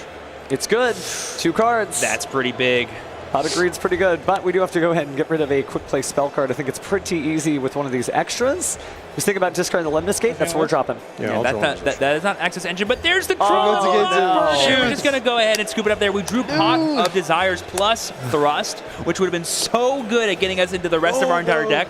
But a well-timed draw and locked on top of everything else Jabron was doing is going to go ahead and put a cap on that game and say, Raul, sorry, we're going to game 3. Look at the smiles on both duelists' faces. You know that they're really just in it to win it, but it's always great when you're like, nah, man, that was great. That was sick, It was sick. Reframing into draw and lock bird, that'll get the job done every day of the week and twice on Sunday. It's only Saturday for now. They still have a couple of rounds ahead of them. Yep, they're both talking about how that game could have gone. It's like, yeah, there's probably ways I could have done it, but Raul's hand was just a little unfortunate there. If he had drawn that Sky Striker Ace Ray on top of having the Vision draw into more cards, then we're talking. Then we're having some fun here, because then we could start doing some crazy plays with the effects of Azalea, with the effects of the brand new, say it with me now, not Kagari, Camellia, that came out in the Legendary Modern decks, just to get you more and more advantage, even though you can't, quote-unquote, add cards to hand. Camellia is actually a fun way to kind of play around, specifically draw and lock bird. Well, the Yu-Gi-Oh! Trading Card game is famously 2 players, so unfortunately your opponent's working just as hard as we climb through the ladder here, trying to figure out who is going to make day 2 and who might be our coveted YCS champion. Yep, but now, like I mentioned earlier, Raul, Jabron, even though we made it into this game 3, now has the unfortunate situation of needing to break Swerve against a deck that very clearly can handle the Cool Tune engine just fine. And so on top of not being able to properly establish your setup, you need to kind of worry about the massive amount of advantage that Sky Striker can put up on turn 1 that can also stymie you from playing your game. We shall see who does get stymied after all. Wow, man, look at that side deck. Just spells and spells. Which spells do I need today? I'm surprised no one's ever made a Ray has a green thumb joke, because all the green cards they play. Now it looks like we're counting on the side deck, make sure everything that came out went back in. I do see 15 cards, so it should be okay. I mean, my favorite move of all time is just you take your side deck, you put it all in your main deck, you shuffle up, and then you just take 15 cards out. Oh, the classic smoke screen. I feel like people don't do that anymore. I mean, it's not even like you're trying to keep all 15 in. It's just like sometimes I'll like literally do that and not side deck any cards and just be like, I just want to make you think there's way more cards in here than you think that you have to worry about. All right, well, it looks like we're beginning our pile shuffle, so we should be ready to duel pretty soon here. I mean, it is anybody's duel here because, you know, imagine you go first and you get a very similar hand where you don't have much of the Sky Striker engine and maybe you weren't about to draw into Rose and Ray. There is a version of this Raul just swings and misses, passes over to Jabron, and Jabron just has everything. Similarly speaking, you know, Jabron could open up with all of the great interaction points from the hand. Maybe he doesn't get enough. I know that seems very unlikely in a Cool Toon deck just considering how many cards there are, but it's possible. So one Duelist is going to leave here with all their life points intact, but we're going to find out who shortly. Yeah, one thing about the Cool Toon deck that is really cool for when it goes second is that it's kind of harkening back to the old Snake Eye decks of like 2024 format where it plays like half of its deck is non-engine that interacts with your opponent's cards. And so it can be super hard to properly navigate and get a full board worth of value. But as we all know, the full board of Sky Striker is 1 monster and 5 set spells traps. You can get to that pretty easily, I've seen. Hey, well, speaking of getting into it, it's game 3 here. Again, round 6. Couple rounds to go, but let's see what this final duel has in store for us. Good luck. Good luck, fun. Yep. Alrighty, the Fist of Destiny here as Raul begins, I'm assuming, their first turn of the game. Ooh, I saw a grip for Jabron. This might be a fun one. We're going to see some dueling action. All right, okay. Yeah, sure. No problem. Thank you so much. All right, draw standby main phase. Yeah. Going straight into the main phase here. Desires. Got to go ahead and activate the Desires right up front. This could be punished by a lot of things here. Banish 10, do we have a response? It's a good thumbs up from Jabron here. That's 2 big ones. And we're going to chain the linkage to go ahead and get extra value on top of that Pot of Desires. Is Pot of Desires a +1? This feels a little bit more than that, I think. Well, reminds me of another card. I have no idea what it does. You know which one I'm talking about, chat. But it looks like we're going to go ahead and draw 2, and then go ahead and bring out our Sky Striker A0. Right? Just setting the Desires, I assume, right? Yeah. And then anything on resolution chain, here? 0 to search. I'm going to draw chunk 2. Oh, okay. We do have the draw on Lockbird, so no ability to actually search here. Looks like we're going to chain to that. Chain link 3, unironically, might be a good time to try to draw. Oh, man. Not sure if he wants to do it or not. I think it depends on what card. I think I saw it was Visions he was thinking about. Basically, he could have a really good quick play that he wants to hang on to. We're just going to go ahead and let it all resolve. Add back the linkage from the graveyard because luckily you don't need to target what card you go for. And there is the talent to look at the hand. The ultimate punish. Anything you can do, I can do better. And oh my gosh, look there's not a single Cool Toon card to be found. Infinite Permanence, Ghost Spell, Bestial Magnet, and Fedrola's Harmonia, which I don't think we've seen resolve on stream yet. No, but honestly, that might be the pick here because every other card is already it's not live. You can't use any other card in his hand besides maybe Impermanence on the next turn. Maybe he wants to get rid of the Bestial Magnet. Yeah, you just play through the Fedrola's Harmonia. Well, I mean, honestly, to be honest, Harmonia is not the most scary card for a Sky Striker deck to deal with because everything in your deck floats, everything can tag out, so removal's not the best. And we already have the 5 spell traps that Rule needs, so we're kind of fine to play under this draw on Lockbird right here. Well, gonna go and pass over the table there, and that's it. Set 5. I mean, seems good. Ghost Spell, Imperm, and Harmonia and a Dream. Let's see what Jabron can put together here. And there's the pass. We've officially drawn the wrong half of our deck as Jabron here, and Raul's gonna get another full turn of value. We're going to go and use the effect here of 0. That will be met with Ghost Spell because it can summon from the graveyard. And there's the Solemn Strike, pay 1,500. Going first side deck for the win here. Going to go get that Rose that was not banished, as well as a Ray. And man, if you're Raul, you must be feeling pretty powerful right about now. What a statement with the gold rares, by the way. They're gorge. Okay, so we are going to go ahead and use Fedrola's Harmonia in response. So let's remind everybody what this does, because if you haven't seen it every day, you're going to reveal up to 5 Synchro monsters, and based on how many cards you reveal total, you're going to get additional effects here. If you reveal, well, we're getting the whole effect. If it's 2+ cards, you're going to special summon Fedrola's Harmonia. If it's 4+ cards, you're going to send one of those cards that you revealed to the graveyard from the extra deck. And if it's all 6, you're going to destroy a card on the field. Yep, and we're also sending the Wind Pegasus Adagnister, which does have a graveyard effect, so keep that in mind, friends at home. And now we have this Harmonia to fight through if Raul wants to get enough damage to go for game. We have the Shizuku happening here in the end phase to go ahead and add back that engage for the ultimate Sky Striker follow-up. And it is worth noting that because that all happened in the end phase, and this Harmonia is now in play for Jabron, that Impermanence in his hand that Raul knows about is officially useless. Well, he had to make a choice. At least it put something on the field, but this is going to be pretty tricky. We've got a full yard here for Raul. We got a full spell trap zone, one of them being linkage. We can represent a lot of damage right now. There's that vision we were thinking about last turn, but we decided, you know what, we don't actually need it. We have all the value we already need. I'm going to go ahead and get rid of that Lemniscate here to get that extra draw 2. And now it's go time as Raul. Yep. Not a whole lot you can do here except watch your opponent draw more cards. So searching from the deck, there's plenty of spells in there. So we're also going to draw, grabbing one of the Sky Striker Mech Widow Anchors.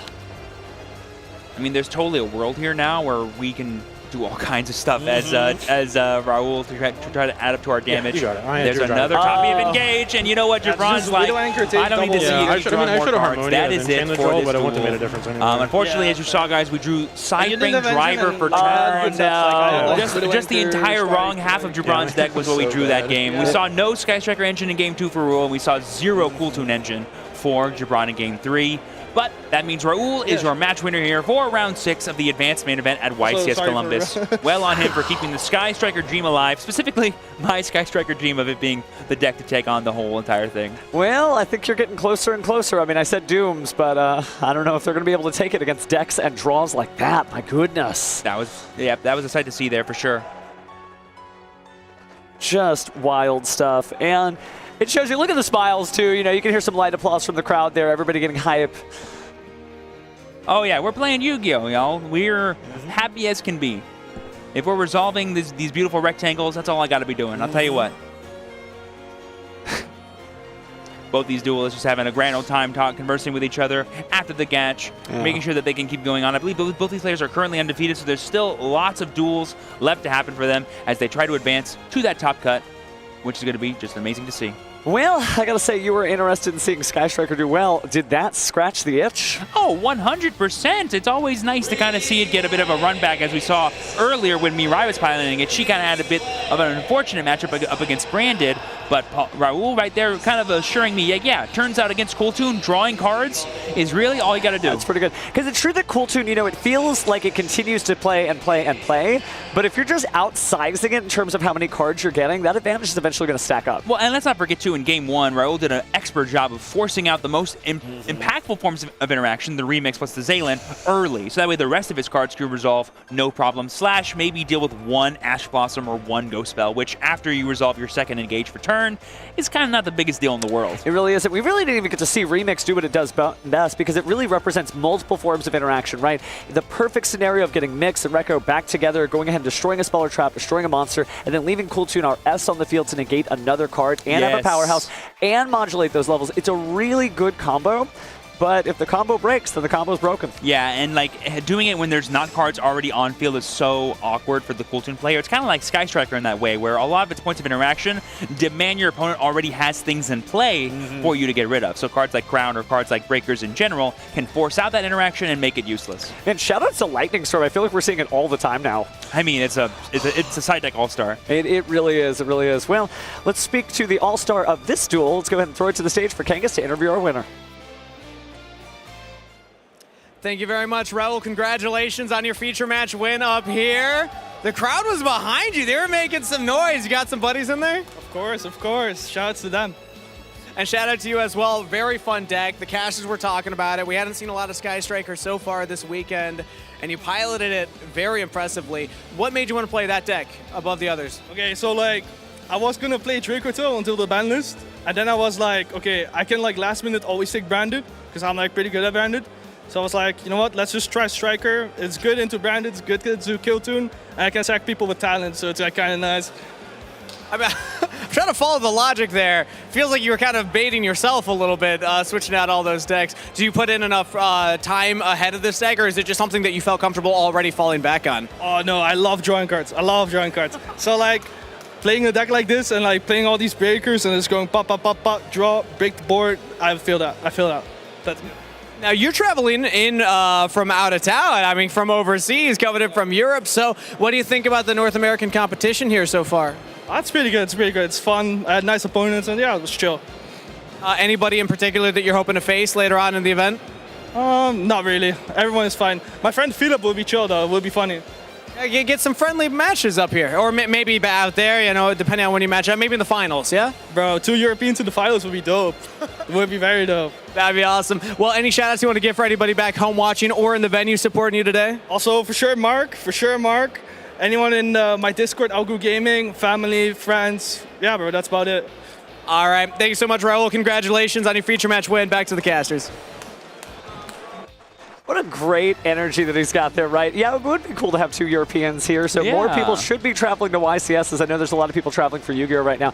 And it's just so neat to see, again, just the energy of this format. Like, new Forbidden List, new cards, new everything. And speaking of which, we do have some new duels we could be watching too, right? That's right. We have an extra feature match we can go ahead and cut to right now, live for this round 6. It's going to be Ethan piloting Dooms versus Kevin piloting some more Cool Toon action. So we saw it a bit there. It got a little bit stymied because of the bad matchup it has into Sky Striker. But let's see how it does against a deck that, while yes, Dooms is very powerful against Cool Toon, maybe it isn't powerful in the same exact way. Well, speaking of European representation, I believe Kevin is from Switzerland. Yeah. To recognize that flag, right? Yes, that's right. Yeah, it'll be attached. And it looks like we are just starting off with our Dooms. Let's say that is either a Lara or Amalthea. I can't quite see it from here. That is definitely a Lara, I believe. And then I think it's worth noting that Kevin won game 1, and this is currently game 2 during Kevin's turn. So everything's good. Looks like we're going to go ahead and go into the Dooms Break Deactorus. Now, if you haven't seen Dooms, the way it works is many of the Dooms monsters have a quick effect that when they have an equipped spell on them, then go ahead and Xyz summon. And basically the other material is that equipped spell. It's going to be pretty cool because, again, that Doom Dirt is giving an effect to Dooms Break Deactorus to go ahead and activate and protect itself, but it will be destroyed at the end of the turn.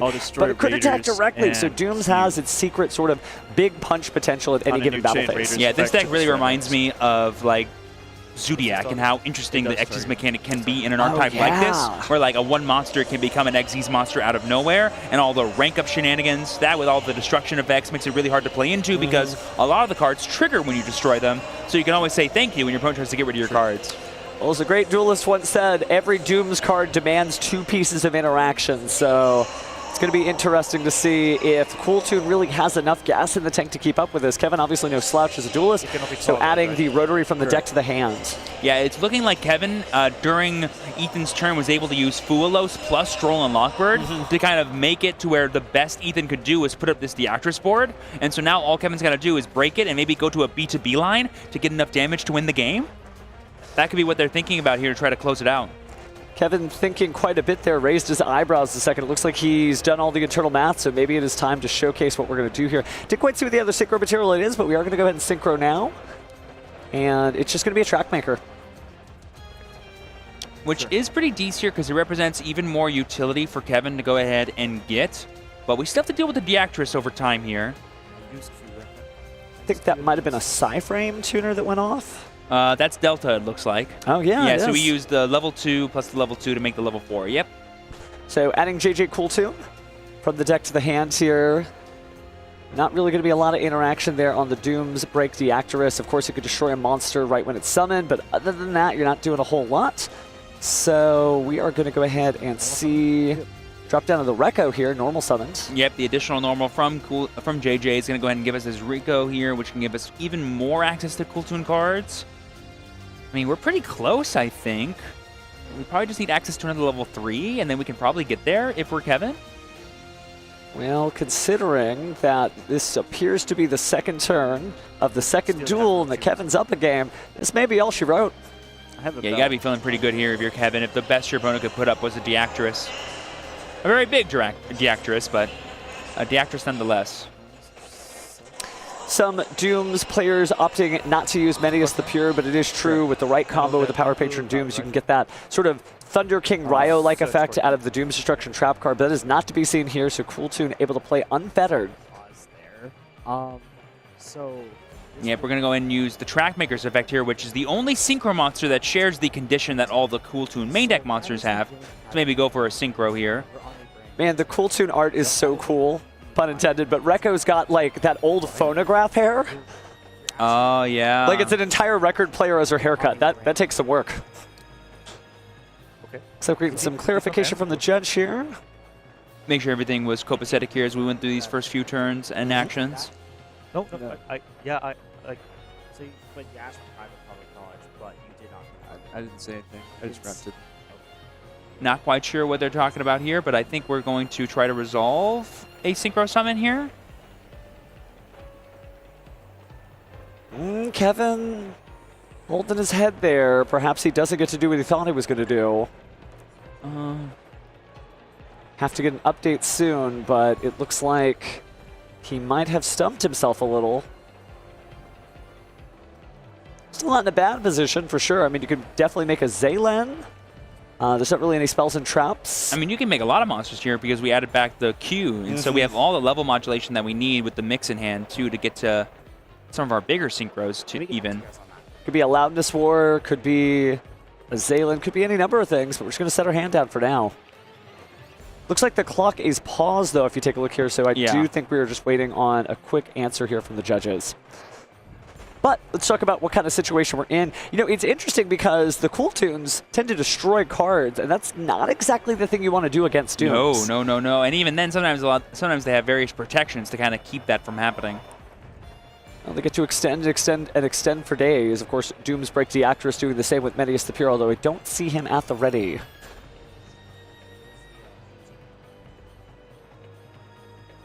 But it's looking here like Kevin's trying to think about whenever what happens with the judges gets resolved, like what his reaction is going to be in terms of what plays he goes for. That's the one nice thing about getting some time like this. You just get to, you know, properly assess the information at hand and go from there. It's almost like, you know, in a movie where the villain and the hero, not to say that either of these are a villain, but they stare each other down behind because they're just waiting to get across that line, right? Then I'm going to do this to you. Then I'm going to do that to you. Mm-hmm.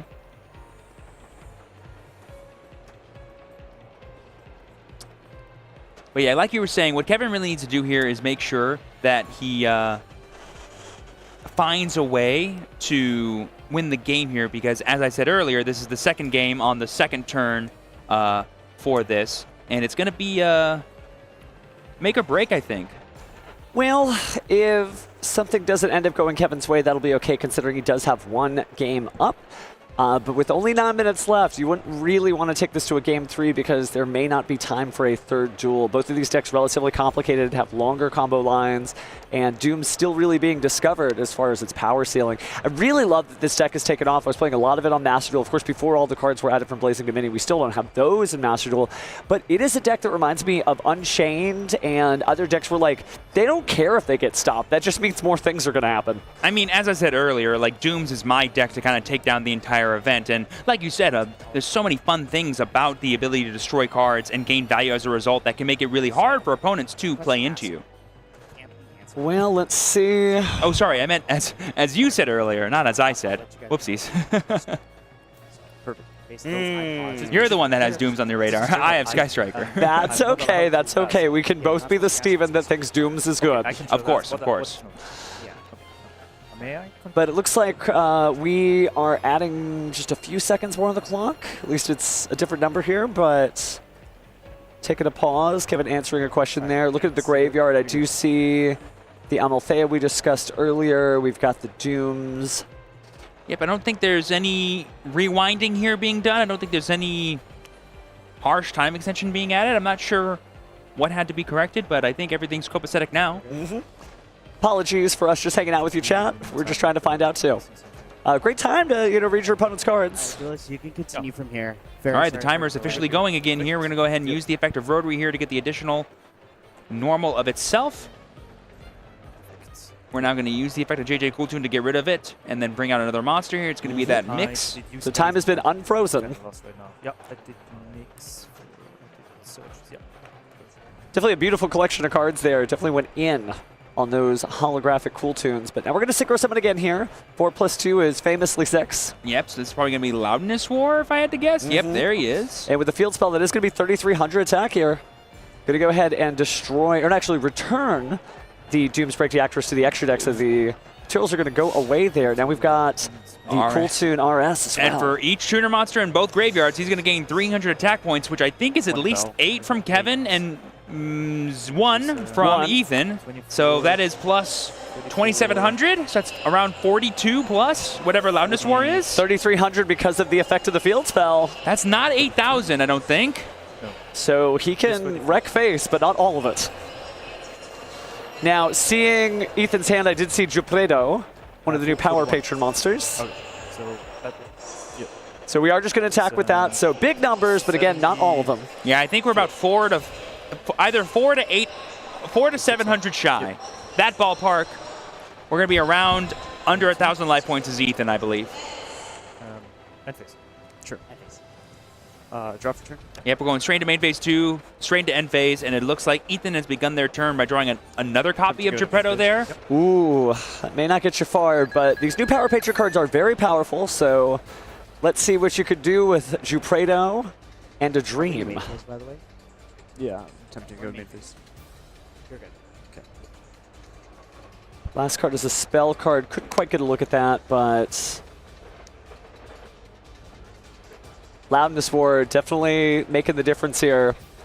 0 attack, but its attack gain actually isn't coming from itself. It's coming from the JJ Cool Tune Field spell. Attempt to scale. So we'll put Geppetto, his Pendulum Scale, in the Pendulum Zone there.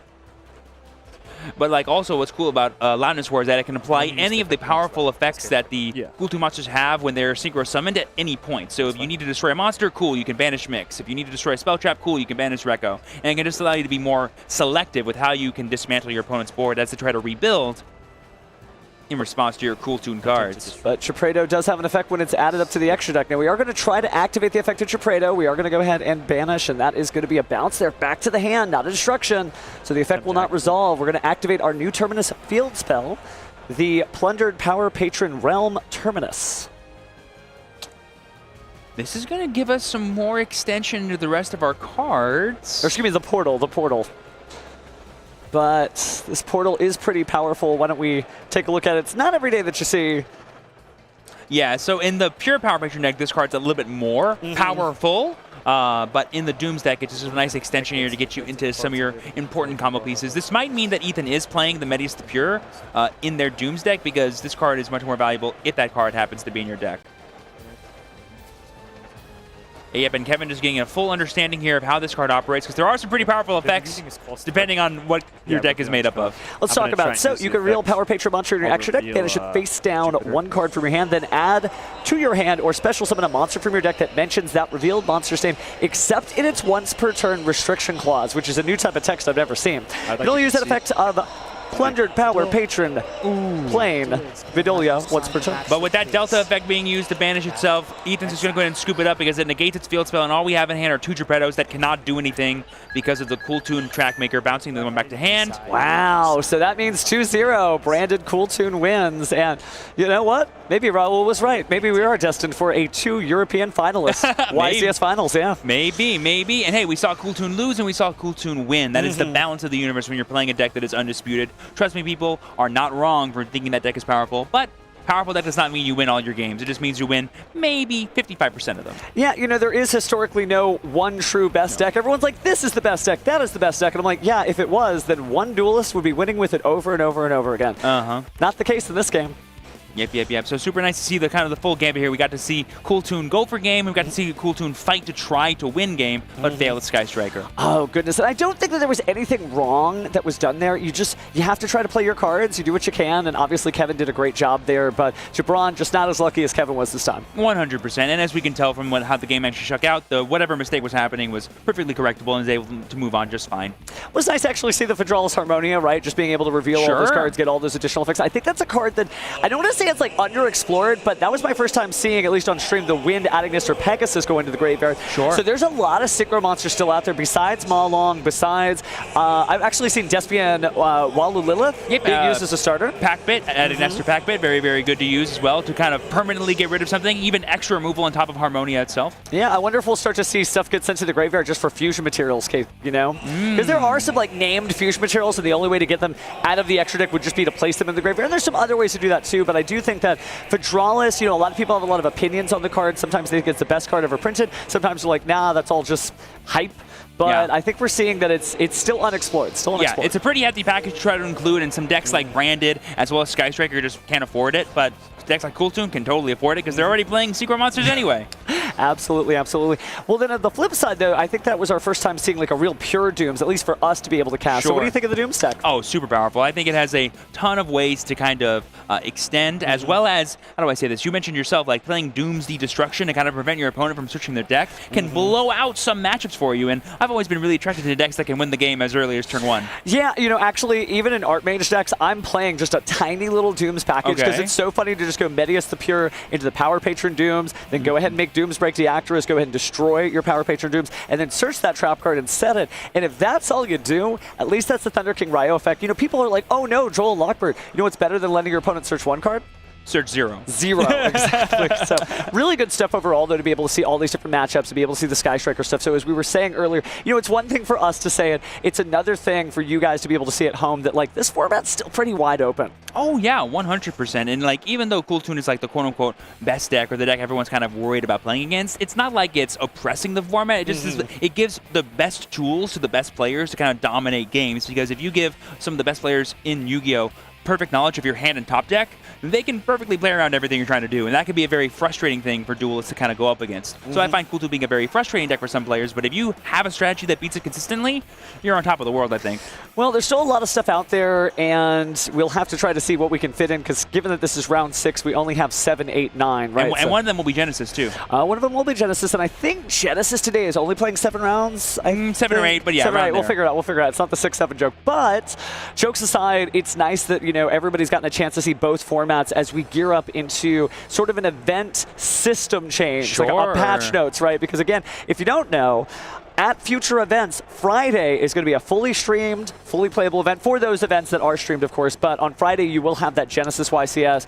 Then on day, it's not even day 2 anymore. It'll just be day 1 of the main event. So second day 1, right? Yeah, not day Saturday. 2, second day 1 will be the advanced format. And then again, I just can't wait to find the first Galaxy Brain Duelist who topped 1, top 0. And we've seen that happen. Oh, 100%. Right? When you think about it, a great example is at last year's NAWCQ, we had somebody win both events. But forget that. Why don't we go ahead and move on to the stage so we can hear about this match's winner. Easy to remember. Thank you very much. I'm here with Kevin. Congratulations on your feature match victory right there. Down to the wire, though, pushing towards time. What was it like being in the pressure seat there? Well, my problem was a little bit that I'm not that familiar with the Doomsday card, so I pretty much had to read the cards. That's not that good, so I recommend to test a little bit more, right? So yeah, but it was fine. It was fine. Good advice for everybody out there. Did you not play against any other Dooms matchup ahead of this then? No. No. Okay, I know it's not one of the most popular, but I've also heard some people say that they've played almost only against them. So do you feel like you're more comfortable with the matchup now? I am definitely, yeah, but it's so many different decks in the room. It's like some people told me they only played against Cool Toon. I did not play a mirror until now, so it's completely different.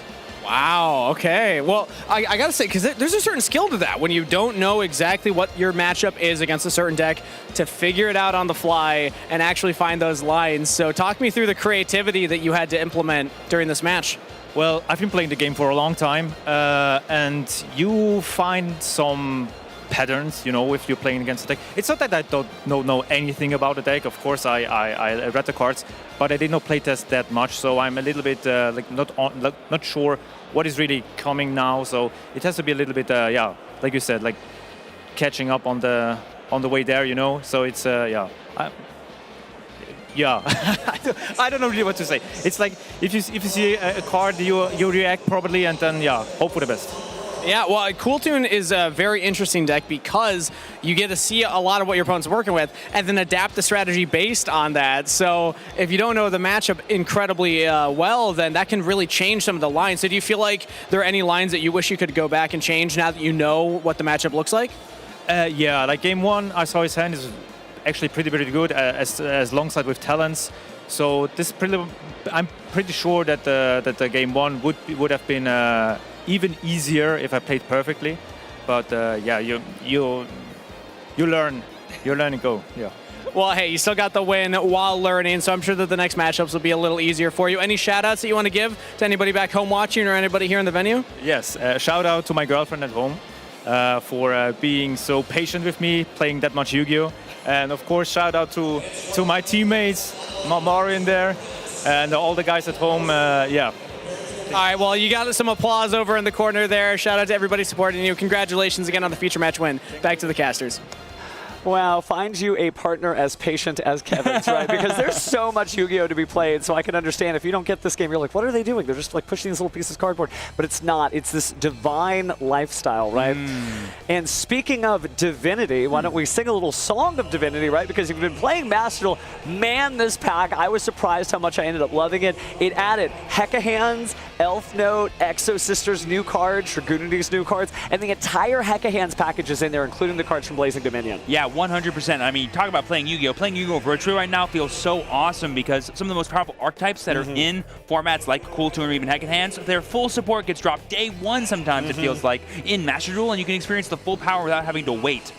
Absolutely. I've been playing a lot of Hecka Hands on the format because it's a really fun deck to play considering that like it's every deck in the world at the same time. I was going to say, you're not really playing your deck, you're playing everyone's deck. Everyone's deck, right? And you can still finish, I think, the Dice Rally. I think Monday is the last day. Correct me if I'm wrong. But yeah, if you haven't gotten all your free gems, you actually have a chance to play some of these new decks in the Loner Deck program. So you can jump on the game while you're watching the stream and get yourself some free rewards. Gorgeous. I mean, my favorite thing to do after watching a YCS, talking about a YCS, is playing some more Yu-Gi-Oh! Because, man, oh man, nothing gives me FOMO more than watching some of the best to ever do it. Yeah, we are kind of trapped back here. I would love to duel, but I have to sit here and cast. Aww. I'm kidding. But yeah, Song of Divinity, great pack for sure. 100%. And I think some fun things are looking around here for the event. Anything you're still looking forward to that you haven't seen yet? Oh, that we haven't had on stream yet. Well, there is, like I said, in Genesys format, that Dark Spicy Magician stuff. deck just lurking around.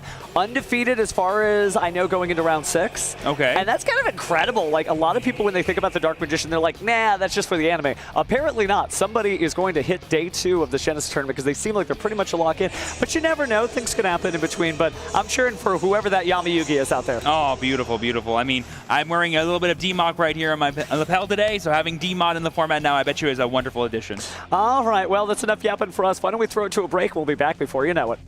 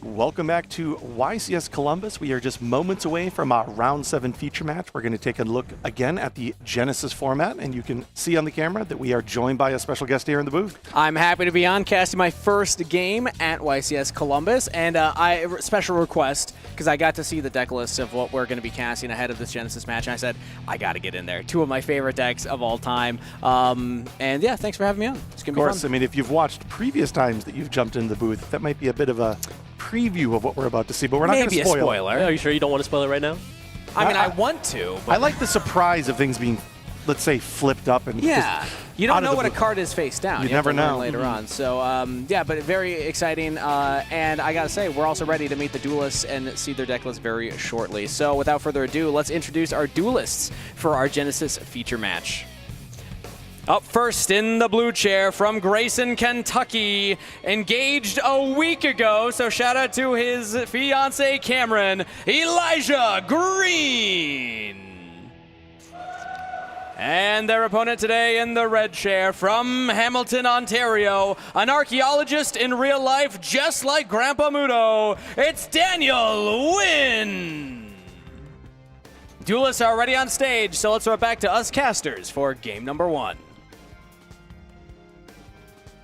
So I think that finally gives it away. We are going to see a committed Mimighoul strategy against a little bit more of a hybrid, a Lyralist Mimighoul strategy. Do you think the Lyralist cards are self-contained, or is it just more of a means to get to the Mimighouls? Often it can be a means to get to the Mimighouls. Mimighouls themselves, you know, not really eating many points when it comes to Genesys. Lyralisk as well, so they bridge really well into each other.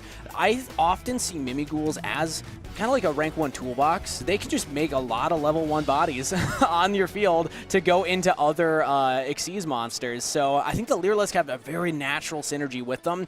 I imagine Lyralisk is going to be more to set up the Mimighoul than the other way around, but they kind of play into each other in a way. Yeah, there are some really powerful Lyralisk rank 1, so just having access to that card pool, I think, contributes to the need to play more Lyralisks. It's really impressive that we have 2 different Mimighoul strategies undefeated this far through 6 rounds. I mean, this must be your dream match here. I'm so happy. If I'm not wrong, these are the only 2 undefeateds left in the Genesys pod.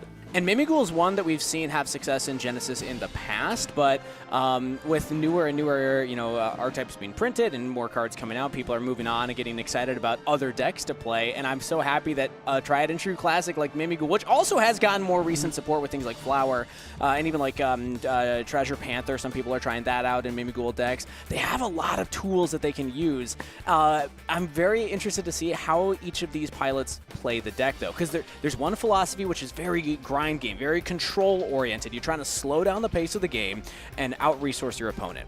And the other is, no, it's just a rank 1 toolbox, full combo, like go really fast and try and like win quickly. So I feel like there's a chance we see both styles, which is going to be the very exciting thing. Overall point, though, a lot of face-down monsters. I think we're going to see a lot of set monsters on both sides of the field in this game. We're going to be lost on which Mimighouls belong to who. I know. The sleeves might help, maybe. Let's talk about Mimighoul Flower. That was the most recent release in Blazing Dominion. Right, so all of the Mimighouls have these 2 effects where there's a flip effect, then it gives it control to the opponent. Of course, though, if you set it onto your opponent's side of the field, that means it's going to return to your side of the field as that second effect. But Flower will allow your opponent, which of course would be you, the owner of the card initially, to add any flip effect, not just a Mimighoul, from your deck to your hand. Mm-hmm. Is there anything obscure that you're trying to get with that, or is it just going to be self-contained in the Mimighoul archetype? So if it's self-contained in the archetype, you're going for something like Dragon to set yourself up for more, but there are a lot of fun options you can go into, and depending on the build of the deck, that can really greatly pivot. So I don't want to spoil anything right now. I am seeing a few things that could come up, so as they come up, we can talk about them. But for now, I'm just curious to see what they go for, and also which philosophy of Mimighoul these pilots are going to present today. Yep, the players seem like they're ready to get started here for game number 1. They're going to roll the dice here. A little off a frame, but that seems like an 8 for Daniel. 8. And Elijah will roll less than 8. A 7, just slightly under. Good luck. So again, these 2 Duelists, being the only 2 undefeateds, have probably set near each other at least 1 round. So they may know that this is a variation of a Mimighoul mirror match, but I am curious to see if that changes how they navigate anything. I wonder if they've practiced a Mimighoul mirror match for this tournament. Something tells me unlikely, as first normal summon has hit the field. I believe that is Mimical Master. Yep, Mimical Master. Not always the one that you're happiest to lead with because it searches for any Mimighoul monster, but it is a level 4. So it has a useful effect on your opponent's turn regardless. You can flip things back up if they're set cards, but oftentimes you're more happy to see like a Mimighoul Dragon Star. But with the Mimighoul Maker afterwards, that normal spell, very powerful effect. I'm not as much of an expert on Mimighoul as you are, but I know Maker is the card. Any 2 flip monsters in your deck. As Joe, you were just talking about the power of this card outside of Mimighoul, but in Mimighoul it's also very good. Yeah, just to note, Elijah obviously doesn't need to read any of the cards, but you could just see roll the die and grab the one that gets set onto his field. He understands everything that's going on here. So essentially, Mimighoul Makers, you pick 2 flip effect monsters. One goes randomly to your opponent's field, the other to your hand, and then on resolution, you can special summon a Mimighoul monster from your hand. Archfiend on summon can flip up a face-down monster on your opponent's field, which is the slime, which then gives itself back to you and summons any Mimighoul from your deck, which is Archfiend, which searches for a spell. You see the crazy combo potential. Look at all these monsters on Daniel's field right now, just from one spell resolution. Now there's multiple level 1s, so potentially we could see, obviously, the Mimighoul Exceed monsters. I'm curious to see if there's a bridge into the Duelist stuff that's meaningful. It looks like there may be. So Daniel, we know, is on the Duelist. Oh, this is another fun one. So Sonic, Ripplebird, right? Ripplebird, yep. Protects your field. It can change the battle position of monsters at whim. So it's it feels like it was custom printed. It doesn't say Mimighoul, but it might as well be Mimighoul Ripplebird with just how powerful it is in the archetype. Change the battle positions of your opponent's monsters and then getting the effects. We're going to flip up that Mimighoul Archfiend, which allows us to draw a card, and our opponent's going to have to discard a card before getting control. The only position you can go to is... Yeah, you're talking about custom cards. Also, a Winged Wing Beast that just fits directly into the hybrid that is Daniel's deck. Exactly. And then Archfiend. Judges are confirming the effect, it looks like there, and Archfiend will now resolve. I like how, Joe, you spotted. Yeah, Elijah's going fast. He knows what these cards do as well. I mean, he's got a couple copies of Ripplebird in his own extra deck. He doesn't need to read any of these effects. Elijah is also a veteran duelist here. He's been to the World Championship. He is surprisingly to see him play Genesys, but clearly he has a lot of confidence in the Mimighoul strategy. Ooh, there's that Treasure Panther. Yeah. So this is one of those flip monsters that you were talking about earlier. Flower doesn't necessarily have to search out a Mimighoul. It can search out any flip effect. Treasure Panther, another card almost seemingly perfectly associated with this strategy. There's a reason he's opening treasure, you know? Yeah, maybe. Card from recent Maze Muertos, but it is a flip effect. The flip effect itself is not one that would really come up. It sends a normal monster from deck to the graveyard, but if a face-down defense position monster is on the field and this card is in your hand, and that's obviously going to be the case with Mimighouls, you can special summon it and target up to 3 face-down defense position monsters and change them to attack position. Yes. Then, of course, if you have changed 3, there's a little bit of burn damage, 900. It's not really the point. It's just the ability to flip up face-down monsters. And get another level 1 on the field, because you're about to see what Daniel's able to do with all these level 1 bodies. We already got the Ripplebird. Now we're going to go into the Mimighoul Throne, which is, or rather, Giant Mimighoul, sorry. On summon, we can search for any Mimighoul card in our deck, and also if this survives another turn, it's just going to be a gigantic 3,300 attack because of the buff from the field spell, and also can help us kind of destroy our opponent's field by destroying cards equal to the number of face-down cards, or face-down monsters on their field. And for some reason also does damage. Yes, yes, it does everything. This card is amazing. And we now have Fairy set over to Elijah's side of the field. Oh, that's actually really strong, because Fairy, once the flip effect has resolved, says that you can no longer resolve the effects of monsters that you summon from your Dragon hand. was on the field. Sorry. Yeah, special summon Dragon. Oh, wow. So it can actually really... that seems pretty potent in the mirror. Yeah, that's going to be interesting to see. And we're still going even further in Daniel's combo. Number F0. Utopic Future. Opting for a future Zexal here. Oh, Future Zexal, yeah. Sorry. And keep in mind that the Mimighoul Master can also just, at quick effect speed during the main phase, flip up a monster on your opponent's field. So that Fairy is essentially the first time that Daniel gets an opportunity during the main phase to activate a quick effect. He can just make sure that that's back on his side of the field, and the lingering effect will be there until the end of the turn. It's really interesting to see a card that slots so well into the mirror match. 4,000 life points to We're going to start with Illusion Gate. Okay. That's pretty good. Being able to destroy all monsters on the field and summon one from the graveyard. And we can summon back the Mimighoul Master, which lets us search for our own Mimighoul the card. Perfect mirror match card already in the main deck. Wait, that is beautiful. One of the best cards in Genesys right now. Illusion Gate is incredible for 0 points. It is a field clear as well as giving you more resources to play with. I mean, it's one of the best cards in basically both formats right now. Yeah. We do still have the Mimighoul dungeon to chain here. The room. Or rather, Mimighoul room, yes. There's so many different locations. There's the throne, the room, the dungeon, but this is Mimighoul room, the trap card.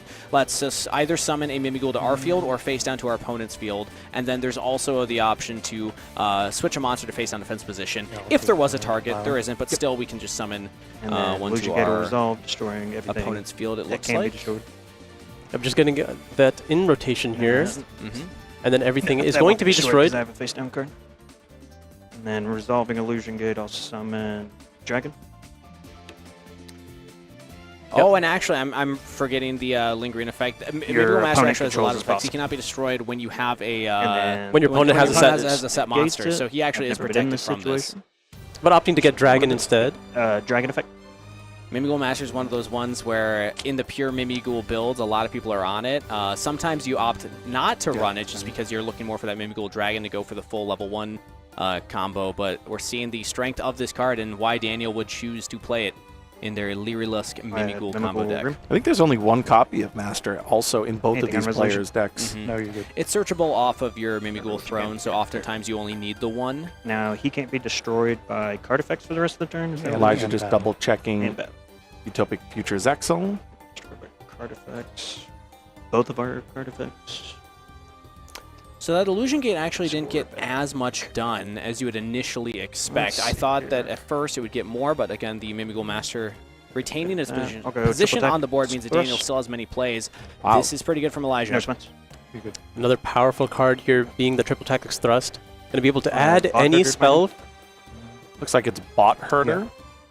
Another custom card for Mimighoul Yeah, it here. seems like a custom card for Mimighoul. You target a monster your opponent controls, that is a face-up monster you own, or a face-down monster. If that monster is no longer on the field, or is a monster you own, if face-down, reveal it briefly to check. You can apply these effects in sequence, 200 damage, but then you take control of all monsters your opponent controls, except that monster. So yeah, seemingly a custom card, as you mentioned. All you Here's need the to do dungeon, is though. Give your opponent something. Dungeon will allow us to search our deck for any deck or graveyard, actually, for any Mimighoul monster. But we also have the Mimighoul Maker. So both Elijah and Daniel opened very strong opening hands. Yeah, will Daniel have a response to the Maker here? It looks like it will be able to resolve. You want to go ahead and grab a dice while I'm choosing here. So now we'll see what Elijah chooses. Again, it's any 2 flip monsters. You don't have to pick a Mimighoul monster. For the target. Slime as our even, yeah, you might get flower as the our Panther. odd, No, we're still going for the slime and the flower. This makes sense, but you could choose something Panther if you wanted to. Slime was the even, so Slime goes to Daniel's side here. If I was special. There's the risk of putting, I guess, the Panther on your opponent's field, and it's not as valuable. Kind of depends on what the other Mimighoul is that you end up getting. I understand just going double Mimighoul, though. Yeah, and on Resolution, we still get to special summon a Mimighoul, and Dragon's a fantastic one. Anything on Resolution? To go for. You're good. I'll attempt to activate Bot Herder target. Bot Herder's going to go after the Slime here. Oh, that's interesting. We already resolved the Dragon because of the Illusion Gate summoning it back, so we're not going to get the on-summon effect of this Dragon, but still the Bot Herder will allow Elijah to clear off a lot of Daniel's you can't target field right now. Things. Even face downs? I thought it was face ups. You have to target this. Oh, and this is very interesting. Daniel also has some targeting protection. Oh, sorry, I thought it was face ups. So I can't activate this. Yeah, Bot Herder cannot be activated in that case. Oh, that's one of, again, these subtle lingering effects of these monsters on the field, whether it's Master, keeping himself alive. Make sure I don't miss anything else on this guy. Utopic Zexal Future preventing, or rather, Utopic Future Zexal preventing your opponent from targeting anything other than it. Not usually the way things are worded. Usually it just says prevents targeting at all, but it says you must target him. Yeah, he wants to be chosen. He's at the front of the line. He's always looked over for Utopic Future Draco. Yeah. So, he just wants to be chosen at least once. Utopic Future Zexal is the type of monster to arrive 50 minutes early to the function. I will overlay these two. All right, 2 level 1s will overlay. Let's see what Elijah wants to go for here. Again, it's the kind of toolbox style of Mimighouls is part of why I love them. There's so many rank 1 Xyz monsters that actually have incredibly powerful effects. Giant effect. Okay, and Giant is one of them. So we're going to go into the Giant Mimighoul, which again on Xyz Summon allows us to search our deck for any Mimighoul card and add it to our hand. We've already used things like Dragon, so it could be just the Mimighoul room if we want to go for the trap. As the expert for Mimighoul, what is your immediate answer to the Zexal here? Well, this is Genesys, so things like Sky Arsenal Zeus are kind of high-pointed, but maybe you are going to run something like that in your extra deck just to help get through stuff. Oftentimes, Mimighouls like playing that because they can, go for even like Ripple Bird to just like attack into something. Like something as simple as that can Or really the direct attack with the Duelist often can do it too. Looks like Daniel did allocate the points for Zeus, but it doesn't look like Elijah found that those 20 points were worthwhile. That is going to be tough because that gives you less options. You could just opt for your own gigantic Mimighoul or giant Mimighoul, and then, I mean, there's 2 thrones on the field, so the effect to increase your attack by your defense the turn that you're not summoned is going to be in play on Daniel's turn. So maybe you just go for that. Is this the room one? Yeah, with room. You could also opt to try and destroy the future Zexal. No, this was already on the field. You roomed out. I think that they're just verifying when that set monster got to Elijah's side. Of the field. Yes. Yeah, I will confirm it had been there. Okay, so flip summon effect. I didn't actually see what happened with the room that Daniel had played, where that monster went. It was destroyed by Illusion Gate. Oh, it was. Okay. Yep. Okay. Interesting. Well, now Fairy has flipped back over, so that means Elijah cannot activate the effects monster special summon from his hand this turn. I will summon to my field here. Yep.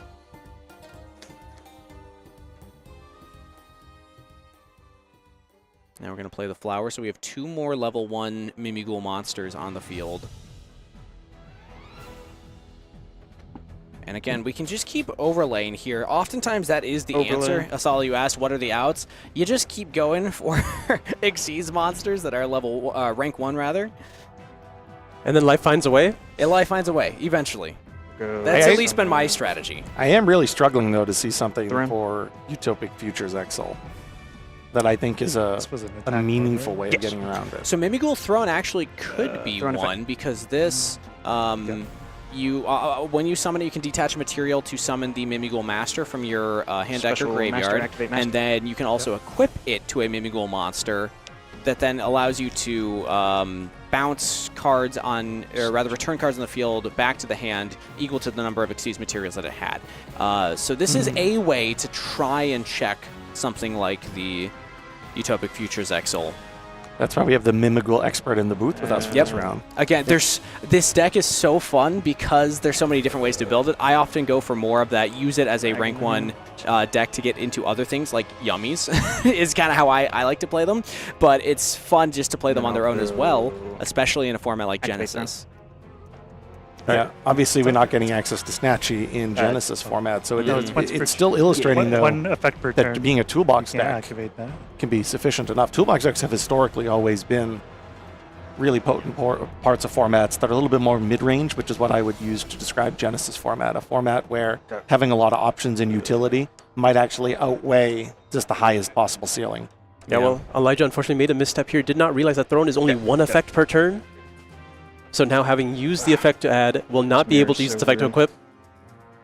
Maybe less familiar with the interactions in Mimighoul as his opponent is. Interesting, yeah. I suppose the quick effect to equip it is often used on your opponent's turn. You kind of set it up and then pass and then wait to equip it afterwards. No, I don't think it has that. Yeah, during the main phase quick effect, you can target a Mimighoul Master you control, equip this as an equipped spell that gives it 1,000 attack, and then return cards on the field up to the number of materials that this card had. But you are correct, Asala, you can only use 1 of each effect per turn. So, tough that Elijah's going to probably, I would imagine, not be able to clear this Futures Exile on this current turn. I have not activated Mimighoul Dragon in the hand this turn, correct? Yeah. Yes, so... Elijah's... Dragon was special summoned off the effect of Maker and off the effect of Illusion Gate, so not off of his own effect here. So he can use it. Yes. To exit the main phase. Yeah. Right, we're ending main. I will proceed to end phase. And turn is being passed over here to Daniel. I really love that idea of just clogging your opponent's field ever so slightly with a Mimighoul face down like that. It does make it annoying because they're going to have to flip it to give it back to you. The funny thing about Mimighoul Dragon is it on flip effect, it destroys all face-up monsters you control except Mimighoul monsters. So it will not destroy the Mimighouls, but it would actually hurt the Utopic Futures Exile, potentially. I'm pretty sure that card can't be destroyed. Oh, never mind. Well, there we go. That's why it survived this long. True. That's why the Illusion Gate was not Well, able no, to take it out. when your opponent activates a card or a card on effect, then you can detach one, take control. Also, for the rest of the turn, this card cannot be destroyed by battle or card effects. That's not a lingering effect. That's only effect that applies when its quick effect activates, and he will be unable to target. Interesting. So that Mimighoul Dragon actually is a little intimidating to have on Daniel's field currently. Yeah, it's all good. So Mimighoul Slime will Well, it says resolve your on flip effect. Your special summon opponent one gets Mimighoul to monster? special summon a Mimighoul monster from their deck, and then you give control of this back to your opponent. So Elijah will have the Is opportunity this mandatory? to summon a Mimighoul from Well, deck. the effect activation is, but it's the bullet says your opponent can activate, or your opponent can special. Oh, can? Yeah, important to note, this is not Elijah So it activating the activates, effect. but I This is could choose Daniel not to, activating but the effect thank of his current flip monster, giving Elijah the opportunity to Yeah, I summon. want summon. I'll So just take you it. could not use the Utopic Futures Exile on this. But now if Elijah chooses a monster that has an effect on summon and chooses to use it, that could be a little dicey. Yeah, you really want to avoid getting Utopic Futures Exile's effect. And Daniel Do you is have any, checking quick himself effects on resolution? just to verify exactly how that works. Elijah opted not to use the effect of Slime to summon another monster. Sure. That's also an option if you don't want to run through too many of your resources in deck. We've already seen a dragon. Sometimes you'd rather just be able to draw into that rather than bring it out from the deck and then be reliant on Throne to get it back from your graveyard. Because again, Throne, a great card. Once per turn, you can search either your deck or graveyard for a Mimighoul monster and add it to your hand. The ability to grind in Mimighoul, that's where a lot of the power comes from, is the field spell, because you can get resources back from your graveyard. Wow, Elijah actually playing the card himself, having to read it in his own extra deck. Are you talking about Utopic? Yes. Well, one thing to note is I always think it's the correct thing to read your opponent's copy and never your own, so that you do not reveal that you're playing it also. Not that it's not uncommon for that to be in Mimighoul, but it is a lesson that if you have to read a card and you have it in your own extra deck, read your opponent's copy, always. But a second Illusion Gate has now entered play here. Daniel Wynn having his own in hand. A true mirror match. Yeah. Only fair. So Elijah has a window here to try and react. We could go and opt for the Mimighoul Throne, which would equip to the Mimighoul Master and then return a monster on the field back to the hand of Daniel. But then that would allow the Utopic Futures Exile to respond. You could always just let this go and your Mimighoul Master itself will survive.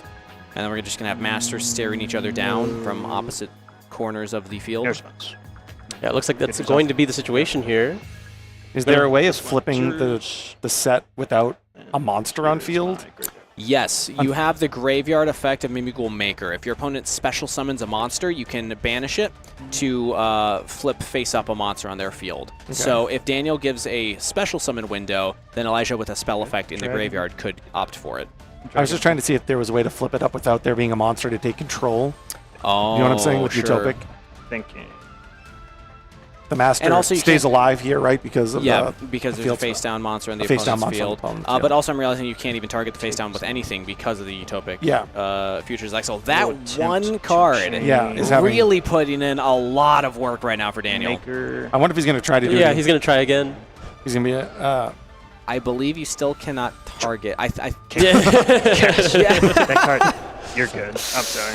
Yeah. That happens. God. Can't activate any card in my deck. I can't activate any cards in my deck is what he says. Yeah. Yeah.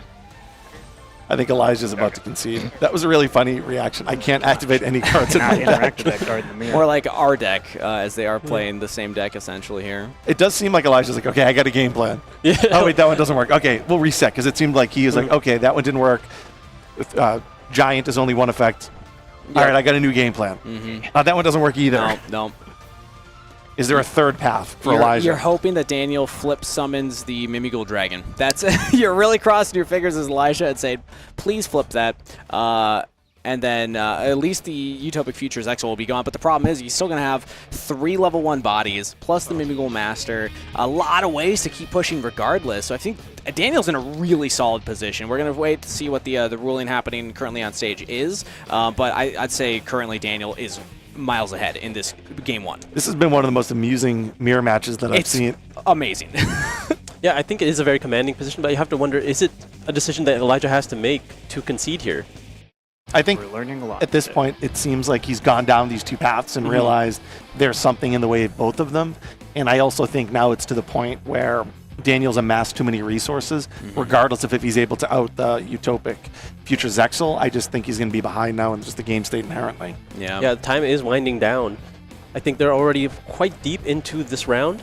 If you can survive, again, the grind game of Mimigul Throne can help you get back into seemingly doomed field states, but sometimes the solid, what's your catchphrase, is the optimal play was to FF. Yeah. Sometimes you are trying to save time on the clock and say, no, it's too far gone. But at the same time, I'm never going to discredit a duelist who says, no, I think that there's still a line. I'm going to try and stay in this game as long as I can and push for it, just because this deck does have a grind to it. Like, you are able to get back from seemingly lost positions. Yeah.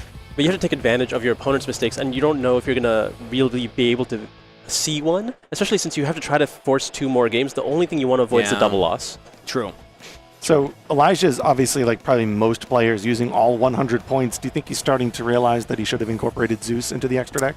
That's one of those things where it's a pretty high-pointed card. It's tough to find the space for it, but sometimes it really is the difference maker in matchups, especially like this. If you were able to go for a Zeus line there, that would have really changed how you approach that turn. You would have been able to clear a lot of the field and then still probably assemble into something like the Mimigul Throne to get to the Master, to still have more interaction on your opponent's turn on top of it. Yeah, I can't imagine any rank 1 deck ever not playing Zeus, but I think that's coming from always having access to it. Yeah. Like, I don't have to make that choice most of the time, but there are tools in the extra deck, right? You saw that the Mimigul Giant has the option, or is it the Throne?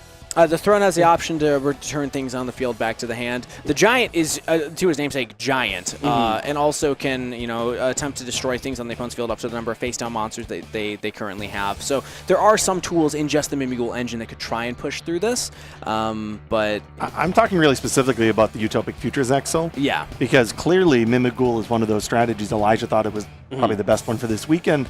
And now that we're getting deeper into the event, and these are the only 2 undefeated decks, I'm looking over these deck lists. Zeus is 20 points. Yeah. Elijah has elected to allocate 20 points for Utopic Draco Future in addition to Utopic Future Zexal. Maybe he's realizing here Utopic Future Zexal at 0 points was simply enough, and that those 20 points could have been allocated to Zeus, maybe in order to prepare for matchups like the Mimigul Mirror match. Yeah. Yeah, but I don't think he respected the Mimigul Mirror match enough. You always got to respect the Mimigul Mirror match, everybody. That is lesson number 1. I say that knowing entirely well. I don't think I've ever played the Mimigul Mirror match, so... Would you have Zeus in your extra deck? Oh, absolutely, yes. All right, so now lesson learned. But that's the beauty of Genesys. As a format, as a way to play Yu-Gi-Oh! And approach a game, is that you have to make these sacrifices. You can't play everything that you want to play and is optimal for a deck. You have to make these reads of what you think you're going to be up against, and sometimes moments like this happen where you're like, in this instance, it was the incorrect call. But I'm sure, undefeated getting to this point, there were a lot of moments where it was the correct call to do the other point buy, so I think it's beautiful. I love that approach to deck building, because as a deck building enthusiast myself, like that's kind of the puzzle of Genesys, is what's the optimal thing to cover the most bases. Absolutely, and I do think Draco Future has a place in the extra deck. It's definitely going to be better in some matchups than Zexal is, and I think Elijah knows that going into certain matchups, he's going to prioritize getting to Draco Future. Yeah. So it's just one of those things that just happened to come up right now where he's missing out, but it's probably won him several matches, as you've mentioned before. Exactly, yeah. I just try to think of the totality, though, of Zeus and other opportunities this weekend. You're not giving up on the Zeus? There's just something about knowing that you have Zeus in the extra deck. Yeah. You feel safe. You just do feel safe. I remember... It's a cozy feeling. Whenever Zodiac strategies were good. All right, well, nothing else worked. I'll just attack directly. Zeus main phase 2, put a bunch of Zodiacs. We're fine. I don't even know if that's considered plan B. That was just plan A. Yeah, True. And oftentimes, again, with any Xyz deck, that is still one of the big plans, but Genesys, you don't always have that liberty. And I'm just happy that we're seeing either way, whichever one you think, if they should have been on Zeus or not, the power of the level 1 monsters. Like, we have both Duelists summoned so many level 1 monsters to their opponent's field and then back to their field, and we see that why they're on certain builds, because they're able to make so many Xyz monsters in one turn, and it gives you that flexibility to go for whichever one you feel is the right read on the meta currently. Yeah, and as you mentioned, we didn't really see any of the difference between the two decks. We saw like almost a perfect mirror match here. There are Lyreless cards in Daniel's deck, and we just don't know where that difference is going to come in. Yeah, we haven't seen them yet. And there's a handful of them. It's not, one or two. Sometimes, thinking about advanced, we see Radiant, Typhoon, 2 main deck monsters. Sure, I mean, it comes up, but it's a side. It just makes Camellia, yeah. Absolutely. Daniel's committing, it looks like 5 or 6 different Lyrelix names in his main deck, so it's a huge part of his strategy. We just obviously haven't seen it yet in this game. Yeah, for Lyrelix, I believe only Barrel Canary is pointed when it comes to the main deck monsters. And obviously that's going to be one of the best, because on its own it can get you to 2 level 1s, and then you can keep overlaying from there. But I feel like Lyrelix is always the type of deck where you almost aren't allowed to just run a couple. Like, you need to run enough that you can see the combos. They're not cards that really work without each other, right? Like they don't work standalone. Yeah, so whenever I see Lyrelix, I'm expecting a certain number of them, and I would argue, I don't know what the exact numbers, but about 50-50 between like Mimighoul main deck and Lyrelix main deck. We just saw only the Mimighoul side, but I'm excited to see if Daniel's able to show us how the Lyrelix can bridge into the Mimighouls and vice versa. Yeah, absolutely. I mean, 50-50 I think is a huge commitment. That's a 60-card deck, because that was a lot of Mimighouls that we saw.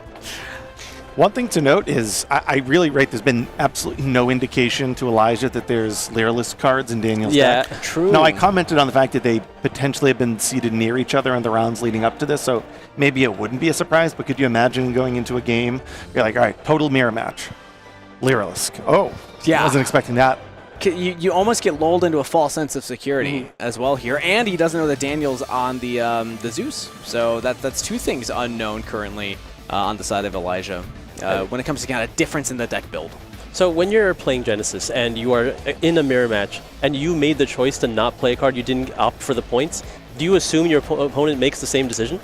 Ooh, that's a good question. I think that's really card dependent, because if we're talking about main deck cards like Thrust or Talents or Nibiru or Droll Lockbird or Shifter, cards that are obviously pointed varying degrees, I don't necessarily make those assumptions. The extra deck is definitely different though.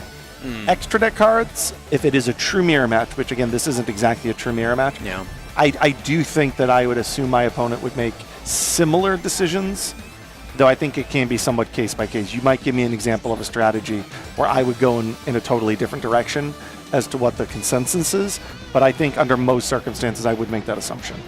That's interesting to think. And also for anybody, if you're just joining us or you walked away for a moment, we're just waiting on a judge call at the table. So that's why you're seeing us currently right now talking about the Mimighoul mirror. We'll get back to it soon, hopefully.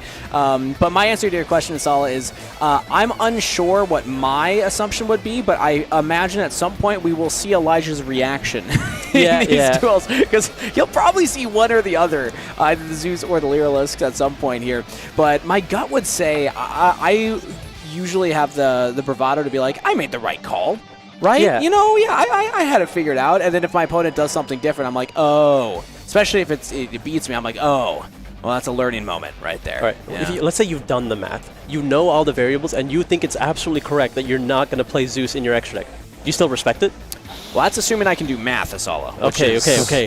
You have bold leap already. But I don't know. Do you have any thoughts on that, Joe? I do think it is contextual. I think you could play around Zeus to a point, but I wouldn't play around Zeus and compromise what would be perceived as the ideal array of cards or combinations, right? Like there's sometimes where you try to play around every hand interaction that exists, and you're like, oh, Ghost Ogre's not popular in the format, but I'm going to play around it. But then you end up going so far out of the way that you play back into things that you don't even realize. You're like, oh, that actually opened me up to Valor, and I didn't even think about it. So there's a point where trying to play around every single possible variable actually exposes you back to the most common ones. Again, that's very case by case. We need to look at individual situations. But I do caution, if you really, truly have done the math, and I also want to point out, there's obviously the community discussions that go around. If there's a, let's say, Mimighoul community that exists, we've done the math. and They're Zeus alive and well. Yeah.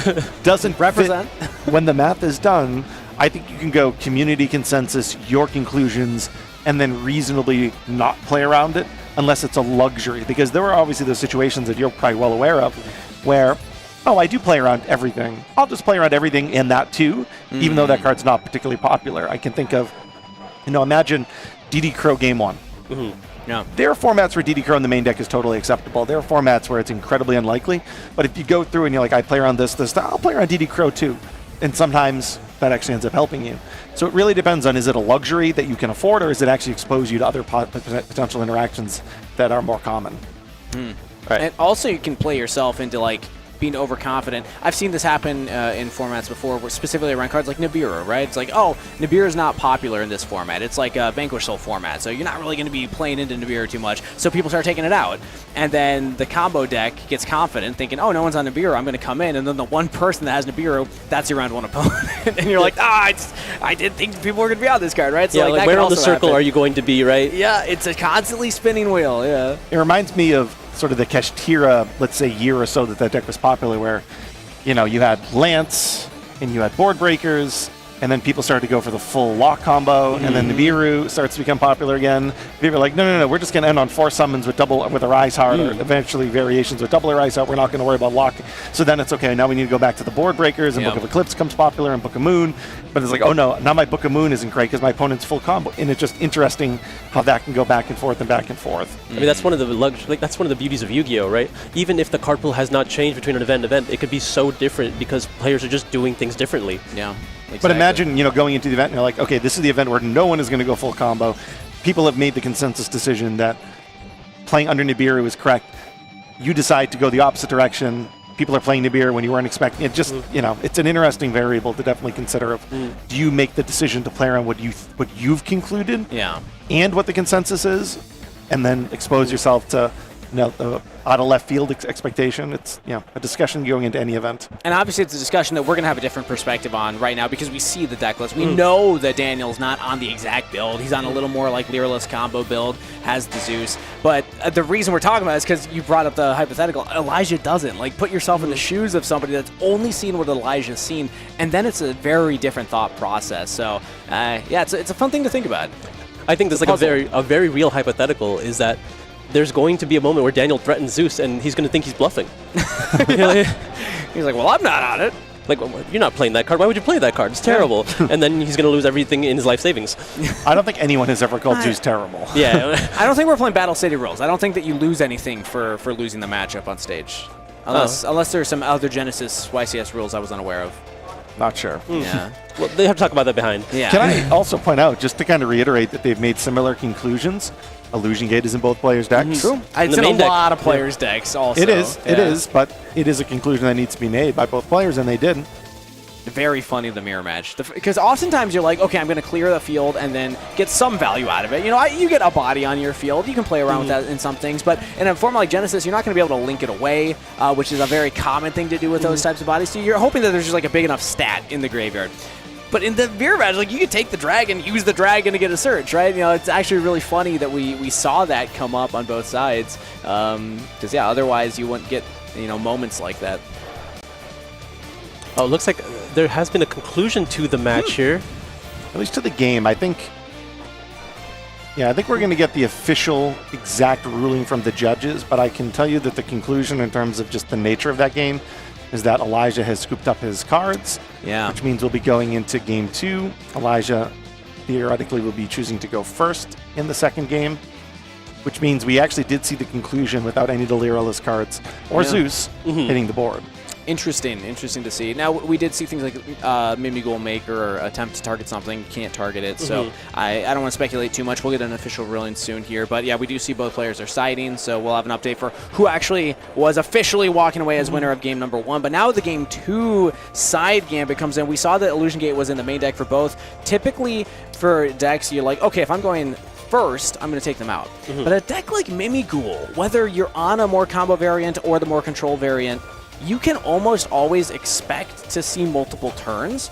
So I'm not even convinced in the mirror match that you would take it out if you're going first, because if you expect to survive a turn at least, you're going to get value off of that Illusion Gate. I have a question about a card that I know is especially great in the Mimigul strategy. What are your thoughts on Summoning Curse? So, I thought you were going to say Swords of Revealing Light, and I was going to get very excited. Summoning Curse is also a fantastic one. You're able to just completely out-resource your opponent, because every time a monster is special summoned to their field, they have to discard a card, and you're able to kind of force them to do that with your own special summons. Easier in a heavier Mimigul build than the Duelist Mimigul build, because you just have more Mimigul names, so you're able to kind of cycle through more. But theoretically, both could play it. Yeah, that's a I was about to ask, you know, being on the receiving end of that, I have been on the receiving end of that one. That one's tough. Yeah, I wouldn't be surprised if Elijah had 3 coming in right now. Yeah, I have to imagine just going first in this strategy, it's a guarantee. Yeah. I mean, if your deck is playing even a little bit, I mean, imagine your opponent uses one-hand interaction, but the Summoning Curse rips 3 cards. Yeah. What are you going to do? Let alone like something like Mimigul Archfiend, which also makes them discard a card, then you get to draw a card. Mimigul is one of those kind of honest, more old-school approaches where it's about card advantage a lot of time. You're trying to get more cards on your side of the field and then rip cards out of your opponent's field. So we'll see the approach here. So, Joe, game 2 right around the corner here. I gotta say again, thanks for letting me come on. This is a dream come true, seeing a Mimigul mirror match on feature match at a YCS. We couldn't possibly deny you the chance to talk about Mimiguls. Like, let's not lie. When we noticed that there were 2 undefeated Mimiguls, we didn't let you. We asked you to join us. Thank you for coming into the booth with us. My lucky day. And I know you mentioned a Mimigul community. I know at least dozens out there that are very excited about this. At least dozens. At least dozens, if not more. It's a very fun deck. If you have not checked it out yet, highly recommend. One of the most fun decks I've ever played in Yu-Gi-Oh! I've never picked up a deck that I didn't enjoy playing, but sometimes you pick up a deck and it just feels extra special, you know? It just feels like it's got that magic on it.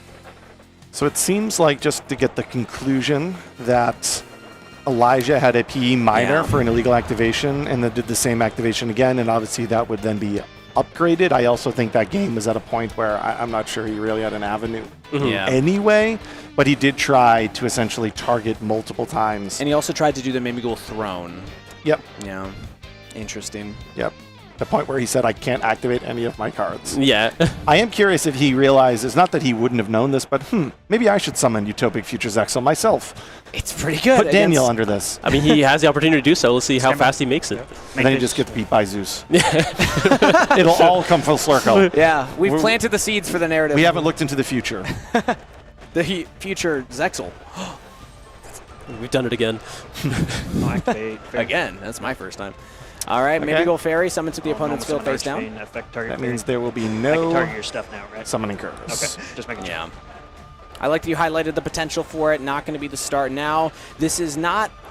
I would call this not an ideal start for Mimigul, but it gets you there. You're able to at least get 2 level 1s on the field, which is kind of the prerequisite to play the deck, and we even have Where Arf Thou to get more level 1 bodies. It does look like the 2 other cards in his hand are copies of Triple Tactics Thrust, which if he can't use, not sure how I feel about Elijah's hand here. We're going to be overlaying the fairy as well. For Giant Mimigul. And Giant is summoned. I guess our copy of Nibiru in Daniel's hand. How does Nibiru line up against Mimiguls? I imagine at some point you have to go for game, and that's when Nibiru comes in, right? Yeah, eventually the Mimigul deck will assemble enough damage, especially with the help of Throne, the field spell, to kind of buff your things up on the following turn. Now, the interesting thing is, like, you think, oh, Nibiru attributes all face-up monsters, not the face-down. So you actually, if your opponent has given you multiple Mimiguls, it doesn't clear those. You still have to find a way to get those off of your field. But you can at least clear things like the Mimigul, the Giant Mimigul, the Mimigul Throne, the Master, things like that. So I'd say it's effective, but it doesn't accomplish the entire job of what Nibiru typically does. At least gets rid of some of those. Also, Joe, it looks like we have a clarification on the exact ruling there. Yeah, no, I think it was from the previous game, trying to specifically use Maker, which was the targeting effect, and he, again, did it twice with Utopic Future, which is why it was upgraded. Yeah, the same illegal activation twice in the same game. One. Yeah. Mimigul Armor to him. All right, Mimigul armor coming out. Activate armor. This is one of the ways that you can kind of expect yourself to survive another turn. He's just special summoning from hand because it controls Mimigul, or rather your opponent controls face down. But also if you're allowed to flip this on your opponent's field, then all of your Mimigul monsters are not destroyed by battle. So if you're able to get it back into rotation at some point. But this is where a triple tactics thrust is very effective in Mimigul because you're kind of making your opponent activate monster effects against their will. Yeah. Let's see what he opts to grab here. A lot of options available. Just unfortunate that he drew 2 copies of Thrust. Obviously, he'll be able to always activate one, but it's the second one in hand that I think is going to be rough for him. I mean, as King's mentioned, this game can go quite long. There's a reasonable ability to activate the second one. Yeah, I suppose that's true. Oh, we're going to here see Ripplebird. Again, can force the battle position change of an opponent's monster, so you can always guarantee to activate those flip effects on your own turn. Also search for the Dominus Purge off of the Triple Tactics Thrust. So some more interaction on Elijah's opponent's turn. See Daniel really considering the use of Nibiru. Ooh. And he opts to it. I'm going to go ahead and get rid of the bird as well as the Mimigul. That will stop a lot of the shenanigans now, because you're not going to be able to Ripple Bird change the battle position. Elijah's checking the effect of his Maker right now. 23, 2000. Also the stats of the Nibiru token. Yep. Elijah's definitely going to read that Mimigul Maker very carefully. It wasn't Maker's fault. It was Utopic Future's fault. Yeah. So because the Nibiru is special summoned, theoretically Elijah has the opportunity to use the Maker here, banish it from the graveyard to target an opponent's face-down monster and flip it face up. I don't remember what that face-down monster was. Do either of you have a memory of that? There's been a lot that were given. Yeah, there's been a lot. Fairy was the first one, and then that was taken back. And it looks like... it wasn't Knight, it wasn't... Big slime. Okay. I will set 2. So not going to use the Maker. Instead, it's going to give Mimigul Slime to our opponent. Maker could then always flip that Slime to get something else and just give more Mimigul bodies to Elijah. Daniel still has the Nibiru, which is, when you talk about stats, just having a Nibiru on your field will help, because that is 3,000 attack, and sometimes Mimigul can struggle to get enough damage to really push in one turn. How strong is this token, though? Not that strong, right? It doesn't seem like it's that strong. So Mimigul, Giant Mimigul is a 1,300 attack, 2,000 defense. It gets much higher attack once you pass your turn, because the throne will give an attack equal to its defense. Bonus attack equal to its defense. But I believe it's only 1,300 from that. Yeah. Ripple-Bird's like, what, 300 attack? It's really small. It looks like a 300 attack monster from its artwork. Okay, so it was Flower that was set in that middle monster zone. Sure. Good to resolve. I think he's going to chain Shared Ride, which is hilarious. So Ripplebird is 1,000 attack, 0 defense. So that's an impressive Ripplebird. Yeah, that's a big bird. 2,300 attack Nibiru token, though. Smaller than the Nibiru itself. Exactly. This is one of the funniest interactions I think I've ever seen. Does it work the way it's supposed to? You have how many in hand? Because it's your effect that makes them draw, but I guess it doesn't matter. Like, I'll choose not to add. yeah, opting not to allow that to happen, just going to resolve with no ad. Yeah. Yeah, because Shared Ride works when your opponent, like if you allow your opponent to draw cards in other means. So I have to imagine it would work here. Interesting. So he's just not searching. And that's probably fine. So it's like it basically was a discard. Yeah. Slime. So now Slime. Yeah, Mimigul Flower says your opponent can add, does not have to You add. won't draw off this. The same way Slime is optional to summon. Slime is also optional to summon, but it does just special summon from deck. Yeah, that's not going to trigger a Shared Ride draw. Now the reason, you might be thinking, why is Daniel opening these mimics, these bad treasure chests? You have to get rid of the face-down monster on your field when your opponent has Mimigul Throne, the field spell, because if you control a face-down monster, you cannot normal summon. So if Daniel wants their normal summon for the turn, they have to flip these up and at least give something over to their opponent. Yep, now free from the restriction of dungeon, you can go ahead and start normal summoning your cards. We'll see how Daniel chooses to start here. And again, you don't have to add with that dragon, so not going to give your opponent more draws. But dragon is a fantastic normal summon for a Mimighoul, arguably the best. It allows us on summon to search our deck for any Mimighoul spell card, and it also is a level 1, so we can use it to get into things like Giant Mimighoul, Mimighoul Throne, Ripple Bird, all of our nice options. Looks like it's going to be adding a copy of Mimighoul Dungeon of his own. Are you using the effect? I'm just The activation dungeon has hit the field. So now both players have established what could potentially be for them the grindy aspect of their strategy. Yeah. Now Elijah, we know, has the Dominus Purge set. Doesn't destroy it. Correct. So opting to, I believe that Daniel used the effect to search there there's with no the trap. Mimighoul Throne. I like that from Sorry, Elijah, sorry, though. sorry, Oh, did he have a trap? sorry. No, he did not have a trap. You're good. You said it right out loud and then did the other one. If he did have one, that would have made sense to Because I get saw rid of the it. Mimighoul Dungeon. But as it were, it will just negate the effect to search. And that was searched from Thrust, correct? So that was a known purge? Yeah, the purge was known. Yeah, so there's a single copy in purge, so Elijah has elected to use the 10 points there. But it makes a lot of sense if you're playing multiple copies of Thrust. We know he is because he has one set right now as well. That's also a lot of points committed for Triple Tactics Thrust. That's a 13-point card right there. Wow. But it makes so much sense in this strategy. It's very easy to activate, yes. Yeah. So No, I flipped it though. yeah, but it just has to be on field for the turn, and I put it on field on my turn. So this is a he fun should be at fact. 2100 attack, Flipped right? Mimighoul monsters do gain the That were not defense normal or special bonus. this The turn. Mimighoul dungeon says monsters that were normal take summoned 60. or special summoned this turn, or sorry, they gained defense equal to their, or attack equal to their defense the turn after they sweat were it, you normal or could've got a special game summoned. loss. But if they're flip summoned, they just get it It right could be away. worse, I promise. Okay. So they actually do have the stat boost here. It's little ones. Usually, like Dragon would be much bigger. He's got 2,000 defense, so it becomes 2,500 attack. Flower offhand, I don't quite remember, but actually, 0 attack, 2,100 defense. I do have it here. So that's a 2,100 attack flower. Well. That's a scary flower. That's 21. Well, it looks like we're just going to be walking over the slime here. 39, right? Elijah's probably pleased with that. Yeah, I think Daniel declared an attack Yeah, which is on it, yeah. Did not realize, so then the Nibiru will just clear out one of the bodies. That is one of those little interactions. The Mimighoul cards are so sneaky. They always find something that will surprise you. I think that's something we all can attest to. But Yeah. when your opponent goes battle phase and you're like, oh, really? Yeah. I'm going to survive, no problem. Did you All right. after I did slime? I can't remember. All right, now locked again from his opponent's dungeon. It looks like turn is going to be passed to Elijah. I was handed. Oh, yeah. Okay.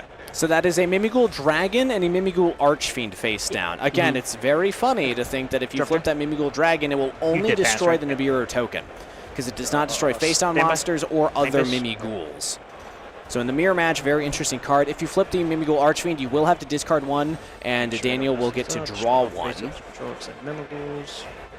Oh, accept Mimighoul's. Realizing now immediately. Yeah. Very funny card in the mirror matchup. Whoops.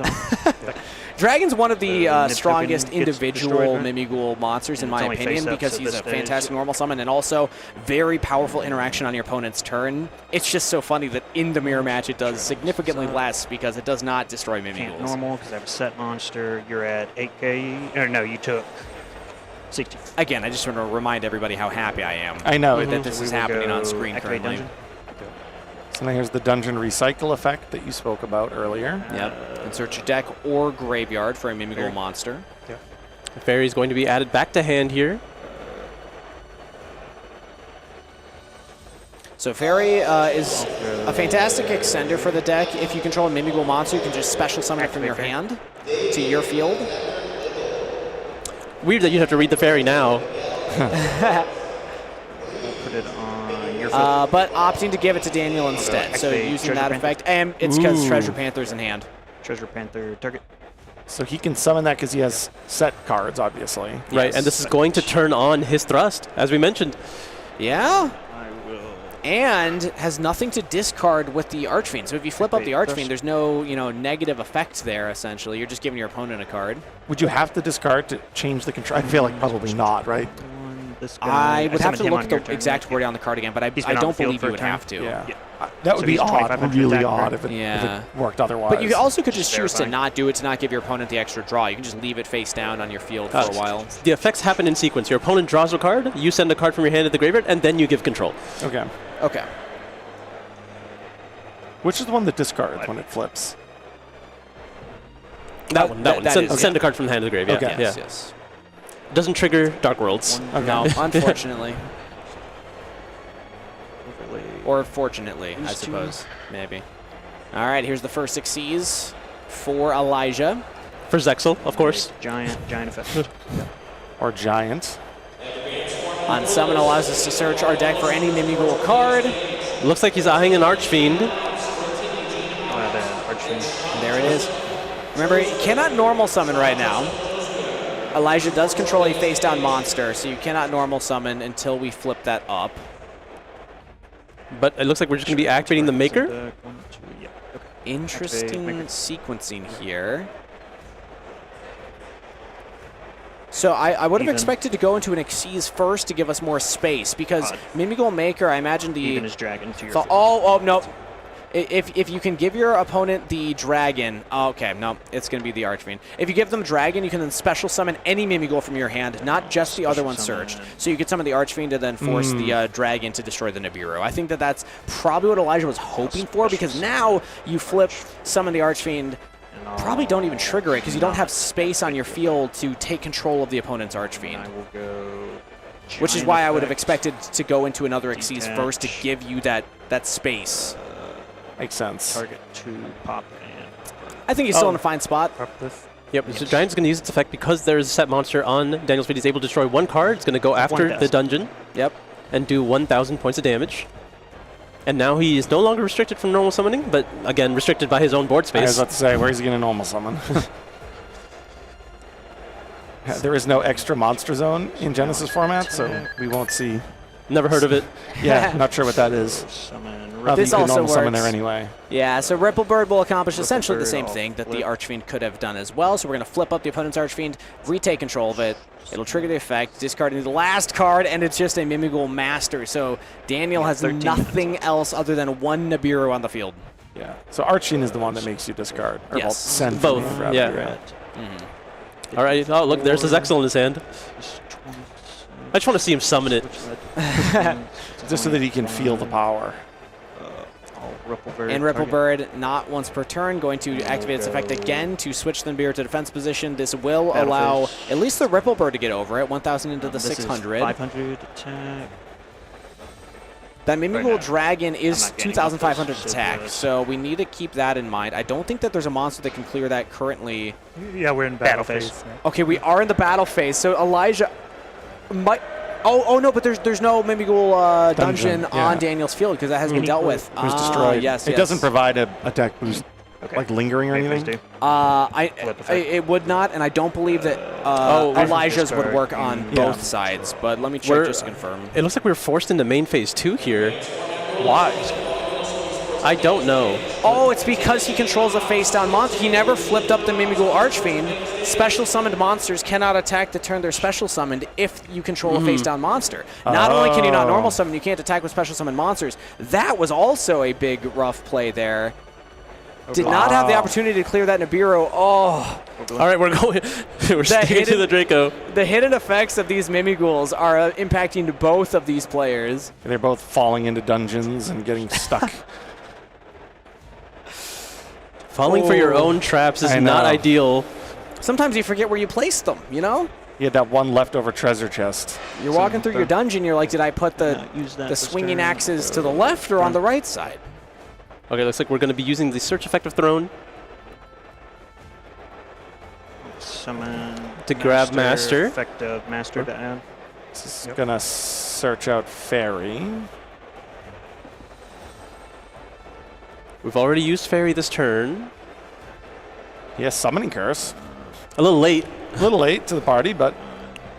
I mean, Daniel does have a card in hand. Summoning Curse. Might as well. Go to if we have the ability to I'll take 500. Force, although you could just pass with this, and it's kind of annoying even just as a card. I mean, this is also something I talked about. Even with the misstep, I do think Elijah is ahead this game, but we're really running out of time here. I know. He does have his Draco Future on the field, though. So those 20 points that could have been for Zeus, it is allocated here to the Draco Future. Hey, more valuable. Wasn't able to attack with the Genesys monster anyway, so Zeus would have actually not accomplished anything that turn. That would have been even funnier if there was a line there where you attended to Zeus and you just couldn't attack.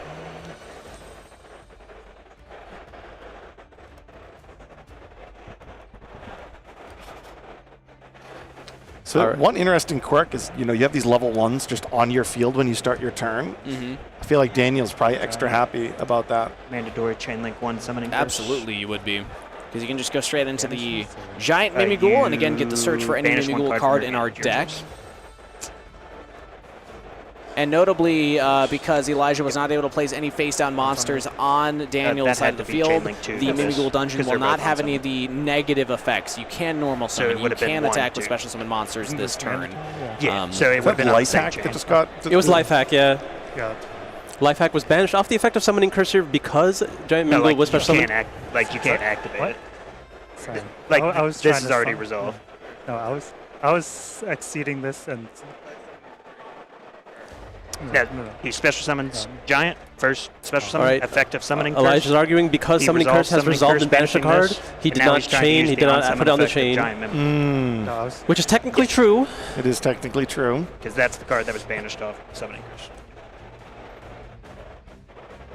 Elijah does still have two options here. You have the Draco Future and you have the So Mimighoul that Throne. activates So Chain Link 1. a lot of This would ways have to needed kind to be Chain of Link 2 prevent because it's Daniel on from summon. winning this turn. But Joe, I'm happy that you highlighted the time. It's currently paused, but we are under 10 minutes on the clock currently. We'll see if that gets changed at any point. But that's not a lot of time to go for a game 3. Yeah, clearly each one of these games in this mirror match can take quite a lot of time. It's not a match that ends quickly. It's not, it requires multiple turns. And I think you can say that Elijah, in the mirror match, struggling to actually get that damage through. That is in game 1, not able to get through the Utopic Futures Exile, and now in game 2, not able to get through the Mimighoul Dungeon lingering effect. If Daniel can't identify a win condition immediately, it's in his best interest to concede this game so that he can go first game 3. At least try to finish at game 3. Because it would have been Chain Link 1, Chain Link 2. Is there any value in going second to get a before you first can banish battle? it. Like Does that make presumably sense? maybe the only battle phase? Whichever choice you make, you Am still I have to go to crazy? the next I could one. be wrong. Yeah, no, I Tell me if I'm understand. wrong. I partially say that because his deck is pre-sided for going second, and maybe I'm not sure if Elijah would just not side too, but sometimes it is advantageous to just go in there with what you have. Yeah. All right, well, we're going to wait for the judges to give us an update on the current situation at the table, but we do know that right now, just pound for pound on the field, Elijah is ahead, has the ability to kind of answer a lot of what Daniel will try and do to push through. Just the clock's working against him because Daniel was able to take that game 1 win. So, yeah, we'll see what the players decide to do after we come back from this judge ruling as well. Because, Sala, I know you're always a big fan. As a competitive player, you've been in these seats a lot. You're like, sometimes you just have to eat the bullet when you know that you're not able to, actually finish out the game, then go to that game 3. Yep. The goal is to win the match, right? It doesn't necessarily mean winning the game. Sometimes you have to see the line throughout the entire match, right? Because if you do try to force this game out and you still lose, you will both lose. Yeah. I also think it should be noted that Daniel has the possibility of starting with his own summoning curse. True. How many cards can you realistically get out of your opponent's hand with that going first? All of them? You'd expect like 3 to 4. Yeah. That's a way of winning. Yeah. So True. he has a actual going for his game plan. I know asked should he go second, but I think the fact that summoning curse is in your deck, you have a legitimate way of winning in a few minutes. Yeah, typically if you can overwhelm your opponent if you just see all the pieces you need, whether it be summoning curse or just maybe the literalist part of your engine, right? You can just limit what your opponent is able to do. I think if in any situation he loses this ruling, he should immediately go to game 3. Yeah. Yep. We'll see. We'll see what ends up happening on the judge call. It was the summoning curse that was responding to the special summon. So what was happening is Giant Mimighoul got summoned, and Daniel banished the life hack from his hand to fulfill the requirement of summoning curse. But the summoning curse started chain Chainlink 1, right? You would have to chain the Giant Mimighoul as Chainlink 2 as your trigger, which is optional. And because you resolved the Chain Link 1 already, you didn't activate and you don't get to resolve it. Yeah, that is what they're discussing right now. If the fact that the life hack hit the banish pile implies that he's not utilizing Giant Mimigul as Chain Link 2. One being mandatory, one being an optional effect. In that Obviously, sense. it was not the intention to do that. Clearly, you were going to activate the Giant Mimigul, but properly, technically, it would not work that way. Yeah. So we'll see what the judges have to say. Yeah, by banishing the life hack from your hand, you're essentially telling Elijah, I'm not going to chain anything to the effect of Summoning Curse, resolving Summoning Curse, open game stage. Giant Mimigul obviously then never got the activate its effect. No. Not necessarily with the intention, but by virtue of the letter of the law, might be the result. I think both of these players, though, from what I've been kind of gleaming from this match, Asal, you would ask, how prepared are you for the Mimigul Mirror match? I think it's a tough one to prepare for. Like, there's a lot of really intricate moments here that have, like, dictated the pace of this match. And playing Mimigul yourself and your opponent, you're putting the onus on them to kind of misplay. But when there's both on the Mimigul, you get into these really silly game states where both players have the opportunity to find these misplays just because of how many different effects the Mimigul cards have that are kind of lingering and in the corners of the card. I think the judging staff is going to essentially allow what the intended effects were. The red player, Daniel, is going to be allowed to activate the Giant Mimigul, and they're essentially just going to fix the Chain Link. Right. So that Summoning Curse is Chain Link 1, Giant Mimigul is Chain Link 2, and certainly if there's a Chain Link 3 and beyond that, we'll allow that as well. So we're going to basically recreate the chain. Okay. Right. Just a simple miscommunication there. We're going to be able to continue play as intended here. And Daniel will likely get a PE minor, I think, for this. It's important to note, Summoning Curse is a card that we have yet to really see a whole lot of in Advanced Constructed, though I definitely think that someday could change. It, however, is really popular in the Mimigul strategy due to the obvious synergies there. Especially in a format like Genesys, you're not spending any points, so just a very efficient card to put into your deck. If it wasn't clear, because we just came back, Elijah did elect to use his Utopic Draco future, which is why that Giant Mimigul is now actually on Elijah's side of the field. 9 minutes. Negates the effects and takes control of the monster. And then Life Hack is still going to be banished, obviously, to fulfill the Summoning Curse. Yeah, very easy fix here. Elijah just now has to respond with the Draco Future to the Giant Mimigul. And Daniel's situation looking dire.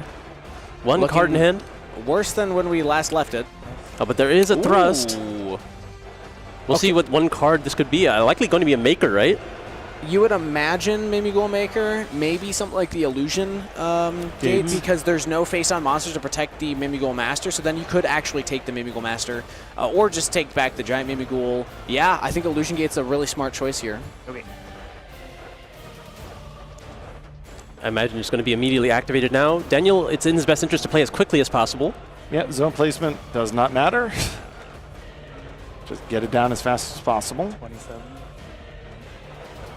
Now, I don't believe this will deal with the Utopic Draco Future. No, it cannot be destroyed by card effects. Yeah, or battle. So even the Nibiru, I don't think, can get over it. Yep, no crashing there. But remember, he does have Zeus. He sure does. That's a good point, actually. Does not, famously does not destroy, just sends. Now we're looking at the graveyards here, opting to immediately look at his opponent's graveyard, which is a lot more loaded. I think Elijah just looked at the clock real quick, and the look on his face, I think he realizes. Yeah, he mentioned to Daniel that there's only 9 minutes left. Whatever you add will be discarded. See, the thing is, as you mentioned, if Daniel didn't have a path to victory, you said he should concede. I think there's a potential path to victory now. Yeah, I think that Daniel actually could. Well, I mean, as Elijah mentions, anything he grabs off of the Mimigul gets immediately discarded because of Summoning Curse's Chain Link 1. Oh, that's a good point, actually. Fair enough. Oh, so never mind. We do not have a line there. And we are just going to go straight into siding for game number 3. 7 minutes on the clock, a nail-biter of a match. Yeah, it could be done. It could be done. But it's a lot to ask for. I think it's going to rely on both Summoning Curse plus Perfect Engine plus maybe another piece of interaction. Yeah, and I wonder if it's going to come down to a position where if one person is more ahead than the other, will we see a concession? We have seen that in the past. It's not something that you expect from your opponent, but it is something that you can see. Also, a reminder, Elijah has still not seen a Lyrilisk monster out of Daniel's deck, nor the Zeus. So okay. Yeah. Mimigul Master over here. Okay. If you do see the Duelist engine now, what is the most optimal end board that you would end on? For Daniel? Yeah, into this exact scenario. If you're going first, you probably want to go back into your Utopic Future Zexal. We already saw how much that can actually impact. That might get a matchup. concession immediately.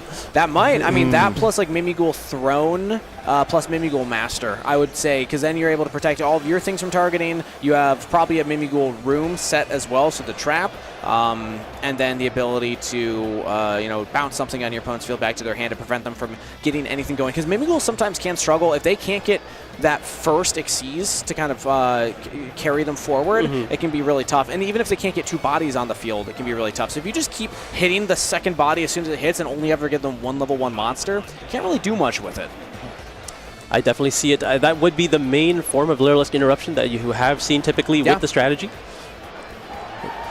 But it looks like the players are ready. They're just waiting to get started here. It's going to be a race. If you, like an Ensemble Robin could be enough. Game 3 of the Mimigul undefeated mirror match here for round 6 of Genesis. Is that 3 illusion gates in Elijah's hand?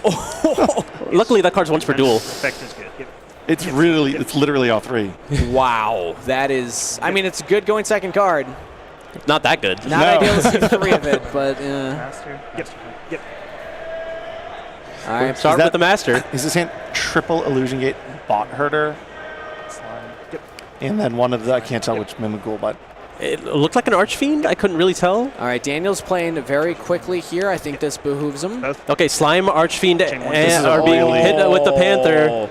Well, luckily for Elijah, he has an easy discard here with one of the illusion gates. It gives a lot of information, though. It does, actually, yeah. Illusion gates, you will drop. I wonder what that means. But this will give not 1, not 2, but 3 Mimigul bodies for Daniel to play with here. I mean, we're talking about a strong start here, and Dragon's going to hit the field, going to be able to add another card here. I mean, this is going to be the room. Already showing Utopic Future Zexal plus the Master. If we can just get 2 more level 1s on the field, and we can also get into the throne. And that's essentially what I was talking about there, of like the ideal He's reading his own Zexal. Again. I think one of the points that you spoke about earlier about just play as fast as possible, I wouldn't spend and dwell too much on a random search. You might be able to win without it. I would happy to go with just Mimigul Room. Oh, Maker's going to extend the turn longer. Oh, Room's in hand. So the one of he added the room off of the Master, or the Dragon. Dragon. That would make sense. Okay. I might not even activate Maker just because it's a 30-second resolution. Yeah, really min-maxing the turn here. I'm not even joking, though. And again, did not go for the initial overlay, so this Archfiend will not actually be able to take control of that monster if you flip it up. So Daniel also going very, fast, but hesitant at the same time. Started quickly, started slowing down a lot here. Interesting, when you take control of a monster, when your field is full, it just goes to the graveyard. Yep. Still gets the search for the fairy, but that is 1 less body than could have been if gone for the overlay first. I mean, 1 less body than 5 is fine. See, you think so. But that is actually the difference between the Utopic Zexal Future plus the throne and not, although I suppose the fairy will still just be another body anyway, so it all evens out. Nothing. Can you change one of your guys, maybe? Yep. Sure. Yep.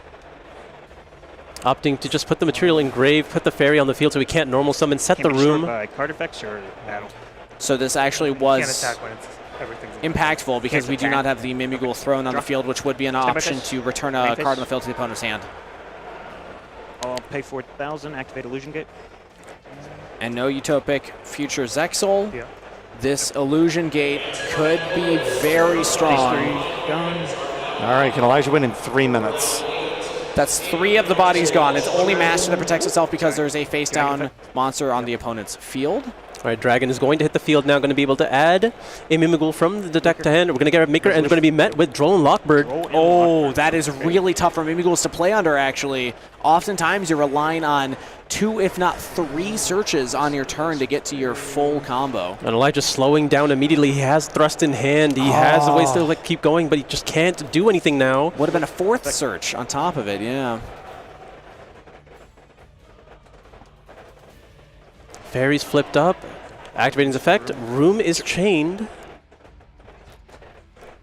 So you ideally want to give your opponent something face down, because then the Mimigul Master can flip it back up. And we also have the option to flip down a monster on our opponent's field. So that dragon was summoned this turn, is now face down, cannot be flipped back up. Mimigul Dungeon is on the field again. That means that no more normal summoning for Elijah. And there's Archfiend to put itself on Daniel's field. This is one of the strongest combos. You get Mimigul Room plus a Mimigul Throne, and your opponent basically is forced out of normal summoning and attacking with special summon monsters this turn. So Elijah, unless he can deal with this field spell, is not going to be able to do very much of anything this turn.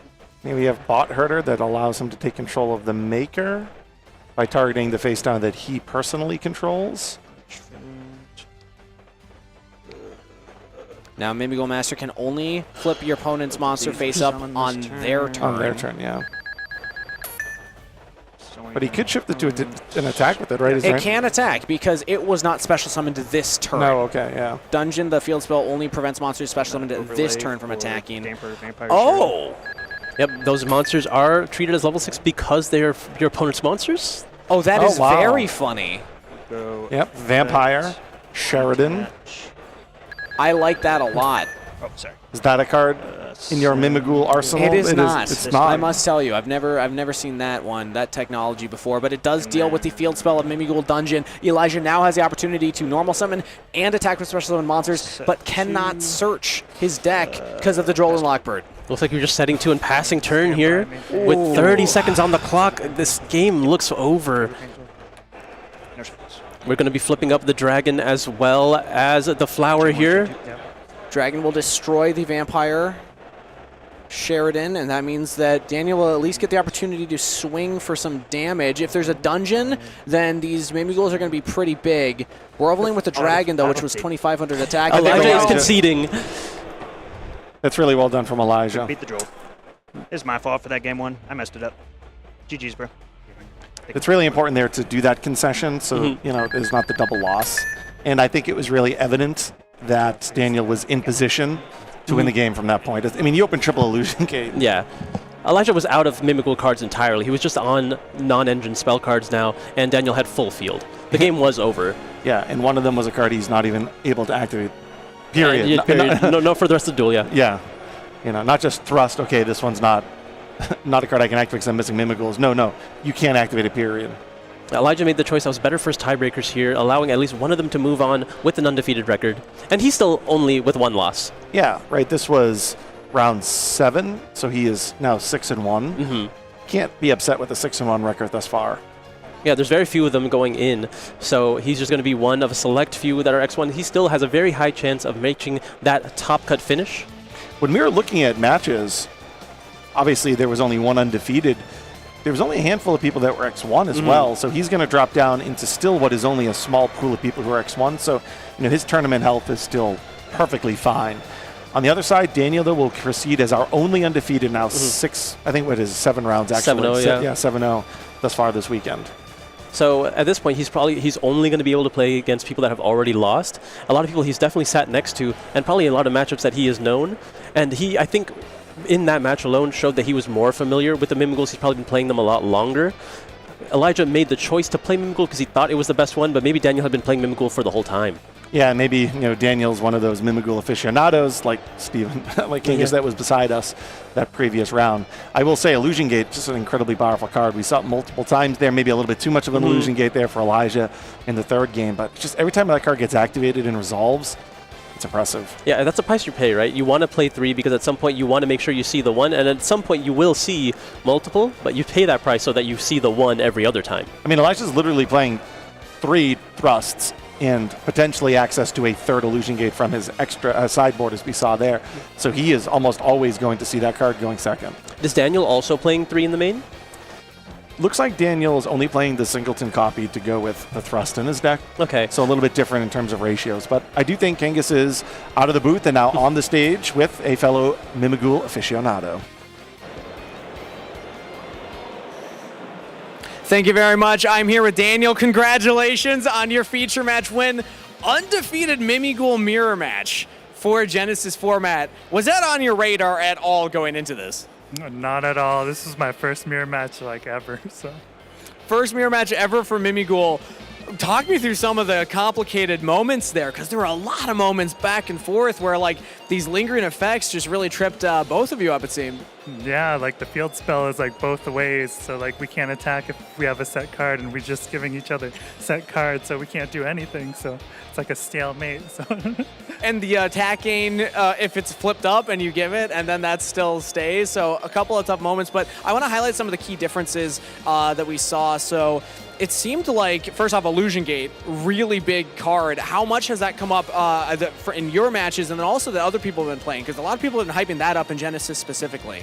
Yeah, Illusion Gate is like a good board breaker. It's like Regeki and Monster Reborn, like the 2-for-1 special. So.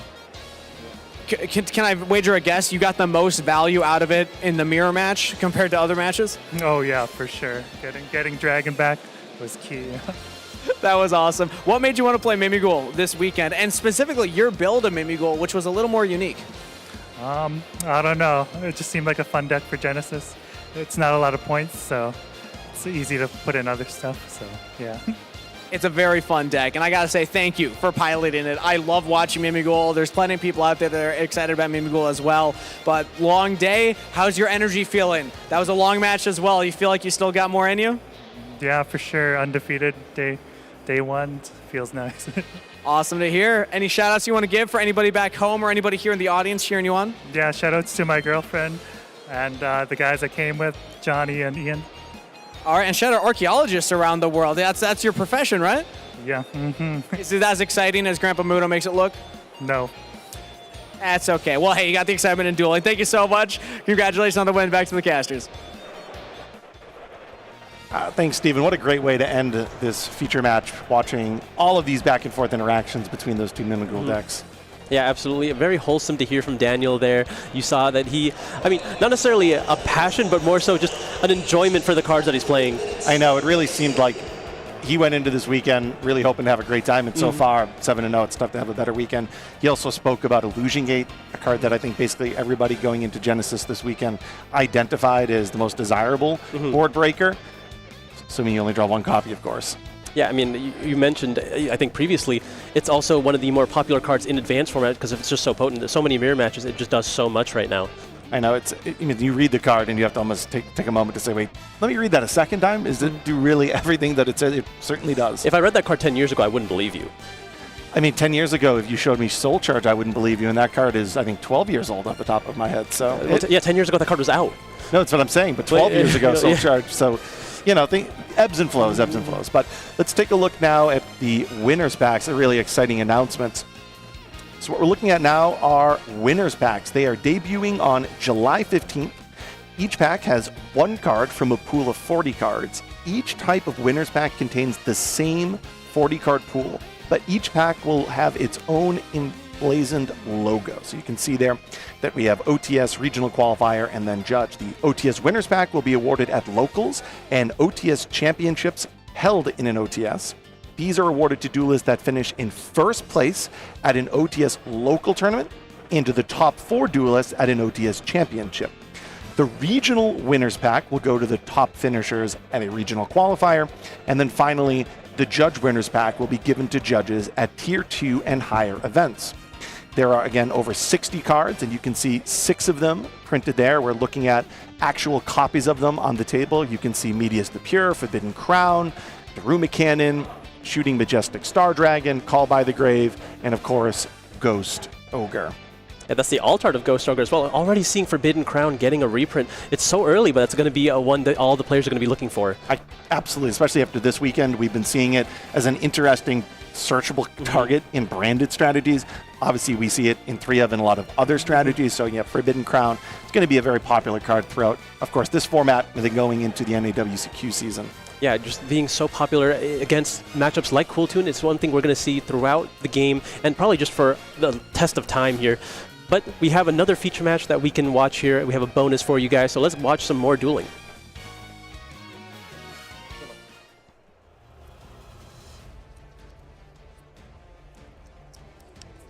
Trophies? Trophies, nothing. Stand by. Stand by.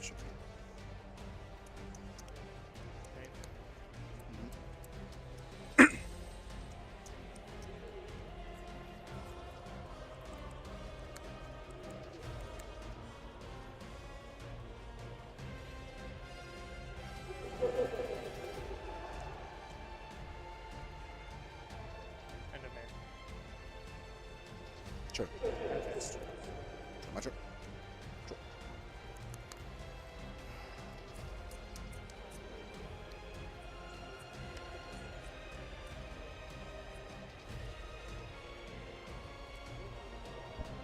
Stand by Memphis.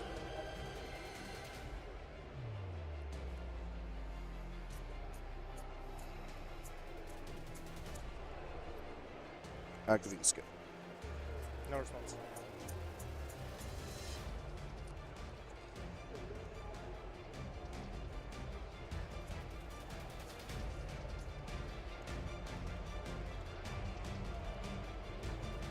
Trust your target. Sure.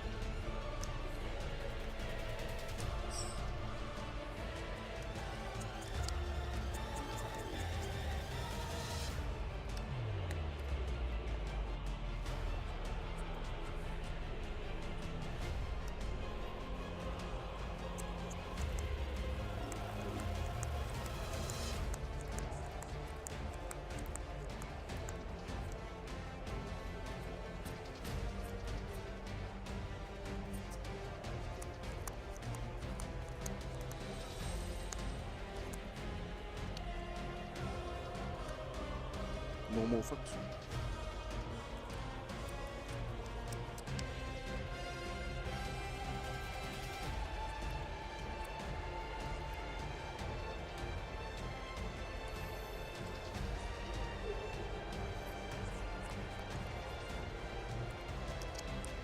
No response.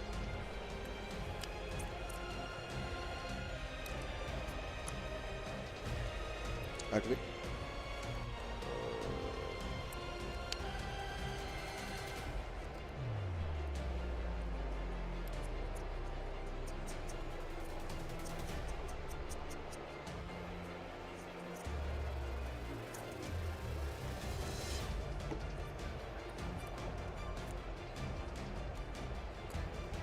Overdraw.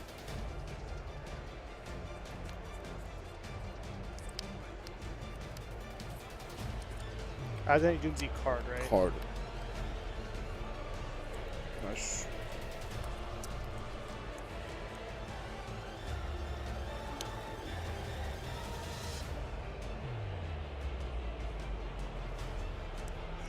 Sure.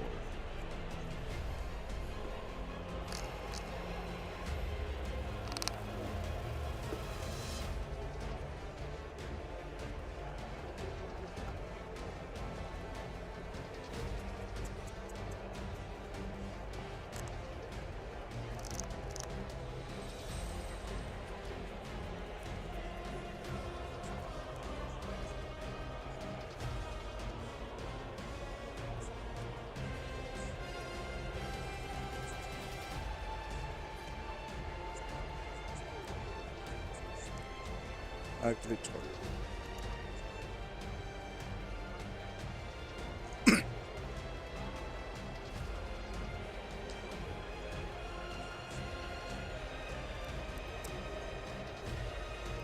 One in hand. Yeah.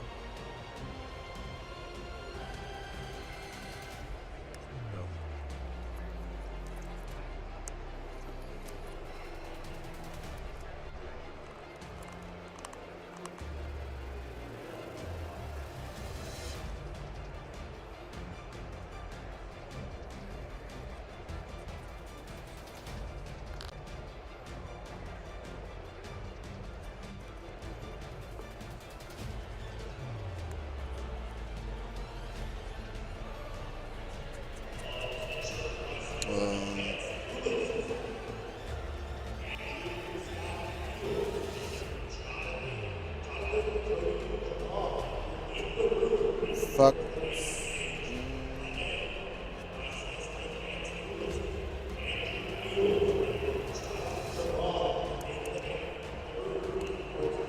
Let's go ending main phase. Huh? Ending main phase. Sure. Auto. Yes. 14. Ow. 24. 42 left. So,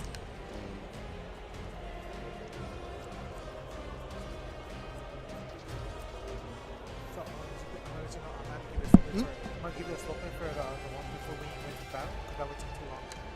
That Counter to the You took the other ones were fine. Just this one took longer than it was. Okay. You graded 2 extra 3 times. Oh, okay. You haven't received this penalty before, right?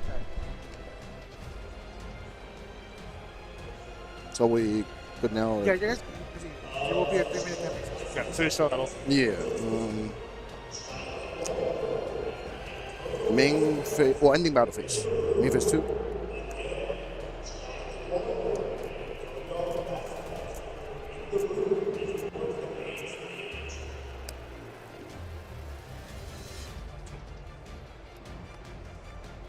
End phase. I just want to read real quick. Yeah. Make sure it's. Okay. Draw for Pass. turn. Yeah. Stand by. Stand by. To pop? To burn myself. Oh, to burn yourself. Yeah. I forgot, it's new game. 75. Stand by main. Yeah.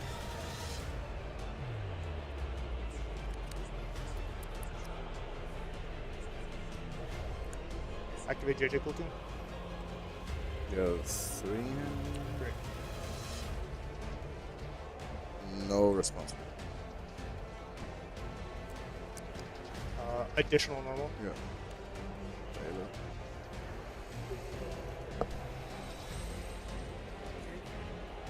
Yeah, no. So he takes an each stand by. On summon, activate Drastia to Renko. Chain Harmonia. Chain Harmonia. So I have one. to I have to reveal. Yeah, reveal.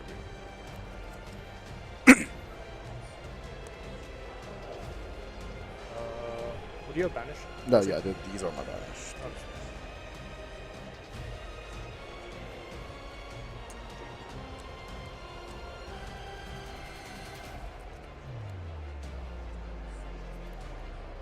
Reveal these 5. Wind Pegasus and Malone. Face up. Okay. So that's 1, 2. Channeling 3 to pop. No response. And yeah, I got nothing else. Okay. So pop the Laura, and then Harmonia resolve. So summon Harmonia, send.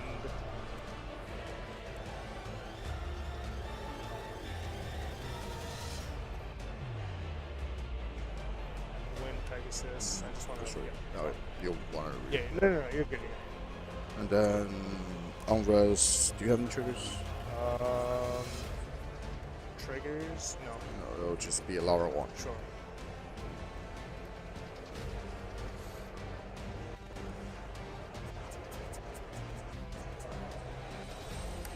And then thinking on res. Setting change. Okay.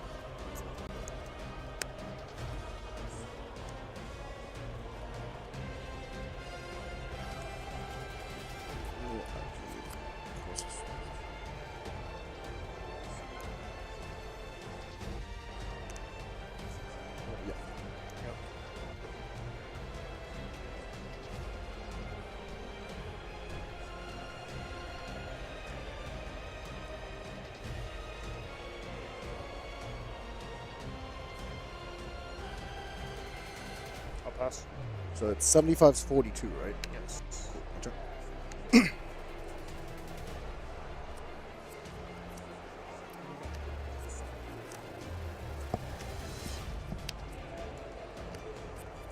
Stun my main. Activate.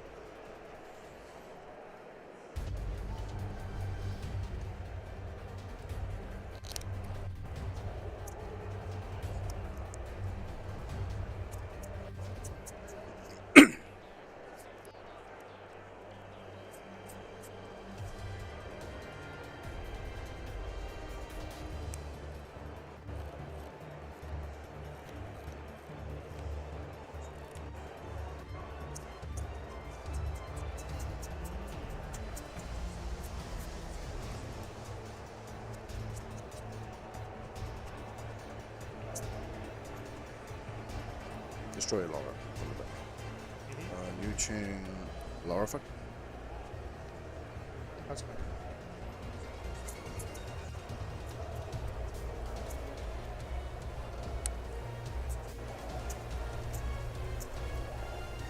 will set to the field.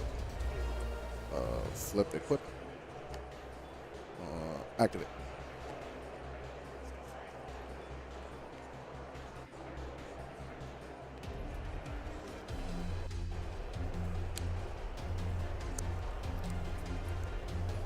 And new chain effect to equip. TCG 100, right? What? You TCG 100, no? For that? Oh, yeah. So I'm 67. He's at 67. Yeah. We targeted, right? Sorry, I just want to read this one to make sure. Okay. Anything else? We'll go ending main phase. You got 42. Battle. 24. Get down to 18. Still in the battle phase. Rank up. Yeah, you got it. You got one match.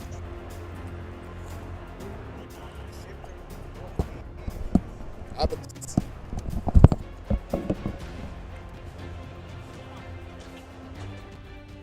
And welcome back to the Yu-Gi-Oh! Championship Series. We are here again for the next round of the advanced format. Sad to say, if you're a fan of Genesys, unfortunately, we are not going to have any more Genesys rounds today, but we will be having those tomorrow. There should be 4 more rounds of Swiss. I also want to talk about, speaking of Genesys, there was an incredible show of sportsmanship there in that Mimigol mirror match. Those were the last 2 undefeated duelists in the tournament. And, obviously, you always want a clean win, but I think that, Elijah assessing, hey, you've got everything that you need to go ahead and get out of this. Why don't we go ahead and just wrap this up? So I think that was really just like cool, true duelist energy to be like, you know what, you got it, go ahead and take that undefeated energy. At least one of the Mimigol guys should go undefeated, right? That's right. And speaking of cool, true duelists, we had a lot of fun duelists to watch that the casting team decided to highlight for all of you. Let's get a little update on how they are doing. Of course, we have Asala talking about Stephen G, currently 6-1. We have Joe Giorlando talking about Clifton Land, unfortunately going to that 4-3. That's not a score you love to see. I myself have the current 2024 world champion, Ruben Panoranda, at 5-2. He's still in there. And of course, Kangas talking about Jeffrey Jones, another true duelist, showing some awesome sportsmanship earlier in today's advanced round. And then you, unfortunately, got Kamal Crooks, who 4-3. Not what you want to see, I bet, from these proud duelists. I know. I thought this was going to be his day to win it, to get that 8th trophy, but the good news is, considering how many wins he's got plenty of chances. But speaking of chances, let's see who we've got on the stage and what their chances will be. For our next round feature matchup, first in the blue chair from Chicago, Illinois, shout out to the Shanghai Sharks, it's Cody Bartz! And their opponent today in the red chair from Atlanta, Georgia, shout out Shurag their goat, it's Sylvia Dupay! Duelists are already on stage, so let's throw it back to the casters for game number 1. Thank you so much, Steven. We just got done talking about Duelists to watch, and now we get to watch these wonderful bouts as they are currently 7-0, piloting Beansmith Archmage as well as branded Radiant Typhoon, respectively. And it is good to see Archmage this far in the tournament. This is not going to be just some sort of pile of various different cards from the Media strategy, although it does feature a lot of cool stuff that I won't talk about just yet. But it goes to show you, Archmage having a recent YCS win over at the Team YCS as part of course, a team, right? But one of the duelists was running Archmage.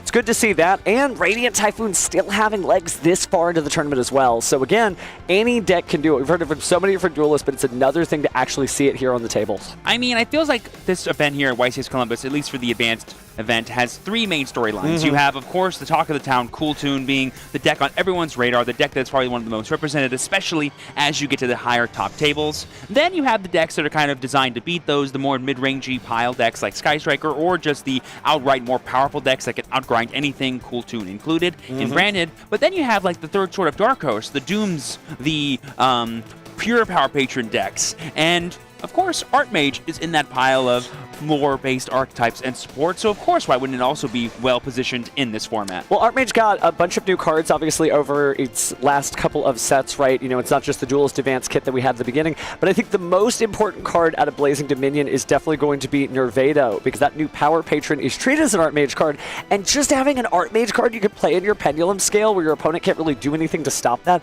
is huge in and of itself, because so many Archmage cards, they don't even get to show up on the field unless there's an existing Archmage card. So Sylvia has so many different tools in the toolbox, but I hate to say it, just playing a name on the field might be good enough to put this deck out to the next level. Yeah, I know a lot of players early on in Archmage's career and kind of well into whatever its best tops were really focusing on a K9 sub-engine in the deck to help round out all the draws you can have. But like you're saying, with the inclusion of Nervado, with the inclusion of Vital Owen, with the inclusion of maybe even Terminus, the pure version has a lot more legs. You know, I know we call it the Power Patron Archmage deck, but really it's just an Archmage deck that happens to have the Power Patron synergy cards in it. Let's see how they fare with Cody against Sylvia in Game 1 of Round 8. I love the designs we have. The arrangement of the cards, Sylvia making a little, like, armada there. Cody kind of building a little spaceship. But let's pick up these cards, and I guess we haven't rolled the dice. I mean, we have. I think we had, and it's looking like Sylvia is going to be starting us off here with an activation of, that's Radiant Typhoon. Still in draw, right? Yeah, Ascendance. Okay. Yes. Oh, and I did get that mixed up. Cody's going to be on the Archmage there. I would declare if I were moving. Yeah, we're going to go ahead and get access to that MST. The all-important engine piece of that Radiant Typhoon is known for abusing. Ponix? Sure. Right into the Ponix there. Radiant Typhoon, you know, still has a few fans, but obviously decks that get hit by the Forbidden Limited list. Some people are a little shy to play them again. It's nice to see that somebody just stuck on their favorite strategy and made it work this far. Yeah, having the restriction of Chant is definitely going to hurt this deck's explosiveness in terms of card advantage, but it's still going to be a deck kind of like the Sky Striker deck that I was talking about, where it's really focusing on that mid-range game plan of gaining value and interacting at every point with your opponent's powerful cards. That is actually the Archmage game plan as well, so let's see how we start this off. Ooh, is that a cool Pendulum Treasure? We saw that utilized very well by Jeffrey Jones earlier in today's event, but he was getting a lot more differing Power Patrons. Here, Cody's probably just going to be focusing on Nervado to get more powerful access to Archmage cards. But we actually start with the normal summon of the Archmage Power Patron, which is kind of a weird little normal summon, but I guess it does put an Archmage name on the field, so that does mean to get to special from my hand. Go for that Fin Bring in the Mill. Fel? Yeah. And then it's really important, too, to like, have that access to quick fusioning in case Sylvia does try to interact with any of your cards. So no response, we're going to go ahead and special summon that and draw a card. We now have two names on the board, or rather two types. That's what Archmage is worried most about. So Illusion and Spell, or no, Warrior. Yep, so we have Illusion and Warrior, and then I think they also have all different attributes, correct? I believe so, but they're mostly worried about different types because their effects become quick effects when there are three different types on the field. Right. But as we saw in the Power Patron deck that also plays a lot of attributes, things like the Charmer could be a big end board piece that they maybe want to work for. So now we're going to go ahead and see the setting here. Yeah, it is worth noting that right now this Fine Meld does not have any blanket negate effects because we currently do not have three different types in play like Stephen Darling was talking about. Going to go ahead and try to fusion summon here. I guess we're going to make the Archmage non-infinito. Power Patron has to fuse with things on the board, right? Not with cards in hand? No, it can do cards in hand, but it does have to be Archmage. So we're going to go and negate that, though. Sending one spell. Yeah. Can't respond with any spell cards. We're It going to could let respond that with the monster, but I guess that's what we're going to let do, so it is good. Pinball dice. Yep, and then the Fallen of the Virtuous will resolve to get rid of that Fine Meld. And Phonics will resolve on a new chain because we did activate a quick play spell. Oh, that's right, it is Fine Meld, isn't it? Well, we're going to go ahead and Crown now to stop Phonics. That's pretty huge. Letting us keep access to our as many Archmage names as possible is going to be pretty important once we start going for our Medius lines. Yep, so there we see that flashed Pendulum Treasure I was talking about earlier. This will get us access to Nervado, or maybe even the Vidolium, which could also be a way for us to get extra extension. Going to be that Nervado there. Now that it's been sent to the extra deck, we will get some extra value, which we definitely need to eat through Sylvia's slow start. I believe the only other card that Cody can realistically think is down there is a copy of MST, which will hinder some of our Pendulum Monsters effects. Well, it's not just that. You have to worry about the volatility of your Archmage Academic Arcane Arts Acropolis. Your field spell, yeah. I think I said that in the right order. Anything on resolution. But managed to get back in the Fine Mill. Going to be going ahead and using its effect to ditch the Terminus to go ahead and go into. So that's actually the summoning condition of non-finito. You can go ahead and discard a spell or trap and then send away a level 7 or higher Archmage monster. So we're going to go ahead and trade in our Archmage Fine Mail in order to get our new card here. And you're going to be able to set an Archmage card face down on the field. Yeah, but like you're saying, though, the Acropolis is not going to be playing into the MST. Maybe Cody is valuing other spell and trap cards that could be in their hand. Thinking about the trap card, obviously, if you send that to the graveyard, Archmage Pact Awakening has that additional effect. But it looks like we're going to get the counter trap instead, the Archmage Impasto Recapture. Okay, okay. That's fine. Kind of nice to be able to search out a negate like that, huh? But we're not done yet. Terminus? Sure. Okay, so here's the Terminus here, which can get us access to our Medius the Pure, or get us access to other power patrons we could be playing in the deck. Thinking ahead, so we're going to go ahead and send the Ginoldo to the graveyard, 1 power patron down, and now we get to go ahead and grab Medius the Pure. Yeah, this is actually a pretty thick power patron line, it looks like, that Cody is playing, just to get full access to that engine if he needs it. Nice to see the whole storyline playing out before your very eyes. Where it all started, too, in the Archmage Acropolis itself. I do normal, right? Yeah.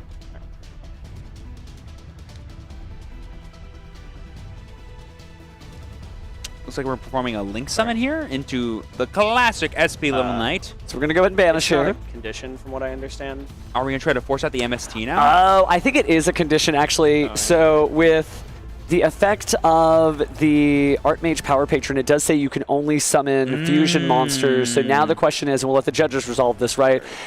If it was negated, whether or not you can still do it. Because there's some cards, like the Cool Tune monsters, where, you know, if they're negated, you're still able to go ahead and synchro summon using tuners from the hand. But I don't know for a fact if the Archmage Power Patron is going to do that. So we are going to have this judge call real fast. And this is an important judge call to have. This is super critical. Yeah, because whether or not it's an effect or not, it could be a pretty big decision. My read of it is you cannot source summon for the extra deck except fusion monsters while this thing's in play. It reads kind of like a condition, yeah, where it's like you cannot do something. It's like restricting the actual ability for you to make a play. And it looks like we're good here. It is an effect that can be negated. So it was negated, so we will use SP Little Light. MST, target yourself. Yeah.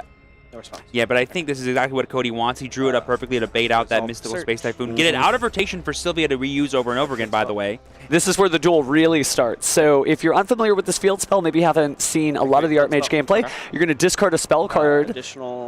Get the additional normal here of it Medius does the Pure. get the additional normal summon here. That's the real big unlock here for us to get us access to even more of our Power Patron cards. This field could fill up real fast, though, because, again, you can discard spell or trap cards to clear the name of an Archmage card. And if you don't know, it's actually supposed to be the school's roll call. Okay. Scale? Ooh, but now we get to go ahead and scale the Vidaloium, which will let us access even more of our Power Patron cards by sending itself to the extra deck face up. Getting back out that Junoldo that we sent earlier. Power Patron card for my deck plan. Yeah. So could search out a spell or trap here, actually, to discard, or may end up keeping it, but let's see what we grab. I mean, at this point, the only real Archmage monster we want in rotation is Graflair, probably. Graflair would be huge for keeping away spells and traps, although most of the quick plays obviously are going to be able to do something, but it looks like we're going to Link Summon here. Charles with Ronaldo, and oh, nice. After we lose the SP Little Knight, it's going to be Beyond the Pendulum. Activate our Chain Links, grab a Power Patron card from the graveyard, and add to our hand, and then... And I pay 1,200. Sorry. Okay. Deep in the deck. Add Chain. It's nice to see how far Medius has gotten since he first enrolled in school. Definitely learned a lot of new tricks. Ooh, and there we see the Shade the Obscure. Very beautiful TCG exclusive here that really unlocks these pendulum-based strategies. Pen summon. Especially since you're pendulum summoning. Gonna go ahead and bring out the Nervado as well as the Junaldo. Now that these cards are in play, one of them is an Archmage monster, and I believe is a machine? Nervado, I think, is an illusion. Is an illusion, and then the Dolium, I think. Jurpedo. Jurpredo is the machine, and then Junoldo is going to be the fiend. But they're both going to make Varudris, who is the king of fiends, for sure. He is a worm. Sorry, worm. Thank you. You're fine. I used to play a lot of Ryugai. So it was certainly pretty much the best boss monster we had, but focusing on these great monsters. Face-up fielder hand and one. And now we're going to go ahead and start the link climb here. It looks like we saw Jeffrey Jones do something similar to this earlier when he was playing his pure Power Patron deck. kind of going up to maybe even exceed the Pendulum eventually to go ahead and get access to even more of his Pendulum monsters, like the Jupredo now. Got the full power patrons in rotation. Yeah, so now Jupredo going to do its effect. Again, it's really nice to see the full masterclass here of all the different parts of the power creation strategy working its way into the Archmage strategy, because we've seen that with Dooms, we've seen that with Archmage. I'm pretty sure there are people with Elf Note out there doing the same. It's a really interesting set of cards that unlocks just an entire, like, play set of decks, right? And here's the real power of the Acropolis that you were talking about. The roll call of the Archmages has begun. We discarded the extra copies of Terminus that we keep adding to our hands to go ahead and get access to Growlflare. That's going to get us access to even more Archmage spell cards. So this really shaping up to be a field. Growlflare has 3 types on the field, so now there's going to be a quick effect spell and trap destruction. Because I control any. And now we're going to go ahead and get Alteration there, it looks like. Yeah, so Alteration allows you to add any Archmage card from your deck to your hand because you already contain on your field the Acropolis, the field spell. And so we're going to add the Archmage Pact Awakening from the deck to the hands. Pitch Awakening, call Archmage Littera. And now we're going to discard that using the effect of Acropolis, basically getting a free add of any other Archmage monster we want that we have not already searched for. And so here comes Littera. So now we have the full Archmage board pretty much established, -1 Fine Mel. We've got the Verudris plus a Beyond the Pendulum that we can totally use to link climb into further Pendulum plays if we want. Yeah, I know Littera does.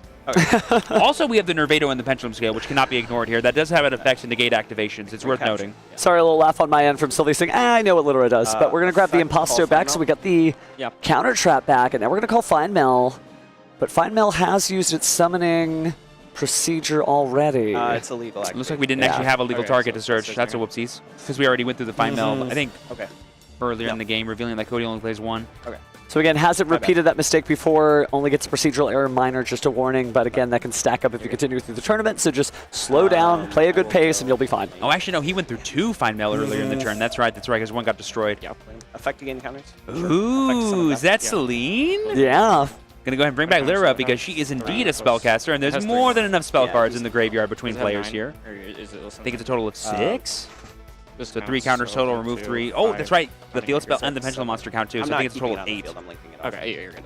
Sorry. More than enough. So really establishing the field here. Remember, this is turn 2, so Cody has a chance to win this. Okay, sure, you do that. Yeah, that's fine. And now we're going to go for a gigantic Link Summon here. Into that Quartet in Bloom that I was kind of alluding to earlier. That's what these decks that play a lot of different attributes kind of gets to unlock for themselves. So go ahead and bring back a lot more monsters to the field. Gaining attack points, of course, for each of the different attributes on the field, but also able to point to 2 monsters in the graveyard. They either have same types but different attributes, or different attributes, or excuse me, same attributes but different types. A little bit of a tongue twister. Yeah, and then we're going to go and get the Littera and the Fine Mel back. So we have Light Warrior Spellcaster. Yep, and we have basically a bounce, a special summon of a new monster. We have a Fine Mel. We have the effect of Medius bringing itself back to the field. We've got the Verudris, and we've got the Nervado as interruptions, plus the set trap card. And that's Medius is, oh yeah, it's a lot. And Medius is back, of course, by using its effect to go and shuffle away the Ultrami Fuwalos. And Fine Mel, for those that are wondering, has like a blanket droplet-like effect. Quick effect, you can go ahead and negate the effects of all monsters your opponent controls and half their attack. During end phase, I'll activate Albion. Thinking. But now Sylvia is going to go ahead and try to go for some of that famous Radiant Typhoon grind game, but it might be a little too late now. Establishing Verudris this early is going to put a big stymie on a lot of that. Just a heads up, everyone, Cody did receive a PE minor for attempting to search without a legal target, but that's his first one of the game and the match, like we said, so nothing big deal here, but it could easily get escalated. Always keep a look at to make sure you're resolving the cards that you're allowed to activate, not the ones you can't. She's going to cut just P on the safe side, but it looks like we're going to go ahead and pass turn, so Sylvia gets a chance to draw. Let's see what happens. Quick plays actually are not a bad vibe here, but the Archmage Fine Mel really is going to be able to shut you down, so don't know that we've got a lot of things we can do. Of course, you want to target that Fine Mel, and I think that might be what we're doing here with the Fallen and the Virtuous in the hand. But instead, actually, we're looking at our Verudris there because it does have the ability to negate activations. And then what's the qualifications for Nervado to negate while it's in the Pendulum Zone? It can negate cards that target other cards I control or Archmage cards I control? I want to say it's in response to an Archmage spell or trap. Yeah. So like if my opponent activates an effect in response to me activating an Archmage card, that's where it would activate, yeah? Yeah, it's new, so let me just double check the card text. Don't want to steer anybody wrong since this is an all-new era, right? It's year 3 for Medius. It took like a year or two, but you know what I'm saying. Yes, and so then we're going to go ahead and use the Falling here to target the Littera, actually, by sending the Ecclesia and the Dark Dragon. Get access So to it is a monster effect activated by the opponent in response to the activation of a Power Patron or an Archmage monster effect, then destroy the card, which of course triggers everything else off. So my bad. In response. Gotcha, Yes. gotcha. Makes a lot of sense to me.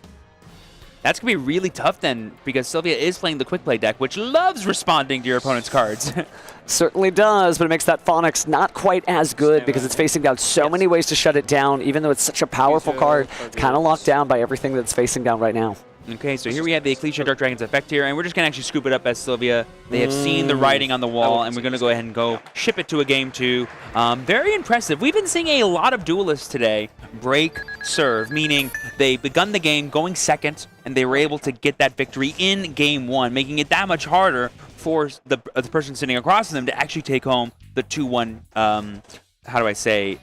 run back, because now, no matter what, you're guaranteed to have a game where you go first, which in Yu-Gi-Oh! Gives you so much advantage, so much clarity of decision-making, so much natural protection based on how the card effects actually play out. But at the same time, Cody showed that going first is not the only way for this deck to win, so there is going to be certainly a difficult road ahead for Sylvia. Got to win 2 games in a row, but Radiant Typhoon certainly can do that.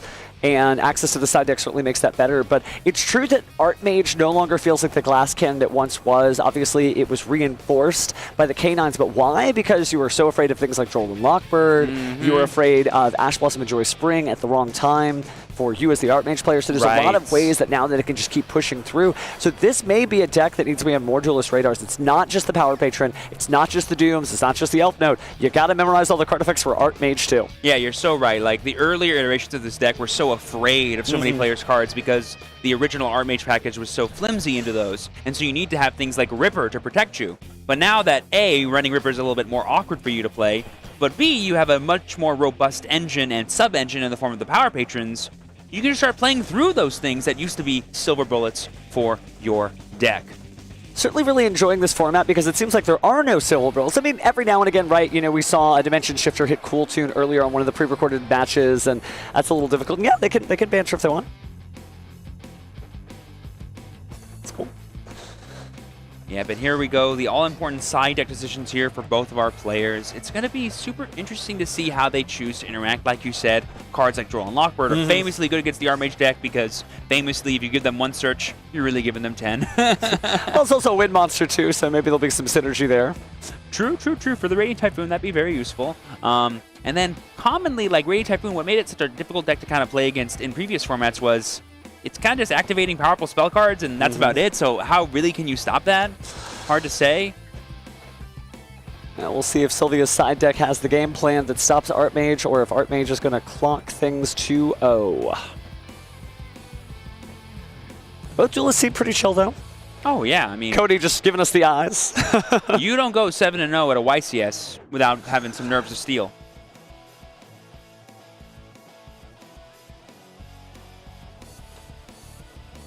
I'm going to go ahead and clear the view there so we can see all the duelists in every view possible. Yeah. Not going to be made to shuffle anything or anything. It's just make sure we got a card set up. Our players got their opening hands. They're all set up. Their decks are primed and ready as we enter Game 2 of Round 8 at YCS Columbus. Can Sylvia claim their chance for a Game 3, or will Cody bring it home here? All right, like the chaos continues. Sylvia opted to go first. Standby, I'm in one. In standby, I will attempt to Perulia. Ooh, attempt to activate Perulia in the standby phase, but there is the Ash Blossom and Joyous Spring to stop that extra card draw from Cody.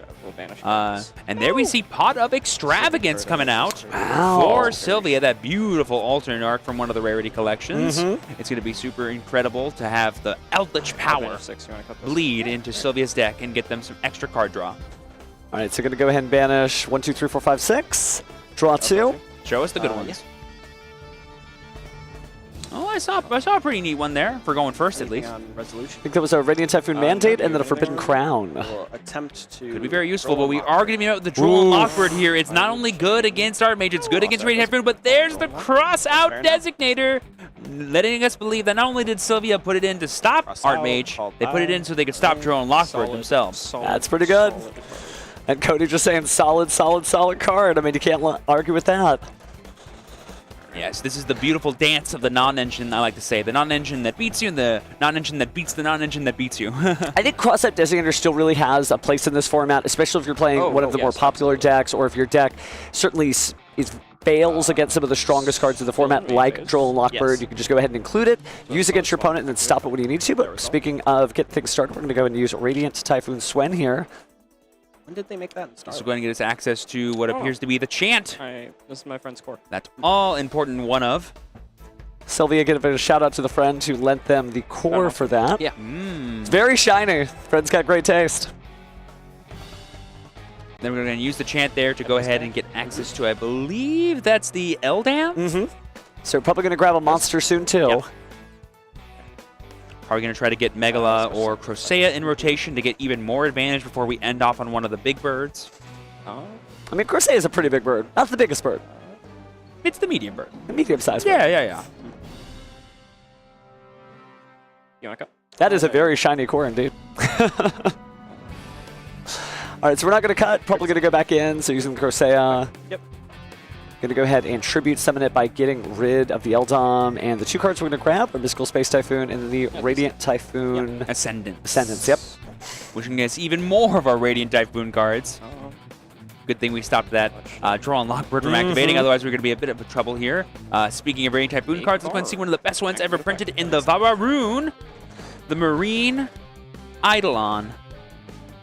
All right, grabbing another Mystical Space Typhoon here. Seems like a pretty good setup. I like this deck because you don't. What are the odds? In the year 2026, we're searching for MST, and it feels more broken than searching for Pot of Greed. I mean, there's so many more avenues for Sylvia to go down here. Do you think you want to end on a Phonics, or do you want to go for a big Vavaroon line? Well, the Phonics was good last duel, but it wasn't enough to really keep things at bay, so we're going to use the effective summon here. I'll chain MST on it. Yeah. Ooh, chain MST on our own copy of Ascendance for extra value. Destroy to reset.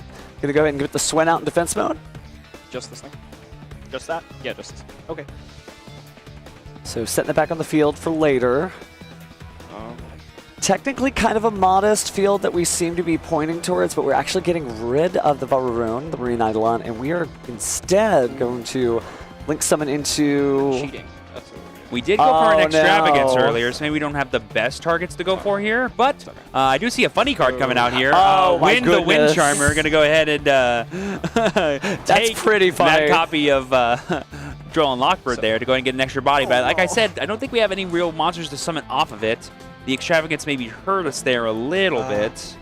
Well, at the same time, you get your Radiant Typhoon monsters to the graveyard. Maybe you get to do something fun with that, but also important is when the Wind is destroyed, you might be able to grab another Wind monster later, so not the worst. Get some good follow-up that way. Set a card.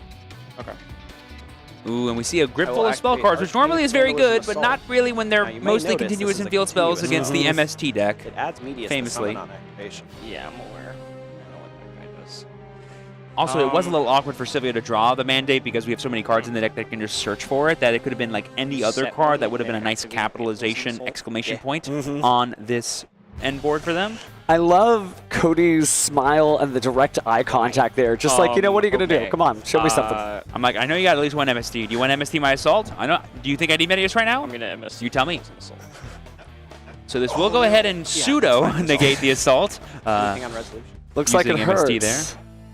Asking for anything on resolution, so... I will activate the Acropolis, the Archmage. Okay, so there's the Acropolis here. This will get us access to even more of our Archmage cards. I will go effect. I will pitch a Forbidden Declaring the effects, declaring cost to get rid of Forbidden Droplet. Famously a good card, but Archmage Cody is choosing to prioritize Archmage monsters over interaction. That's what you want to call? Yeah. Do we have the answer?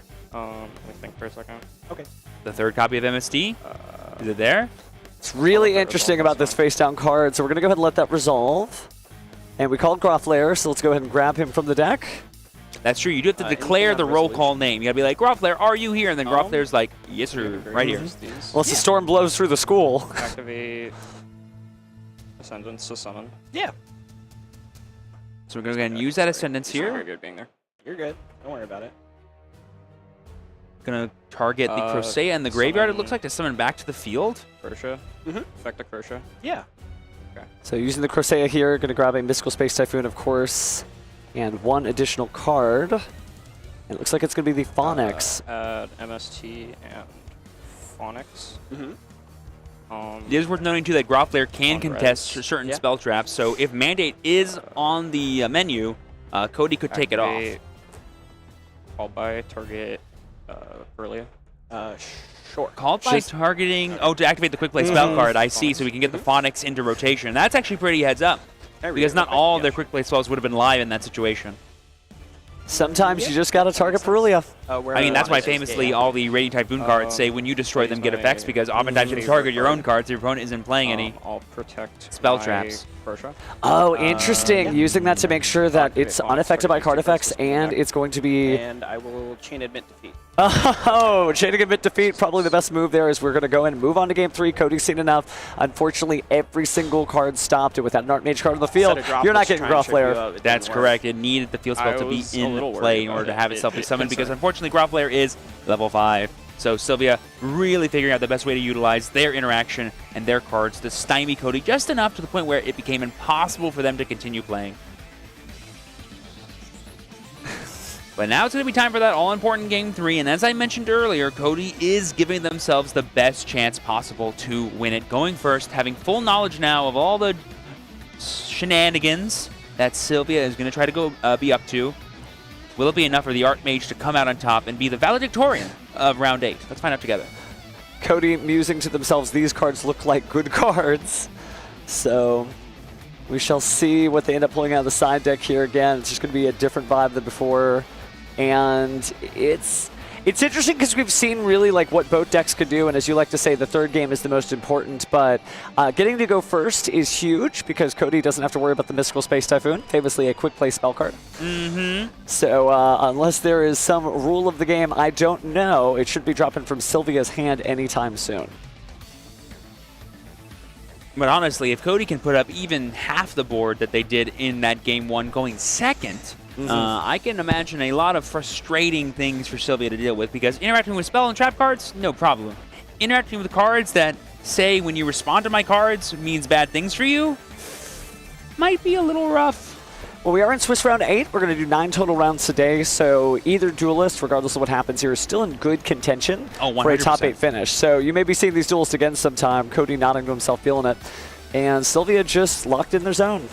Yeah, that's the thing about YCS events. You know, there's so many rounds before we ever cut to the top 8 that the middle of an event can very drastically change by the time we get to the end of the event. It's definitely a marathon, not a sprint. Sometimes it gets quieter towards the end of the day, and sometimes, you know, people make mistakes. They just aren't able to produce it. Because remember, as far as I've seen, most duelists are human, as far as the eye can see. And so humans typically at the end of the day, yeah, you get a little tired, right? You've been here since very early. Maybe you traveled from a far distance to get here. And even if you just woke up from your own home, it is no small feat to get this far in the tournament undefeated. Yeah. So they're going to try their best. Let's see what they get for that Game 3 as we begin to shuffle up here. Yeah, the farthest I've ever seen was a cyborg duelist, which is mostly human. At least half human. Yeah. Not to make any comments on Yu-Gi-Oh! Brains. That's its own conversation. I see what you did there. Oh, wow. I see what you did too. Nice, nice. Thank you, thank you. I'll be here all weekend. All right. We've tortured the chat enough. Let's go ahead and let these duelists get ready to play, and we'll let their cards do the talking. I'm only here to torture you. Anyone else tortured is by proxy, I promise. Oh, see what I'm saying? Cody I'm so hungry. That's the real duelist energy coming out. Got to get you some duel fuel. I have famously conceded games way earlier than I needed to because I was super hungry and needed to go get lunch. I've definitely been there with Cody, but when you're 7-0, you can't be making risky plays like that. You got to play it through, and hopefully your hunger won't get in your way. So is the risky play like not just bringing food in the backpack? The risky play was playing any crap that might take a little too long to finish my rounds. Yeah, I do remember that regional well. But jokes aside, looks like we are just about done here. Sylvia just taking a second to make sure that none of the cards are upside down. That's really smart. Oh, I've definitely accidentally shuffled my side decks in incorrectly, and that's annoying to correct. Yeah, you don't want to have unintentional mark cards. Of course, that wouldn't be... As long as it was unintentional, as long as there wasn't really a pattern, it was just like kind of an accident, that's fine. That's MC minor, which is also a warning. But does it feel good? You want to win and the duel be decided just from the pace of play and the cards themselves. A good rule of thumb I always suggest to every single player, no matter what card game you play, is after every round is finished, like the round is done, you put your deck away, you quickly just count the number of cards in your deck. I cannot tell you how many times I've accidentally dropped cards on the floor and didn't realize before the next round started and had to run back to go find them before we shuffled up. And it just helps you also avoid mistakes like having upside down cards or cards still in your side deck, etc., etc. All right, little noise from the crowd, maybe a hometown hero here. But for now, we're just going to draw 5 and get ready for our final duel. Cody getting a chance to go first. Let's see how this shakes out. Last time we saw a little too much non-engine and not enough art mage. Let's see if Cody has done his studying and is ready to take his test. Well, he seems like he's in good spirits.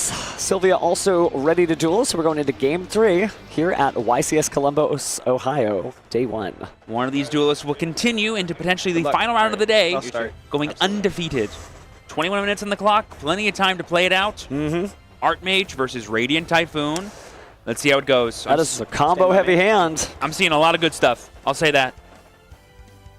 I'm seeing nothing but the good ones. Sorry, just thinking. You're good. Table tapper confirmed. This is going to be a pretty important first play here because it's going to really kind of once I figure out the line, give Cody like 10 information seconds. about Once I what figure out kind the of line, I'll particular play fast. interaction points Sylvia has access to. Yeah. Cody calling on the spirit within his Millennium Puzzle, I suppose, asking for a little advice. Okay, this is what we're going to do. Well, the one card he's probably trying his best to figure out if he can play around is Dueling Lockbird, which famously this deck is... just gets shut down. Right, because you just do so much searching. But what's the most impactful search? Always. I would always say Alright, Medius the Pure. If you have access to that card, you get access to Power Patron, you get access to Fusioning, you play the game. These two. Oh, a level 7 or higher Art Mage card and a spell card to make non-finito to set. So doing a great job of trying to avoid Dueling Lockbird altogether. Yeah, very, very huge heads up. The Nervado Power Patron is always considered an Art Mage card, even while it's in the hand. And there we see the Pualos coming down, which is a response to the summon that already happened. So you're not going to get a draw off of it. And Cody might be like, am I done summoning from the extra deck this turn? Perhaps. I could be if I needed to. It's one of the things that I really like about Art Mage is that kind of like for hire, your main deck cards matter. Each of them can put up a fight on its own. It has various quick effects, has some protection effects on some of the monsters, so possibly. I mean, yeah, if you just set up a board of Grobflare, Litera, Metis the Pure plus Fine-Mel, as well as maybe one Fusion Monster Diactress, who cares if you give Sylvia one draw? That's probably more than enough. We're going to get the field spell here. Wow, what a great job by Cody here, trying his best to play around the Dueling Lockbird potentially by getting the Acropolis automatically set, even though it cost us sacrificing an Acropolis in the process. We're now going to get this Terminus here, which will put Medius the Pure online and access the rest of our Power Patron cards. We'd love to see all of it. So taking a quick look through the deck here, going to go ahead and set a Power Patron in the graveyard. It's going to be Art Mage Power Patron. Resolution. Yeah. Additional normal. We're going to get the additional normal summon here off of the Acropolis here, just to have our full options fully unlocked still as we go for this Medius the Pure.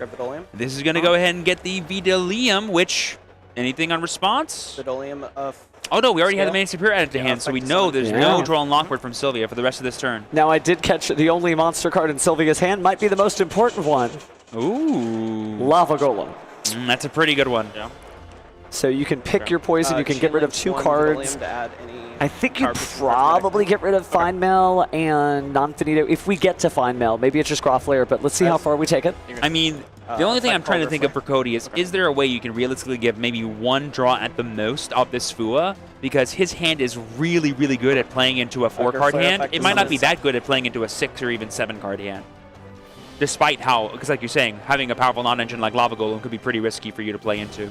If obviously he's not aware of it, but it is game 3, so those are the kind of cards you could expect your opponent to have. Activate Alteration? Yeah. So it's going to add, just found the breakthrough. That's one of the things that the Art Mage deck does best. If you don't have the Dueling Lockbird, this is one of those decks that just keeps playing and playing and playing. I mean, it just gets access to so many cards. Every single Art Mage essentially is put in rotation every single turn. So it is kind of a funny question here. Are we calling Litera or are we calling Art Mage Fine-Mel? It's got to be Fine-Mel, right? Because Litera is only really useful if you want to recycle Medius the Pure over and over again, which at this point I'm not sure Cody's going to care about because he's probably not going to go for a fusion until the quick effect of Art Mage Power Patron on the following turn. Well, you're going to stand corrected because he did call Litera. Okay, okay. Maybe that means he's probably going to go for a bit of an extension this turn and try to get access to Fine-Mel later as well. Special summon, grab an Archmage card from the graveyard, and we shall get possibly another card from the field spell category. No, we're just going to play it safe and get the Archmage Varnish Alteration. Right, because Latera will allow us to access the Find Meld because we get that free spell card back. Gives you that little extension. And now we are kind of priced in as Cody. Oh no, we're going to get the Nervado and place it in the Pendulum Zone. Ooh, even more exciting. Yeah, I told you this deck just gets better and better. I totally forgot that you could search for that too. It was already in the hand earlier, which is why I didn't think about it. But yeah, we never searched it. It was already in there. So by the way, no Fua draws, not one. Yeah, because you just kind of don't need to, right? Because Power Patron is a quick effective fuse, so you can just do it on your opponent's turn anyway. Yeah. And there's the hard pass. We kept our opponent on just one Fua draw the entire turn and got the full Archmage board, -1 Find Meld, but we can always access it later. So let's talk about what we got. Of course, Nonfinito, certainly a powerful card, but usually used just for the set. The Grofflair is going to be able to destroy a spell or trap on the field. Latera is able to go ahead and bounce away. You've got the Quick Effect Fusion from the Archmage Power Patron, and you also have the negation with the Nervado in the Pendulum Zone. We're going to start at the beginning of Sylvia's turn by going ahead and banishing likely 6 cards from the extra deck to draw 2.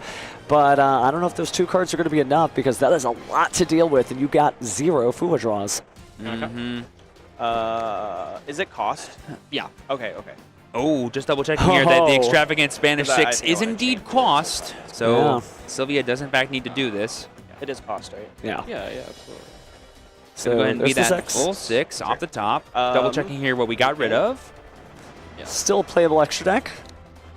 Seeing here if you want to respond as Cody. 1, 2, 3, 4. Oh, there's the Ash Blossom of Joy Spring. I mean, it feels pretty good here. Yeah. Denying 2 cards is always a good idea, I think. No call by this time. Yeah. Rose. Now Sylvia's going for a big think here. Like you said, we did get that Lava Golem flash to us. If I was to put a guess as to what the most dangerous things on the board are, it's probably the Archmage Power Patron and the Latera. And distributing those 2 off seems like a really good call, because you just kind of leave your opponent with a Nervado, which we already have Lightning Storm in hand to kind of deal with. Unless... I mean, all those monsters sure are in attack mode, Steven. I will say that. That is very true. Now, you could fuse here and play something in defense mode with the Archmage Power Patron's effect. But then you run the risk of only having 1 monster in play with Lava Golem. Chain Nonfinito Fusion Summon. Gonna go ahead and use the effect of Big Find Meld there. Chain Archmage Patron Fusion Summon. If we are fusing 2 monsters, that Lava Golem is about to slap down in a way it may never have before. Sorry, non-finito, not non-find Meld. I mean, she is non-find Meld, but it's non-finito is the name. All right, so it looks like we're going to go ahead probably for the Archmage Deactress based on the types there, and that'll be placed in defense mode. And we know that Lava Golem's coming, but at least it's something.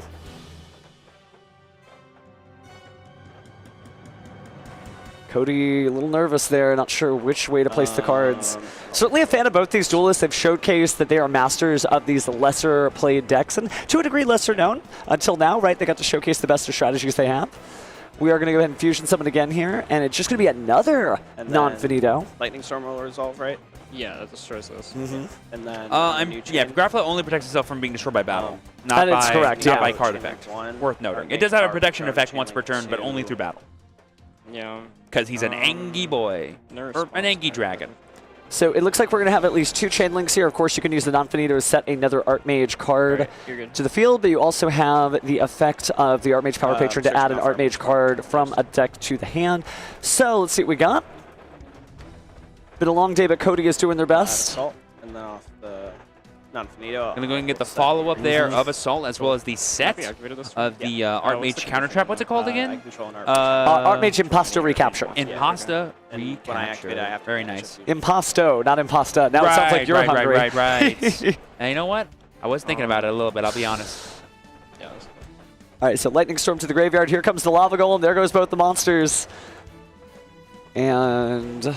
Sure. Yep. Cody just going to go ahead and send those to the grave.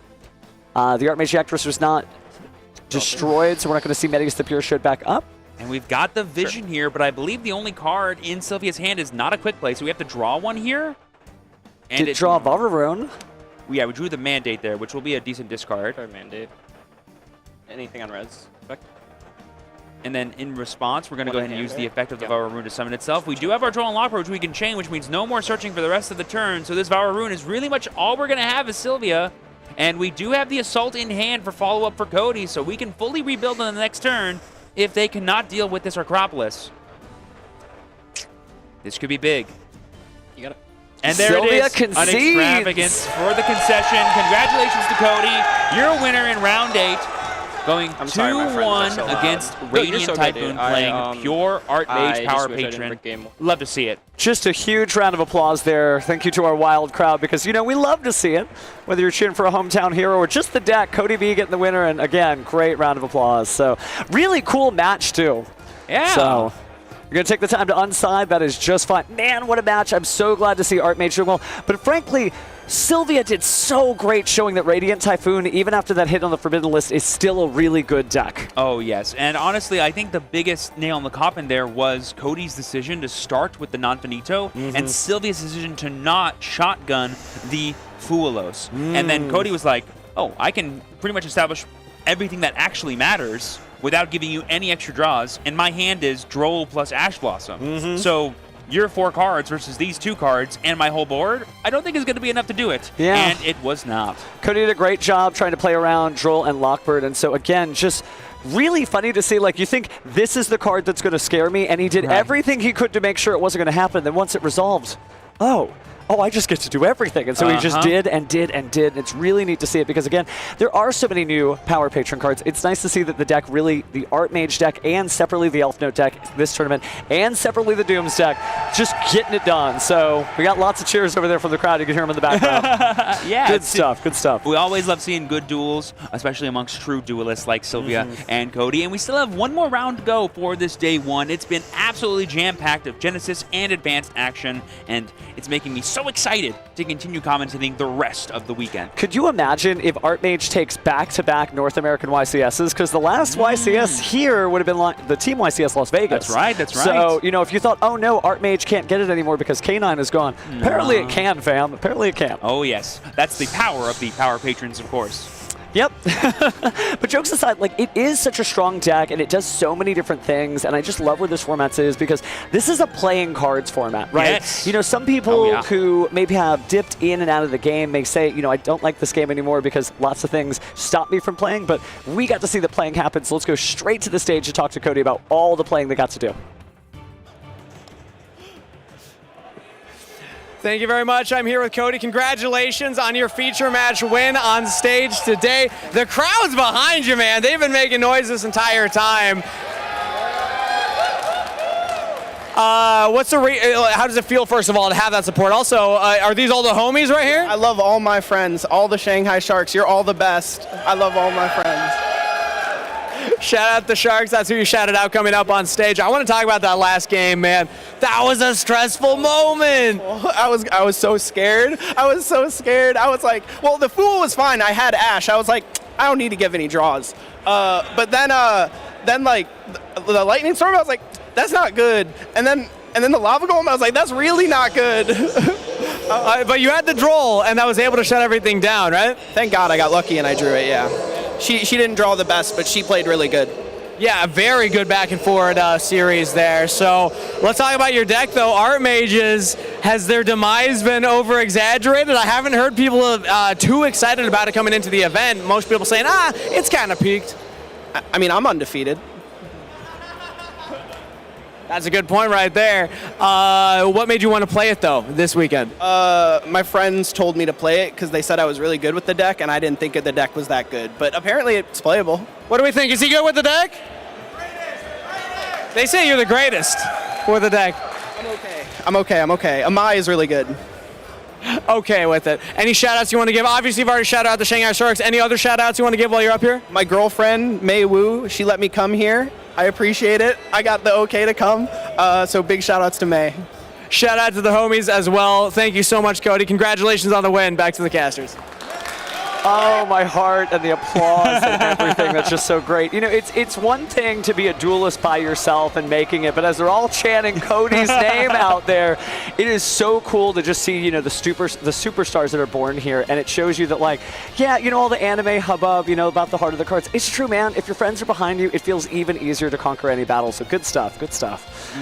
But speaking of conquering any battles, right, we got some battles coming up, right? The duels are here. We sure do. I know we're talking so much about how the YCS landscape is changing forever, but the WCQ landscape is also going to be super exciting for the rest of this year. We have a lot of awesome events, beginning, of course, June 5th through 7th. We have the Mexico City World Championship qualifier. Of course, June 19th to 21st, we have the Sao Paulo, Brazil World Championship qualifier. In July 10th through 11th, we have the NAWCQ happening in Minneapolis.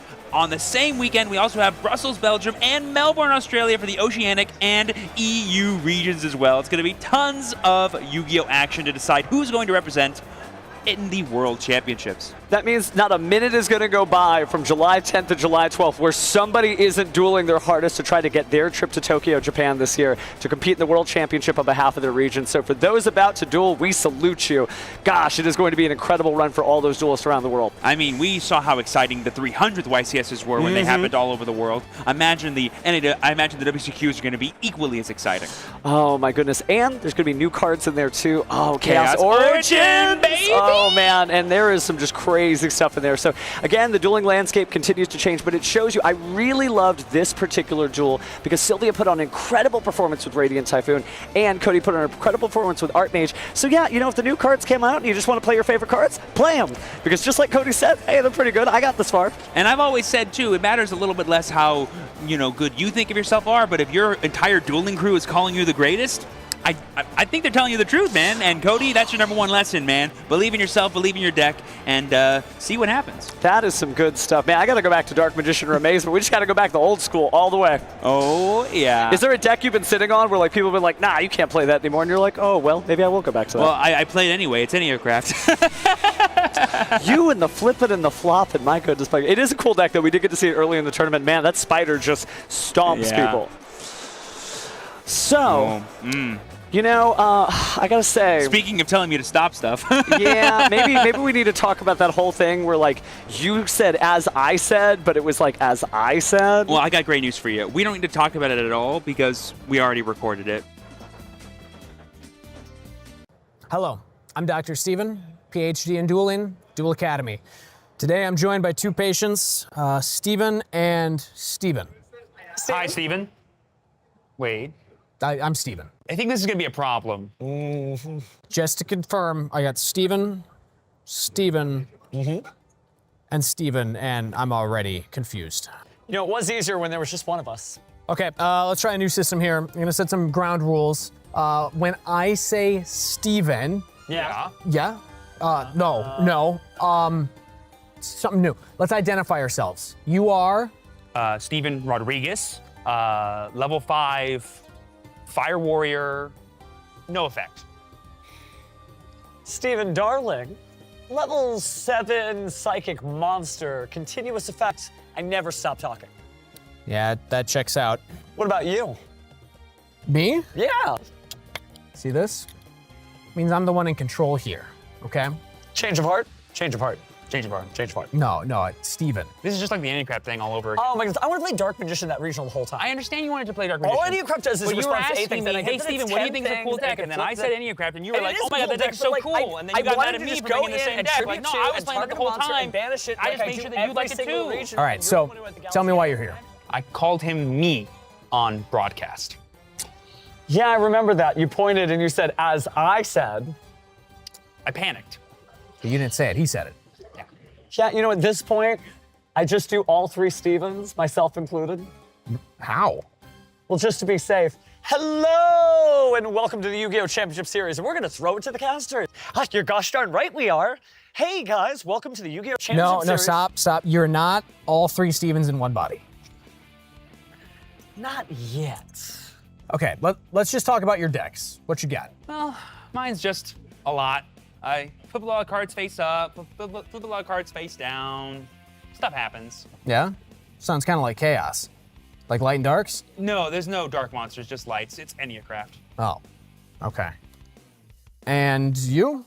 My deck isn't just a deck, it's an experience. It's a story I tell to somebody sitting across the table from me. My monsters, they don't activate their effects, they perform. No performing in the office. Oh, come on. I special summon a monster. No special summoning either. I normal summon No normal summoning. I set a monster? Don't push it. Okay, let's do something really simple, since the two of you seem to be struggling with the basic things. What is this? Oh, Come on. I mean, clearly that's 2 monsters performing a link summon. I see Hekahan's Jowza. No, it's not a Yu-Gi-Oh card. Okay, this one.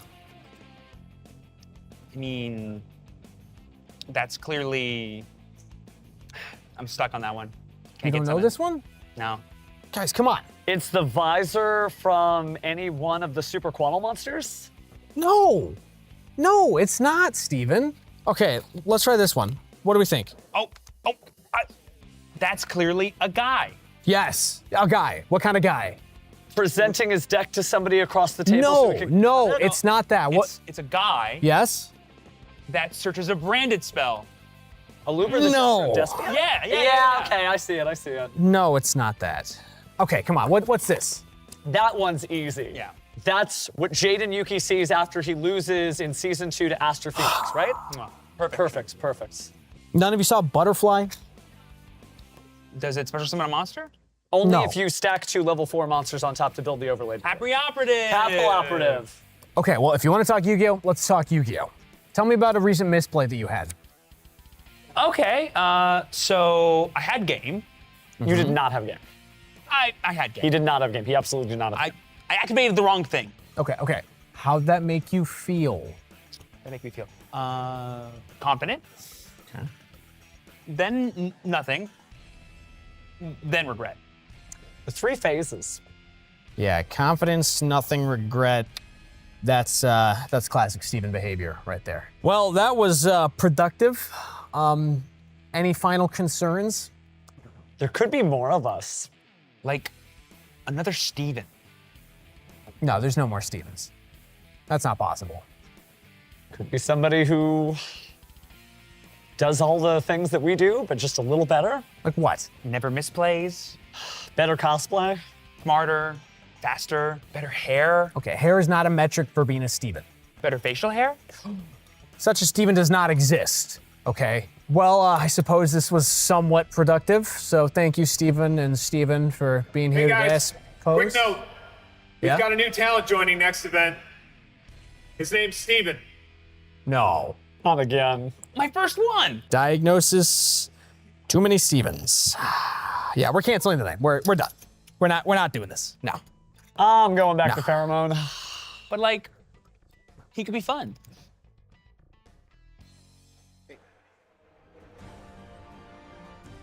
May begin. Stand by. Stand by phase, I'll attempt to.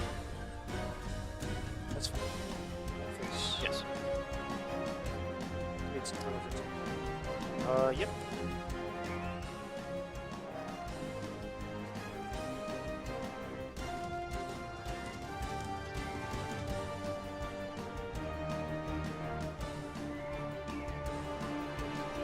Effect Erecto to add a non-level 3 cool tune from deck or grave. That's good. Rotary? Yep.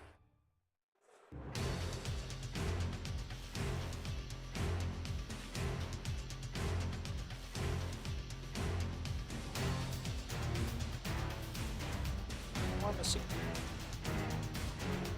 Summon Trackmaker. Yes. Chainlink 1 Rotary to look at hand and add a spell. Chainlink 2 Trackmaker to add a cool tune card.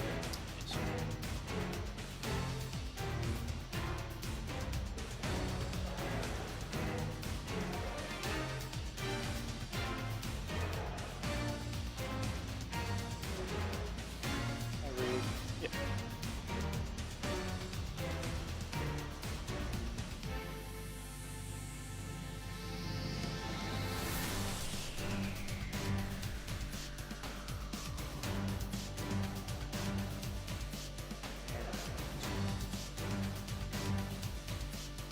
Is when your opponent activates a card effect that includes an effective special skill.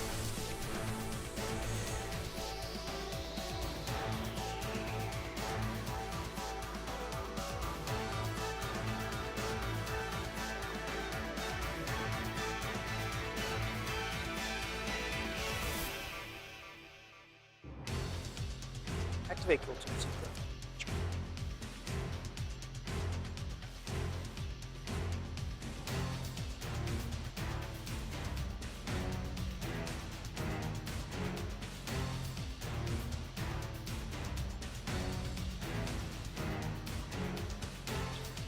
Chain link 1 Q to look at the top 2, or excavate top 2, banish 1, and put the other on top or bottom. I will put I'll banish the reset and put Duelist on top. On the top? Yeah.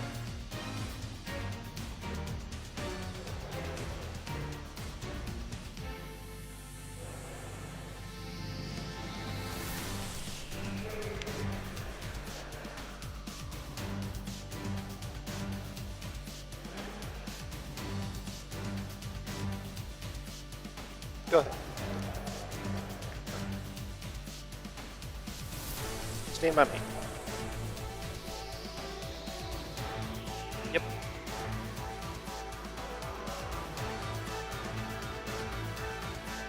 Effect the blue to summon one from hand face down. That's fine. Chain Fools. That's fine. Chain Pearl.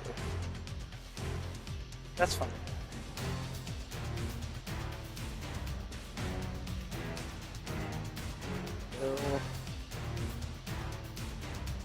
Play some Pet Skin.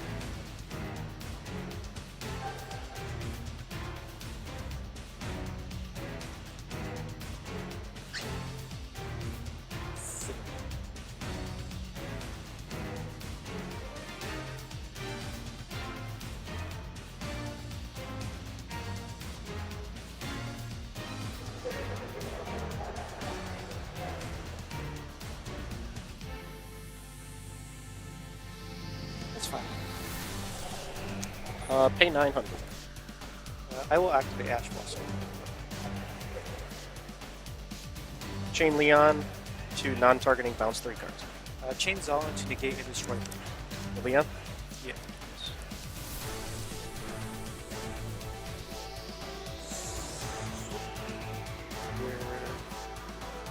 We're good. Activate Reaper.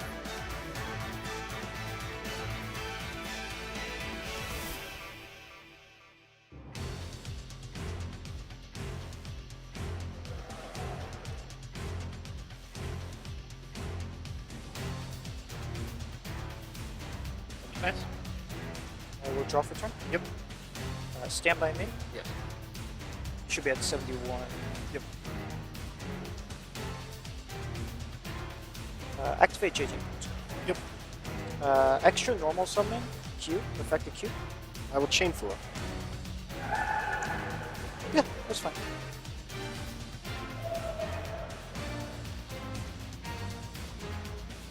Effect Rika? Yep.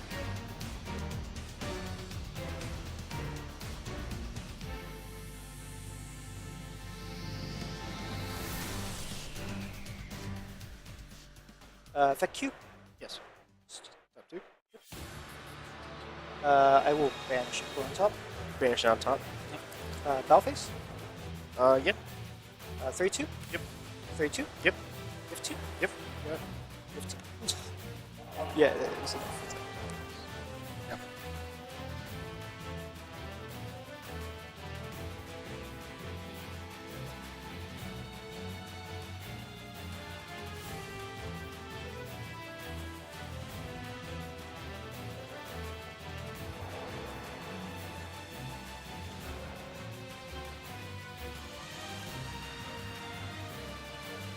Awesome. Again. Stand by me. Yeah. High five. Yeah. Place and scale. Yeah. Pay 9.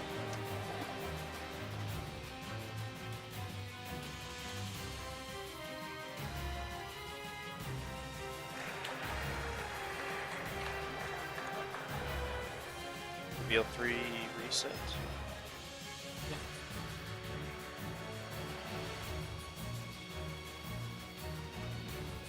Place and scale. Pay 9.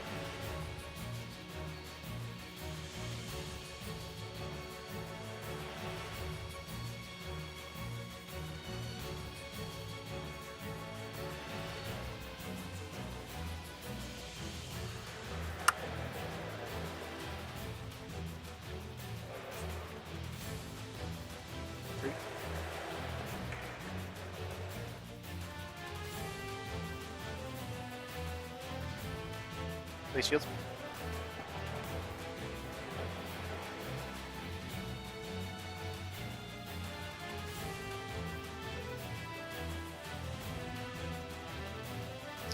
Field spell target.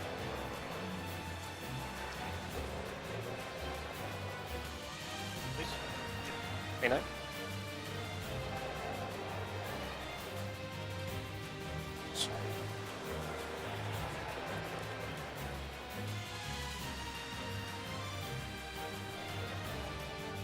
Field 3 red.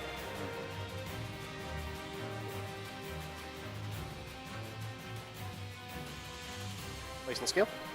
K9.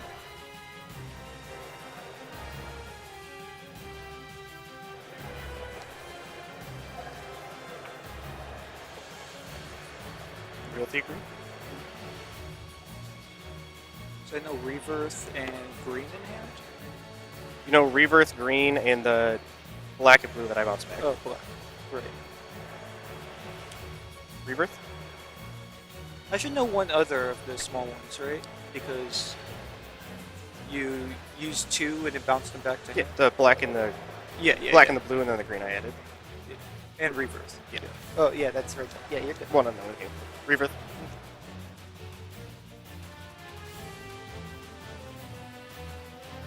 Four.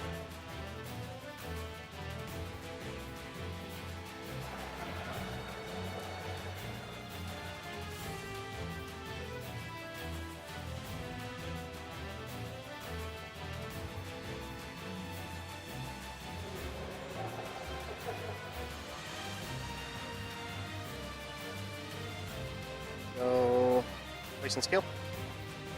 K9.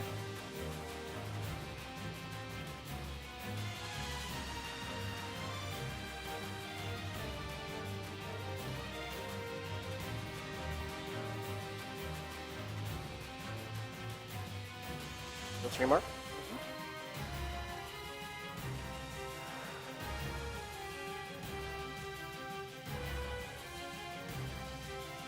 Effect, summon one for me. Sure.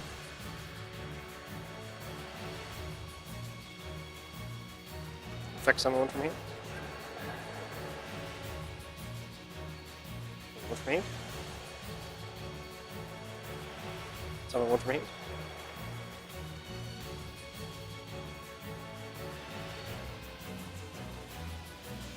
Normal set one. Yes. What does green do when flipped? This one? Yeah, yeah. Targets 3 engraver banish shuffled into the deck. Gotcha. Yes. Stand by me. Okay. Activate Feather Duster. Duster is good.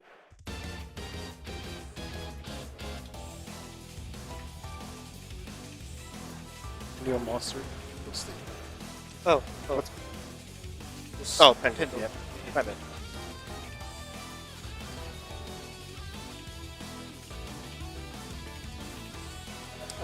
Normal Rico effect to act. Chain to search.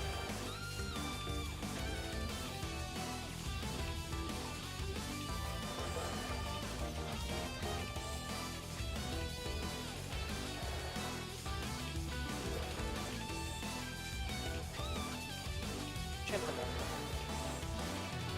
Reveal.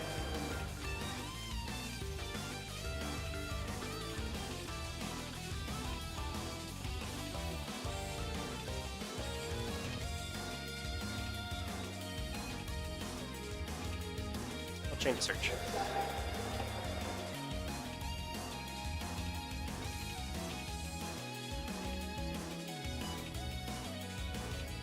Sorry, wrong card. That's fine. It just adds a monster, right? Adds any card. Okay. They both do? Yeah. Okay. Add tail. You can change this face to.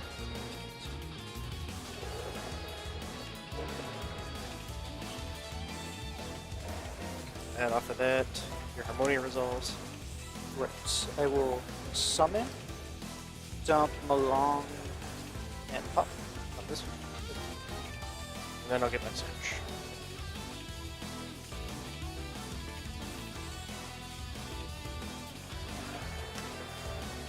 And you get your search.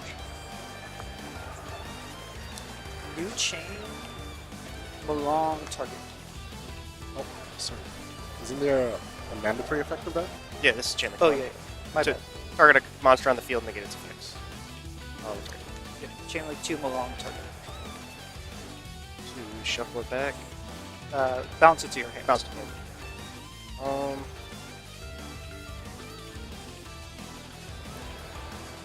This one, right? Yes. That's fine.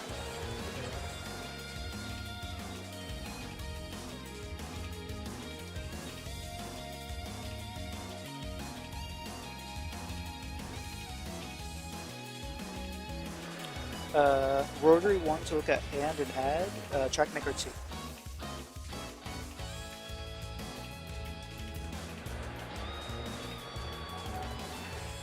Yep. Trackmaker add JJ and Rotary. Yep. So Tori Mars still. Which one did you add off the yellow? The yellow I added spider. Spider, okay.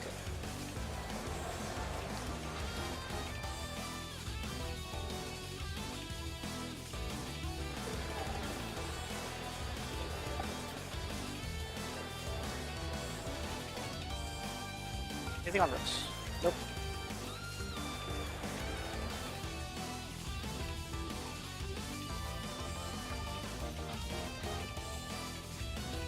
Effect Trackmaker to bounce? Yeah. I will bounce it. Bounce a hand? Yes.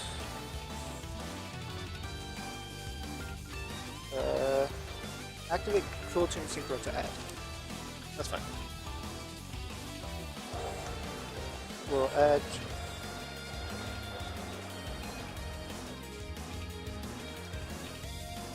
Activate JJ. Yes. Extra normal Q, effective Q. Yeah. Summon. Mix effects. Sure. We'll add Rico.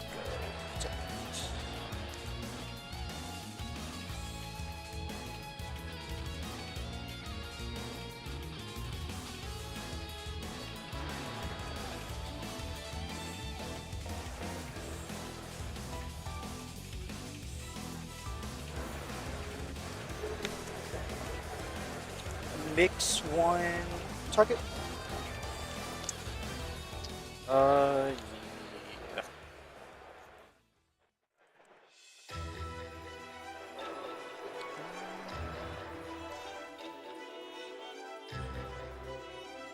6 tuners.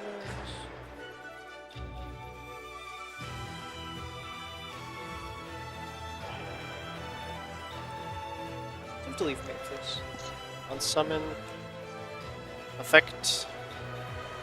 To summon one from hand face down. That's fine.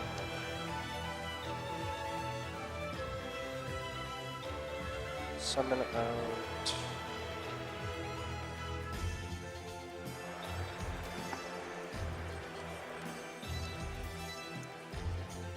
Think.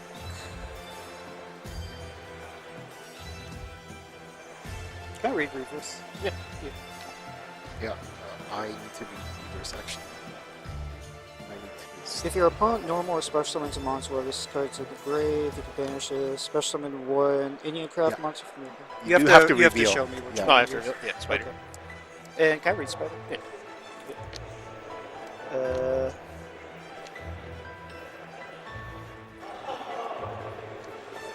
Okay. Battle phase. Yeah. 25? 24. This should be 1, 2, 3, 4, 5, 6, 7, 8. So 8 times 3 is 24, so it's 41. Yep. 41? Yep. 41? Yep. 32? Yep. That's That should be. Yeah. Oh, this was lethal because we're at 35. Yeah.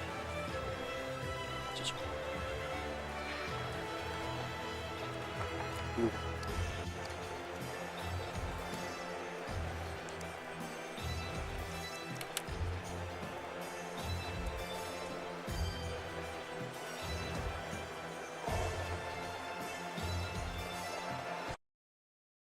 So she got into it during COVID lockdown. I had just the old Yu-Gi-Oh anime on as background noise. She saw Dark Magician Girl for the first time and said, "This is the coolest thing I've ever seen."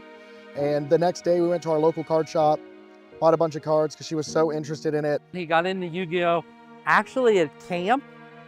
He had a counselor that was playing Yu-Gi-Oh and got him into it. My oldest, the one that's been in it the longest, has been playing since he was 5. He actually couldn't read cards, and we had to teach him based on pictures what the cards did to figure out what to play. She was always a smart and capable kid, but seeing her go from, I'm pretty smart in my school, I'm a pretty good reader, to just being able to understand English and math and everything at such a strong degree at school. She's a straight A student with amazing test scores. And he just so much more outgoing, and it's just a community that he relates to. I've seen my kids make the honor roll. I've seen my kids excel in extracurriculars, and I attribute a lot of it to Yu-Gi-Oh. It's been awesome in our life. There's kids that he plays with, but at the same time, even all of the adults that he plays against have really kind of welcomed him in and are very supportive. They made a lot of friends. I think that we go to a regional event, everybody knows who they are, everybody's nice to them. We come to YCSs, they see people they know. So just the friends that they've made has been a huge part and a huge benefit that we didn't know would happen when we got them into it. And just seeing her go from this kid that didn't adjust well with making friends to being this social butterfly, having this confidence in herself, is the greatest gift this game's ever given us. There's a lot of good local game stores you can go into and say, my kids are interested, is there anybody that can show them? Through schools and stuff like that that have clubs. So both of those are different avenues that we've seen our son kind of gravitate towards. Go to your locals, go to a tournament, talk to a friend, and your kid's gonna just excel in this.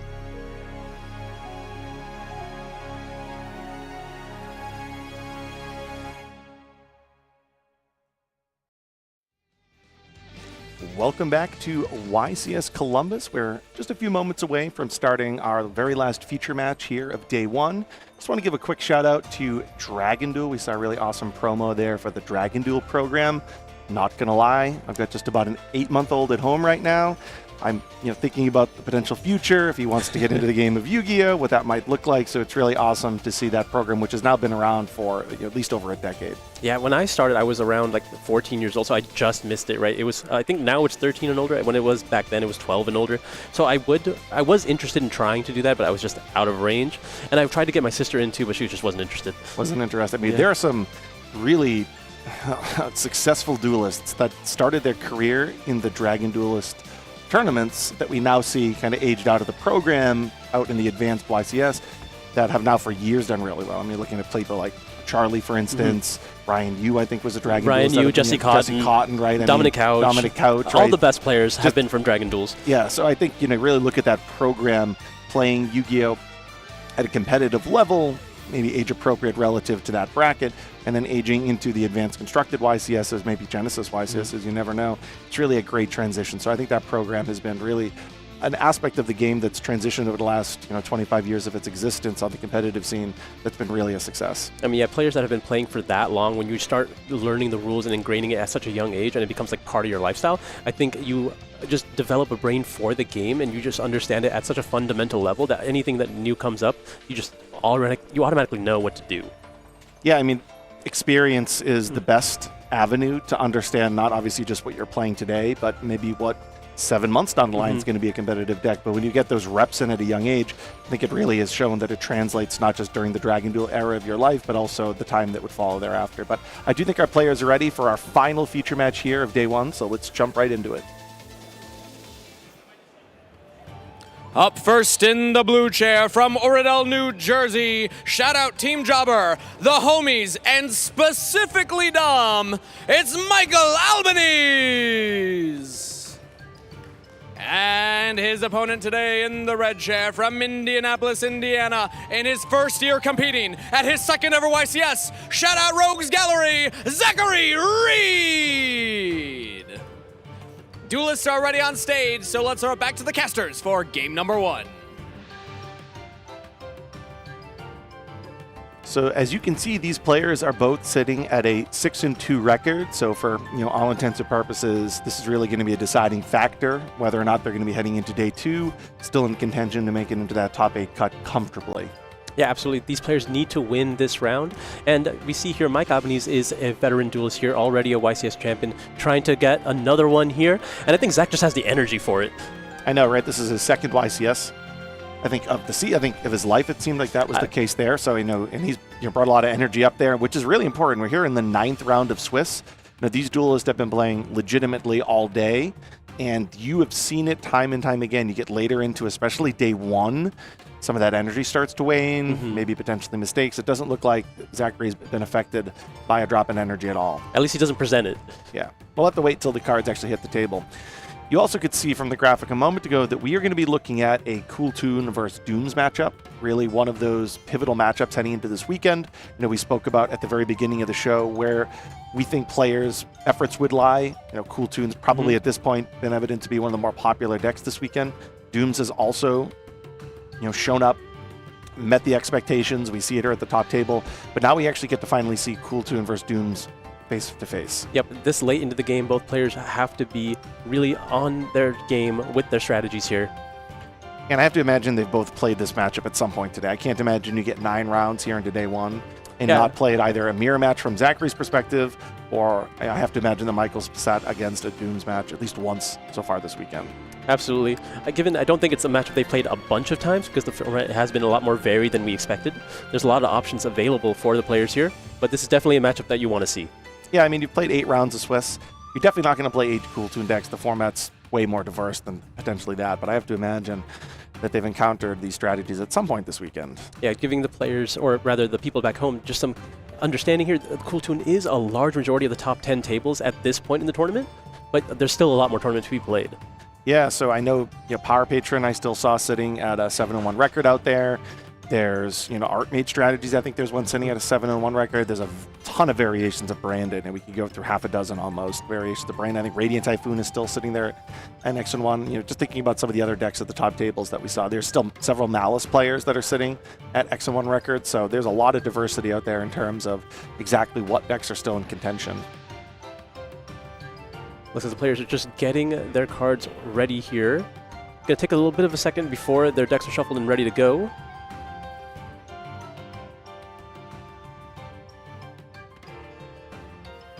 Just getting them properly presented here.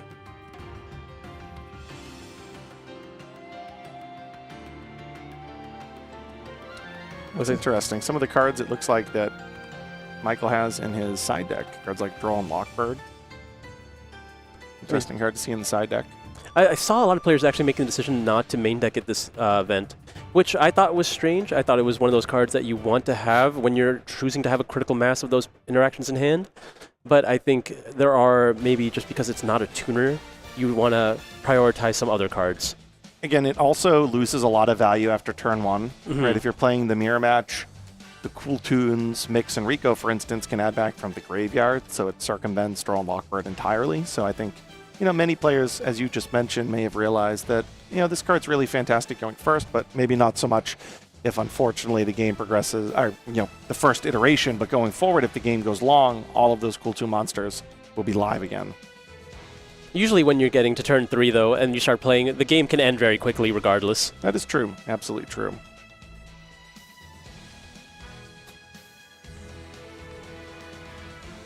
So it looks like these players either maybe know each other, have been sitting next to each other. There's a lot of banter here about, something that has happened, I would assume, at some point today. I imagine they're just trying to get comfortable in this position, right?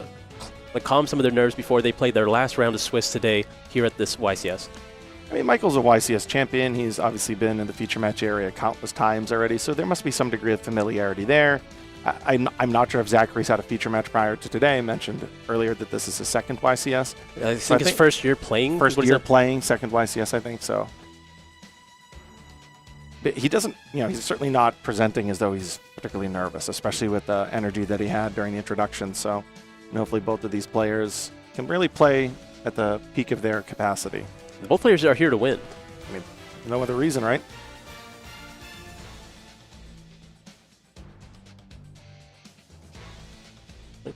The players seem like they are ready here. Looks like the hands have almost been drawn.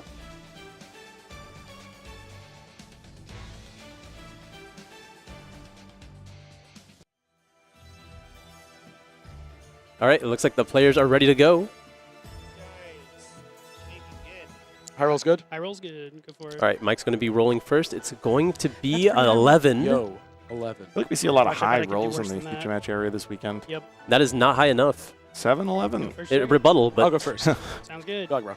You too. All right, so great handshake You'll between have to these pick two it up. duelists. And we're just moments away. I think this is our first opportunity this weekend of actually seeing Cool Tune in the feature match area. We've obviously seen it walking around the venue. You haven't been able to Josh, stand by me. commentate an sure. actual Cool Tune match here. So now Michael is taking the lead.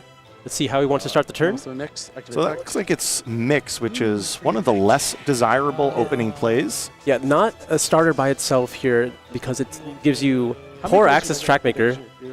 42. 42, okay. How about you? 40. Okay. All right, Michael's trying to get some information on what his opponent's strategy could be. Adding a guy. Which is an important thing to note, right? If your opponent says, oh, it's 45, it does eliminate a handful of decks. Yeah, oddly, as of now, that's probably not branded anymore. Yeah, that's a good point. It, at one point in time, almost assuredly was. So we see here in Ash Blossom, I really like utilizing your hand interactions early, and as You silly kinda as this have to, sounds, yeah. just kind of hoping. Now, Mix in and of itself is actually a sign of weakness out of Michael. It's one of the least desirable plays that you would have. It is going to combine here conveniently with the clip, so he actually does have the ability to go into Trackmaker. Usually Mix does not combine terribly well. It's actually one of the reasons why you might want to have a Psyframe package so that you have the level 2 tuners, but he is going to be able to go here into Trackmaker because he's able to combine the level 2 Mix with the level 2 clip in his hand. Just in case you haven't been familiar up to this point, the Cool Tune monsters allow you to use tuner monsters in your hand as synchro material. Yet, so I don't have a way. And just to kind of reiterate why exactly, to go even just another point further, I mean, Mix being a level 2, Clip is usually just a one-of. That's the sort of guaranteed level 2 tuner that you would have in your deck. From there, you would have to be playing something like the Psyframe package. Otherwise, all of your other tuners are either level 1, Effect Veiler, or the myriad of level 3, Ghost Ogre, Ash Blossom, Ghost Bell. And 5 isn't a really terribly desirable first action in terms of getting into the extra deck from Cool Tune. You really want to access Trackmaker first. So it's really convenient that Michael, even though he was hit by Ash Blossom, even though he had to start with Mix, that he actually had the clip naturally drawn. And again, just to go further, Mix can't search out Clip, right? It has to search out a level other than 2, so there's no way that Mix can combine with one from the deck that would be searched through its own effect. But now, because he's able to get into Trackmaker, he is able to search out a copy of JJ Cool Tune. JJ Cool Tune is going to hit the field here, I'll use JJ's effect. using its effect on the Trackmaker here to be able to either summon or add from the deck. Also now has access to an additional normal summon. Likely not very opportune for Michael here because clearly he didn't have a lot of options as far as other Cool Tune monsters. I believe It's so funny that we could hear each other. I believe. Yeah, this is like less disorienting than I thought it'd be. It would be unfortunate if they couldn't hear each other. Yeah.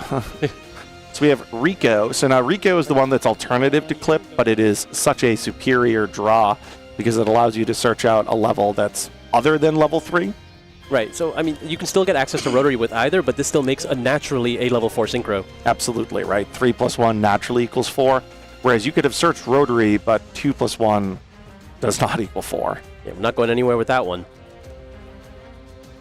Now, Rotary is in the hand. This can give you an additional normal summon here for a tuner monster. Right, you might notice that his hand has non-Cool Tunes in it. I mean, we had to assume that was the case with how the hand started. But he reveals the Ghost Bell. And chooses to normal summon the Rotary. Yep. Which obviously makes sense. All right, so still one normal summon remaining for Michael here because of JJ. Yep, that was a summon through Rotary's effect. And now it looks like we're going to be synchroing for 4 again. Only if you want to. No pressure. I can't make you do anything. So is he going to go into a second copy of Trackmaker? Trackmaker number 2. So you're going to shuffle this back, right? Yeah, I'm going to look at your hand. All right, that makes sense. Yeah, so Rotary is now going to allow him to take a look at Zachary's hand, and then he'll be able to search out a spell from his deck. All right, now we have knowledge here. It's going to be Doom's Change, Triple Tactics Talents, Drastia, and a mouth. No, this is the one that adds a monster. Okay. And that pops out from deck. the search card that can't get Ash, right? Correct. Yeah, it's like super cool. He just asked search a card that can't get ashed. Yeah, I mean, it's true. Like, it's like, Doom really gets around a lot of the effects that, like, because it's not really adding from deck to hand. It's like just going somewhere else first and then coming back. It's like a gold sarcophagus, really. Yeah, yeah. But I think what he's saying is you can destroy Alara from the deck, and that sets, as opposed to search. So that's when he asked, that search is a card that can't get ashed. It's really a funny way of simplifying it. But this is one of the ways that he can now go into Cool Toon Synchro. Yeah, Rotary on resolution does get to add any Cool Toon card here, so it's going to, or Cool Toon Spell Trap, getting the Cool Toon Synchro. And that's going to be for Q. And now you can finally use the last normal summon available here for the Q. So again, one of the aspects of this deck, we haven't had the opportunity of being in the booth to feature it, but now that you have access to looking at the opponent's hand, what Q can do is now basically special summon the perfect hand interaction out, because you'll be able to combine the tuners that you have to go into Remix and then take a tuner that you had searched through the effective Q and basically add it back to your hand. Here, though, because of the fact that he's already used some of his other resources, he's going to go into a copy of Mix as a way of getting into Remix. If he went into, for instance, Ghost Ogre or Ash Blossom, he wouldn't necessarily have access to a level 5 synchro. So in order to make the levels line up so that he can get into a 5, which is how he gets into the Remix, he's going to go this way. All right, opting to leave the Trackmaker on the field, and now Q will trigger. Look at the top two cards of the deck. It is an Ash Blossom and... banishes one from hand. Oh, that is a great card to be able to banish for the rest of the game. One thing to note that... Can you remind me what was revealed by Rotary? Usually you would want Q to special summon a hand interaction. Clip is actually already naturally in the graveyard, so Remix is already in a pretty reasonable spot. What was revealed by Rotary. I mean, Remix will typically always summon either Rico or Mix anyway, to add, or summoning Rico always to get the mix, to get the clip back to your hand. Yeah, that's fair. But I guess if you have only one now, you have to add it back to your hand. Yeah, you have to. So, okay, so I don't have But he could summon, like he could add the clip naturally and then still choose to summon to the field and not have to search the Rotary. I mean, not have to search the clip, he could search something else. Like a Q for follow-up? Yeah, okay. Exactly. Well, I don't know what. But in that situation, you can't search Q off Rico, so you're probably just gonna get a Rotary. Yeah. Which one do I get? I'll banish that. I'll put Ash on top. Ash on top. That makes sense. Blow scene. And now we're going to synchro with the bell. I assume this was going to happen. All right, so this is a way this will put a hand interaction in the graveyard. Yeah, so that makes sense. Now he's going to go into Zalon. Yeah, you still are able to get access to that bell back. Yeah, just making sure. I am a little worried that Mike might not be an expert in the Dooms cards, just based on some of the points that he's been asking, but I guess we will see. I mean, yeah, no surprise there. We are drawing Ash Blossom for turn. Nope. Stand by. Not opting to use the Remix immediately to get the bell back to hand, but yeah, you have to make a choice here. Are you going to get bell or are you going to get a clip? You can't get both in this situation. No, but you have to assume you're playing multiple.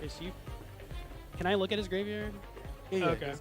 Yeah, you can, all the names are there. Okay, so KTS is there. KTS is there, Clip's there, and every other name. Right. Okay. It's a good way of simplifying it. Every Cool Toon is in my graveyard. KTS, I use the KTS. Yeah, I was just trying to guess what your back row was. Yeah, not necessarily sure if it's another copy of Cool Toon Synchro, often called KTS, because there's several Cool Toon Synchros. Yeah, in terms of the card that he set, it's an infinite impermanence. You're talking about Michael, like what his set card is right now? Well, that's what Zach's trying to figure out. Oh, okay, that's what he's asking. Yeah, okay. I didn't know if you were doing it from our perspective, where we have omnipresent knowledge sometimes, or from the perspective of Zachary. Right. The Doomsy change is activated now to destroy a card from essentially anywhere. Go for it. A Doom's card specifically. From deck, that's about all it does. Like, in this scenario.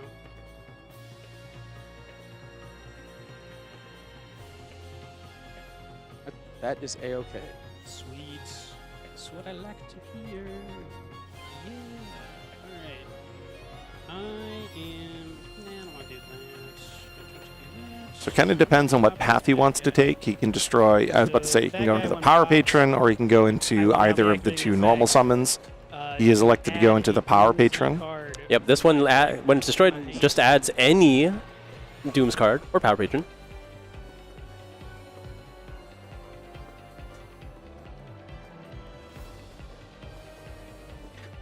So this is one of the ways. Sometimes you destroy Alaria, Amarith, just to get the effects and kind of circumvent having to normal summon. It's a Samsung something or other. Yeah. I mean, it's fine. It's at this point, it's more of like I'm just comfortable. Sure. I think Michael's just reading the text, the fine print of Power Patron Dooms. But yeah, right now we are a moment away from resolving the if this card is destroyed effect. You can add a Dooms card from your deck to your hand. I think he's considering if he has to anything to change, so they could try to use this, the Zalen, perhaps. Are you like looking up what the rules are, or? He just wants to make sure what he could do with it. Honestly, I think. Oh, if it's a problem, I can just remove the watch. I don't really care. Like, Can I read his cards while I? Yeah, go for it. All right, just making sure. Like, it doesn't do anything. It like dies half the time. It just feels nice on my wrist. The judge is questioning the Samsung watch that Zach's wearing, if it's an issue. But like, it's not maybe a brand of a watch that they're accustomed to seeing, but it is maybe potentially a smartwatch. Or maybe it is a smartwatch. Appreciate it. Oh no! Now you can see my crazy. Yeah, there's gonna be If you don't, I will. yeah some sensation complications here. Yeah, like. Oh no! I imagine this wouldn't be an issue. You just take it off and don't use it for the rest of the match. It's like not going to be a thing here, but not we'll something see. I've ever really encountered before. Though I will say, as a teacher, those can be a problem. Yeah. I imagine you can use them for some malicious intent, but I don't think that's what's happening here. No, definitely not. Yeah. But now for years there's make sure you put your phone away or your phone in a designated location, but now it's also make sure you put your smartwatch in a designated location. Like how I have to word it for it to be like. Oh really? Looks like the players are clear. Awesome. Okay. All right, so you're gonna activate that as chain link 1. Yes. I'm gonna chain. Yep, there's gonna add chain remix, so then you can use Zalen to negate the Power Patron. Okay.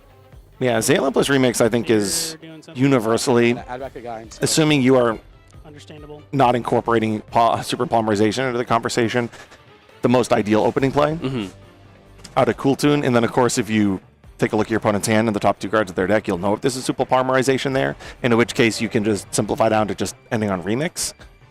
I mean, this is why Cool Tune is as powerful as it is, right? It's not really the interruptions that it has, but it's knowing every single thing that you have to interrupt. Absolutely, right? Full knowledge has always been, it's one of the reasons why Talents, for instance, is limited to 1. Just to be able, the ability to look at your opponent's hand has always been incredibly, incredibly powerful.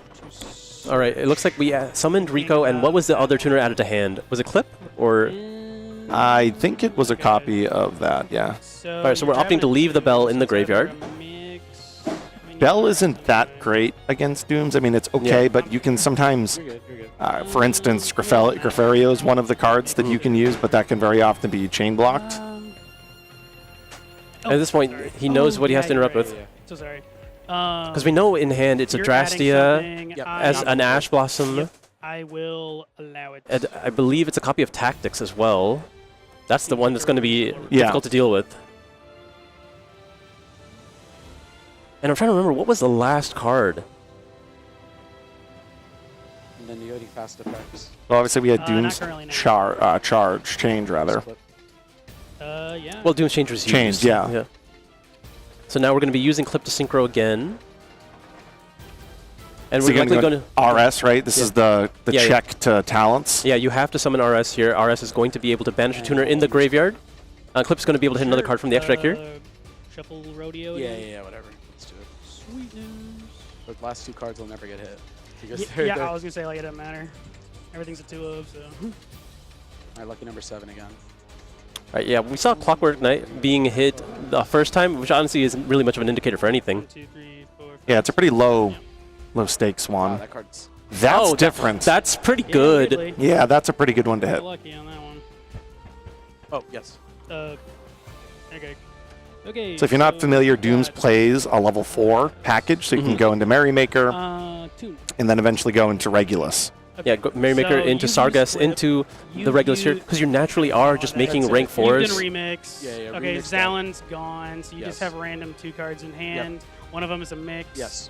And Random 2 cards in hand. We know from this perspective, one of them is Harmonia, which is one of the better cards in this matchup. Absolutely. I will I think this is a good time to. Oh, the other card was a mouth. A mouth, yeah. So usually you would want to use Harmonia on the basically the rank up effect. So you'd want to hold it until that point. Text of Drastia. Is that? So he asked for the text of Drastia. I think he's probably just wanting to card text of a card. It's not a quick effect. I almost assuredly guarantee that's what Michael is wanting to check. I think he also wants to know if he can destroy another card in hand, or if it has to be from field. Because if you are able to use the effect, if you're able to use the effect of Harmonia right now, Drastia, yeah. Yes. You don't really want to use the effect of Harmonia right now because he can then. That would be fine. Well, you know what's interesting is he already has Drastia in hand. yeah, he knows about it from the effect of Rotary. He's trying to identify where he has to interrupt right now to limit Zachary as much as possible. Just making sure. So he's almost assuredly just going to naturally search Alaria anyway with this because he has the Drastia in hand. One effect. Yes. The hand effect is one effect. So it pops out, summons, and wham. But the rank up is on a new chain. That is a quick effect. It's a quick At any time I decide. Okay. We're good. We're good. I just want to use this. Yeah, and then Drastia is a Doomsday card you control. Okay, so. So maybe it actually is correct to destroy this. All right, we're just going to use Infinite Impermanence there. That's going to cut it off. Okie dokie. And now he's forced to use Drastia here. So you've got. A mouth will not have an additional effect when destroyed. It's all one effect if it's on summon or destroyed. I would like to Drastia, target this, to pop, and then jump out. Yep, that's all going to be good here. That's fine. So Yep, and because he did try to search, he is of course not going to get the destruction effect. So now he's going to put the Dirge onto Drastia, and this is an important thing for Michael to read because it is going to provide You can't target the non-target effect. Okay, yeah, it gives it. Like, Which I protects don't it from know if doesn't RS. do anything. Like, I don't think negating it does much. I don't know. Never listen to your opponent, Michael. Not for something like that. But yeah, I probably wouldn't be negating that. Sure. Especially when you know there's a tactics in hand. I would like to Drastia now. And I will to Harmonia. And that'll end the game. Bummer sauce. That doesn't have a destroyed when destroyed by card effect, right? This one does not, no. Okay. And neither does that, right? That is correct. Okay, I'm just making sure. So just verifying that you know, Drastia doesn't have a destruction effect. And then that this is the cool tune way. You knew exactly what cards you had to interrupt. If those weren't known, this would be a much more difficult game. Like, oh, good. Finally, the good matchup. Arvil on Beast 5 and Harmonia. Is that, what's this one? It's just all the boring. Well, I gotta know what's in your extra. Yeah, you're good. You're good. We're just revealing the Wind Pegasus because Wind Pegasus is going to be the one sent to graveyard here. Can't really do anything about that. So I'll kill that. Or, actually, wait, can I read this? Just in case. Yeah, you're good. I think Zachary's just verifying that it doesn't target. Yeah, no Ghost Ogre card can target, really. And there's nothing that Ash Blossom can do here. Yep.